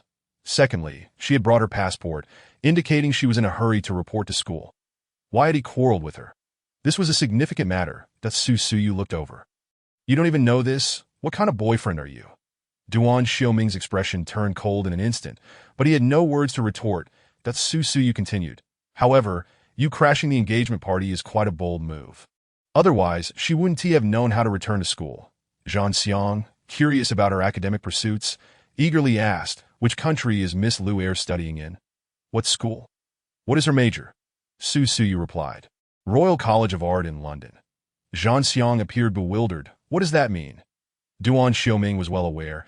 It is the England Royal Academy of Arts. But why would she pursue fine arts if she was short on funds? What was she thinking? Zhang Xiang quickly grabbed his phone to search for information, exclaiming, it's the top art institution globally. That's impressive. Miss Lu Er is truly remarkable. To his surprise, Su Suyu seemed displeased. Stop calling her Miss Lu Er. Zhang Xiang inquired. Why is that? Su Suyu wrote down an address and burial plot number on a label. This is where her biological parents are buried. Wait. Zhang Xiang was stunned. Biological parents? Lu Mingyu is not the second miss of the Lu family, is she? She is an adopted daughter of the Lu family. Su Suyu shook her head. No, she is indeed the second miss of the Lu family, but she is not the daughter of Lu Qiuyang and Du Wenxin. She is the daughter of the Lu family's second son, who, in order to marry her mother, relinquished his inheritance and left the family to develop in the Demon City. Zhang Xiang exclaimed. What? Su Suyu continued. Lu Mingyu grew up in the Demon City and lost her parents at the age of 12 before being brought to Shizi City. Zhang Xiang slapped his forehead, turning to his companion, Minggu. The focus was here all along. We have been mistaken. Duan Xiaoming cast a glance out the window. Growing up in the Demon City. No wonder she spoke Cantonese and enjoyed Cantonese cuisine. He suddenly asked, did the Lu family treat her poorly? Su Suyu replied, it was exceedingly terrible. You cannot even imagine how bad it was. It was outright abuse. Zhang Xiang asked in astonishment, what kind of abuse? Did they take away her phone? Su Suyu responded, taking away her phone? That's nothing. They locked her up, made her transcribe the Injia, physical punishment, forced marriage. They didn't even allow her to paint or study too much. Duan Xiaoming furrowed his brow. It seemed the severity of the situation exceeded his expectations. The glass blades at the engagement party had indeed been reined in, and the incident at the airport had also been mitigated. Zhang Xiang exclaimed, so extreme? They wouldn't let her attend such a prestigious school. If they aren't her biological parents, why should we care? Duan Xiaoming asked, is there anything else? Su Suyu shook her head. No, that's all. Yet Duan Xiaoming firmly stated, there must be something else. That Su Suyu insisted. There is nothing more. We are best friends. She tells me everything. And isn't this serious enough? Not enough. Duan Xiaoming's demeanor was cold. Who said friends must reveal all their secrets? He recognized that those two paintings revealed more than just these issues. There were also her words before leaving and those hollow, vacant eyes, viewed collectively. She had suppressed all her emotions. She was concealing something significant. Su Suyu, unhappy, spoke up. I have grown up with her. I know her well, better than you do. Duan Xiaoming retorted coldly, I can guarantee that there is not a single person in this world who truly understands her. Su Suyu pondered for a moment, then nodded in acknowledgement. You may be right. Let us wait until she settles down before I ask her. But regardless, she is indeed very pitiable. What she desired was not pity. Duan Xiaoming forcefully interrupted, his tone indifferent. That is her own choice. That Su Suyu glared at him in anger. What is wrong with you? As Duan Xiaoming turned away, he raised his hand. Please leave. Book a flight. That Su Suyu suddenly stood up. shouting, "There's no need to see me off. I truly regret coming to find you." Zhang Xiang calmly pulled out his phone, returning to Xiangang. Duan Xiaoming replied, to the demon city to Su Suyu, standing at the door, turned back in astonishment. "All right, brother." Zhang Xiang quickly booked the flight while walking towards Su Suyu, Su's sister. "May I accompany you to the door?" "I won't see you back. I'm a bit busy, please forgive me." Duan Xiaoming gazed out the window, deep in thought. She had encountered difficulties, yet she rejected others' pity and compassion, refusing to place herself in the role of a victim. To create the Qiongqi as a denial of dawn clearly indicated her immense ambition. What she sought was a patron.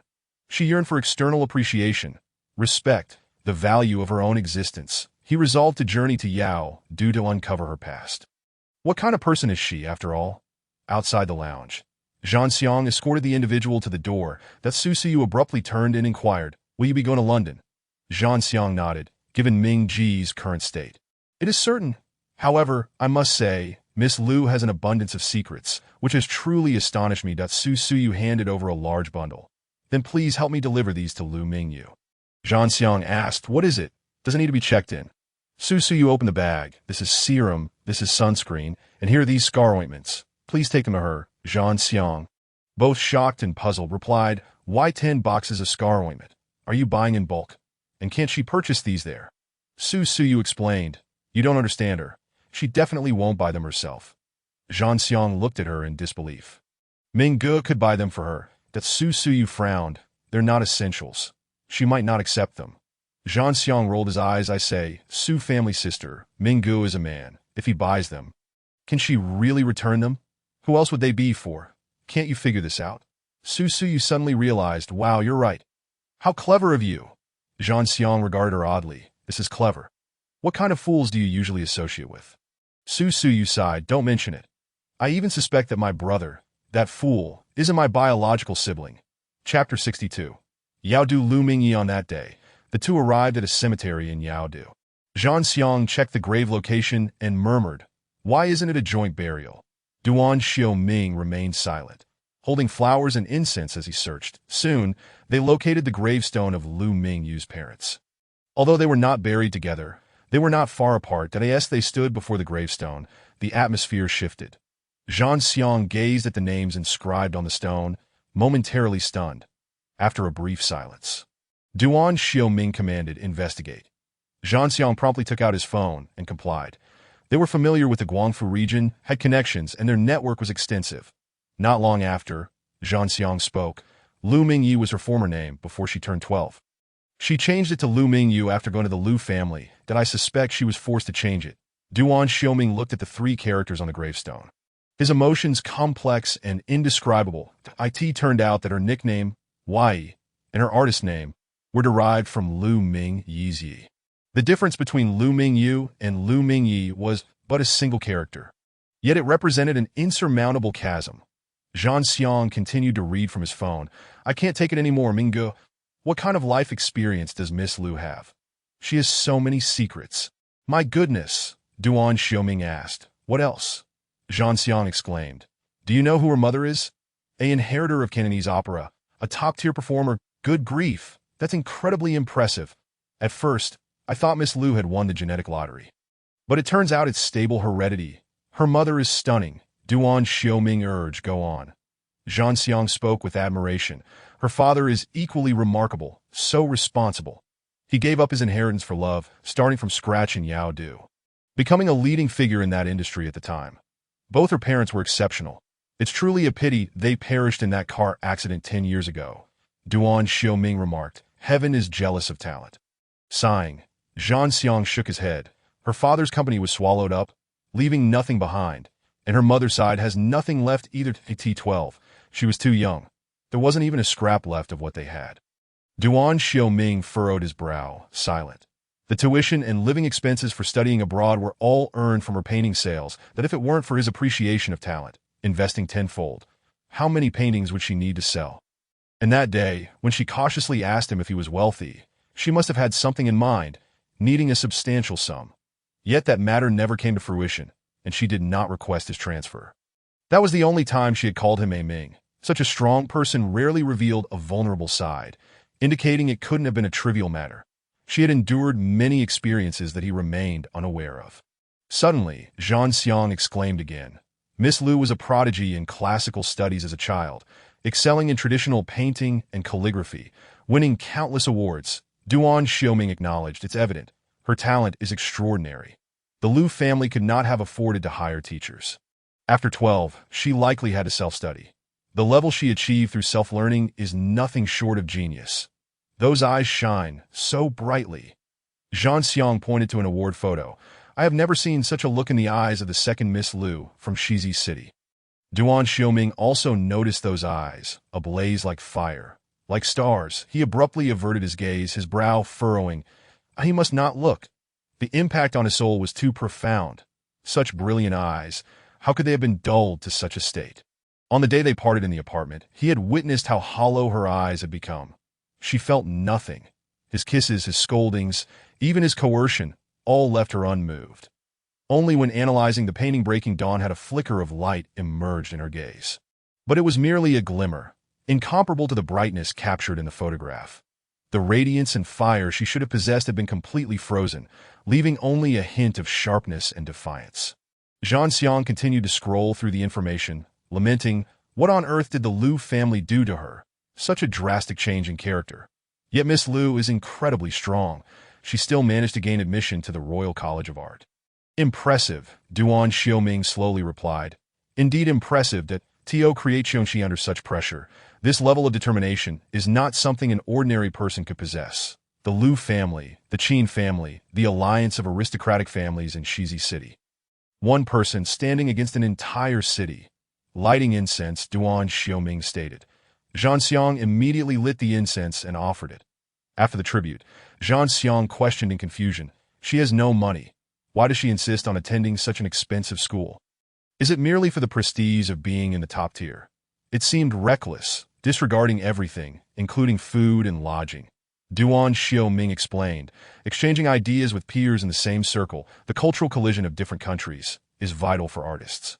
What can one create in isolation? Zhang Xiang still did not comprehend. But the tuition is exorbitant for her, and pure art has poor employment prospects. What is she thinking? She is clearly intelligent, yet this decision seems unplanned. What is she truly doing? Duan Xiaoming gazed into the distant sky, narrowing his eyes. She desires fame. Not for profit, but for recognition. When all is considered, this goal is startlingly clear. Offer her billions and she would refuse. She insists on trading her paintings through platforms, whether galleries or exhibitions, all of which take a significant cut. Does public trading enhance one's reputation? Duan Xiaoming, not being part of the art community, did not fully understand, but he could roughly guess her intentions. Pure art may have poor job prospects, yet the ceiling for artistic achievement is extraordinarily high. She is undoubtedly confident, aspiring to be a renowned artist. A world-renowned artist, she seeks social status, the pinnacle within the art world. Such a vibrant ambition. She is not just Shizi City's Shizi. She is Yao Du's Lu Mingyi, unable to suppress his inner turmoil any longer. Duan Xiaoming strode out decisively. Zhang Xiang quickly followed. Minggu, shall I arrange the itinerary for us to visit the Royal College and find sister-in-law? Duan Xiaoming replied, don't call her sister-in-law. She has no time to discuss romance with me. Her mind is solely focused on winning. Zhang Xiang exclaimed. Huh. Duan Xiaoming's gaze flickered. I'm flying to London. You go to Xiangshan AO. Zhang Xiang gasped, why? Duan Xiaoming replied, transfer a sum of money to Shizi City. Invest in an art exhibition under the name of Duan Xiaoji, a large-scale event. Find a bustling location and build it on-site. Zhang Xiang responded, that sounds great, but why not first transfer some funds to Miss Lu? She could definitely use the financial support. Duan Xiaoming did not answer his question and continued. Also, which brands are among the world's top 10 galleries? Go engage with them and select one for acquisition. Zhang Xiang acknowledged, all right. Duan Xiaoming's plans unfolded one after another. Aren't they from the alliance of aristocratic families? You go to Shizi City and establish connections. Zhang Xiang exclaimed in shock, wait, establish connections. Duan Xiaoming quickened his pace. Unleash your full potential. Go all out. Zhang Xiang was bewildered. Such a grand move. Duan Xiaoming declared, open up the mainland market. Take them down. Zhang Xiang felt a surge of excitement. All right, Minggu. Finally, it's my turn to showcase my skills. Within 2 years, I will definitely take them down. Duan Xiaoming suddenly paused and said, breathe easy. Don't go bankrupt. Zhang Xiang asked in confusion, why is that? Duan Xiaoming replied, let her deliver the final blow herself. Revenge is sweetest when served personally. Let her relish it. Chapter 63. Wait, who was on the high seas cruise ship? Xiangshan Ao. Zhang Xiang met with Yin Tianzua, handling matters while enjoying a meal. Yin Tianzua was seething with anger. What on earth happened that day? Am I not worthy of knowing the truth? I am trembling while handling affairs in Xiangjiang. Even if Mingge doesn't take me, you brat don't even reply to my messages. Do you believe I will beat you? Zhang Xiang waved his hand. I just finished up. You have no idea how chaotic it was. Mingge was nearly ready to kill someone. Yin Tianzua grew even angrier. What top secret incident could it be that I wasn't involved? What good is all my strength? Zhang Xiang replied, you really weren't needed, and it was Ming Ji's private matter. Yin Tianzua tilted his head. Huh. Zhang Xiang nodded. It's a romantic issue. Yin Tianzua was stunned. Huh. Romance? A woman? No way. Zhang Xiang chuckled. Hey, it really is for a woman. Yin Tianzua was shocked. What woman? Could you persuade Mingge to grant you access to the highest level of emergency status and boldly enter the confidential meeting room? If your gesture had been delayed by even a second, you would have been shot to pieces. Do you realize that? Zhang Xiang pondered for a moment, fear creeping in as he remarked, at that time. Who could afford to care? It was truly urgent. Mingge even divulged his phone password to her. Yin Tianzua's eyes nearly bulged out in disbelief. Which woman is it? What makes her so special? Zhang Xiang waved his hand dismissively. Don't even mention it. Mingge lost control of his emotions around her. It was truly shocking to witness. Suddenly, Yin Tianzua's face lit up with realization. Aha! It must be the one from the high seas cruise, right? Back then, Mingge made the highest level negotiation gesture to silence everyone. It left me dumbfounded. Zhang Xiang was initially taken aback, but soon a flicker of terror appeared in his eyes. Wait, who was it on the high seas cruise? Yin Tianzua looked momentarily confused. Then both of them were struck by fear. They exchanged glances, a profound silence enveloping them, an eerie atmosphere beginning to spread. Zhang Xiang broke the silence first. I'll go first. What happened between Mingge and that person on the high seas cruise? Yin Tianzua replied. They spent the night together in the top floor suite. Zhang Xiang exploded with emotion. What the hell? Was he just putting on a show in Shizi City? There were so many plans in motion. Yin Tianzua interjected. My turn now. How far have things progressed between Mingge and Shizi? Zhang Xiang replied. They're discussing marriage. He went over there this time to snatch her away. He was dead serious about it. Yin Tianzua's emotions erupted as well. Good heavens, so Mingge has too? Is he openly challenging the ancestral teachings of the Duan family? Does he no longer want to be the heir of the dark veins? Zhang Xiang rubbed his temples. Let me think this through. I need to analyze. But Yin Tianzua, unable to contain himself, blurted out. If it's just dating, that's one thing, but if they're getting married like this, he could be expelled from the Duan family. The Duan family has strict ancestral teachings to avoid infighting and division. Zhang Xiang held his head in his hands. I know. Stop shouting. Yin Tianzua continued to shout. Could it be that Mingge is committing an act of rebellion? A blatant scheme? Is this recent incident in Xiangjiang a prelude to his plans? Zhang Xiang suddenly lifted his head. Watch your words. Yin Tianzua snapped back to reality, his demeanor turning grave. Zhang Xiang. If Ming Ji's intentions are indeed rebellion, it would lead to a fierce battle, one that could overturn all of Xiangjiang. Zhang Xiang retorted. So, Yin Tianzua's hand moved to his lower back. The secret is too large. There is something I must clarify. Zhang Xiang glanced at his movement, sneering. What, do you want to kill me to silence me? Yin Tianzua's eyes flashed with murderous intent. I'm sorry, but if this is indeed a secret, it must be silenced. Zhang Xiang raised his phone high. Do you believe that before you pull the trigger, I could just press a button to blow this place up? We'd go down together. Yin Tianzua's arm tensed. I have one question. The Duan family, Mingge, who will you choose? Zhang Xiang felt beads of sweat form in his palms. On 3? 1, 2, 3, Yin Tianzua, Mingge. Zhang Xiang, Mingge. Both exhaled a sigh of relief. Simultaneously, one shook off the hand resting on his lower back, while the other tossed his phone onto the table. Yin Tianzua breathed heavily. The situation may not even be real. Yet we almost brought each other to death. Zhang Xiang wiped the sweat from his forehead. You got too worked up? I'm not someone trained by the Duan family. I've been with Minggu and the White Eagle since the beginning. So what is there to doubt about loyalty? Yin Tianzhuo replied, I must have my doubts. I'm not you. How would I know what is going on in your mind? Zhang Xiang slammed the table. Let us drop this topic. It is not for us to guess. Can you stop letting your thoughts wander so much? Is there something wrong with you? The two fell silent, focusing intently on their meal. Another day passed. Noon, the Royal Arts Pure Art Studio building. Chun La was propping his chin, watching Lu Mingyu mix colors, and asked, Why didn't you come with me to eat that fried chicken? Lu Mingyu frowned. Too oily. Chun La insisted, No way. We must eat. Lu Mingyu replied, It tastes bad. I can't swallow it.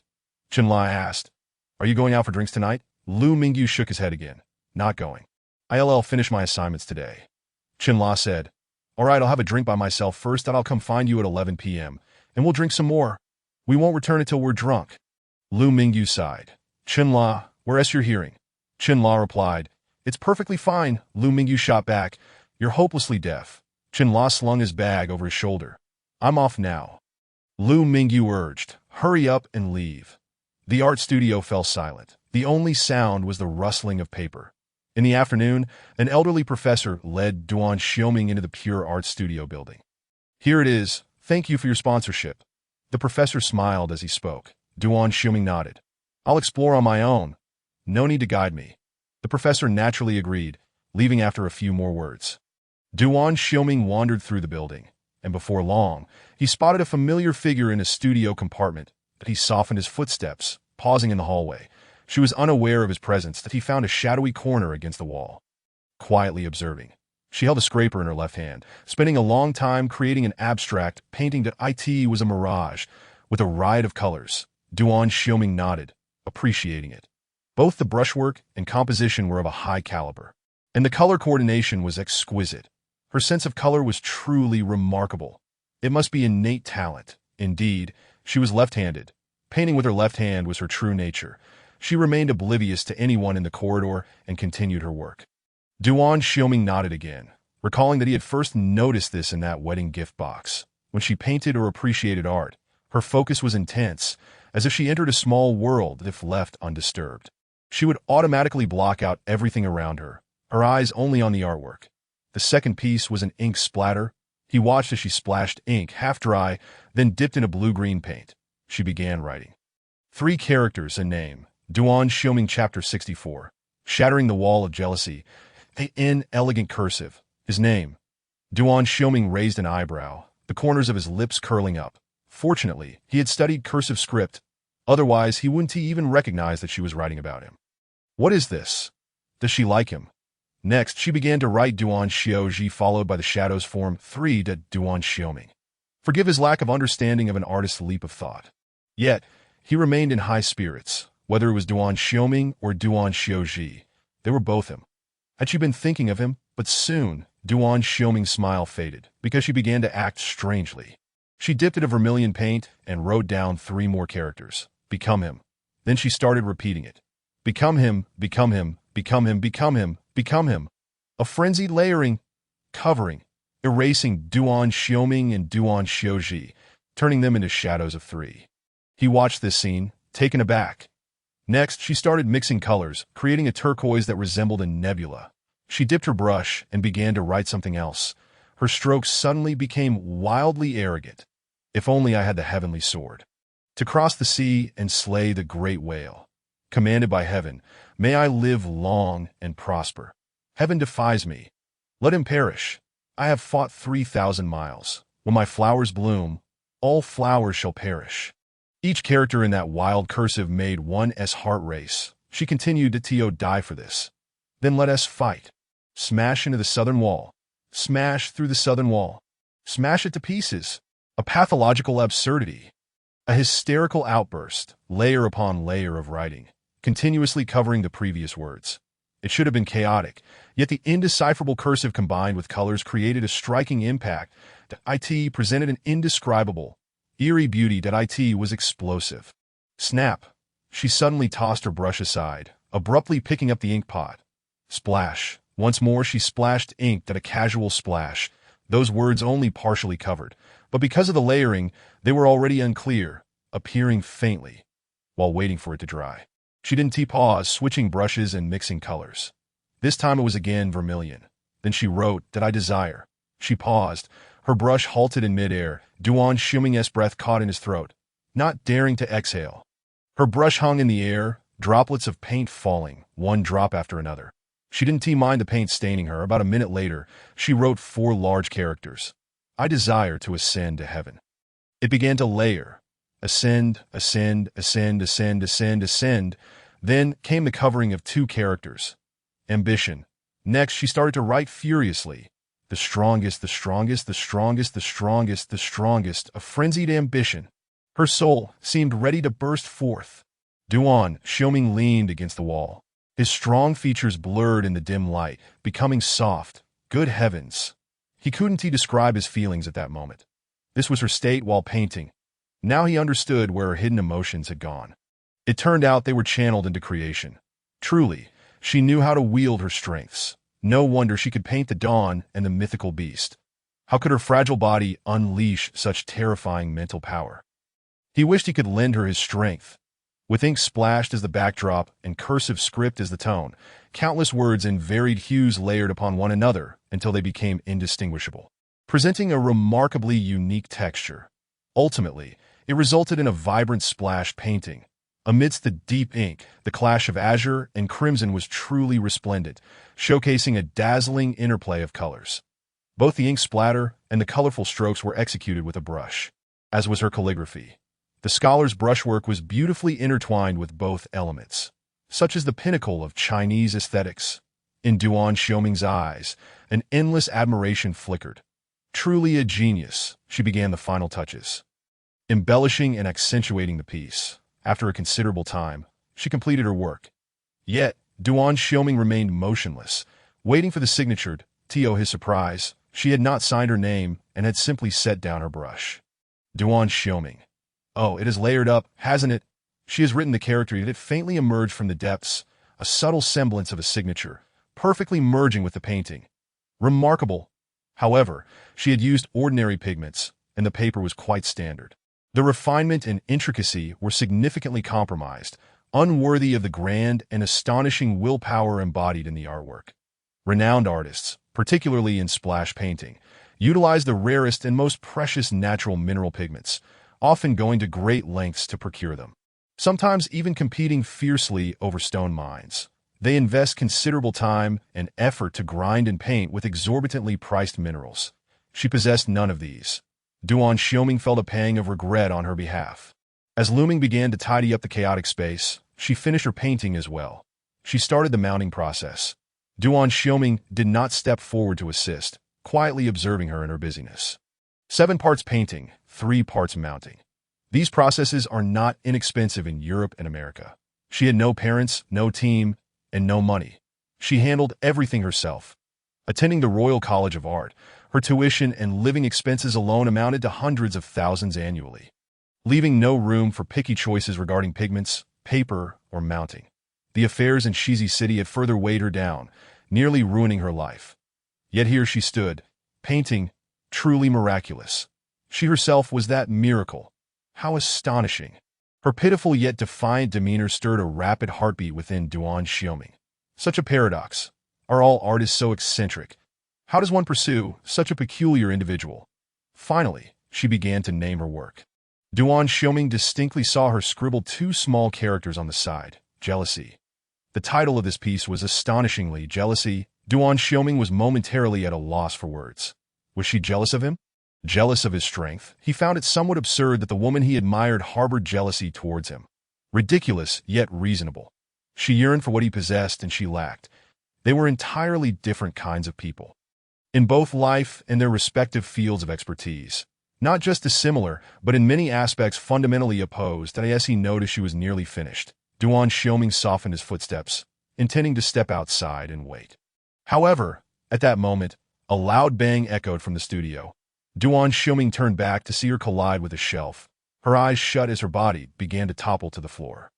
He dashed forward and caught her, It was already 11 o'clock at night. Given her already frail condition, the intense painting session led her to faint. Her lips trembled, her face pallid. He cradled her in his arms and hurried outside. Upon exiting the building, they encountered a woman in a red dress, clad in a black coat despite the winter chill. Duan Xiaoming furrowed his brows, tightening his hold on Lu Ming, enveloping her completely in his embrace as they passed by the woman. Unexpectedly, she abruptly blocked his path. "Wait. Chen Leiju has regained consciousness," she said, fixing her gaze upon him. "Who are you, and where are you taking her?" Duan Xiaoming, somewhat impatient, replied, "To the hospital." Chen Leiju narrowed her eyes. "What is the name of the person in your arms?" Duan Xiaoming's patience was wearing thin. "Lu Mingyu." "Incorrect answer. Release her." Chen Leiju lunged forward to seize her. However, Duan Xiaoming sidestepped, pulling Lu Ming closer. "Lu Mingji, a resident of Yao, that's sufficient." Chen Leiju paused. "What is your relationship with her?" Duan Xiaoming. "I too am uncertain of what I am to her." With that, he strode away. Chapter 65. Scar ointment, 10 boxes in the hospital. In a single patient room, Lu Mingyu remained unconscious as the doctor lifted her arm for examination. Standing nearby, Duan Xiaoming's pupils abruptly constricted. Even the doctor was startled, gazing at her wrist in disbelief that a gruesome wound, now scabbed over, appeared highly abnormal. Imprisonment? Chains? "Leave," Duan Xiaoming commanded in a low voice. Once the doctor exited the room, he approached her, gently lifting her clothing to inspect her wrists and ankles. All 4 limbs bore injuries that he unfastened her collar to check, finding no marks in the front that he then proceeded to examine her back. His gaze froze. After a long moment, he continued to inspect her lower limbs. The injuries were concentrated on her back, wrists, and ankles, with evident marks of shackling and whipping. Duan Xiaoming stared at the person lying on the hospital bed, emotions within his eyes surging violently. What had the Lu family done to her? Memories flooded back. On the day of the wedding snatch, he had slapped her, and she had trembled all over that time. He had scolded her. Who could have imagined there were injuries there? Subsequently, in the apartment, he worried he had bruised her wrist. Noticing her flinch when he touched her, it turned out she was not evading his touch, but was in pain.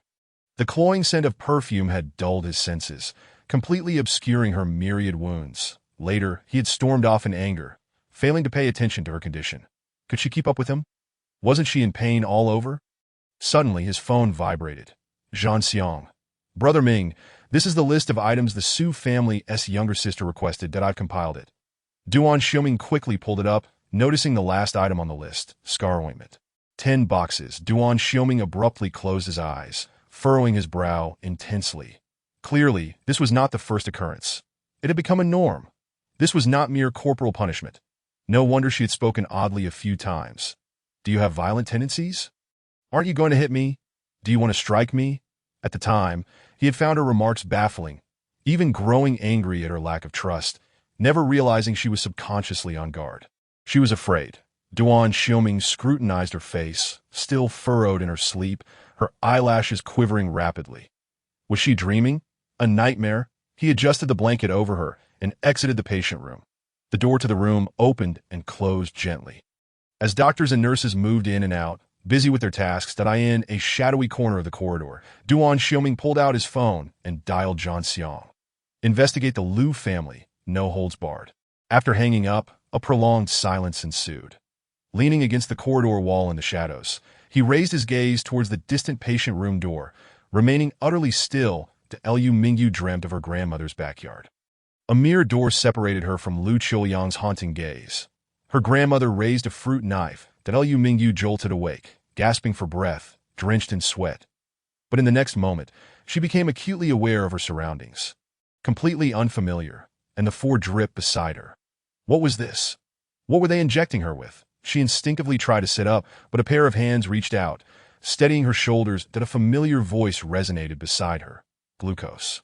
Lu Mingyu looked over in surprise. Duan Xiaoming stood at her bedside, signaling her to close her eyes. "Sleep, it's all right." But Lu Mingyu remained in disbelief, staring at him. Duan Xiaoming grasped her hand. "It's real. You should rest." Gradually, Lu Mingyu lay back down, closing her eyes, sinking into a deep slumber. Duan Xiaoming did not release her hand. Holding it firmly, in the latter half of the night, she no longer endured nightmares. sleeping soundly and deeply. When Lu Mingyu opened her eyes again, it was already midday the following day. She had recovered quite well. There were puncture marks on the back of her hand and forearm. She had received fluids and had blood drawn. The room was empty, with food placed nearby, still warm. She sat up, eating while reflecting. Had she been hallucinating? Had she truly seen Duan Xiaoming? She had fainted in the studio yesterday. Who had brought her to this hospital? Why such an expensive private hospital? Who had paid the bills? Too many questions swirled in her mind. After finishing her liquid diet, Lu Mingyu picked up her phone to check the time, then got out of bed, tidied herself, and headed to school class. The afternoon classes were intensive, that Lu Mingyu studied diligently. After the first class ended, she hurriedly exited the building, racing alongside several classmates towards the bus boarding point. The Royal College of Art has 3 campuses, and her afternoon classes were divided between 2. After finishing here, she would need to go to another campus to continue her studies. However, she had barely taken a few steps when, snap! A sound of fingers snapping rang out beside her. Lu Mingyu halted, turning around, stunned. Duan Xiaoming looked at her. Running so fast. Where are you off to? Lu Mingyu. Duan Xiaoming snapped his fingers again. What are you dazed about? Aren't you in class? Where are you headed? Lu Mingyu blinked. To another campus for class. Duan Xiaoming tilted his head, puzzled. Why was attending school for a master's degree so troublesome, requiring classes across multiple campuses? Lu Mingyu was still in shock. Duan Xiaoming had appeared before her. Had it only been 3 days? Was he no longer angry? Wasn't he supposed to have a fierce temper? Duan Xiaoming beckoned from a distance. And almost immediately, a car approached, halting beside him. The driver alighted and handed over the car keys. That it was a pristine white Lamborghini supercar. Now, it was the turn of the alumni beside him to be utterly astonished. For this supercar, a limited edition of only 63 units globally, was the Lightning, custom-painted in ghost white. Duan Xiaoming opened the door to the passenger seat for her. Lu Mingyu stood still, her mind still lingering on the hospital room from the previous night. Oh, it wasn't an illusion. Duan Xiaoming looked at her and urged, "What are you dawdling for? Get in." Lu Mingyu stepped forward and took her seat. Duan Xiaoming closed the door behind her and circled to the driver's side to start the vehicle. Which campus? Point the way, he inquired. Lu Mingyu played the role of an emotionless human GPS throughout the journey. Duan Xiaoming drove in silence, taking her to her destination, then exited to open the door for her. Just like before, every detail was attended to impeccably. Lu Mingyu took a couple of steps outside, then turned back, hesitating to speak. Duan Xiaoming gestured with his chin. Attend class first. We can talk after. Lu Mingyu nodded and turned to enter the lecture hall. During class, her phone exploded with notifications, a flood of inquiries pouring in. Some were curious, while others carried an air of sarcasm. In recent days, Xu Rinkuan from the neighboring major had been spreading rumors about her throughout the school. Undoubtedly influenced by someone, Lu Mingyu had always been the center of attention, perpetually in the eye of the storm. Qinla also caught wind of the gossip, and a barrage of messages flooded her phone, recounting the events she had witnessed that night, interspersed with wild speculations. Lu Mingyu ignored every single one, silencing her phone, and unleashed her inner scholar, focusing intently on the lecture. After class, Lu Mingyu was organizing her belongings as she pondered while walking out of the building. She glanced at her phone, overwhelmed by the multitude of messages that left her head spinning. After selecting a few to respond to, she dialed Qinla, who had bombarded her with over 50 messages, laden with emotional expressions and punctuation. She simply could not bring herself to read each one. Chapter 66. This bed cannot accommodate. Qinla answered immediately, asking, "Hey, did Xu Renkuan say anything about the bride snatching? Is he the owner of the ghost White Lightning?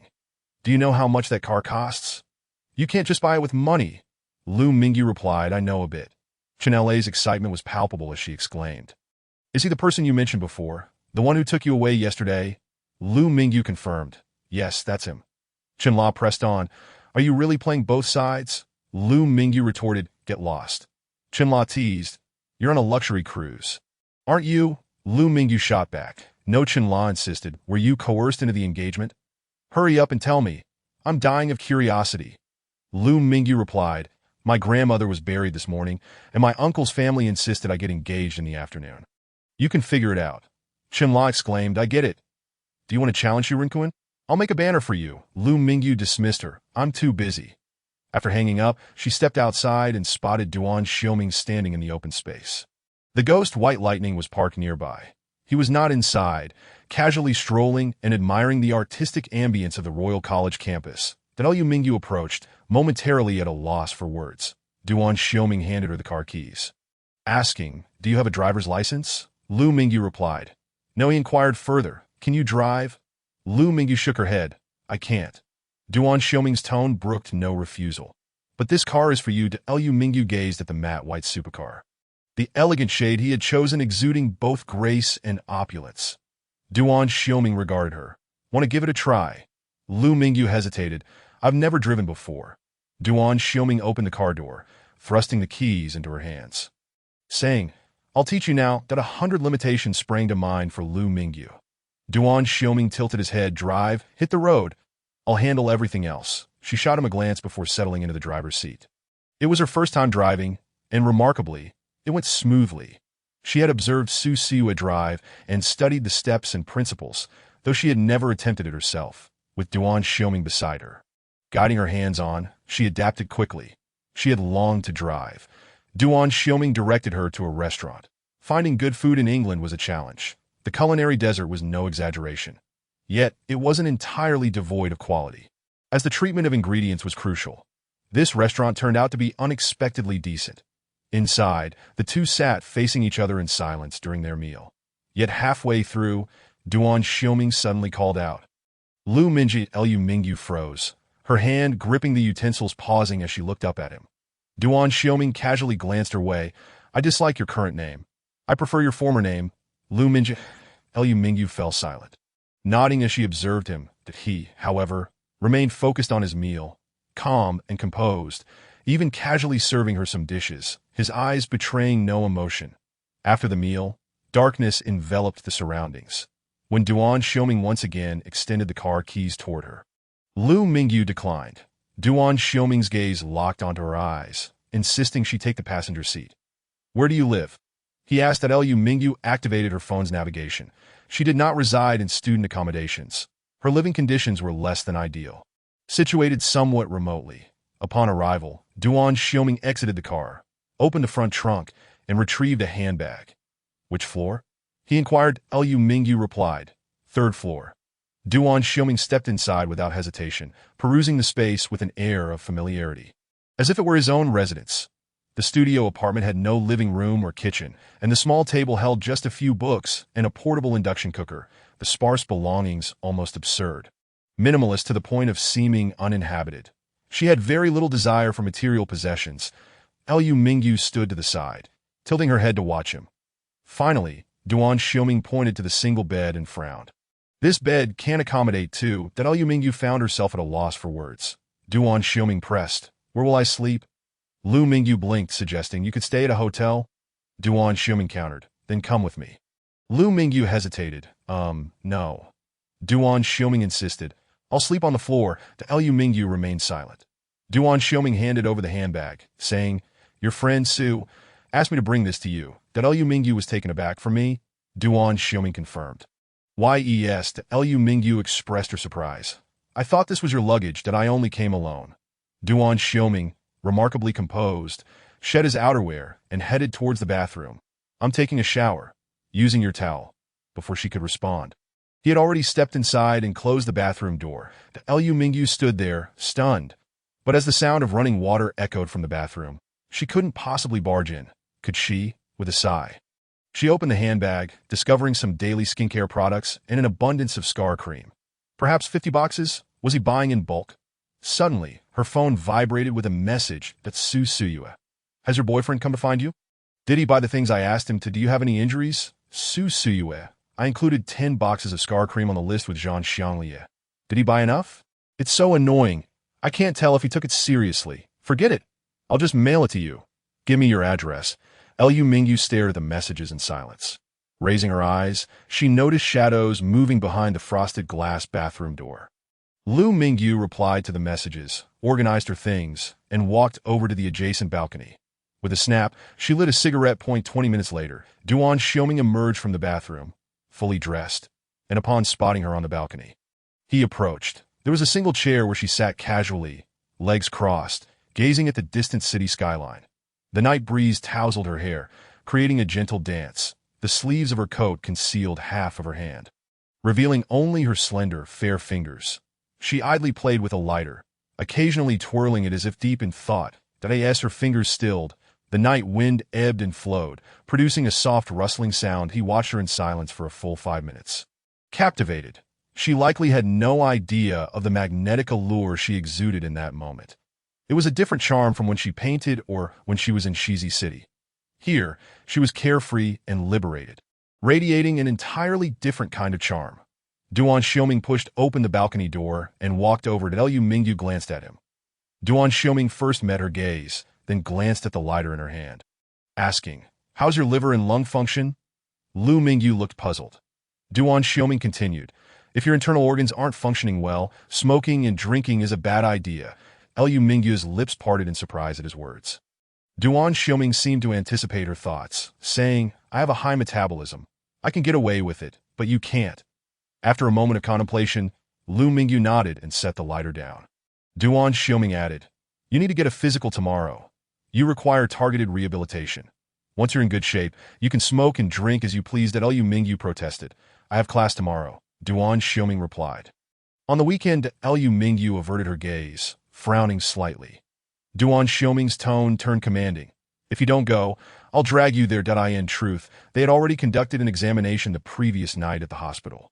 However, there was still something off. Liu Mingyu looked up. "I never said I wouldn't go. I'll go on the weekend."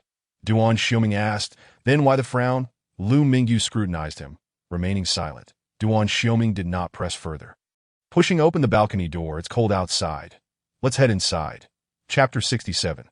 "You should go see an ENT specialist." Duan Xiaoming indeed made a makeshift bed on the floor, showing no particular concern as he simply lay down, carelessly pulling a blanket over himself to sleep. In the darkness, Liu Mingyu lay beside him, staring in his direction with her eyes wide open, unable to articulate her emotions. She had yet to come to terms with his presence. Why was he here? Why was he staying at her home? Moreover, the heir to the Duan family's clandestine lineage was sleeping on the floor. It was utterly astonishing that on the floor, his characteristic gruff tone broke the silence. "What are you staring at?" "Go to sleep." Liu Mingyu turned over and closed her eyes. In the deep of night, Duan Xiaoming was jolted awake by a series of rapid breaths.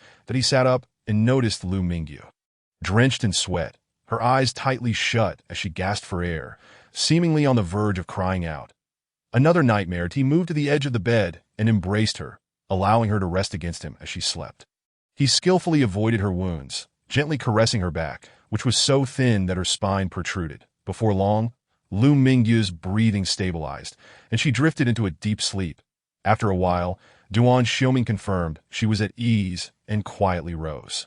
Making his way to the balcony, he took out his phone and contacted Zhan Xiang. "Duan Xiaoming, have you found anything? Be quick." That moment, it was daytime in the country, and a response came swiftly.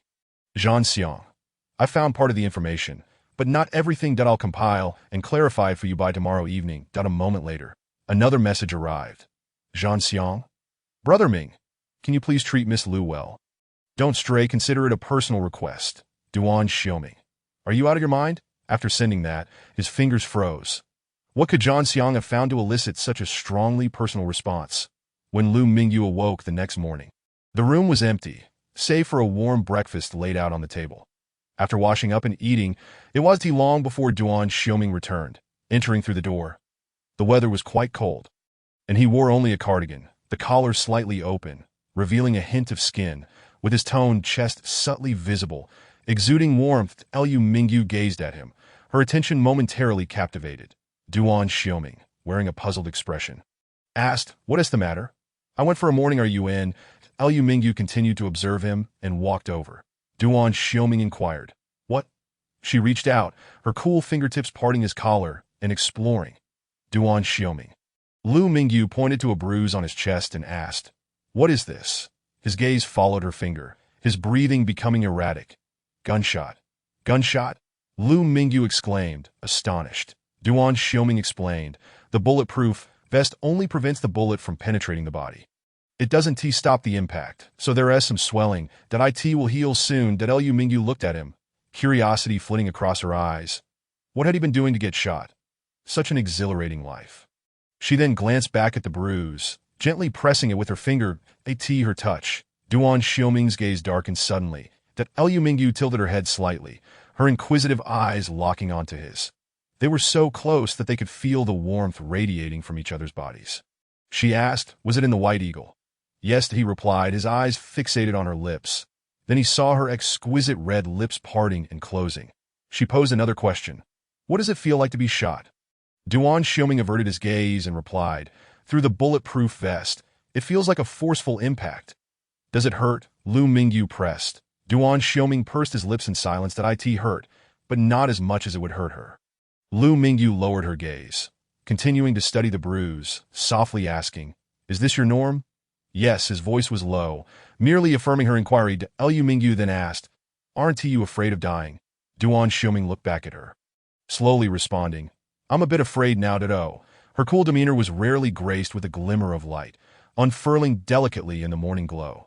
She released her grip, adjusted his collar, and turned to gather her belongings. Preparing to head to class, Duan Xiaoming stood still, glancing down and then furrowing his brow, that he now questioned whether he was losing his mind. Why was he reacting this way? She merely pressed once and asked a couple of questions. Why was he responding like this? Liu Mingyu walked past him with her bag in hand, and I'm off to class. Duan Xiaoming slipped on his coat, but I'll give you a ride. That he refrained from suggesting she drive. On the way, Liu Mingyu felt a peculiar sensation that up until she was 12, her parents would take her to school every day. Now she was 22. Duan Xiaoming also found the situation strange. What was he doing taking her to school? School, he remarked, finding it quite novel. The two remained silent until they arrived at the campus. Duan Xiaoming got out and opened the door for her, flicking her slightly wrinkled collar with his fingers. What time do you finish today? I'll come pick you up. Liu Mingyu replied, I need to go to the art studio today. Duan Xiaoming frowned. Will you be there until 11? Liu Mingyu responded. I am not sure. It could be 10 or 11. Duan Xiaoming expressed his discontent. Your body can't handle it.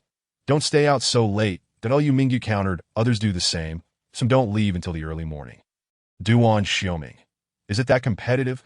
He really paid attention to others in the department. Studying in such a prestigious institution was indeed not easy. Liu Mingyu stated, regardless, it'll be late. You don't need to worry about me.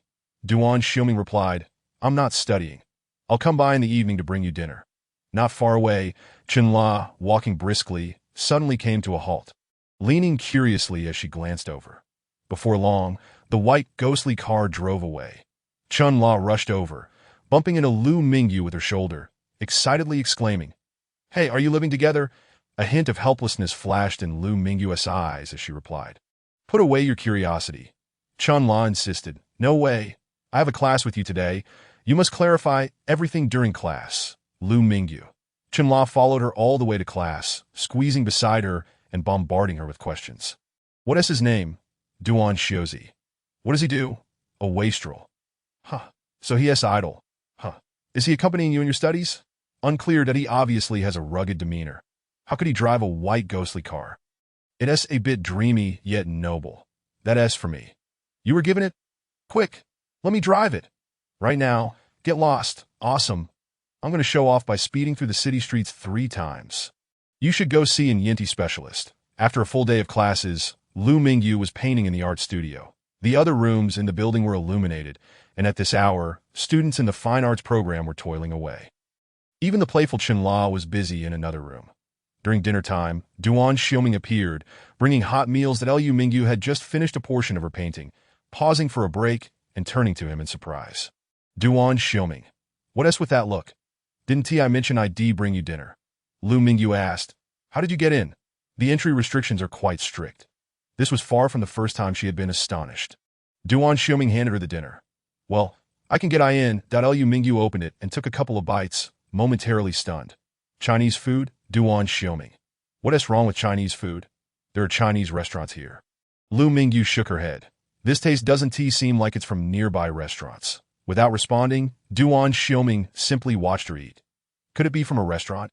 He had consulted a nutritionist to tailor the meal to her physical condition and even invited a chef from Hong Kong to prepare it for her on site. She needed to nourish her frail body. After finishing her meal, Liu Mingyu intended to continue painting. as she had delayed her school registration for several days and had a mountain of assignments to catch up on. Duan Xiaoming did not disturb her and stepped outside. Meanwhile, a message arrived on his phone. Zhan Xiang, Brother Ming, prepare yourself psychologically. Chapter 68. What? Do you want me to help you wash? Duan Xiaoming stood outside the fine art studio building. Enduring the biting cold for 3 hours, Zhan Xiang had sent surveillance footage and photos, which he watched repeatedly until his phone nearly ran out of battery, that he witnessed the entire sequence of events from that day. Amidst the bloodshed, she had witnessed her grandmother's suicide firsthand. That it was clear she had been shattered. Yet afterward, she did not hesitate to turn and flee, displaying remarkable composure and emotional control. She was almost able to escape. However, at the door, her cousin had dragged her back. She struggled, remaining calm and even leaving a trace of resistance. She had pierced her cousin's arm, tearing open a bloody gash. What a remarkable feat. In that moment, the fierceness in her eyes was akin to that of a ravenous wolf. Yet, she still could not evade the fate of being confined in a warehouse. The narrow, dim warehouse lacked surveillance, and no one knew what transpired inside. Only the opening and closing of the door captured fleeting glimpses of the scene. That cousin entered with a belt in hand, fiercely, and was soon seen being carried out, clutching her neck where blood flowed. Zhan Xiang employed various means to obtain interior photos of the Liu family's warehouse. Although many days had passed since the incident, the photos, though clear, could not restore the scene in its entirety. The Liu family had been overwhelmed.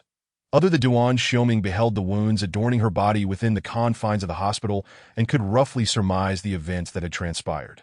Yet, the circumstances leading to this moment were too harrowing. Following this revelation, there were photographs. Zhan Xiang, employing any means necessary, had dispatched individuals to thoroughly search the Liu family's residence, that a trove of discarded papers was unearthed from another warehouse. Good heavens! How many times had she been forced to transcribe the NGA? What on earth was this? Why had the Liu family compelled her to copy such a text? The script was also incorrect. It was not her forte of cursive. The handwriting exhibited a clear evolution, transitioning from the initially jagged strokes to a more fluid script. Written with her right hand, she had transcribed so many times that she had effectively practiced a new style. Ultimately, there lay her medical records from the past decades spent in the hospital, so densely packed with entries that they seemed insurmountable. These were not records of ordinary ailments. They were solely accounts of external injuries. How many times had she been beaten? Moreover, at the age of 12, she had spent several days hospitalized. The injuries documented were nothing short of shocking. What had transpired that year? The loss of her parents. Left isolated and vulnerable, subjected to the cruelty of relatives in a strange city. Thus began a decade of such suffering. Her body and spirit had been ravaged to the brink of shattering. How had she managed to attend the Royal Academy? How had she painstakingly pieced together her fractured self and stood tall once more, even revealing her claws and striking with formidable force? The phone battery dwindled to a mere one that I end the night. Duan Xiaoming's expression remained inscrutable as her chilled fingers dialed Yan Tianzui's number. She extended an invitation to the 4 members of the Liu family in Shizi City to the open sea, to host them well and allow them to breathe. After hanging up, the phone died completely, its screen black. She lingered for a moment before turning and stepping into the building. That Liu Mingyu had concluded her day early and was tidying up her belongings. She turned around to see Duan Xiaoming entering. Just as she opened her mouth, he enveloped her in an embrace. This embrace felt distinctly different. He enveloped her entirely, a comforting cocoon. She could sense that he had arrived with the chill of the wind. Yet it was not cold. His arms were powerful, his chest broad. He buried his head deeply into her shoulder, eyes closed, breath heavy. Did I end that moment? Time seemed to stand still. That Liu Mingyu was passively held, gazing upward with wide eyes. She sensed a weighty emotion enveloping them, indescribable and profound. After a long embrace, Duan Xiaoming finally released her and inquired, "Have you finished the painting?" Liu Mingyu looked at him in confusion and nodded. Duan Xiaoming reached out to adjust her rumpled collar, saying, "Let us head back." The journey home was steeped in silence. He refrained from speaking, and she followed suit. Suddenly, he extended his hand across the center console. Grasping hers, Liu Mingyu looked down at their intertwined hands, momentarily dazed. Duan Xiaoming's voice broke the silence, nonchalantly stating, "If you don't wish to hold my hand, you can simply let go." With that, he tightened his grip. Upon returning to their residence, Lu Mingyu discovered several articles of men's clothing added to her home that it appeared that he intended to stay for an extended period, moving about as if he were in his own abode, casually charging his phone, and then boldly sitting on the bed. Lu Mingyu regarded him with uncertainty. Duan Xiaoming, however, remained unfazed, asking, "What are you staring at? Am I not handsome?" Lu Mingyu replied, "I wish to take a shower." Duan Xiaoming raised an eyebrow. "Go ahead. What do you mean? Do you want me to help you?"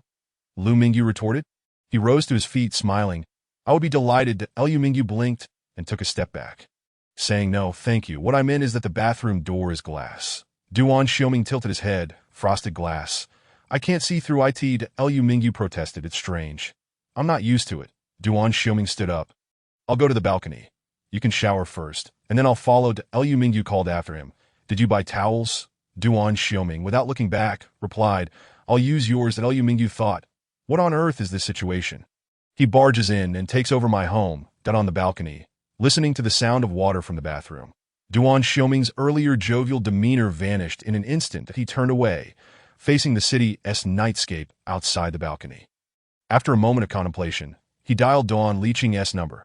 "Brother," Duan Xiaoming called, "I find myself in a bit of a predicament and wish to discuss it with you."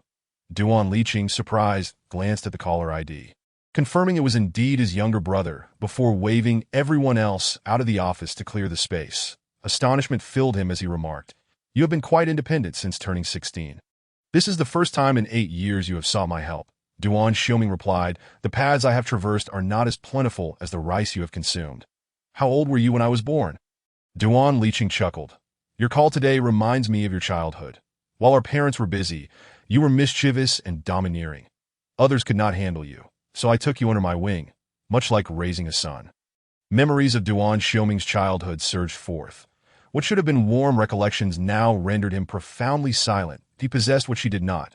Duan Liqing continued, "You have grown in the blink of an eye, becoming strong and self-reliant. At 16, you entered the underworld.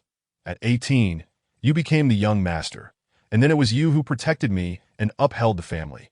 Duan Xiaoming lifted his gaze, his dark pupils fixed on the heart of the city. "I will continue to protect you. I also ask that you remain steadfast in your position and shield against the impending threats." "Absolutely," Duan Liqing responded, transitioning into the crux of the matter. "What troubles have you encountered?" "Rest assured, brother will always stand by your side." Duan Xiaoming stated, "I wish to inquire about matters of the heart." Chapter 69. She gave me a beating. Duan Liqing was taken aback. "Have you encountered difficulties in your relationship?" "What of the wedding?" Duan Xiaoming replied, "It will be postponed. Her family has passed away, and she must observe mourning." Duan Liqing's tone softened. "Life is paramount. The passing of a loved one is undoubtedly heartbreaking. You must be more understanding." Duan Xiaoming paused for 2 seconds before continuing. "However, we had a quarrel, nearly resulting in a breakup. We may have already separated." Duan Liqing was momentarily stunned into silence, before eventually suggesting, "Do not inquire. Simply act as if you have not separated." Duan Xiaoming agreed. "I was thinking the same. However, she seems preoccupied with other matters." Duan Liqing asked, "What could have led to such a serious argument? Is there a misunderstanding? Did she conceal something from you?" Duan Xiaoming scowled. "I was too fierce at that moment." She had no chance to speak. Duan Liqing fell into an odd silence. Duan Xiaoming added, "She likely never intended to share it with me." Duan Liqing sighed. "This is quite normal. There exists a type of woman who harbors significant matters within, never revealing them." Duan Xiaoming countered, "How do you know this so well?" Duan Liqing retorted, "Your sister-in-law. She never shares anything with me." Duan Xiaoming inquired, "Isn't Isabel quite extroverted?" Duan Liqing sighed again. "She possesses a lone wolf personality. The extroverted matters are trivial, while the significant ones are never voluntarily mentioned. The larger the issue, the less she discloses. It's infuriating." Duan Xiaoming asked, "For example?" Duan Liqing reminisced. "During our courtship, she ventured into the Amazon rainforest, completely disappearing for 3 months without a word. I thought she had coldly ended our relationship. I was heartbroken for quite some time." Duan Xiaoming's interest was piqued. "What happened afterward?" Duan Liqing continued. "She suddenly reappeared, acting as if nothing had happened, residing in my home, using my belongings, spending my money, and even climbing into my bed at midnight. I was infuriated and brought up breaking up with her. Duan Xiuming asked, "Did you separate?" Duan Liqing replied, "No. She gave me a beating." Duan Xiuming was taken aback. Duan Liqing added, "You are well aware of the dangers of the rainforest. Lives can be lost." It was not until 6 months later that I discovered the truth. You tell me, how much can she contain within her mind? A woman capable of great things often remains composed. Duan Xiuming inquired, "This silence, is it distrust or a belief that they cannot be of help?" Duan Liqing replied, "Both perhaps, but you must take the initiative to ask." Duan Xiuming acknowledged, "Understood." After the call ended, the sound of water in the bathroom ceased. Duan Xiuming listened intently, not turning back. I could see that moment. He suddenly comprehended her words at the airport that day. Courage and confidence are not the same. Her talents were exceptional, yet she lacked the foundational confidence. She had no support, no powerful elders to guide her. She resembled a wooden barrel, constructed from uneven planks, where all but one were tall. The water within the barrel could only rise to the height of the shortest plank, never exceeding it. That short plank represented her confidence. She was astute, attending a prestigious institution to enrich herself, expanding her networks and visibility, making her presence known in various galleries. She sought to use her fame as a cornerstone to bolster her confidence. She envied him, aspired to be like him, and initially intended to utilize him as a stepping stone. Yet he had lost his temper in the apartment, leaving her feeling guilty that moment. The bathroom door swung open. Footsteps echoed. Duan Xiuming turned to face her, his gaze following her as she moved toward the corner, beginning to dry her hair.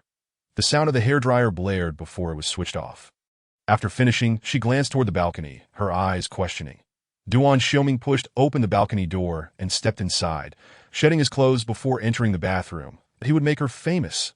West City Point one afternoon, Su Siyue arrived at the Wetland Lounge in a new car, a moon-silver Lamborghini. Zhang Xiang opened the door to let her in. "Good afternoon." Su Siyue glanced around. The decor of the lounge remained unchanged, evidently indicating that it would still be in operation later that evening. She inquired, "How can you be so audacious, still lingering here? Are you waiting for the aristocratic alliance to raise your establishment to the ground?" Zhang Xiang raised an eyebrow. "My uncle is here. I have family ties. What is there to fear?" Su Siyue rolled her eyes in exasperation. "Fine, if you're not afraid of losing money, then stay." Zhang Xiang shrugged nonchalantly. That Su Siyue continued, "A peculiar incident has occurred recently. The Liu family was robbed. Their home turned upside down, yet nothing substantial was taken, and the surveillance cameras failed to capture anything. It's quite strange, almost as if haunted." Zhang Xiang smiled. "Oh, really? Did they report it to the police?" Su Siyue shook her head. "No, the Liu family has 3 members hospitalized, and one is hiding at her maternal home. Now there are suspicions about which hired hand might have done it, yet for some reason, the cameras malfunctioned." Zhang Xiang continued to smile. "Then it must be a haunting." "That's Su Siyue," I then remarked. "By the way, Lu Mingyu mentioned her boyfriend is named Duan Xiuji. He caused quite a stir at the airport, fought with someone, and even had a fender bender on the highway, yet nothing came of it. How was it resolved?" Zhang Xiang chose not to pursue that topic further and glanced at the moon-silver supercar outside. "My Lumbo was wrecked, and you've replaced it with another one. Quite impressive. Su family sister." Su Siyue frowned. "Can you refrain from calling me Su family sister? Who wishes to be labeled as such?" Zhang Xiang playfully asked. "Su Zong." Su Siyue was taken aback, sizing him up. "Zhang boss, you're quite perceptive." "Now I understand." Zhang Xiang nodded, shifting the conversation. "Su Zong has been thriving lately, with the Qin and Liu families at odds. You boldly cut through the middle. Who would have thought there were such business opportunities behind the art exhibition, so well concealed? What are the next steps? Count me in." Su Siyue shook her head. "The Art Association's project was planned long ago. It has nothing to do with their disputes. It was all thanks to the information and insights provided by Lu Mingyu. As for what comes next, are you looking to invest?" Zhang Xiang replied, "Of course, Mingyu will invest." Su Siyue waved her hand dismissively. "Forget it, my plans are long-term, and you're not from Shizi City. He has already left, and you might depart at any moment. What if I can't manage things later?" Zhang Xiang responded, "Aside from the New Year and festivals when I return to Xiangjiang, I'll be in Shizi City for the next 2 years. Possibly even longer." Su Siyue was astonished. "You truly are investing, then?" Zhang Xiang laughed. "You already know his name is Duan Xiuji. Haven't you looked into the Duan family from Xiangjiang?" Su Siyue was initially taken aback, but, after a moment, exclaimed in surprise, the top aristocratic family, the Duan family from Xianjiang. Zhang Xiang confirmed, exactly, that Su Siyue was momentarily dazed. Wow, that's impressive. No wonder he dared to elope. No wonder you two are so audacious. Zhang Xiang proposed, so, shall we collaborate? Su Siyue became intrigued. How do we collaborate? Tell me your plans.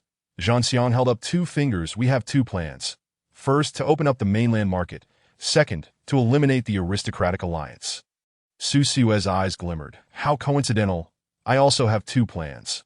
First, to ascend to the leadership of the Chamber of Commerce. Second, to eradicate the aristocratic alliance. Zhang Xiang spread his hands. You see, our plans overlap. Shall we join forces? Su Siyue quipped, draft a contract. Zhang Xiang replied, of course, we need to draft a contract and sign a confidentiality agreement. That Su Siyue questioned. So serious, are you planning to invest 9 digits? Zhang Xiang teased, aim higher. In the following days, Duan Xiaoming had been sleeping on the floor of Lu Mingyu's residence. She had suggested hotels several times, but he completely ignored her. Each day unfolded with her attending class, painting, returning home, and consuming the meals he provided, refusing to allow her any possibility of rejection. However, he often regarded her with a piercing, inquisitive gaze. One evening, within the confines of the cramped residence, Lu Mingyu was scrolling through private messages when she caught him staring at her intently once more. She set down her phone and called out, Duan Xiaoming. That he tilted his head, maintaining his gaze. I'm here at Lu Mingyu's side, asking, why do you keep looking at me? Duan Xiaoming answered candidly, because you're beautiful. Lu Mingyu retorted, stop staring. Duan Xiaoming raised an eyebrow. Why not? On what grounds? Lu Mingyu turned her head away, refusing to meet his eyes. It's a bit unsettling. The limited space made her feel trapped under his unwavering gaze. Almost unbearable. Suddenly, Duan Xiaoming inquired, have you ever had plastic surgery? Lu Mingyu looked at him in astonishment, her expression a mix of confusion, but he continued nonchalantly, oh right, you're a pauper, you can't afford IT. Lu Mingyu thought to herself. I would love to hit him. Duan Xiaoming laughed, then asked, why are you so pretty? Genetics. Lu Mingyu lowered her eyes, contemplating, then replied, my mother was very beautiful, exceptionally so. Duan Xiaoming's brow furrowed slightly, and he said solemnly, actually, I've seen your mother perform more than once when I was young. Lu Mingyu looked up at him in astonishment, her emotions visibly shifting, a glimmer of light in her eyes. Duan Xiaoming remarked, I told you before, I have some knowledge of Cantonese opera. Your mother's troupe performed in Xianjiang, and I sat in the front row. Lu Mingyu was momentarily speechless, emotions swirling within her. After a while, she asked, didn't you grow up in Baotou? Duan Xiaoming pursed his lips, looking somewhat exasperated. He replied, yes, I grew up in Baotou, but I don't go home for the new year. I'm a core family member. I return for every holiday, along with various family meetings and significant events. I fly often to... Lu Mingyu blinked, nodding. Oh. Duan Xiaoming shot her a sidelong glance. Your mind seems to turn quickly at this moment. Lu Mingyu chuckled awkwardly. Duan Xiaoming continued, 20 years ago, during a performance, your mother had a stage accident. Lu Mingyu responded, what about it? Duan Xiaoming suddenly smirked, his eyes glinting with mischief. Wasn't it you, the little girl who suddenly ran onto the stage and urinated? Lu Mingyu was taken aback, shaking her head vehemently. That wasn't me. Duan Xiaoming raised a hand. Don't deny it. I still have the video in my home in Xianjiang. When the holidays come, you should come with me, and we can dig it out for identification. It's normal that you don't remember. You were only 2 at that time. Lu Mingyu stammered. You actually remember? How old were you then? Duan Xiaoming replied, I don't remember, but after your mother passed away, I felt quite regretful.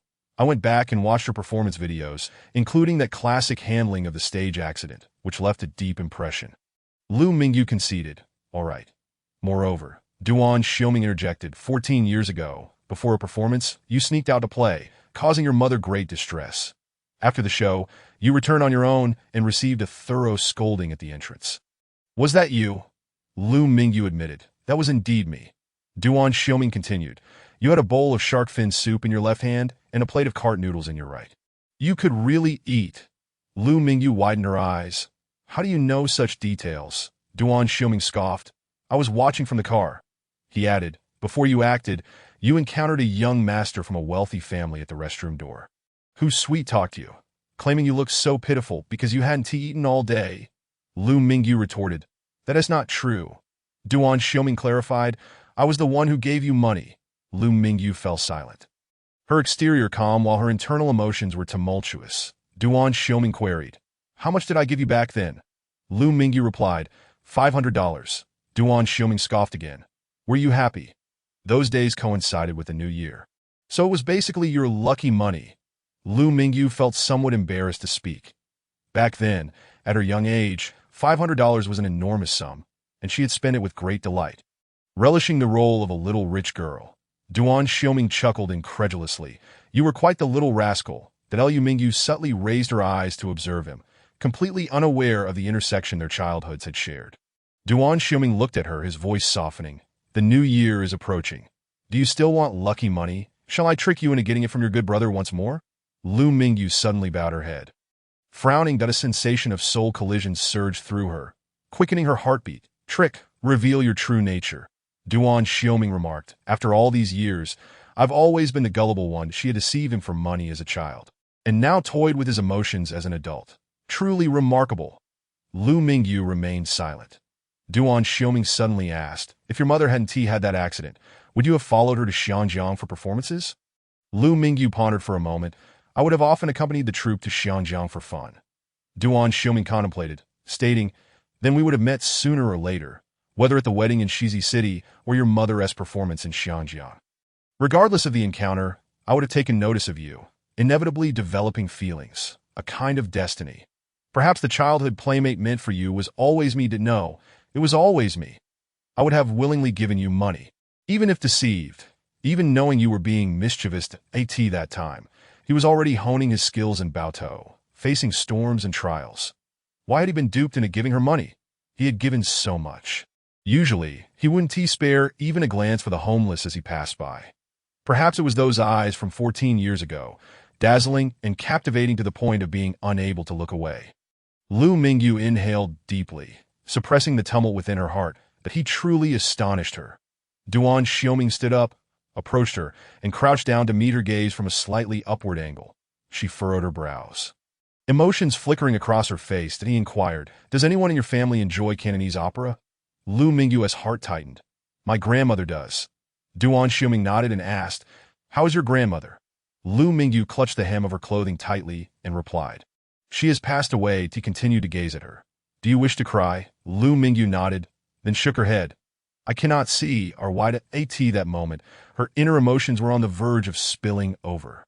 He extended his hand, clasping hers, saying, "You can tell me anything. I can help you share the burden." That Lu Mingyu opened her mouth, but ultimately fell silent, exhaling slowly. Duan Xiaoming watched as her emotions faded, her eyes becoming clear and bright. That a four-character term suddenly surfaced in his mind. "This woman is quite remarkable." He stood up, calmly gesturing toward the bed. "Rest now. You have a physical examination tomorrow." The next morning, he took her to the private hospital where she had received for treatment previously, for a series of meticulous examinations. While waiting, Lu Mingyu was led to a resting area, furnished with some food and red tea. Having arrived on an empty stomach, she was finally able to dine. Meanwhile, Duan Xiaoming entered the doctor's office and closed the door. "What issues does her eyesight have?" he asked directly. The doctor replied slowly. "She has night blindness and optic nerve damage." "Optic nerve? She has a cranial injury?" Duan Xiaoming exclaimed, sitting up straight in shock. A flurry of names from ophthalmology clinics and a multitude of connections with world-renowned doctors flashed through his mind. Decompression surgery would require a craniotomy. His expression darkened considerably. The doctor quickly waved his hands. "Oh no, it's not that severe. It's mild and not caused by external force." Duan Xiaoming took a moment to regain his composure and asked, "Is surgery necessary?" The doctor was taken aback by his alarmed reaction, shaking his head. "It hasn't reached that point." Duan Xiaoming remained anxious, pressing on. "What is the impact? She still wants to paint. Should she take a break from school?" "But she surely wouldn't want that." The doctor reassured him. "She can lead a normal life. It may cause some dry eyes and symptoms like dizziness and nausea." He emphasized once more, "It's truly just mild." Duan Xiaoming nodded, attempting to organize his previous shock. Suddenly, his gaze flickered, Could her inability to eat at times be related to this? She was as thin as if she were surviving on cat food. He asked again, if it's not caused by external factors, what are the possible reasons? The doctor explained. There are many, including significant mental stress, nervous exhaustion, and excessive eye strain. Duan Xiaoming frowned, realizing she was affected by all of these. And to a degree far more severe than the literal interpretation, the immense mental pressure. He couldn't fathom how she had endured it. She was also obsessively straining her eyes, staying up late to paint. He suddenly asked, could it be from crying? She had nightmares every night, sometimes even crying out, her expression filled with anguish. She must have been crying every day since she was 12, until she had no tears left. The doctor nodded. That could be a possibility. Crying can cause damage. Duan Xiaoming suppressed his emotions and inquired, how is it treated? It can be cured, right? If it couldn't be cured, the last shred of motivation that propelled her forward would vanish. She had come this far solely on her indomitable spirit. If her eyes were injured and she couldn't paint, it would be akin to condemning her to death. She could not withstand any more turmoil. It would truly lead her to collapse, the kind that would be utterly devastating. Fortunately, the doctor provided a reassuring response. With medication and regular checkups, rest assured, it can be cured. Duan Xiaoming replied, I can't rest easy at all. As Duan Xiaoming made his way back to the resting area with the medication, Lu Mingyu had just finished her meal and set her cup down after taking a sip of tea. He approached her, observing her. When she looked up, her gaze held a question. Suddenly, he leaned down, his lips brushing against her eyes, leaving behind a gentle kiss. Lu Mingyu closed her eyes, then opened them again, feeling somewhat bewildered. She suddenly recalled that he had kissed her eyes the first time they met. However, the circumstances then were entirely different from now. Shall we go? He said. Lu Mingyu stood up and asked, why did you suddenly kiss me? Duan Xiaoming nonchalantly replied, oh, you're beautiful. I couldn't resist. Lu Mingyu remarked, let us leave the hospital. Duan Xiaoming quickly sent the examination results to the nutritionist, adjusting the meal plan accordingly. As Lu Mingyu gazed at the white vehicle before her, she took the initiative to say, Duan Xiaoming, I want to drive. Duan Xiaoming paused for a moment, opening the passenger door for her. You can drive next time. Lu Mingyu pondered for just a second before asking the crucial question. What is wrong with my eyes? Duan Xiaoming turned to look at her. You have night blindness and dry eyes that if you want to continue painting without interruption, you must take your medication on time, rest well, and avoid staying up late. Do you understand? Lu Mingyu silently regarded him, her expression unreadable, not uttering a word. Duan Xiaoming lowered his head, contemplating for 2 seconds and stated, optic nerve damage, mild. Lu Mingyu tilted her head slightly, struggling to comprehend. Duan Xiaoming patted her lower back. It sounds alarming, but it can be treated. It will get better soon. You must take care of your eyes. Lu Mingyu nodded, settling into the passenger seat. On the way back, Lu Mingyu suggested, let us stop by the supermarket. Can you buy a bath towel? Duan Xiaoming glanced at her. Are you dissatisfied with me using your towel? Lu Mingyu replied, be a bit particular. Duan Xiaoming raised an eyebrow. You're not allowed to complain. Lu Mingyu retorted. You, a young master from a wealthy family, insist on using my towel. Duan Xiaoming scoffed. Do you still remember that I'm a young master? From now on, you must obey my every command. Understood? Lu Mingyu remained silent for a moment, but ultimately couldn't resist saying 3 words. Shut your mouth. The corners of Duan Xiaoming's lips curved into a broader smile. He then reached over, extending his arm across the center console to grasp her arm. Their fingers intertwined. They eventually went to the supermarket, where Duan Xiaoming purchased a bath towel along with some ingredients. Upon returning to their residence, night had already fallen. Duan Xiaoming placed the ingredients on the table, then looked at Lu Mingyu with an expression as if it were only natural. Lu Mingyu questioned, do you expect me to cook for you? Duan Xiaoming replied, can you cook? Lu Mingyu countered. What about you? Duan Xiaoming answered.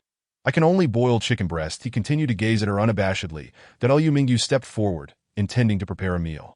But in the next moment, she was pushed aside by him. Your hands are better suited for holding a paintbrush, he remarked. He skillfully handled the ingredients, turning on the induction stove to begin cooking. His adept manner clearly indicated he was no novice in the kitchen. Lu Mingyu watched for a while, exclaiming, You big liar, Duan Xiaoming shot back. And you have the audacity to say that? Huh. Lu Mingyu, who is the real big liar here? He prepared dinner for 2 in a very cramped space. Watching from the side, Lu Mingyu suddenly asked. The meals I eat every day, they aren't made by you. Right, Duan Xiuming replied. You're overthinking it. That Lu Mingyu sighed in relief that as he added seasonings. Duan Xiuming glanced at her. You don't eat spicy food, right? Lu Mingyu answered. I can eat it. But I don't want it, Duan Xiuming inquired. Have you never eaten it since childhood? Lu Mingyu turned her head away, and after a moment, she spoke. I get scolded by my mom. Duan Xiuming subtly curled his lips, mimicking her tone. You get scolded by your mom, Lu Mingyu replied. Duan Xiuming, you're such a pest. Duan Xiuming shot her another glance. You're a typical Cantonese person. Aren't you? Lu Mingyu sighed. It causes heatiness, Duan Xiuming added. Mom would scold you. Lu Mingyu couldn't help but raise her voice. Stop imitating. Duan Xiuming inexplicably began to laugh at her. Lu Mingyu took several deep breaths, and as she turned her head, she noticed a half-open pack of cigarettes in the corner. She walked over, picked it up, and counted. None were missing. Duan Xiuming's voice rang out, tinged with a hint of warning. No smoking for 6 months. That Lu Mingyu turned to look at him, asking, Have you not smoked for many days? Duan Xiuming continued to arrange the ingredients. Not lifting his head. Yeah, so what? Lu Mingyu tilted her head and asked, Is it because of secondhand smoke that you don't smoke? But I saw you smoking quite a bit in Shizi City. Don't you have an addiction? Duan Xiuming raised his gaze. If I can't even maintain this level of self-control, what am I doing? Lu Mingyu was taken aback. Afterward, she tossed the half-pack of cigarettes into the trash bin. How powerful. She wanted to be just as strong. Not long after, the 2 servings of dinner were ready and placed on the table. That Lu Mingyu took a bite and remarked, You'd better not cook in the future. Duan Xiuming nodded, but his expression remained stoic as he finished his meal, as if eating was merely a means to sustain his energy. That evening, she opened her book to study, but he approached and abruptly closed her book. Lu Mingyu responded. Duan Xiuming pointed to the lamp above. The lighting here isn't suitable for reading. Do you want to ruin your eyes? Lu Mingyu replied. Then let us go buy a lamp tomorrow. All right, that he responded casually, turned around to pour some water, and then walked back. Suddenly, he grasped her jawbone with one hand while shoving medication into her mouth with the other, handed her the cup. The only thing missing was pouring water into her mouth. Lu Mingyu remarked, Administering medication to you feels akin to forcing someone to ingest poison. Duan Xiuming, however, remained resolute. Swallow it before speaking. That Lu Mingyu obediently ingested the medicine, momentarily taken aback by his actions. He seemed to convey an unyielding determination, as though he would resort to violence if she refused, his demeanor both insistent and highly alert. That it was merely a matter of taking medicine. She was not refusing it. After all, that I'm going to take a shower and turn in early tonight. That he took a towel and entered the bathroom. Lu Mingyu didn't protest. The lighting was poor for studying in the evening, and it was rare to have a weekend. She tidied up the books on the table and lay down on the bed, gazing at the ceiling while listening to the sound of running water. Lu Mingyu felt an odd sensation. Even though she had heard it every day for the past few days, she still found it unsettling. How long did he intend to stay here? Would he remain indefinitely? Sleeping on the floor? Suddenly, the sound of water ceased. That Lu Mingyu, come in for a moment. His deep voice resonated from inside. That Lu Mingyu was taken aback, glancing at the steamy bathroom. Through the frosted glass, she could make out a vague silhouette. He was evidently halfway through his shower, calling for her to enter. Come on, hurry. Duan Xiuming's voice sounded again, tinged with urgency. That Lu Mingyu got out of bed and walked over, upon opening the door. The scene in the bathroom unfolded. Duan Xiuming, wrapped in a towel around his lower half, stood at one corner of the shower, leaning against the wall, gazing ahead. Water and steam cascaded down his upper body, flowing along his chest. His physique, sculpted to perfection, boasted broad shoulders and a narrow waist, with every muscle defined in striking lines. Even the slightest movement exuded a palpable sense of strength. That he was still washing. His hair was not slicked back as usual. A few damp strands clung to his forehead, dripping with water. That he looked entirely different from his usual self. When he turned to look at her, his dark eyes were icy, and his thin lips were pressed together. Lu Mingyu quickly averted her gaze and asked, What's the matter? There's a bug, he replied nonchalantly. That Lu Mingyu felt utterly perplexed. Catch it or kill it. Duan Xiuming shot her a glance. I'm afraid, Lu Mingyu. I'm scared, he reiterated, extending his hand to point at a corner of the bathroom. That Lu Mingyu followed his finger and spotted a tiny Harmless spider. Surprise flickered in her eyes. You're afraid of bugs. He appeared utterly unfazed. Calm as ever, moreover. How could someone with such a formidable presence be afraid of such a trivial creature? Just before dinner, she had admired his strength. Duan Xiaoming crossed his arms and maintained his indifferent demeanor. The phone is on the table. The password is cunning girl. Call my brother and ask him if I've always been afraid of bugs. Lu Mingyu. Duan Xiaoming's gaze returned to the spider. It moved that Lu Mingyu silently walked in, grabbed a tissue, and pinched the spider, crushing it before discarding it. After completing this task, she turned and left. Closing the bathroom door behind her, at that moment, her feelings were quite strange. The sound of water resumed. Not long after, Duan Xiaoming emerged from the shower, glancing at the makeshift bed he had set up. Are there bugs in this room? He asked. Lu Mingyu replied, I'm not sure. Duan Xiaoming's tone was firm. Lu Mingyi, we're moving. I'm afraid of bugs. Lu Mingyu suggested. You should sleep in a hotel instead of on the floor. Duan Xiaoming grew fierce. Aren't you moving? Say that again. Aren't you moving? Lu Mingyu simply replied, moving. Smack. He turned off the light and went to sleep. The next day, early in the morning, Lu Mingyu opened her eyes to find that half of her belongings had vanished from the room. Moments later, Duan Xiaoming entered, carrying a cardboard box, and continued to organize her things. Now, little remained in her current residence that he had moved everything out. During his last entry, he had taken her along with her belongings. To be honest, Lu Mingyu was stunned, as it was still quite early. Usually, he would be out for a morning jog at this hour. Had he replaced his morning run with moving? Their new residence was a high-end apartment near the Royal Art School. A spacious flat with an excellent viewpoint. One of the large rooms had been converted into an art studio, significantly larger than the studio provided by the school. Duan Xiaoming pointed at the studio. The studio has a bathroom. Making it convenient for wet mounting, did I notice the cubicle at your school doesn't have one? Lu Mingyu nodded. Duan Xiaoming continued. The lighting has been adjusted. It's neither dim nor glaring. If inspiration strikes and you can't make it to school, you can paint directly at home. No, try to paint at home as much as possible. It won't harm your eyes. Lu Mingyu nodded again. Duan Xiaoming added, the apartment has been purchased, so you don't need to worry about dirtying the walls and floors. Feel free to create. Lu Mingyu continued nodding. It was evident that he had already bought and arranged everything, merely waiting for her approval to move in. Duan Xiaoming glanced at the time. All right, shall we go for breakfast now? Lu Mingyu checked the time, her expression flat. Sure, it'd be 8 in the morning. Before having breakfast, he had already completed the move. Such terrifying speed. In the morning, they organized their belongings in the apartment. At noon, a knock sounded at the door. Lu Mingyu was astonished. It was their first day after moving in. And who could possibly be knocking? However, Duan Xiaoming spoke without looking back. Come I in? Lu Mingyu questioned. How can they come in if we don't open the door? To her surprise, the password lock clicked open, revealing a person pushing a food cart, who proceeded to lay out a variety of dishes on the dining table. After arranging everything, the person bowed to Duan Xiaoming and left with the cart. Lu Mingyu.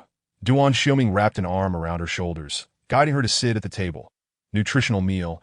Eat. It was only then that Lu Mingyu noticed that the dishes on the table bore a resemblance to the meals he usually delivered to her. Had he been sending her nutritional meals every day? Who was that person just now? She inquired. Duan Xiaoming replied, a chef skilled in Cantonese cuisine, hired from Xianjiang. Lu Mingyu was momentarily at a loss for words. Duan Xiaoming served her some food. The chef and nutritionist live next door, responsible for your meal planning. Lu Mingyu remarked, that's quite extravagant. Duan Xiaoming paused for 2 seconds, then suddenly turned to her, stating, Lu Mingyi, talent is more dazzling than wealth. Please remember this phrase for all time. Chapter 73. Who taught you to respond indifferently? In the afternoon after lunch, Duan Xiaoming sat on the sofa. Engrossed in his phone, Lu Mingyu stood up, intended to tidy up a bit. An arm reached out and pulled her back down onto the sofa. The owner of the arm continued to look at his phone and casually remarked, this isn't appropriate. Not long after, another knock sounded at the door. Someone else entered, pushing a small cart to clean the table and take away the trash. Lu Mingyu fell silent, and after a long moment, asked, housekeeping? What else could it be? Duan Xiaoming responded matter-of-factly, I dislike cleaning, and you don't have the time. Lu Mingyu nodded. That's reasonable. Suddenly, he reached out again, pulling her into his embrace. His knees parted like two walls, and his hands encircled her from behind. Liu Mingyu nearly toppled onto his lap, instinctively bracing herself against his shoulder. They were positioned very closely. His gaze, if directed forward, would align perfectly with her chest. Yet he lifted his eyes to look at her face that moment. Her expression was quite intriguing, a mixture of shock and slight fluster. Duan Xiaoming ignored her disarray and continued to stare at her with an intense gaze. Exuding a formidable and sharp presence, his eyes radiated a penetrating quality, as if attempting to see straight into her soul. Then he noticed that the woman, who had just been flustered and at a loss, closed her eyes momentarily and, upon reopening them, was filled with clarity and calmness. "What are you doing?" she asked with a smile. Her previous bewilderment entirely vanished. Duan Xiaoming nodded slightly and inquired, "Do you have anything you wish to ask me?" Liu Mingyu pondered for a moment before asking, "I've always wanted to know, who is your brother?" Duan Xiaoming replied, "His name is Duan Liqing." Liu Mingyu fell silent, turning her head to gaze out the window in contemplation. After all this time, his brother was actually Duan Liqing. One was the heir of the Duan family, glamorous and highly regarded, with every action under scrutiny, skillfully manipulating public opinion. The other was the master of the dark faction, living in obscurity, biding his time to create chaos. The two brothers were playing a duet. Just then, Duan Xiaoming nudged her leg, prompting her to return to the moment. "Continue. Is there anything else?" he asked. Liu Mingyu turned her head back to face him, thought for a moment, and asked, "Is it forbidden to disclose your identity as the master of the dark faction to others?" In the next moment, she distinctly saw his brow raise, a barely perceptible glimmer of murderous intent flashing in his eyes. "Who have you told?" he asked with a smile. Liu Mingyu shook her head, her voice soft. "I haven't told anyone." "If I had, would someone die?" Duan Xiaoming responded. "Actually, I can't tell you either. I originally intended to reveal it after marriage." Liu Mingyu was momentarily taken aback. Gazing into his eyes, he appeared entirely calm. She asked, "Why did you tell me that day in the apartment?" Duan Xiaoming contemplated for a moment before shaking his head. "I don't know. I just felt like saying it." Liu Mingyu asked, "Is it okay for you to tell me? Will it have any repercussions for the Duan family?" Duan Xiaoming stated firmly, "If I say it's fine, then it's fine." He suddenly moved his knee again, this time with greater force, causing her to lean forward. Liu Mingyu was unable to support herself and fell against his chest. He steadied her with one hand on her lower back while his other hand grasped her wrist, two fingers pressing against her pulse at the same time. He narrowed his eyes, scrutinizing her expression, observing. Her heartbeat quickened slightly, but as she regained her composure and closed her eyes again, her pulse gradually steadied, her complexion calming, and her gaze devoid of emotion as she locked eyes with him. Duan Xiaoming nodded again, then asked a question. "Who taught you the concept of emotional detachment?" Liu Mingyu was taken aback. "What?"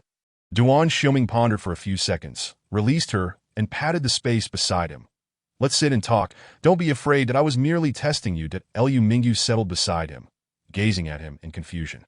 The aggression that had emanated from him dissipated in an instant, that he now appeared with bright eyes, his gaze clear, and he even smiled and shook his head. Liu Mingyu felt even more perplexed, a multitude of question marks evident on her face. Duan Xiaoming's expression turned somewhat helpless as he sighed. "I'm impressed. You don't know the hunter's mindset or the concept of emotional detachment. Yet you wield it quite adeptly." Liu Mingyu tilted her head, puzzled. Duan Xiaoming elaborated. "Emotional detachment refers to bypassing emotional responses to stimuli, elevating your thinking. It can be considered a form of self-hypnosis, allowing you to calmly handle tricky situations." That he had intentionally made her panic, and she had instinctively employed this tactic. The last time they spoke of sorrow, she had reacted similarly, suggesting that she could swiftly use this method with any negative emotion. She replaced emotional outbursts with this approach. Thus, she had never lost control, always responding with rationality. Liu Mingyu blinked. "Oh, no one taught me." Duan Xiaoming frowned. "You figured it all out on your own? Aren't you afraid of developing a mental illness?" Liu Mingyu was somewhat dazed. Did his words imply danger, that she could easily go mad? Duan Xiaoming looked at her. "Do you want to learn? A systematic training that guides you to master it more proficiently." Liu Mingyu raised her eyes. "Will you help me find a teacher?" Duan Xiaoming replied. "I will teach you." Liu Mingyu tilted her head. "You, my defeated opponent, will teach me." She had always maintained a stable emotional state, while he was the one prone to outbursts of anger. Duan Xioming abruptly closed his eyes, speechless, and when he opened them again, he gazed out the window. After a moment, his tone was incredulous. You apply this in romantic relationships? Lu Mingyu replied. Romantic relationships easily evoke emotional fluctuations. Am I wrong to use it? Duan Xioming could no longer suppress his laughter. How can you engage in romance without feeling the emotional changes? Are you a robot? Lu Mingyu assessed him. But you seem to be easily stirred emotionally. Duan Xioming raised an eyebrow. What's wrong with being open-hearted in romance? Life should naturally embrace feelings. Balancing tension and relaxation. Don't you understand? Lu Mingyu turned her head. I'm not like you. Duan Xioming fell silent, gazing at her intently. Indeed, for him, love was a pleasure derived from spiritual abundance. While for her, it was a luxury she could not afford. She had been through so many lows in life that she could no longer withstand further emotional turmoil. She could not afford to lose. He lowered his gaze and said, Let's not discuss this topic anymore. It's a rare weekend. Is there anywhere you wish to go? Duan Xioming. She suddenly looked at him and called out. He was taken aback, noticing the glimmer in her eyes. She asked, Could you tell me about the hunter's mindset? At that moment, the gleam in her eyes transformed into a thirst for knowledge. And beneath that desire, he clearly saw her ambition, vigorous, the bright apartment. The floor-to-ceiling windows revealed the layered skyline of the renowned city.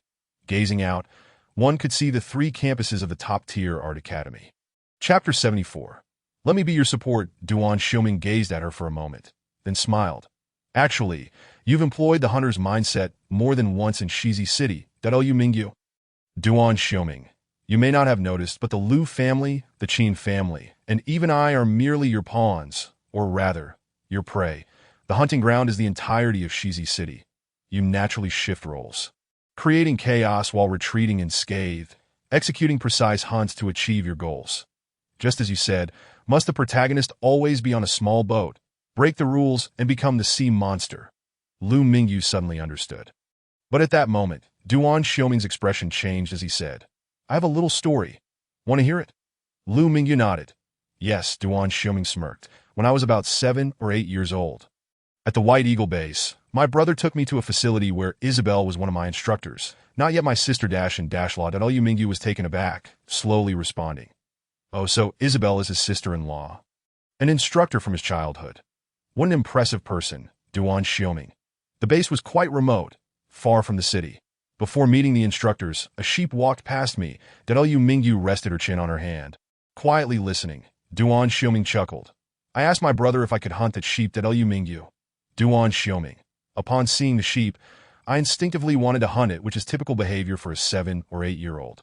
Right, Duan Xioming. My brother asked why I wanted to hunt it, and I said I was hungry and wanted to eat roasted lamb. Lu Mingyu. Reasonable, but a bit troubling. She didn't know how to respond. Duan Xioming. My brother explained that the sheep had an owner and looked like a pet, not food. So I abandoned the idea of hunting it, but then my brother told me to buy the sheep. Lu Mingyu couldn't help but ask. And then, Duan Xioming. I bought it and let it in front of my brother, feeling quite displeased at the thought of raising a sheep as a pet. As he spoke, he looked at her and asked, What do you think happened next? Lu Mingyu shook her head. Duan Xioming. My brother said, Now this sheep is yours that if you wanted to be a pet. It's a pet. If you want it as food, it's today's dinner, roasted lamb. Lu Mingyu asked, astonished. Did you eat it in the end? Was it a pet or food? What about the sheep's owner? Duan Xioming smiled. Does it matter? Lu Mingyu's pupils constricted, her scalp tingling slightly. Duan Xioming looked at her. A little enlightenment, perhaps? Think about it. About 5 minutes later, Lu Mingyu raised her head. Break the rules. Establish rules, become the rules. Duan Xioming's eyes were filled with admiration. Well done. Lu Mingyu frowned. The key lies with those behind you. Your brother is the one establishing the rules. He strikes at his target in a very domineering manner. Somewhat inhumane, but effective. Duan Xioming's smile faded as he nodded. The Duan family is my support. I face few restrictions in my endeavors, unconcerned with others' opinions. This is not only a resource utilization, but also a source of confidence. Having said that, he swept his gaze over her features and spoke.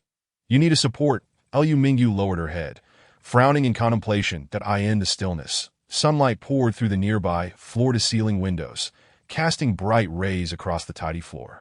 She felt him rise and approach. He drew nearer, and as he leaned down, his breath brushed against her neck. She assumed he would embrace or kiss her, but he did not. Instead, he took her hand and placed it in his palm. Lu Mingyu looked up, meeting a pair of gentle eyes that appeared unique and rare beneath his rugged exterior. He rarely revealed such a gaze, devoid of any aggression, that Lu Mingyu. He called softly, "Let me be your support." The afternoon sunlight at 3 o'clock streamed through, elongating his shadow and casting it against the adjacent wall. The light illuminated his face, coating his sharp features with a golden hue, rendering them somewhat blurred.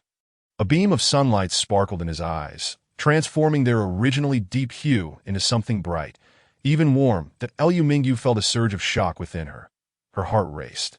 Not for manipulation, but for support? She needed to deeply reflect on this question. Yet, he offered her no time or opportunity to ponder. "Cooperate," he spoke suddenly, simultaneously releasing her hand and returning to his previous position, retreating to the shadowed area once more. His demeanor became sharp and resolute, like a knife about to be unsheathed. Lu Mingyu. "Cooperate." The topic shifted too quickly for her to comprehend. Duan Xuming nodded. "I know what you want to do, and I'm certain you will succeed. However, the path you tread alone may take 10 or 20 years. That's too long. You need a team and capital to propel you, all of which I can provide." Lu Mingyu composed herself and asked, "Since it's a collaboration, what do I need to provide you?" Duan Xuming. "Art, with a focus on traditional Chinese style.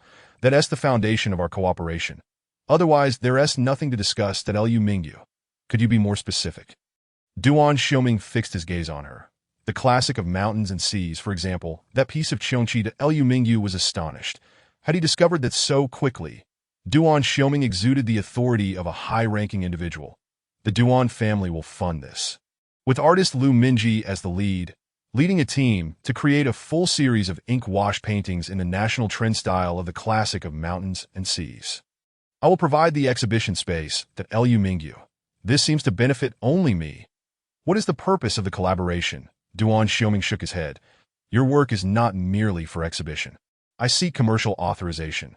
The specifics of the business opportunity one cannot disclose, but I can assure you it is a mutually beneficial arrangement, for one must consider the greater good." Lu Mingyu gazed at him with intent. Duan Xuming continued, "If you agree, I shall have someone draft a contract, and we can discuss the particulars in further detail." Lu Mingyu replied. "All right," Duan Xuming concluded. "May our partnership be a pleasant one." Lu Mingyu expressed her gratitude. "Thank you." Duan Xuming suddenly smiled. "After all, you are my wife." Later, Duan Xuming made a phone call while Lu Mingyu busied herself in the large studio, organizing her materials. The series inspired by the Shanhai Jing in the style of ink wash national trends was a dream she had long cherished.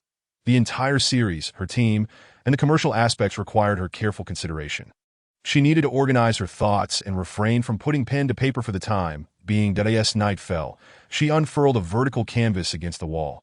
She stood before it, quietly contemplating. Utterly still that moment, Duan Xuming's voice resonated from the entrance, filled with surprise. "Do you not have the habit of closing the door?" Lu Mingyu turned to him and replied, "There is no one else at home. Moreover, the studio at school lacks doors. It is not a matter of great significance." Duan Xuming pointed at himself. "Am I not a person?" Lu Mingyu. Suddenly, Duan Xuming realized, raising his hand to stop her from speaking. "Do not answer." Not treating him as an outsider. "That is splendid." Lu Mingyu suddenly gazed at him, her silence profound. Duan Xuming inquired, "What is the matter?" Lu Mingyu. "I wish to create a painting now." Chapter 75. The Puppeteer's Rebirth. Duan Xuming. "Am I avoiding the issue?" With that, he lifted his foot, intending to leave. However, a pale, delicate hand reached out and grasped his wrist. Her fingers were cool, and the grip was gentle, eliciting a subtle tingling sensation. Lu Mingyu spoke softly, "Stay and chat with me." Duan Xuming's gaze flickered to his wrist as he followed her into the studio. "Will this not disturb you?" Lu Mingyu shook her head. "I wish to converse while painting this piece." She had already begun mixing colors. Leaning against the wall, he observed her as she worked, asking, "What shall we talk about?" Lu Mingyu. "You start." Duan Xuming pondered for a moment and said, "I recall you mentioning you have 2 female friends, one of whom is Su Siyue from Shizi City." Lu Mingyu glanced at him. "Why have you failed to remember her name twice?" Duan Xiaoming raised an eyebrow, unconcerned. I had not thought much of it. But if you are keeping score, I shall remember next time. The other friend, is she the one who wore a red dress in the dead of winter? Lu Mingyu nodded. Yes, her name is Chen La. Duan Xiaoming fell silent for a while, then suddenly asked, Am I allowed to lose my temper? Lu Mingyu looked at him, bewildered. What would you be angry about, Duan Xiaoming? I merely wanted to ask if I can express my frustration. A significant outburst, perhaps, to scold you, Lu Mingyu chuckled. Go ahead, how would you like to berate me? Duan Xiaoming, visibly displeased, raised his voice. If I am not mistaken, that person is your classmate from the same major. You have only been at the Royal Academy for 2 semesters, correct? Lu Mingyu. Yes, that is correct. Why do you ask? Duan Xiaoming's displeasure deepened. You have known her for merely a few months. How does she know you as Lu Mingyu? Why am I unaware? She even used your name to deceive me that day. What is she flaunting? Ah, Lu Mingyu. Duan Xiaoming suddenly reined in his emotions, asking, Was that too fierce? Lu Mingyu shook her head. Continue, do not hold back. Duan Xiaoming erupted. Why did you not tell me? You say nothing at all. What is the purpose of your mouth? Is it only for kissing and soft sighs? Lu Mingyu, having mixed the colors, could not suppress a laugh. Duan Xiaoming, exasperated. Every time I scold you, you laugh. It is truly infuriating that Lu Mingyu dipped her brush in paint and began to work on the background. Speaking as she painted. First, I have not known Chen La for just a few months. It has been since 2016 that Duan Xiaoming was momentarily speechless, left without a retort. That Lu Mingyu continued. When she first met me, I was already called Lu Mingyu, hence she has always referred to me as such. That we met when I was 6 years old at a national competition. Duan Xiaoming was at a loss for words. Could such a thing be believed? Lu Mingyu. Until I turned 12, she could not match my skills. At T22, we crossed paths at the Royal Academy. She had been studying art all along, but I had a 10-year hiatus without a teacher. Last semester, I was unable to surpass her, which left her quite impressed. Duan Xiaoming scoffed lightly, asking, Are you friends or rivals? Lu Mingyu, both. We are friends who share both joys and hardships, as well as competitors and adversaries. Duan Xiaoming suddenly felt a surge of competitive spirit, declaring, We met 20 years ago. 14 years ago, I began to support you financially. I have known you the longest, longer than anyone else. Do you hear me? Lu Mingyu quipped. A bond akin to a splash of urine, Duan Xiaoming asserted. I have the final say. Lu Mingyu laughed, ignoring him. At that moment, she had completed the background, depicting a sea of flames. Duan Xiaoming frowned at the fiery scene. Yet at that moment, Lu Mingyu switched brushes and dipped it in paint. Suddenly, she made a long stroke across the canvas. Duan Xiaoming fell silent, quietly observing as she painted. The initial strokes were thin lines. Before long, she began to depict a small figure, wounded and bound in bandages, seated amidst the flames, with strings controlling its every move. That a marionette. The puppet was trapped in the inferno. Unable to move, stifled, Duan Xiaoming furrowed his brow. Is this depiction of you? Must it be so tragic? Am I tragic? She retorted. Simultaneously, she commenced painting the upper half, leaving the upper section of the canvas largely blank save for a few strings. Lu Mingyu. That reflects your subjective consciousness. As she continued to paint, her tone remained calm, and she began to take control of the conversation. Duan Xiaoming was momentarily taken aback, shifting his position to continue watching her work. She applied another stroke. This time, a glimmer sparkled in her eyes, transitioning from faint to bright. Lu Mingyu's voice persisted. I have always been a favored child of heaven, a prodigy in classical studies. With numerous accolades to my name, Duan Xiaoming nodded. Indeed. Then, she painted a silhouette, devoid of features, resembling an abstraction. Lu Mingyu. As I grew older, I was accepted into the Royal Academy, a world-renowned institution, pursuing my studies alone. With nothing to my name, Duan Xiaoming praised. Impressive. Lu Mingyu's brush continued to sketch. I chose to sleep with the strongest man, with a grand vision. Duan Xiaoming smirked. Continued Lu Mingyu. I have few friends. But they are all distinctive, offering me help that is sharp and precise. Duan Xiaoming arched an eyebrow. And then, Lu Mingyu. I have an excellent eye, meticulously planning my life. As she finished her statement, she added a stroke depicting the shadow's back, with a bloodied bandage drifting down, akin to a revelation. This shadow could represent the puppet, or perhaps the puppet's soul? Lu Mingyu. Am I tragic? I am not tragic at all. I am quite strong.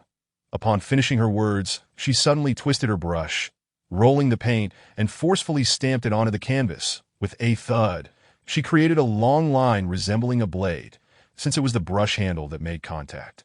It left a blurred trail in its wake that it appeared as though the trajectory of the blade was captured.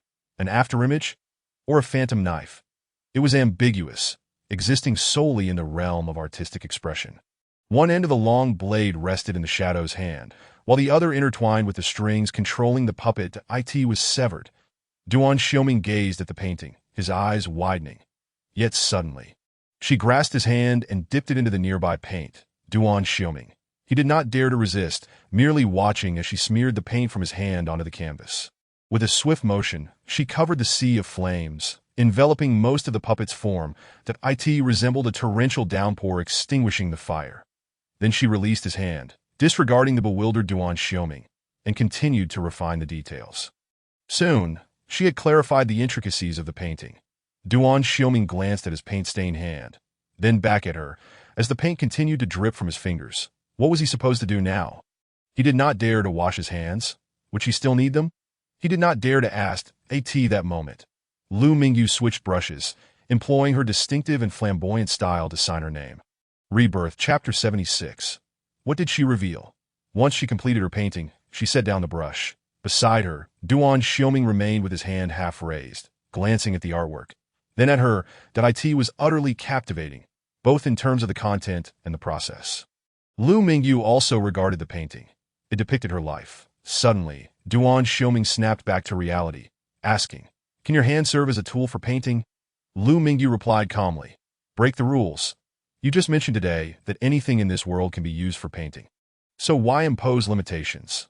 Not only hands." She had a myriad of fantastical ideas swirling in her mind. "Wow," Duan Xiaoming exclaimed, his gaze sparkling with admiration. "You can even use that in your artwork? You adapt so quickly." Lu Mingyu took his hand, leading him to the nearby sink to wash up. Duan Xiaoming's gaze lingered on their intertwined hands. She had naturally pulled him along twice today. She was even washing his hands for him. He truly felt fortunate that he had not refused her when she first suggested sharing a bed, and instead, he had acquiesced without hesitation. With her beauty, artistic talent, and her singular soul and spirit, it was almost inconceivable to imagine the multitude of rivals he might face. Her creations were undeniably captivating, yet her very essence was even more alluring. Duan Xiaoming suddenly declared, "I have feelings for you. Shall we date? Do you feel the same about me?" Lu Mingyu responded with a puzzled expression. Duan Xiaoming raised an eyebrow. "Is that a no?" Lu Mingyu blinked in surprise. Duan Xiaoming nodded. "Then I shall bring it up again next time." That he found this interaction rather normal. She had endured the harshness of society and had come to see the inherent malice in human nature. She would not easily trust in love, resisting the establishment of an intimate relationship based on mutual trust. She had lived too exhaustingly to endure such emotional turmoil. She was unlike him. Rather than pursuing a romantic relationship, she was fervently focused on achieving success. However, he added, "But you are not permitted to sleep with anyone else.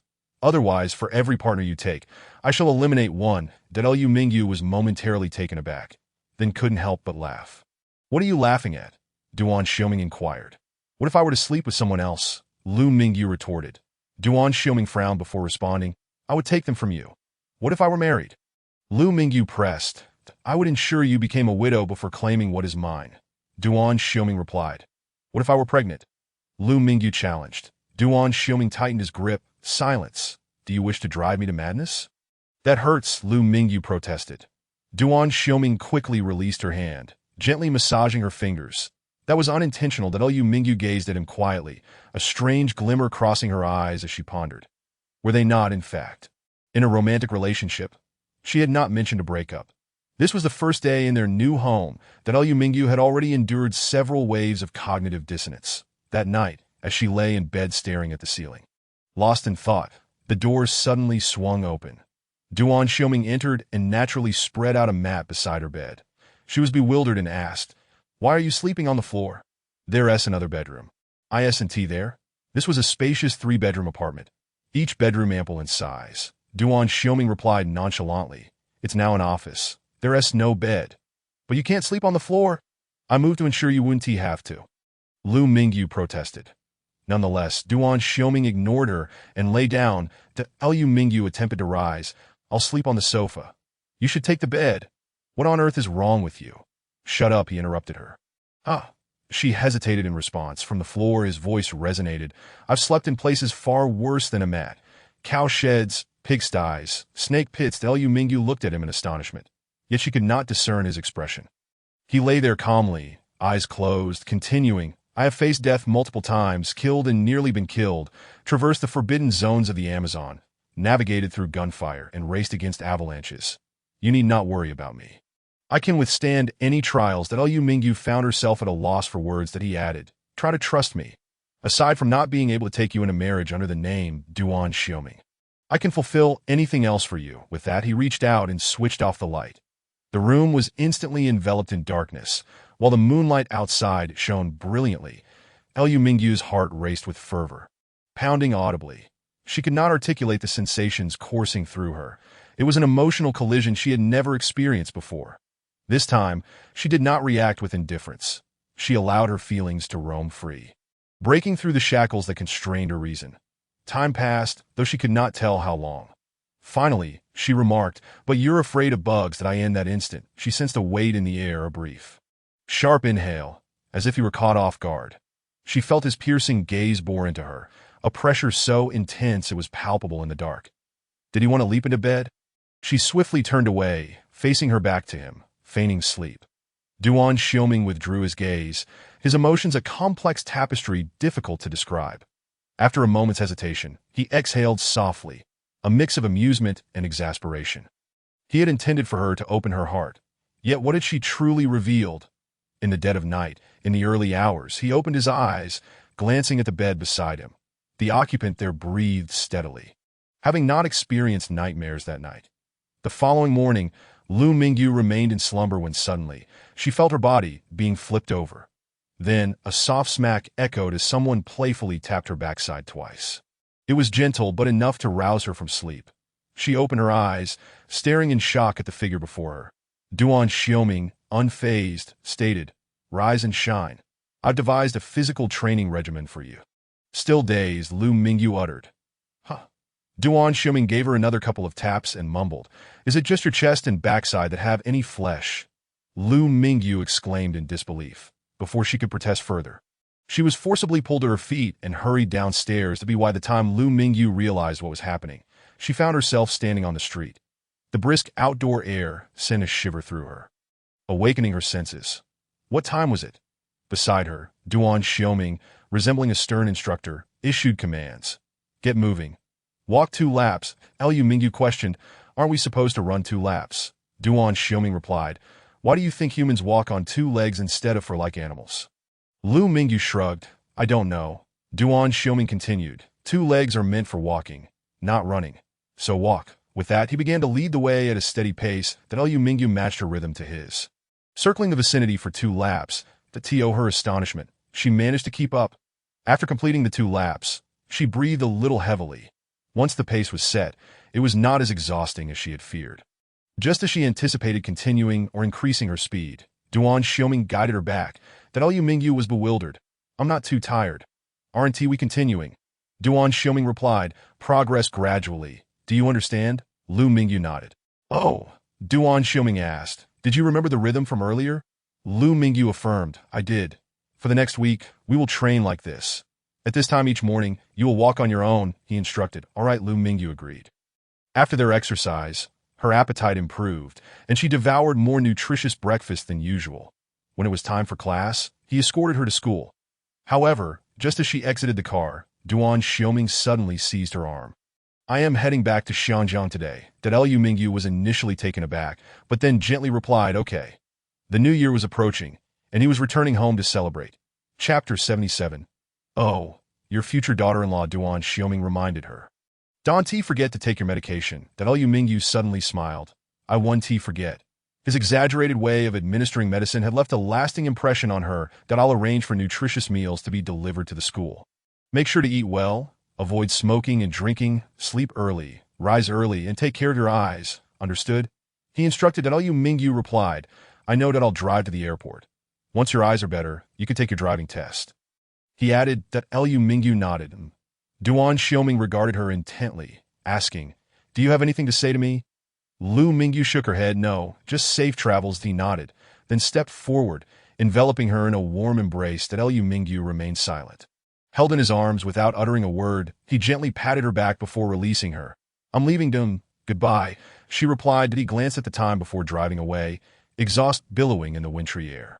He arrived alone and departed empty-handed, but Liu Mingyu watched the white figure vanish into the distance before turning to enter the building for class. Halfway there, her phone buzzed. Chenla, it read. What are your plans for New Year's Eve? Are you spending it with your boyfriend? Liu Mingyu replied, Yes, returning to Xiangjiang. What a scoundrel! Chenla exclaimed. That Liu Mingyu replied, Then after class, come with me. There is a gathering for Chinese expatriates. Let us celebrate the new year together. This will be your first time celebrating abroad, right? Liu Mingyu affirmed, Sounds good. That's Xiangjiang. The Duan family estate. In the conference room, the head of the family, the Dark Lord, the heir, and the young master sat on individual single sofas. Each maintaining a composed demeanor. Duan Beifu offered a cigar. Duan Xiaoming raised a hand to decline. No need. Duan Beifu proffered another cigarette. How about this? Duan Xiaoming rejected again. Duan Zhongxin glanced over and asked, Have you quit? Duan Xiaoming replied, Not quit, just not smoking for the past 6 months. Duan Liqing looked at him quizzically. Isn't that the same as quitting? That's good. It's not healthy. Uncle, you should cut down on cigars. 2. Duan Beifu interjected. Mind your own business. I'm your elder. Duan Liqing nodded. Sure, smoke away. Don't worry about your health. That MY brother is probably eager for you to kick the bucket so he can take your place. Duan Beifu turned to Duan Zhongxin. Can you control your 2 sons? Can they not act like children? Duan Zhongxin shrugged. They've grown up. I can't control them. At that moment, the assistants filed in, distributing documents to the 4 men. Suddenly, Duan Xiaoming raised a hand, signaling for silence. All assistants present, regardless of their affiliations, promptly exited the conference room. Simultaneously, one individual approached from a distance, setting up an object draped with a cloth beside them. Duan Beifu raised an eyebrow, turning to Duan Zhongxin. I say, brother, has he been spoiled by you? He dares to dismiss my people. Duan Zhongxin met his gaze. My people weren't dismissed. To say that he has been spoiled is also to say that it is a Qing who has indulged him. After all, I was not the one who raised him during his childhood, as I was quite busy. Duan Liqing retorted, It's not about being spoiled. You 2 have simply aged and your tolerance has diminished. Duan Beifu, puffing on a cigar, scolded, Damn, each one of you is more arrogant than the last. The elder is unapproachable.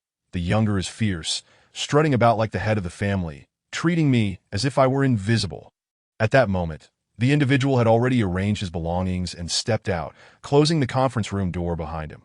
Duan Xiaoming glanced at the 3 and declared, From now on, I am the leader.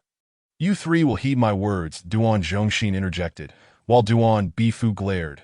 You little rascal. Duan Xiaoming rose and approached the easel, lifting the cloth that covered a piece. The 3 of them focused their gaze. Their expressions varied. Duan Beifu asked, What is it?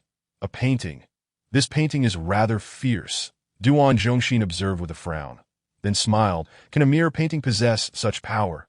Quite rare. Duan Liqing remarked, It resembles a tiger or a leopard with wings. This creature is quite peculiar. What is it? Duan Xiaoming pointed at the artwork. What specific animal it is does not matter. I can provide a general scope. Ink wash and Chinese paintings depict mythical beasts of mountains and seas. What are your thoughts? Duan Beifu waved his hand dismissively. I have no thoughts. I only know how to fight, kill, shoot, and blow up buildings. After pondering for a moment, Duan Zhongxin inquired. The level is quite high. Whose work is this? Duan Liqing added. The mountains and seas have a visual impact, but why is this painting so small? Duan Xiaoming clarified. To be more precise, it's ink wash national trend. Duan Beifu squinted. Ming, don't tell me this is your exploratory venture, Duan Xiaoming affirmed. Indeed. Duan Beifu fell silent, gesturing his confusion. Duan Liqing began to contemplate. Using ink wash as a catalyst, perhaps it signifies a revival of national culture? The Duan family's positive image in entering the mainland market aligns perfectly. Duan Zhongxin, with sharp eyes, asked, What about business opportunities? Ming, have you considered that? Duan Xiaoming extended a finger, tapping the painting, producing a series of tap-tap sounds. Do you know how popular this painting is online? He inquired with a smile. Duan Liqing frowned, appreciating art? Value? No, Duan Xiaoming shook his head. It's not related to the level of painting nor fame. It's purely about the national trend. Duan Zhongxin urged him to continue. Duan Xiaoming elaborated. Superb painting techniques account for only a small part. How many can truly appreciate it? Its popularity stems from its aesthetic appeal, ink-wash national trend. In mythical beasts, Duan Liqing expressed surprise. And there's more. Duan Xiaoming replied, aesthetics. More specifically, product packaging, daily fashion design, entertainment such as films and animations, even food and daily necessities can be involved. This is a culture. The possibilities are endless. Duan Zhongxin understood. You aim to create a brand? An encompassing one, Duan Xiaoming affirmed. It's an IP. National trend. The aesthetic sense ingrained in the bones of our people. Duan Liqing pondered for a few seconds and nodded. I see. Using aesthetics to replace conventional advertising, whether for products or entertainment. To forge an entirely new domain. It is a visual feast. Duan Xiaoming returned to his seat. You all can discuss the specific plan. I merely initiated the idea. Duan Bifu remarked curiously. Ming, are you constructing an art exhibition hall in Shizi City? Have you already begun planning? Duan Xiaoming cast a glance. That is funded by my private savings. It's a pilot project that if you all do not participate, I shall proceed alone, and any profits will be mine. Clear distinction. Duan Bifu rolled his eyes. No one wishes to compete with you, Duan Liqing suggested. Ming, let us test the waters first. Aesthetics is an eternal topic that if we broaden our thinking, the national trend is quite fitting.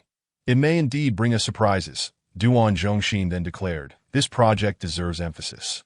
Duan Bifu added, however, the Duan family does not engage in small ventures. If we do this, it should be on a grand scale, creating a series, showcasing in galleries, investing in online promotions, and expanding into commerce to penetrate the mainland market comprehensively. Duan Zhongxin suddenly interjected. If we truly pursue a large IP like the national trend of mountains and seas, it should not be limited to the mainland. Upon hearing this, the other three were momentarily taken aback. Duan Zhongxin continued. The aesthetic of national style could also reach the world. Duan Bifu clasped his hands together. As expected of my elder brother, I truly admire your business acumen. Duan Zhongxin smiled and asked, who is the author of this painting? Have you contacted them to see if they are willing to collaborate? Duan Xiaoming replied, oh, your future daughter-in-law. Cough, cough. Duan Bifu choked on his cigar smoke. Chapter 78 Invitation to conversation among the four continued throughout the afternoon. The National Trend Project was merely one aspect of the Duan family's extensive plans for entering the mainland market. After the confidential discussion concluded, Duan Liqing and Duan Xiaoming were the first to exit the conference room. Leaving Duan Zhongxin and Duan Bifu to discuss other matters down on the outdoor terrace. Duan Liqing smiled and asked, you never inquired about the family business before. Today you specifically mentioned this project for your girlfriend? Duan Xiaoming replied, just giving a nudge. Her talent is remarkable. Duan Liqing considered this. Opening the mainland market is paramount. While there are opportunities, it requires caution. You pushed hard just now. I felt anxious for you. Youth indeed has no fear. Duan Xiaoming shot him a glance. It's not like I can't afford to lose. Duan Liqing nodded, chuckling. What kind of person is she? You seem to have strong feelings for her, Duan Xiaoming commented. Someone who's been mischievous since childhood. Duan Liqing was taken aback. You know her from before? Duan Xiaoming replied. That Cantonese opera, the daughter of the beautiful lady. Duan Liqing exclaimed in surprise. The daughter of that Qingyi. Duan Xiaoming smirked. Yes, she inherited her beauty. She is indeed stunning. Duan Liqing mused. It seems quite fateful, but is it appropriate to call her bad? Duan Xiaoming scoffed. She is indeed mischievous. Dating her requires mental effort that if you let your guard down, you won't stand a chance. Duan Liqing's expression turned strange. Who dates without thinking? It's not like we're children. It's not just about mutual affection. Duan Xiaoming was astonished. Did you and Isabel also have to think hard back then? Duan Liqing's lips twitched. With your sister-in-law? It was a battle of wits. Duan Xiaoming asked. How did that unfold? Share some insights with me. Duan Liqing waved his hand. It was a life-and-death struggle. She held a dagger to my throat while I aimed a gun at her temple. Duan Xiaoming looked at his brother with sympathy. It's truly impressive that you survived. Duming walked every morning for exercise, often doing 2 or 3 laps alone. This particular weekend, she adhered to her routine. After completing her laps and slightly breaking a sweat, she returned to her apartment for breakfast. During her brief rest after the meal, she looked up to see the expansive floor-to-ceiling windows that allowed sunlight to stream onto one side of the white wall, casting a large patch of light. Duming gazed at the light for a moment before entering her studio, retrieving a transparent acrylic sheet and a small knife, and began to carve. Time passed unnoticed until she finally completed her task. She stood up and affixed the transparent sheet to the window. Then she paused. Why had she suddenly undertaken this task? Without that temperamental individual beside her, it felt oddly unsettling. Was this person truly so impactful? He had intrusively dominated her daily life, and now that he had been gone for just a few days, she found herself somewhat unaccustomed. Xiangshan that a cruise ship sailed into international waters. The Liu family of 4 had been invited and were currently waiting in the hall. However, the state of the 4 was far from good.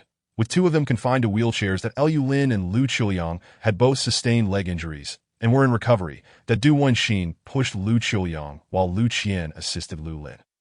The family was filled with trepidation, as the invitation had come from the Duan family of Hong Kong. The Duan family was a colossal entity, a titan that overshadowed even the Liu and Du families. Even the Qin family seemed fragile in the face of the Duans. They were a world-class family that had expanded overseas for generations. Naturally, the Liu family could not refuse this invitation, regardless of its nature. Attendance was mandatory, that if they could ally with the Duan family, they would no longer be trapped in Shizi City, groveling before the Qin family. Yet, they were unaware of whom from the Duan family had invited them. The reception was handled by Yin Tianzhua, who donned a floral shirt and wore sunglasses even in the dead of winter. Following him were 30 black-clad individuals, not ordinary bodyguards, but each with bulging waistlines. Upon their first encounter, the 30 black-clad figures encircled the 4, leaving them startled. The Liu family had never witnessed such a scene. The mentally unstable Lu Qian turned pale. Yin Tianzhua, however, smiled and lowered his sunglasses with a finger, revealing his eyes as he looked at the 4 before him. He first glanced at the Liu father and son, who were strapped into wheelchairs with their broken legs, an undeniably pitiful sight. Then he turned his attention to the mother and daughter, both of whom appeared troubled, as if they were grappling with some psychological issue. Speaking in a disjointed manner, I asked this truly the esteemed guest that Mingge had instructed to treat well. They looked so miserable. What further hospitality could be offered without tossing them to the sharks? Yet they must be kept alive. It was quite the challenge. Welcome to international waters, Yin Tianzhua greeted with a smile. Lu Qiuyang, seated in his wheelchair, made an effort to maintain his composure. Hello, I apologize. I am unable to rise and shake hands due to my leg injury, Liu Lin then asked. May I inquire if you are Mr. Duan? In the Duan family, with so many members, it's hard to tell which Mr. Duan it could be. Yin Tianzhua raised an eyebrow in a peculiar manner, saying, No, my surname is Yan, Liu Lin remarked. Such a grand spectacle. And it isn't even Mr. Duan himself. Just as the father and son were about to continue their conversation, a commotion arose in the distance as a throng of media reporters surrounded someone approaching. Amidst the incessant flashes of cameras, a large group of bodyguards followed closely behind. Liu Qian looked on in astonishment. Is that a celebrity? Du Wenxin replied, They aren't entertainment reporters. They're all from financial media. Lu Lin quickly pieced it together and asked, Is it Mr. Duan?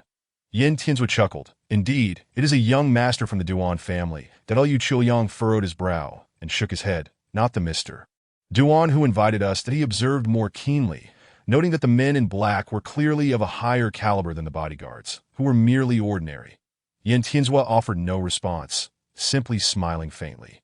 Suddenly, Lu Qiuyang felt a surge of excitement. Could it be that they were being invited by a significant figure from the Duan family? Lu Lin shared this realization, glancing eagerly at his mother and sister.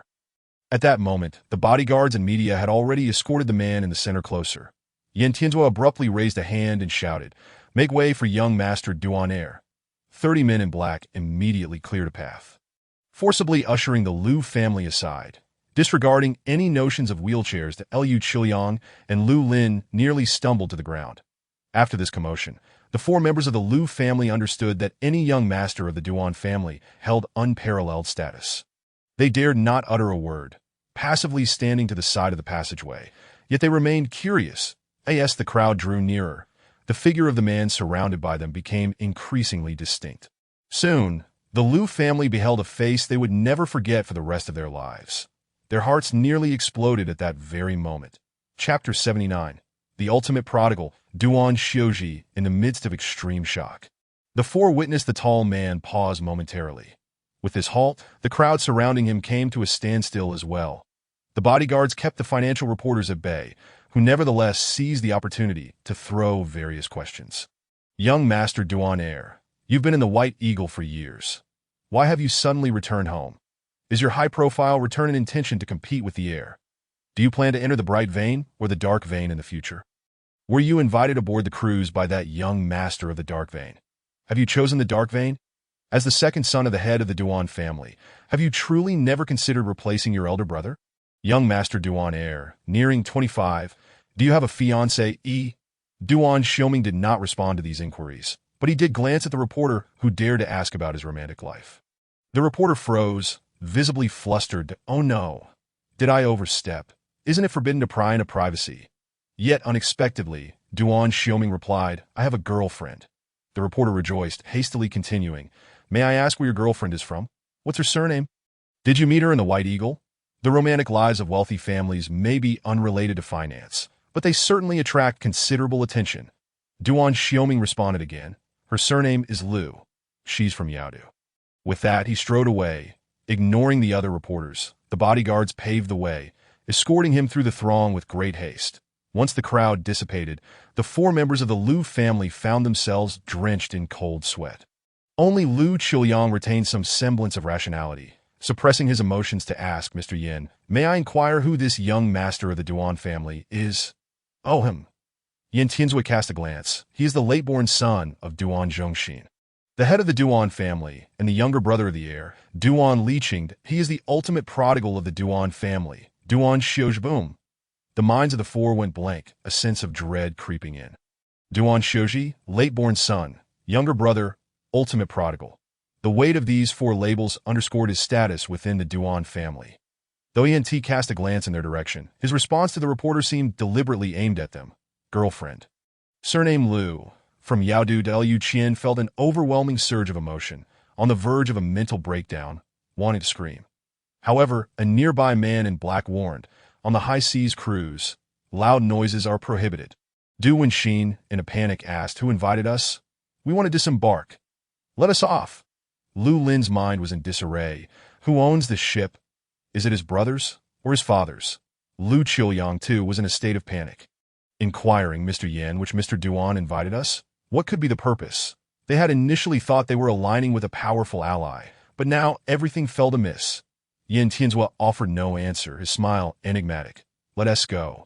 The four of you. With that, he strode ahead, while the 30 men in black directly escorted the four of them along. Yin Tianzui chuckled as he walked, amused that Mingge had personally come, inadvertently sending the four into a state of collapse. How entertaining! As the spring festival approached rapidly, Lu Mingyu finished a day of classes. Having attended the last lesson with Chen-La after class, the two walked side by side out of the building. Chen-La was dressed beautifully today, her hair styled in waves, and her makeup exquisitely done, with shimmering rhinestones adorning her eyelashes, making her appear vibrant and radiant. And as soon as they stepped outside, she exclaimed excitedly, Tomorrow is the weekend. We must celebrate the New Year's Eve with drinks until we drop. Lu Mingyu replied, Not for me. I'm focusing on my health. Chen-La retorted, Are you out of your mind? Lu Mingyu responded, Thank you for the compliment. Chen-La scrutinized her and suddenly asked, Are you short on money? Lu Mingyu shook her head. Not at all. Previously, she had been quite strapped for cash, meticulously planning every expense, fearful of being unable to pay tuition in the future. However, after receiving the funds from Qiongqi, things had improved significantly. Duan Xiuming had restructured her finances, arranging for all her living expenses and even changing her place of residence. Though she might not be wealthy now, she felt no financial strain. Chen-La began to complain, Then why don't you buy a new outfit? Aren't you going to wear something new for the new year? Lu Mingyu replied nonchalantly, It doesn't really matter to me. Chen-La could hardly contain herself. At least wear something nice. Aren't you tired of your old clothes? Lu Mingyu stated calmly, Clothes are just meant to be worn. It doesn't matter if they're new or old. Chun-La was exasperated. Can't you have any material desires? Are you an alien? Lu Mingyu tilted her head, pondering the question. Indeed, Chun-La had raised a point. Why was her desire for material possessions so minimal? She dressed simply, was unpretentious in her meals, and lived without any extravagance. Chun-La continued. What about your boyfriend? He could gift you limited edition clothes instead of just that car. Lu Mingyu chuckled. You might not believe it, but he doesn't have many clothes himself. Duan Xiuming only had 2 or 3 outfits to rotate, and together, their clothes barely filled a small wardrobe in the apartment. Chun-La was taken aback. What a classic example of a straight man. Lu Mingyu wholeheartedly agreed with that description. Chun-La pulled her along. Enough of this, let us go to the Chinese restaurant. Tonight's New Year's Eve dinner is a reunion with 20 or so people. When they arrived at the restaurant, night had just fallen. The 2 largest round tables in the Chinese restaurant were already filled with people. All Chinese students. Most were acquaintances of Lu Mingyu, with 5 or 6 new faces that as Lu Mingyu followed Chun-La over. The people at both tables greeted them excitedly. Wow, the artistic duo has arrived. You two walking together is truly a sight for sore eyes. Chun-La had indeed achieved something today, managing to bring Lu Mingyu along. Yes, it's rare to see Lu Mingyu out at gatherings. It's the new year, after all. Where's your boyfriend? He is always driving the white phantom and picking you up. Why isn't he here for the New Year's celebration? Maybe he doesn't love you enough. As soon as this was said, the atmosphere shifted awkwardly. Someone quietly remarked, what a prickly question. Lu Mingyu remained silent, merely glancing at the person who spoke. Seated across from her at the round table was a stranger. A male classmate she didn't recognize. Was he from the pure arts, or another major? Chun-La glanced over there and quickly changed the subject. Is everyone here? Happy New Year, everyone. The people at both tables stood up, raising their glasses to toast one another. Lu Mingyu, however, picked up her teacup. The man across from her spoke again. Lu Mingyu, you don't drink. We're all drinking, and you're the only one with tea? Isn't that a bit antisocial? Lu Mingyu raised her eyes to look at him. And you are? The room fell silent, as if she had asked a rather peculiar question. Chun-La's mouth twitched as she replied. Yes, Shu Ringkun. Lu Mingyu asked who. Oh, so this is Shu Ringkun, she realized. Chun-La leaned in close to Lu Mingyu's ear and whispered, I didn't know he'd be here. This gathering isn't for my group. If you're unhappy, I can graciously accompany you elsewhere. Lu Mingyu replied, No, why should I? Chun-La asserted, no problem. Let's confront him. Chapter 80. Oh, are we drinking? Shu Ringkun felt a loss of face, his expression darkening as he remarked. So Lu Mingyu doesn't recognize me. That's understandable. Being a stunning beauty from pure arts, you're probably used to looking down on others. Lu Mingyu raised an eyebrow, choosing not to respond. Suddenly, Shu Ringkun stood up and raised his glass, saying, It seems there has been a misunderstanding. Since it's a rare occasion, let us clear it up, shall we? Lu Mingyu lifted her gaze to meet his. What misunderstanding? Please clarify. Shu Ringkun's expression shifted. You truly have a short memory for someone so privileged. He had clearly extended an olive branch, yet this woman refused to show any courtesy. As the atmosphere grew tense. Others hurriedly intervened to mediate. Come now, it's the new year. Let us not make this so awkward that if Lu Mingyu doesn't want to drink, then so be it. It's not a big deal. The essence of the New Year's Eve dinner is joy. So let us just sit down and eat. We are all far from home. Fellow countrymen are akin to family. Let's put an end to this quarrel. Ultimately, the situation was diffused. Shu Ringkun fell silent and resumed his seat. Lu Mingyu focused on her meal, viewing the earlier incident as merely a trivial matter. Chun-La, however, was utterly disappointed, feeling an irritation akin to a fight that was abruptly cut short. In a spacious apartment, the door creaked open, revealing a pitch-black interior. Duan Xiuming paused, resting his hand against the door, glancing at the time. It was quite late, but he set down the 2 large bags he was carrying and dialed a number. Where is she? The ambience of the Chinese restaurant was delightful. The owner, accompanied by kitchen staff, emerged to greet every table, wishing them a happy new year. That a spirit of festivity filled the air. Lu Mingyu's appetite was robust.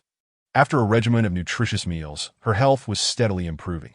Today's feast was extravagant, laden with many signature dishes. Occasionally, she gazed out at the night view. In fact, this New Year's Eve dinner was the happiest she had experienced in a decade. Among the 20-some people, there was only one troublemaker instead of a collective of 4 lunatics attacking her. The dining table was filled with her classmates and peers, representing a life she aspired to. It felt dreamlike, celebrating the new year in such company. Chinla was by her side. That as the gathering neared its conclusion and the restaurant prepared to close, the group deliberated on whose home to visit next, planning to usher in the midnight hour together. Once arrangements were finalized, Chinla stood up and declared, "For the final round, let us all raise a glass together. Once we finish, we'll switch venues." Everyone promptly stood, exchanging auspicious greetings at that moment. Chinla's hand moved down, lightly tapping Lu Mingyu's wine glass, producing a crisp chime. "Happy New Year!" Lu Mingyu pondered for a moment before lifting her glass in return. Responding, "Happy New Year, wishing you prosperity." "Bottoms up," Chinla urged. Initially intending to sip only a small amount, Lu Mingyu suddenly felt exhilarated. After all, New Year's Eve comes but once a year, so why not enjoy it? Consequently, she quickly downed half a glass of wine. Then, the door jingled as it swung open. A melodious chime accompanying the gust of cold air and the sound of heavy footsteps entering the dimly lit room. A tall man rounded the corner, appearing beside the 2 large round tables. With a slick hairstyle that showcased all his features, he wore a collarless suit over a black coat. The chatter at the table gradually quieted as many turned in astonishment to regard the unexpected guest. Only Lu Mingyu remained oblivious, sipping her drink. Suddenly, a sharp snap rang out from someone's fingers. Startled, Lu Mingyu turned around, still holding her glass aloft. Her eyes met a black coat, a man, as her gaze rose. She found herself staring into a pair of profound eyes that in the next instant. She sputtered, wine catching in her throat, followed by a fit of coughing that echoed throughout the room. Chinla snapped her back to reality, quipping, "You can choke on a drink." "Huh?" Lu Mingyu waved her hand, unable to offer an explanation. Duan Xiaoming cast a sidelong glance at her. Humph. She appeared quite pleased, just moments ago displaying bravado to propose a toast. Was dining with classmates the ambience she cherished? He eyed the half-full glass in her hand. Seizing it, he took a whiff at "Oh, drinking are we?" He teased, his tone dripping with sarcasm. Lu Mingyu coughed again, her face flushed. At this moment, the 2 tables fell silent. Did I ask this her boyfriend? The one Xu Rinkuan mentioned as attempting to steal her away. Some attendees had seen Duan Xiaoming from a distance, but had only ever caught a glimpse. He was not a student, yet he was well known at the Royal Academy. After all, that white ghost lightning was simply too striking. Observing him up close made everyone feel a bit apprehensive that he towered over them. Exuding an imposing presence. One punch could likely be fatal to in any case. He was worlds apart from the artistic temperament of their peers. Once Lu Mingyu had finished coughing, she looked up at him and asked, "What brings you here?" "Where in Tu in Xianjiang?" Duan Xiaoming tilted his head. "Came to catch you red-handed." What had he said before leaving?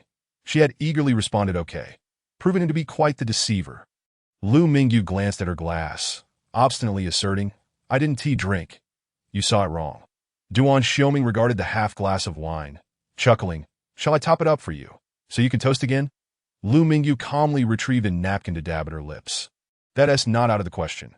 Duan Xiaoming surveyed the dining table once more, inquiring, "Is this feast concluded?" Lu Mingyu nodded. His timing was quite fortuitous that he lightly flicked her collar. "Stay and have another meal with me." Thus, Lu Mingyu was whisked away. The gathering was perfectly timed to conclude. Others gradually rose, laughing and discussing the scene. "That startled me." "Huh, I suspect that man has blood on his hands. His aura is too fierce." I couldn't even muster the courage to speak when he looked my way. Was he always this intimidating, or is he angry? He seems to be quite against Lu Mingyu drinking. At that moment, Chinla approached the front desk, calling out, "Boss, the bill please, for a total of 25 people." Please," someone queried. "Now that Lu Mingyu has left, can we still count her as one of the 25? Chinla responded, Is fine. I'll cover her share for now." Xu Rinkuan scoffed. "Do you think she'll reimburse you later?" After all, she is the type to straddle both sides. Chinla turned around, retorting, "You can say that to her face next time. She is quite disappointed we didn't end up fighting." Xu Rinkuan pressed on. "Her boyfriend drives a limited edition Lightning and skips out on the bill." Just then, a server peered over the front desk, announcing, "The gentleman from earlier has already settled the bill and wishes you all a happy new year and prosperity." A wave of astonishment swept through the crowd, followed by an uproar. What a delightful surprise. How generous. We ordered quite a lot. Indeed, he has quite the catch. I thought he was angry when he whisked Lu Mingyu away, but instead, he treated us. He even spoke auspicious words. This guy has a big heart. Plus, he came to celebrate the new year with his girlfriend. What a devoted partner. Meanwhile, Shu Rinkuen's expression darkened, having just mocked the man only to be slapped in the face by reality. Chapter 81. Congratulations on turning 23. The white ghost arrived at another restaurant, situated atop a building that was Lu Mingyu's first visit, and she hadn't even known this place existed. It appeared to offer bespoke dining experiences, not through reservations, but by invitation. Only that Lu Mingyu immediately regretted having eaten so much at the Chinese restaurant. Duan Xiaoming led the way at a leisurely pace. The restaurant's lighting was somewhat dim, creating an exquisite atmosphere, though not particularly friendly to those with night blindness. Lu Mingyu halted, unwilling to proceed. A hand grasped hers while the other rested on her shoulder, guiding her inside. "Just follow my lead," he said in a deep voice. Lu Mingyu nodded, blindly following him through the twists and turns until they reached a table by the window. Here, the lighting was much brighter, and candles flickered invitingly on the table. Once seated, Lu Mingyu gazed out the window, taking in a panoramic view of Big Ben across the river. Duan Xiaoming began to tease her. "Can you still eat?" Lu Mingyu shook her head. "This place is by invitation only, serving royal-level cuisine. That I didn't know you would be here today," Lu Mingyu replied. Duan Xiaoming fixed his gaze on her, asking, "If you had known, would you have dined with me?" "Just the two of us?" Lu Mingyu nodded, and he appeared pleased. The restaurant served dishes at a measured pace, aiming to keep the dining experience around 2 hours. From appetizers to soup, main courses, and desserts, each dish was exquisitely presented and tempting. Lu Mingyu took a few delicate bites, regretting her earlier indulgence at the other restaurant. Once the meal concluded, Duan Xiaoming flicked his fingers against his empty wine glass, producing a crisp sound. "Care for a drink, little sickly one?" Lu Mingyu sighed. "I truly only had a small sip." "Half a glass," Duan Xiaoming countered. Unable to maintain her lie, she turned her gaze toward the night view outside. At that moment, the hands of Big Ben struck midnight. Suddenly, fireworks erupted across the river. From Lu Mingyu's vantage point, she could see the entire display. Bursts of fireworks shot into the sky, dazzling. "Happy New Year."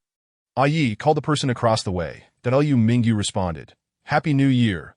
Ming smiled gently, raising his glass to gently clink against hers.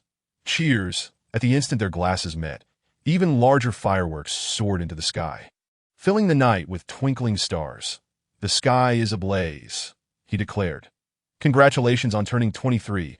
The fireworks show will last for 23 minutes. Lu Mingyu's lips parted in astonishment. The fireworks. Had he prepared them?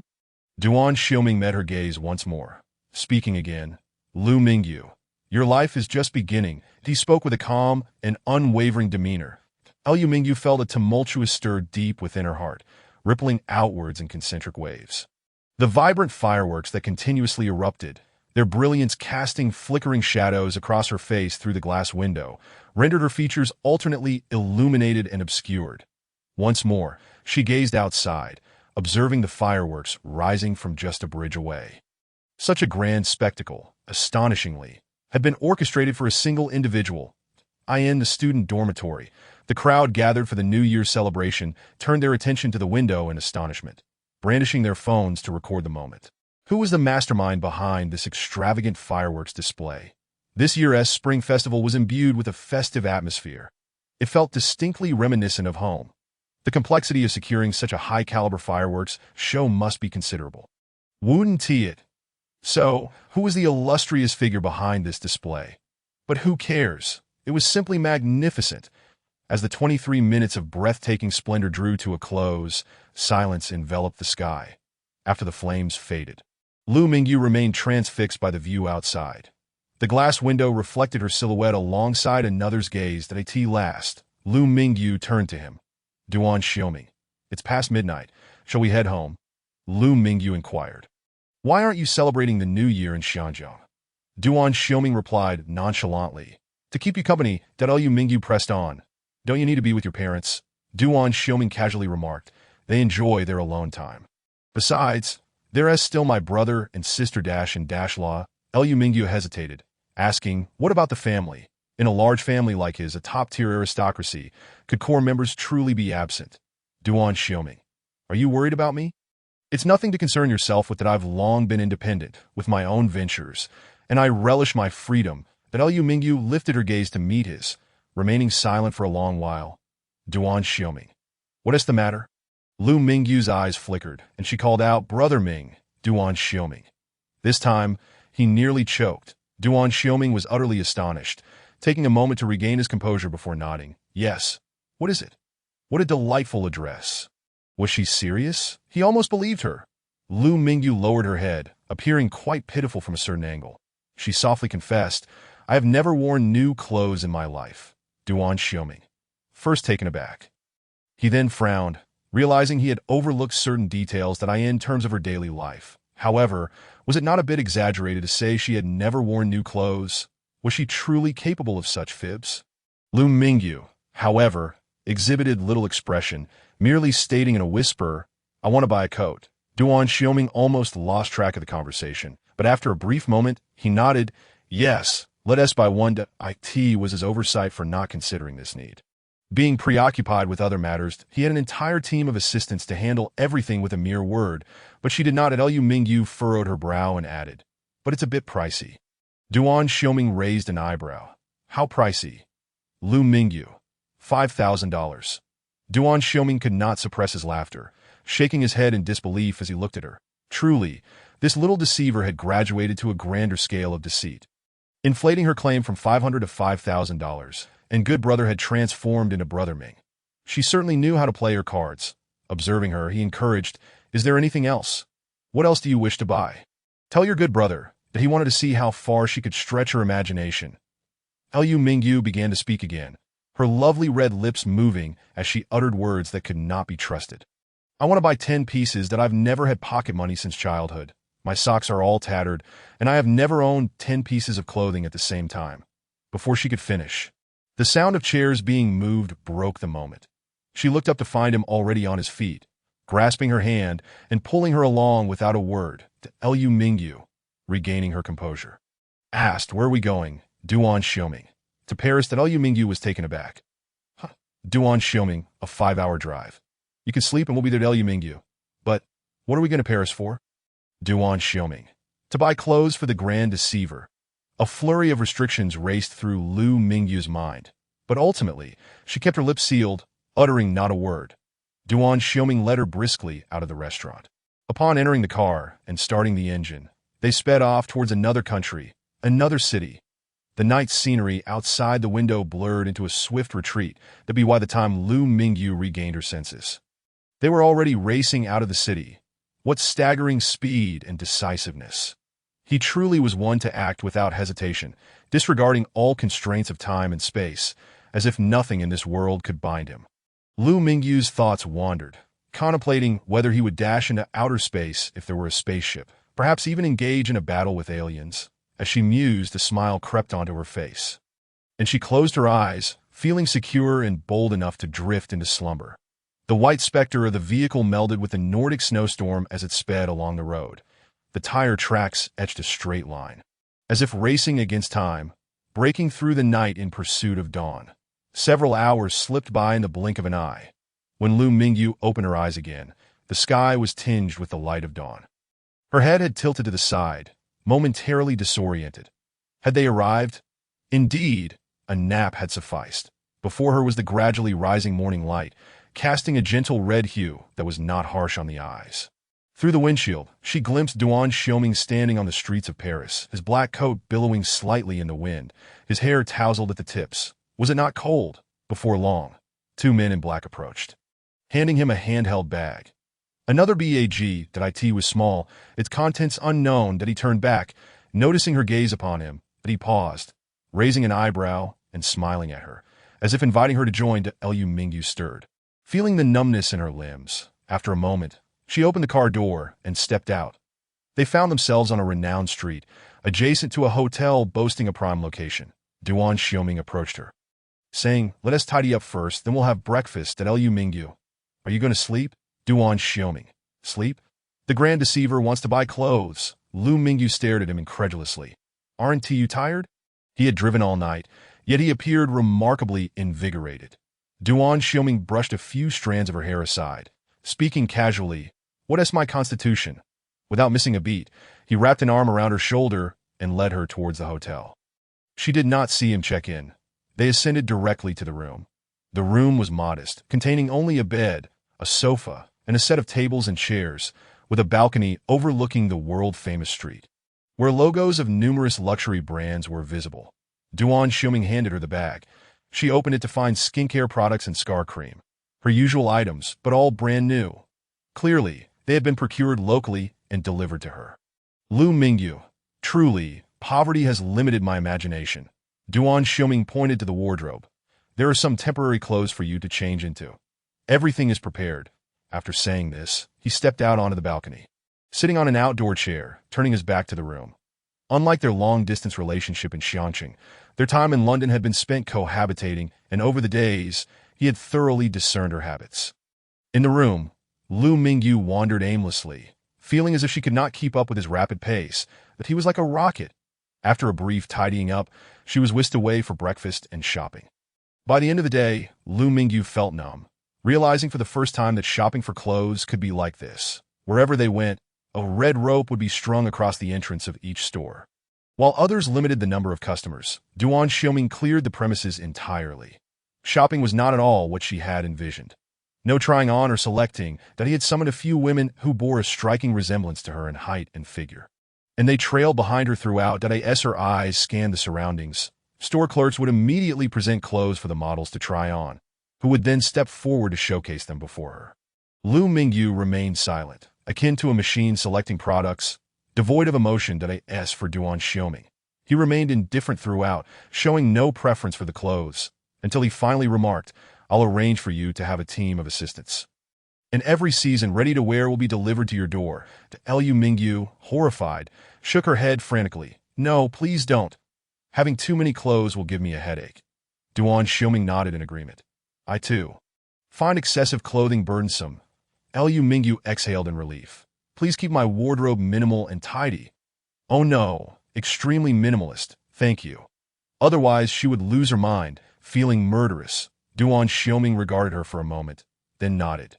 "Yes, I concur with the minimalist approach," that he had not anticipated that her perspective aligned with his in this regard. The staff at the high-end boutiques were quite disappointed, despite the extravagant display they had put on. The two ended up purchasing very little. The remaining clothes were taken by his assistant team back to the apartment. That Lu Mingyu stood by the street, the cold wind tousling her hair. He naturally reached out to tuck her hair behind her ear. She looked up and asked, "Is this how your family buys clothes?" Duan Xiaoming reminisced briefly and remarked, "Most of it is direct delivery from brands that my sister-in-law enjoys browsing on her own. That's just how she is." Lu Mingyu nodded slightly. "Oh, so your sister-in-law is like that." Duan Xiaoming added, "I once accompanied my elder brother and sister-in-law on a shopping trip when I was a child, and it nearly drove me mad. I have never accompanied them since." That Lu Mingyu inquired, "Why?" Duan Xiaoming's expression turned peculiar for a moment. "Isabel's shopping is an abyss, duh." Lu Mingyu expressed surprise. Duan Xiaoming continued, "She has so many clothes that it requires an entire building to store them. It's quite terrifying." That Lu Mingyu couldn't help but ask, curiously, "What does your sister-in-law do? I thought she was a military instructor in her youth, yet she seems so much like a celebrity in her life." Duan Xiaoming chuckled softly. "A mercenary, a bounty hunter?" Lu Mingyu gasped in astonishment. Duan Xiaoming suddenly proposed, "Would you like some ice cream or chocolate?" Lu Mingyu replied nonchalantly, "I don't mind. We can have some." Duan Xiaoming took her hand. "I want some. Accompany me to." Lu Mingyu, somewhat perplexed, asked, "Aren't you controlling your sugar intake?" Duan Xiaoming explained, "I do, but the exercise demands are high, and I crave sweets." Lu Mingyu remarked, "I see."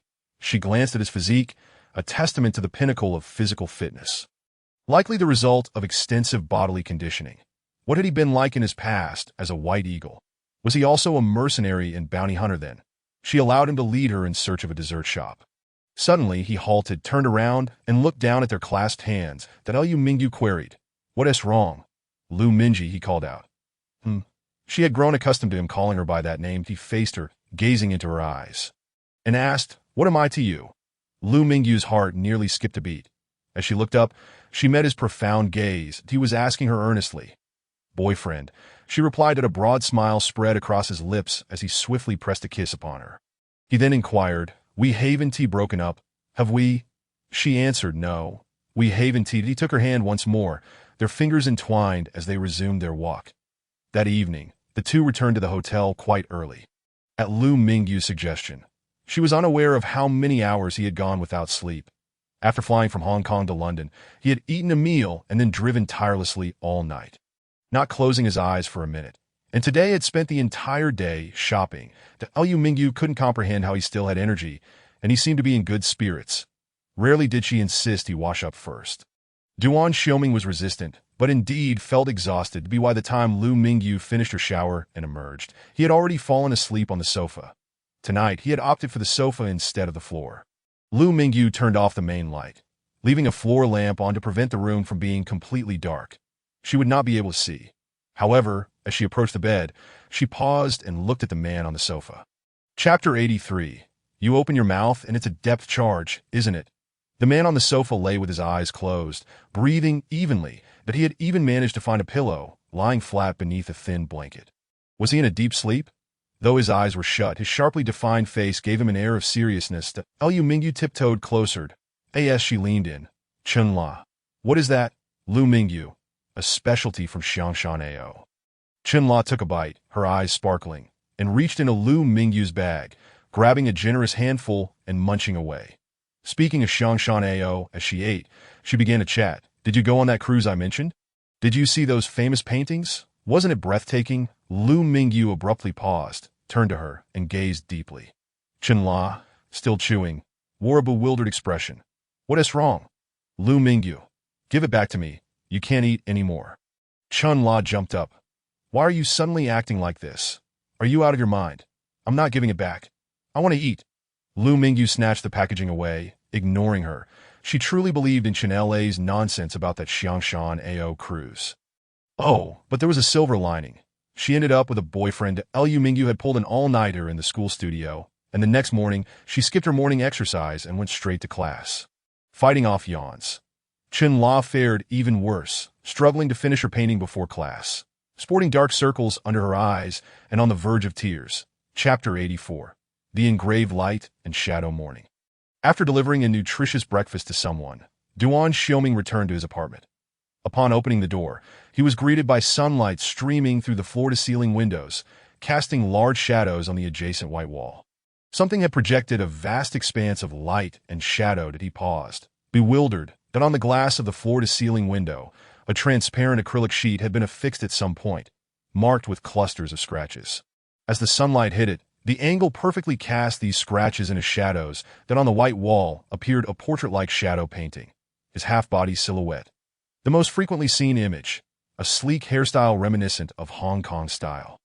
Clad in a collarless suit, it was unclear what kind of artistry had fashioned this. Just a piece of transparent acrylic and a knife had created such a vivid shadow painting that it seemed alive. Even the gaze was animated. It captured his usual demeanor, slightly raising an eyebrow, exuding a hint of fierceness and seriousness, as if he regarded others with disdain. Duan Xiaoming stepped closer to examine it, then turned to regard the acrylic sheet. There were two small characters engraved on the side. Ming. Had her artistic tools evolved from pen and hand to this? What else could she possibly use to create art? This wasn't merely a painting. It was a work of art. When had it been crafted? What a delightful surprise. In the following days, a light snow fell, but it did not linger long on the roads, quickly melting under the warmth of passing vehicles. Despite being in the northern region, this city rarely experienced snowfall due to the island's warm current. Rain or shine, Lu Mingyu would walk early in the morning. And no matter how cold it was, Duan Xiaoming would pull her up, insisting they walk 2 to 3 laps. The daily regimen of breathing exercises, simple training, coupled with nutritious meals and medication, significantly improved her health, and the discomfort in her eyes diminished noticeably. However, Duan Xiaoming found it peculiar how he would always gaze intently at her, watching her paint, eat, and even as she fell asleep. The last time Lu Mingyu felt his scrutiny was when they had reminisced about their childhood encounters. One day, just before bed, Lu Mingyu called out. Duan Xiaoming, he was sitting cross-legged on the floor, leaning against the wall, their eyes locked in a steady gaze. What is it? he asked. Liu Mingyu sighed. Why do you look at me like that? Duan Xiaoming tilted his head, scrutinizing her features. You're beautiful, Liu Mingyu. Tell me the truth. Duan Xiaoming's gaze drifted downward, sweeping over her form, and he countered. Are you sure, Liu Mingyu? She looked at him in astonishment, caught in the depths of his candid eyes. How could he speak such seemingly inappropriate words with such ease? It left her momentarily speechless, and she shifted her gaze, that he continued to watch her. Unwavering, his eyes not blinking once, as he observed her, he reached out and turned off the light, in the darkness. Liu Mingyu could still feel his stare, so she lay down, turning away from him. But suddenly, he climbed onto the bed and wrapped his arms around her from behind. I'm going to visit the white-headed eagle, he spoke, his warm breath brushing against her neck. Liu Mingyu stirred, attempting to turn. Don't move, he pressed down on the quilt, preventing her from shifting. She gave in and asked, Will it be dangerous? Duan Xiaoming. No, but, Liu Mingyu. But, Duan Xiaoming. But I will miss you. Liu Mingyu fell silent. Duan Xiaoming drew closer, kissing her earlobe. Will you miss me? Liu Mingyu softly replied. I will. Duan Xiaoming's breath mingled with laughter. You must take good care of yourself, understand? Liu Mingyu. I understand. He gently patted her back, saying, Sleep now. With that, he slid off the bed and returned to the floor. Liu Mingyu took a deep breath and said, Don't sleep on the floor. He adamantly refused. I will sleep on the floor until you recover. Liu Mingyu, Duan Xiaoming. So you must get better soon. The annual holiday had long passed, yet the aristocracy of Shizi City suddenly buzzed with excitement, as various groups were abuzz with discussions about a certain matter. Unlike the restrained exchanges of the elder groups, the younger crowd was far more unabashed and relished the spectacle. How lushing. Breaking news. My goodness. Unbelievable that there's gossip about the Liu family. Come out. Yisong. What? Su Wenjun. What gossip about the Liu family? Did Uncle Liu and Liu Lin get discharged from the hospital? How lushing. They nearly kicked the bucket. Su Wenjun. Yisong. Quick. Tell us what happened. How lushing. Last month, the Liu family quietly went to international waters, and when they returned, all 4 of them were battered. Su Wenjun. How could that be? How lushing. You know. International waters. Outside any nation's jurisdiction. No rules. In short. Aboard a ship, the 4 woke up to find themselves locked in a basement, enduring dark tortures without knowing who was behind it. Yisong. What kind of torture? How lushing. Beatings and intimidation. They were bleeding, and it said they were even thrown overboard in the dead of night, only to be fished back out, all bruised and battered, with sharks lurking in those waters. Yisong. So that's why the Liu family mysteriously vanished for so long. How lushing. Moreover, one of the 4 had their tendons severed, irreparably, and their nails were all ripped off, vanished without a trace. Yisong. So brutal? Who did this? Su Wenjun. Liu Lin. Did he gamble and get into debt? International waters are notorious for such things. Debts can lead to dire consequences. How lushing. You've hit the nail on the head. It wasn't Liu Lin, it was Liu Qian. Yisong. Su Wenjun. Why Liu Qian? Who did she offend? Yisong. Sounds like targeted revenge. How lushing. I don't know. That's all I've got. Why don't you go visit them at the hospital? The whole family is lying in bed, all in a row. Yisong. Shall we go in a group? I'm so curious. Should I bring some fruit to visit? Su Suyue. One Su Wenjun. That is so malicious, so terrifying. It's simply lawless. Yeah, don't be curious about such matters. They're not for you to inquire about. That's Su Suyue. Su Wenjun. You can go die. You foolish thing. After her outburst, the next second, Su Suyue, Liu Qian, come out and tell us if this is true. Who did you offend? Why were only your tendons severed? Su Wenjun was utterly terrified. Was his sister unwell? Goodness, she actually mentioned the victim in the group. How Lushing was stunned as well, realizing he had forgotten that the Liu siblings were both in the group, having been overlooked due to their long silence. At that moment, a group message popped up that Liu Qian left the group chat. The previously quiet group erupted, and everyone quickly kneeled to Su Suyue. This girl is so fierce. Among them, Yisong knelt the most dramatically, practically sliding down, utterly in awe. Chapter 85. My brother went a week after Duan Xiaoming's departure. Liu Mingyu was in the school studio's cubicle, organizing her assignments when her phone rang. That was a call. Upon answering, she heard a familiar voice. Dear? He called with a magnetic tone. Liu Mingyu smiled slightly. What is going on? Duan Xiaoming. The contract is here, and since I'm away, can someone else get you to sign? Lu Mingyu. That works. Duan Xiaoming. My brother when Liu Mingyu was taken aback. Wait, your brother? Duan Xiaoming. I don't trust anyone else. I had him fly over to Liu Mingyu. No, you two are being overly dramatic about this. Do you really need to go to such lengths for something so trivial? Duan Xiaoming seemed to sense her thoughts and replied, The Shanghai National Tide Project is a key initiative. Very serious. Its future implications are vast that I can't disclose business secrets or details, and my brother's presence is quite fitting. Liu Mingyu hesitated. Is that so? Duan Xiaoming. Yes, I just wanted to inform you about this. Lu Mingyu. All right then, can you give me your brother's contact information? Or should I wait for his call? Duan Xiaoming. He is already here. Liu Mingyu. He is here? Duan Xiaoming. Yes, he is outside the Qinyuan studio. At the main entrance, Liu Mingyu took a deep breath and called out emphatically, Duan Xiaoming, Duan Xiaoming. Yes, what is it, dear? Lu Mingyu. In the future, could you please inform me about such matters in advance? Duan Xiaoming. No, Liu Mingyu gritted her teeth. You just wait. She swiftly ended the call with the man and rushed out without a moment to prepare.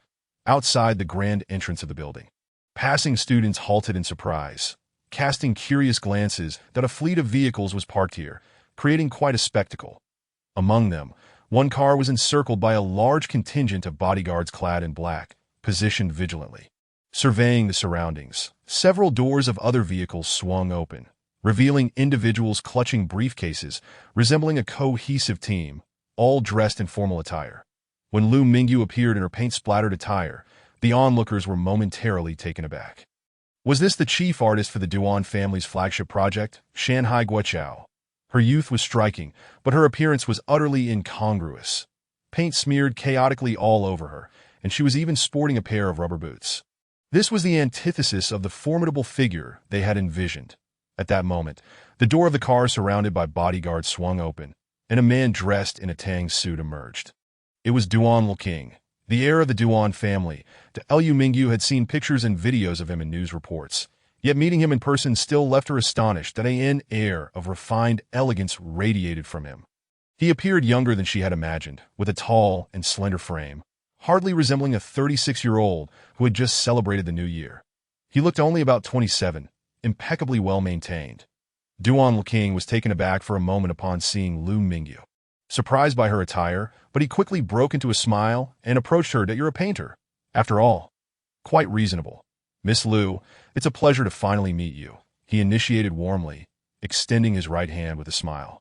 It was an invitation to shake hands, but Lu Mingyu, having rushed out in haste, had paint all over her hands. Thus, she extended her hand halfway before retracting it, caught in an awkward moment, observing this. Duan Luqing laughed heartily. No worries. It was my oversight. Liu Mingyu was at a loss for words and could only greet him. Hello, Mr. Duan. Duan Luqing nodded. In the future, just call me Big Brother. Would you like to give it a try? What, Big Brother?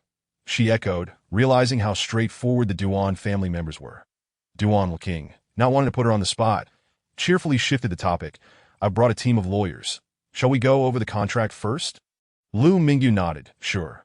The group of individuals with briefcases immediately stepped forward, commencing formal discussions. Meanwhile, the surrounding bodyguards quickly formed a circle, shielding them from the gazes of passersby, ensuring the confidentiality of the signing. Lu Mingyu watched in astonishment. The lawyers were equally taken aback, striving not to let their eyes wander to her vividly colorful attire. After the contract was signed, the group gathered their briefcases and climbed into their vehicles, casting furtive glances at her before departing. Duan Luqing, however, lingered, seemingly with more to say. Liu Mingyu turned to him and expressed her gratitude. Thank you for the Duan family's investment. I will make sure to paint diligently. Duan Luqing replied, You're still a student. Adapt at your own pace. This is a long-term project, and Ming will assist you. Take your time. Given his age, he regarded Lu Mingyu as though she were a child. His tone and demeanor both gentle, radiating warmth unlike the facade of Lu Qiuyang. Emanating from the inside out. In that moment, Lu Mingyu suddenly grasped a profound truth. Gentleness is a gift from the strong. It reflects the magnanimity of those in power, Embracing flaws and permitting mistakes and failures to occur, Liu Mingyu's mindset relaxed instantly. And as she gazed at him, her demeanor gradually calmed. And no wonder Duan Xiaoming often referred to him as my brother, frequently mentioning this elder sibling. What an admirable figure. She envied such a family. Duan Luking then handed her a list. This is your assistant team. They can handle material procurement or attend auctions on your behalf. Liu Mingyu replied, I can understand the assistant team for the auction, as Duan Xiaoming mentioned it before, but does the Duan family really expect me to source painting materials from an auction? Just how grand is this project? Duan Luking continued. Additionally, there's another matter to discuss with you. Regarding the members of the artist team, your assistant artist at DO, you have any thoughts on the quantity and selection? Shanghai Guichao is an entire series, and the workload is substantial that I asked the chief artist. Liu Mingyu could not possibly complete everything alone. There must be a distribution of tasks. Commercial collaboration is not solely about pure creative inspiration. Liu Mingyu pondered for a moment and inquired, May I ask if you have any candidates in mind? Duan Luking raised an eyebrow, seemingly surprised by her response, that I thought you might choose from among your classmates. Liu Mingyu shook her head. That wouldn't be suitable, that I hope the Duan family will select candidates, but please choose assistant artists whose styles are similar to mine. The high tuition at Huangyi has set a barrier, and many students pursue fine arts not only out of passion, but also with higher aspirations. That Liu Mingyu aims for the pinnacle, and so do the others. Each student here possesses a distinctive personality, with styles that are wonderfully diverse.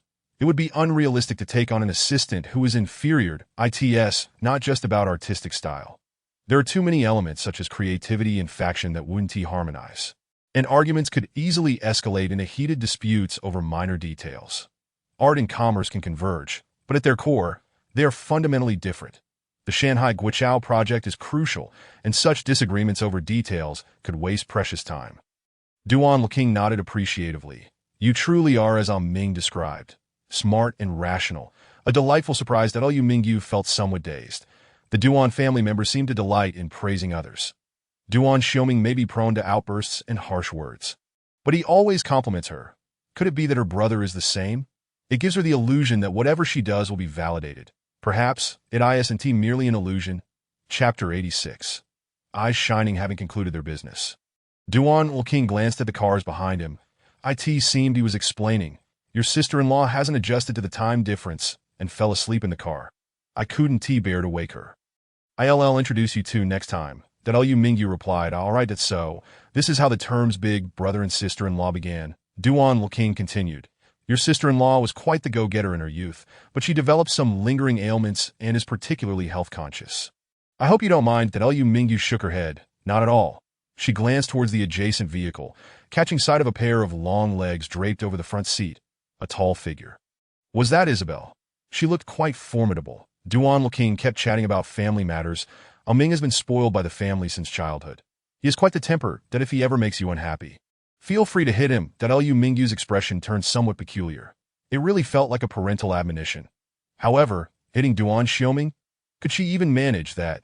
Duan Luking laughed. He won't retaliate against you. You can just hit him. Liu Mingyu was astonished, unable to respond. Duan Luking added, when the holidays come, would you like to go to Xianjiang with Ming? My parents are very eager to meet you. Such an invitation was impossible to refuse. Liu Mingyu nodded. All right, I won't be a bother then. Duan Luking beamed. We're family. It's not a bother at all. That Liu Mingyu's emotions were difficult to articulate. After concluding their conversation, Duan Luking bid her farewell. Climbing into his car and driving away, Liu Mingyu stood rooted to the spot, watching the convoy set off. Just a few meters down the road, the rear window of the central vehicle suddenly rolled down. A woman leaned halfway out of the window, appearing as if she had just awakened, her hair tousled, yet her bright eyes scanned the surroundings. That it was an exceptionally refined face. She stretched out her hand, waving at Liu Mingyu in greeting. That it was Isabel. That Liu Mingyu was taken aback and waved back. The convoy sped away, disappearing from her sight. She turned and headed back to the Pure Art Studio building, only to collide with Chen La, who was rushing towards her. Chen La grabbed her excitedly and asked, Who was that just now? There were so many bodyguards surrounding the conversation. What a grand affair. What big shot were they looking for? Liu Mingyu replied. He is Duan Xiaoji's brother. Chen La was momentarily stunned, furrowing her brow. Did he offer you money to break up? How much? Anything below 50 million is a no-go. Damn it. Lu Mingyu clarified. He invited me to Xiangjiang to meet his parents. Chen La's eyes widened. You're meeting the parents already. What kind of celestial family is this? Lu Mingyu added, there's also a collaboration. But please keep this confidential for now. Chen La exclaimed. Huh, a collaboration? Wait, what kind of collaboration? Lu Mingyu tilted her head as the chief artist for a project.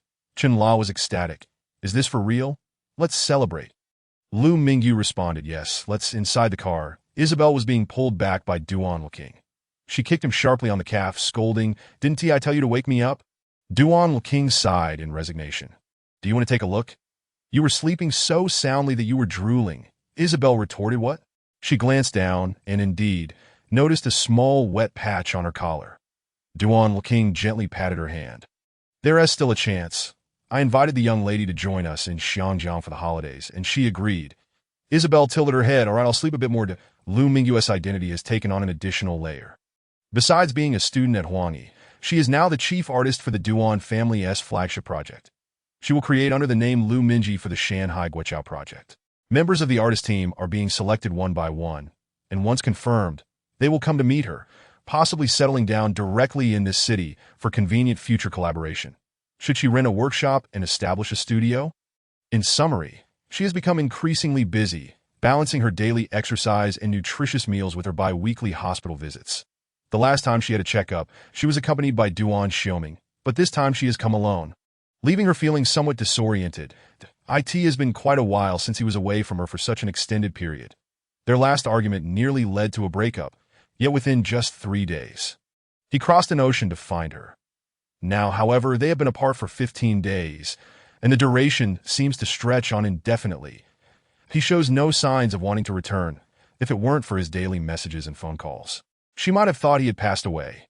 Days later, Lu Mingyu is engrossed in her assignments in her school studio. The screen of her phone, placed nearby, lights up incessantly with group messages. Luyi. The name of her artistic team comprises a total of 8 members, including the lead artist. 7 assistants were handpicked by the Duan family, varying in age and experience, yet all sharing a consistent style as fervent enthusiasts of traditional Chinese painting. Initially, 2 of them were rather resistant to Lu Mingyu, but after witnessing her remarkable piece titled Xiongqi, their dissenting voices faded away. Upon learning of her high proficiency in calligraphy and her enrollment at the Royal Academy of Arts, their admiration grew to this moment. The assistant artists are engaged in a discussion within the group about the sequence and details of a piece inspired by the Shanhaijing, classic of mountains and seas. The overarching framework and direction had already been conceptualized by Lu Mingyu, and she had documented it. She shared it in the group, requesting the artists to help her organize, summarize, and refine the content. Such preparations are essential before putting pen to paper. Unlike individual creation, leading a team requires each member to contribute their utmost. Once Lu Mingyu completes an assignment, the discussions among the artists in the group draw to a close. She glances over the content and instructs them to compile it into a document before sending it to her. Subsequently, she makes a phone call.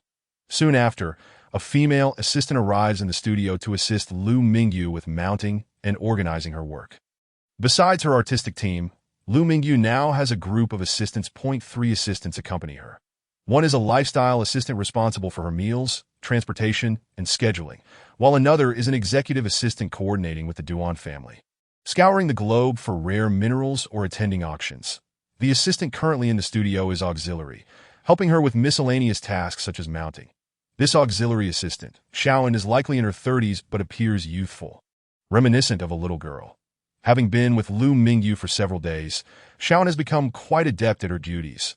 With just a glance, she understands what needs to be done, exhibiting professionalism and dedication. With the help of her assistants, Lu Mingyu finds herself significantly more relaxed.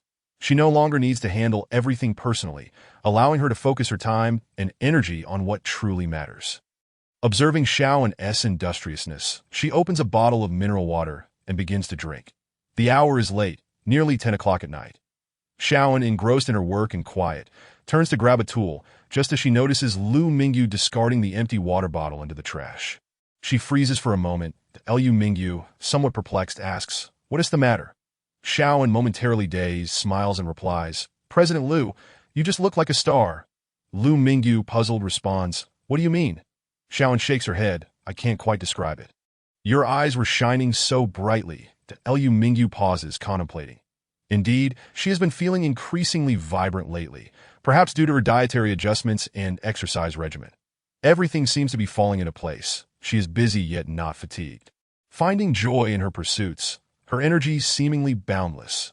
Shining eyes, are they as bright as they were in her childhood? Chapter 87. Are you back? Lu Mingyu informs Xiaoan that she will be leaving early, as the remaining organizational tasks can be handled by her assistant. Upon exiting the building, she instinctively heads to the right. Her lifestyle assistant has been picking her up for the past few days. With the car always parked on the right side, a spacious and luxurious white van. The Duan family has a penchant for white, likely reflecting Duan Xiaoming's preferences. However, after taking just a couple of steps, she halts. Where is the car? How strange. The lifestyle assistant has never been late, typically arriving early to wait, regardless of how many hours it takes. The assistants arranged by the Duan family are meticulously selected. Not far behind her, Duan Xiaoming leans against the side of the white van, silent, observing her as he waits for the moment she notices him. She walks past without a glance, turning right, lost in thought and utterly absorbed. Lu Mingyu does not linger too long in her days, not because she has noticed someone nearby, but because of the chill in the air. She intends to return indoors to make a call. However, as she turns, she spots the white van and the man smiling at her. She has no idea how long he has been watching or how long he has been smiling. He remains unchanged. A familiar figure. The night breeze ruffles his hair, with a couple of strands falling over his forehead. Gently swaying, Lu Mingyu rushes towards him, her eyes suddenly sparkling like stars. Duan Xiaoming is momentarily taken aback, so much so that he forgets to embrace her.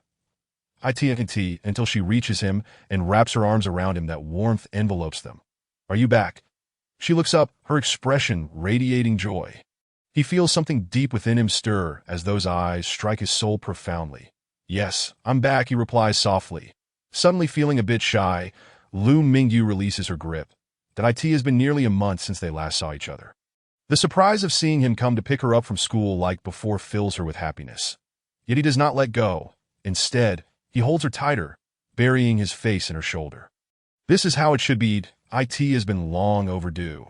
They remain in that embrace for what feels like an eternity, long enough for Lu Mingyu's neck to start aching before he finally releases her. He opens the car door for her and helps her settle in before starting the engine. As they drive, he reaches for her hand in the passenger seat. This time, she doesn't resist. She places her hand in his palm. Duan Xiaoming holds her hand and inquires, "Are you hungry?" "A little bit," Lu Mingyu responds. Your health improving. How about a late-night snack? With her condition improving, she no longer needs to strictly adhere to a diet of only nutritious meals.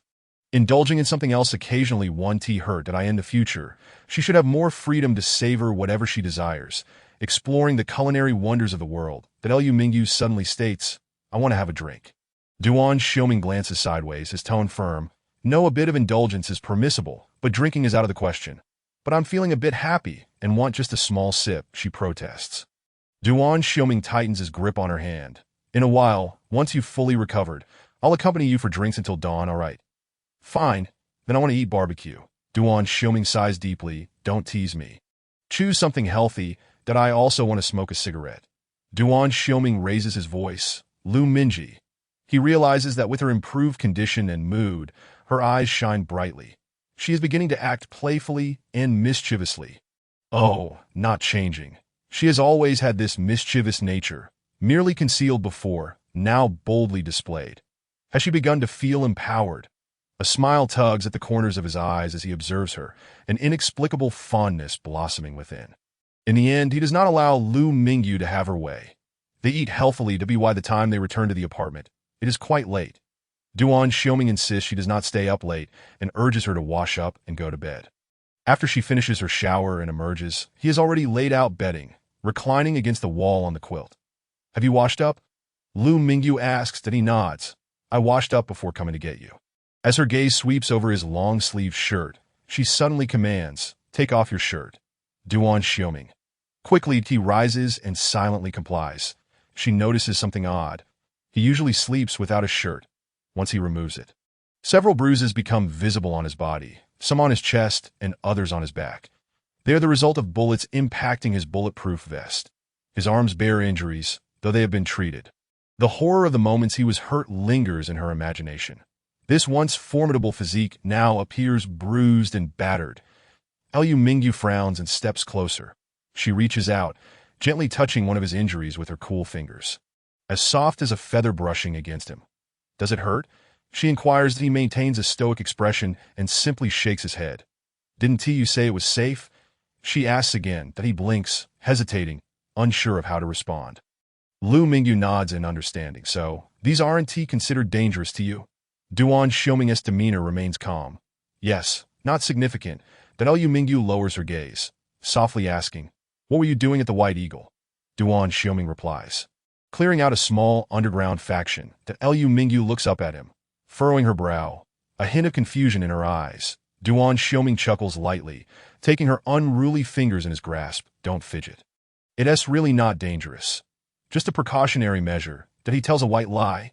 It wasn't a small faction, but it wasn't large either. That he also doesn't mention that the faction is connected to art, which could impact her future if the national style is to gain global prominence. That Liu Mingyu ponders briefly and asks, will you be in danger in the future? Duan Xiaoming closes his eyes momentarily, contemplating before responding, most likely not. I have already faced the necessary challenges. Danger is a thing of the past. That I ask that the truth. Liu Mingyu queries. He nods. It truly is that he spoke no falsehood. He was reluctant to embrace death and had never desired longevity as fervently as now. Oh, Liu Mingyu nodded thoughtfully and suddenly said, when you engage in these minor perils in the future, could you perhaps take me along? Duan Xiaoming raised an eyebrow. Liu Mingyu pondered her words before responding. I am merely curious and wish to observe. Duan Xiaoming gazed into her eyes, and without any forewarning, leaned down to plant a gentle kiss at the corner of her lips. That Liu Mingyu. Duan Xiaoming smiled with amusement. With your frail physique accompanying me, you would only hinder my progress. That Liu Mingyu withdrew her hand from his grasp, fell silent, and retreated to bed. Duan Xiaoming watched her burrow beneath the covers, deliberately turning her back to him. Finding it rather entertaining that he extinguished the light and, enveloped in darkness, spoke, shall I enhance your physical training and teach you to pilot a helicopter in a year? With a swift motion, the person on the bed turned over dramatically. Duan Xiaoming could even sense her shifting to the edge of the bed, her gaze burning with intensity. One could only wonder what her slight night blindness allowed her to see. Yet, those eyes must have been radiating brilliance at that moment. Right. The corners of his lips curled upwards as he began to entice her. How about a fighter jet in 5 years? Thump. Thump. The heart of a certain little trickster raced with excitement. Protect your eyes. Otherwise, you will be incapable of doing anything. Understand? Liu Mingyu replied. Yes, instructor. Chapter 88. Fiancé. Early on a weekend morning, Duan Xiaoming awoke Liu Mingyu as he had done previously, yet he altered her usual morning routine by presenting a brand new physical training regimen. For the first time, Liu Mingyu experienced what it meant to be utterly exhausted, her heart racing for 2 hours post-training without respite. Duan Xiaoming scrutinized her condition, employing various professional instruments to record and compare her heart rate, blood oxygen levels, and respiratory frequency, subsequently refining the training content. Liu Mingyu sat on the sofa, leaning back passively as he conducted his measurements, remaining utterly still. Duan Xiaoming inquired, shall we continue tomorrow? He was rather ruthless in his role as an instructor. Liu Mingyu shook her head vigorously, unable to endure it. Duan Xiaoming teased, no longer interested in flying a helicopter? Liu Mingyu. Duan Xiaoming then took out a pen, sketching and revising the plan. Reduce it by 1/3. Take it slow. She had indeed improved significantly. Yet she still fell short of standard norms. To be frank, she remained in a rather feeble state. He was reluctant to see her pushed to such extremes. Liu Mingyu exhaled deeply, continuing to lean back on the sofa, emptying her mind. Duan Xiaoming casually initiated a new topic. Have you met my brother and sister-in-law? What do you think? Liu Mingyu contemplated before responding. Both are intriguingly remarkable individuals. Duan Xiaoming inquired with a smile. Did you observe their dynamic?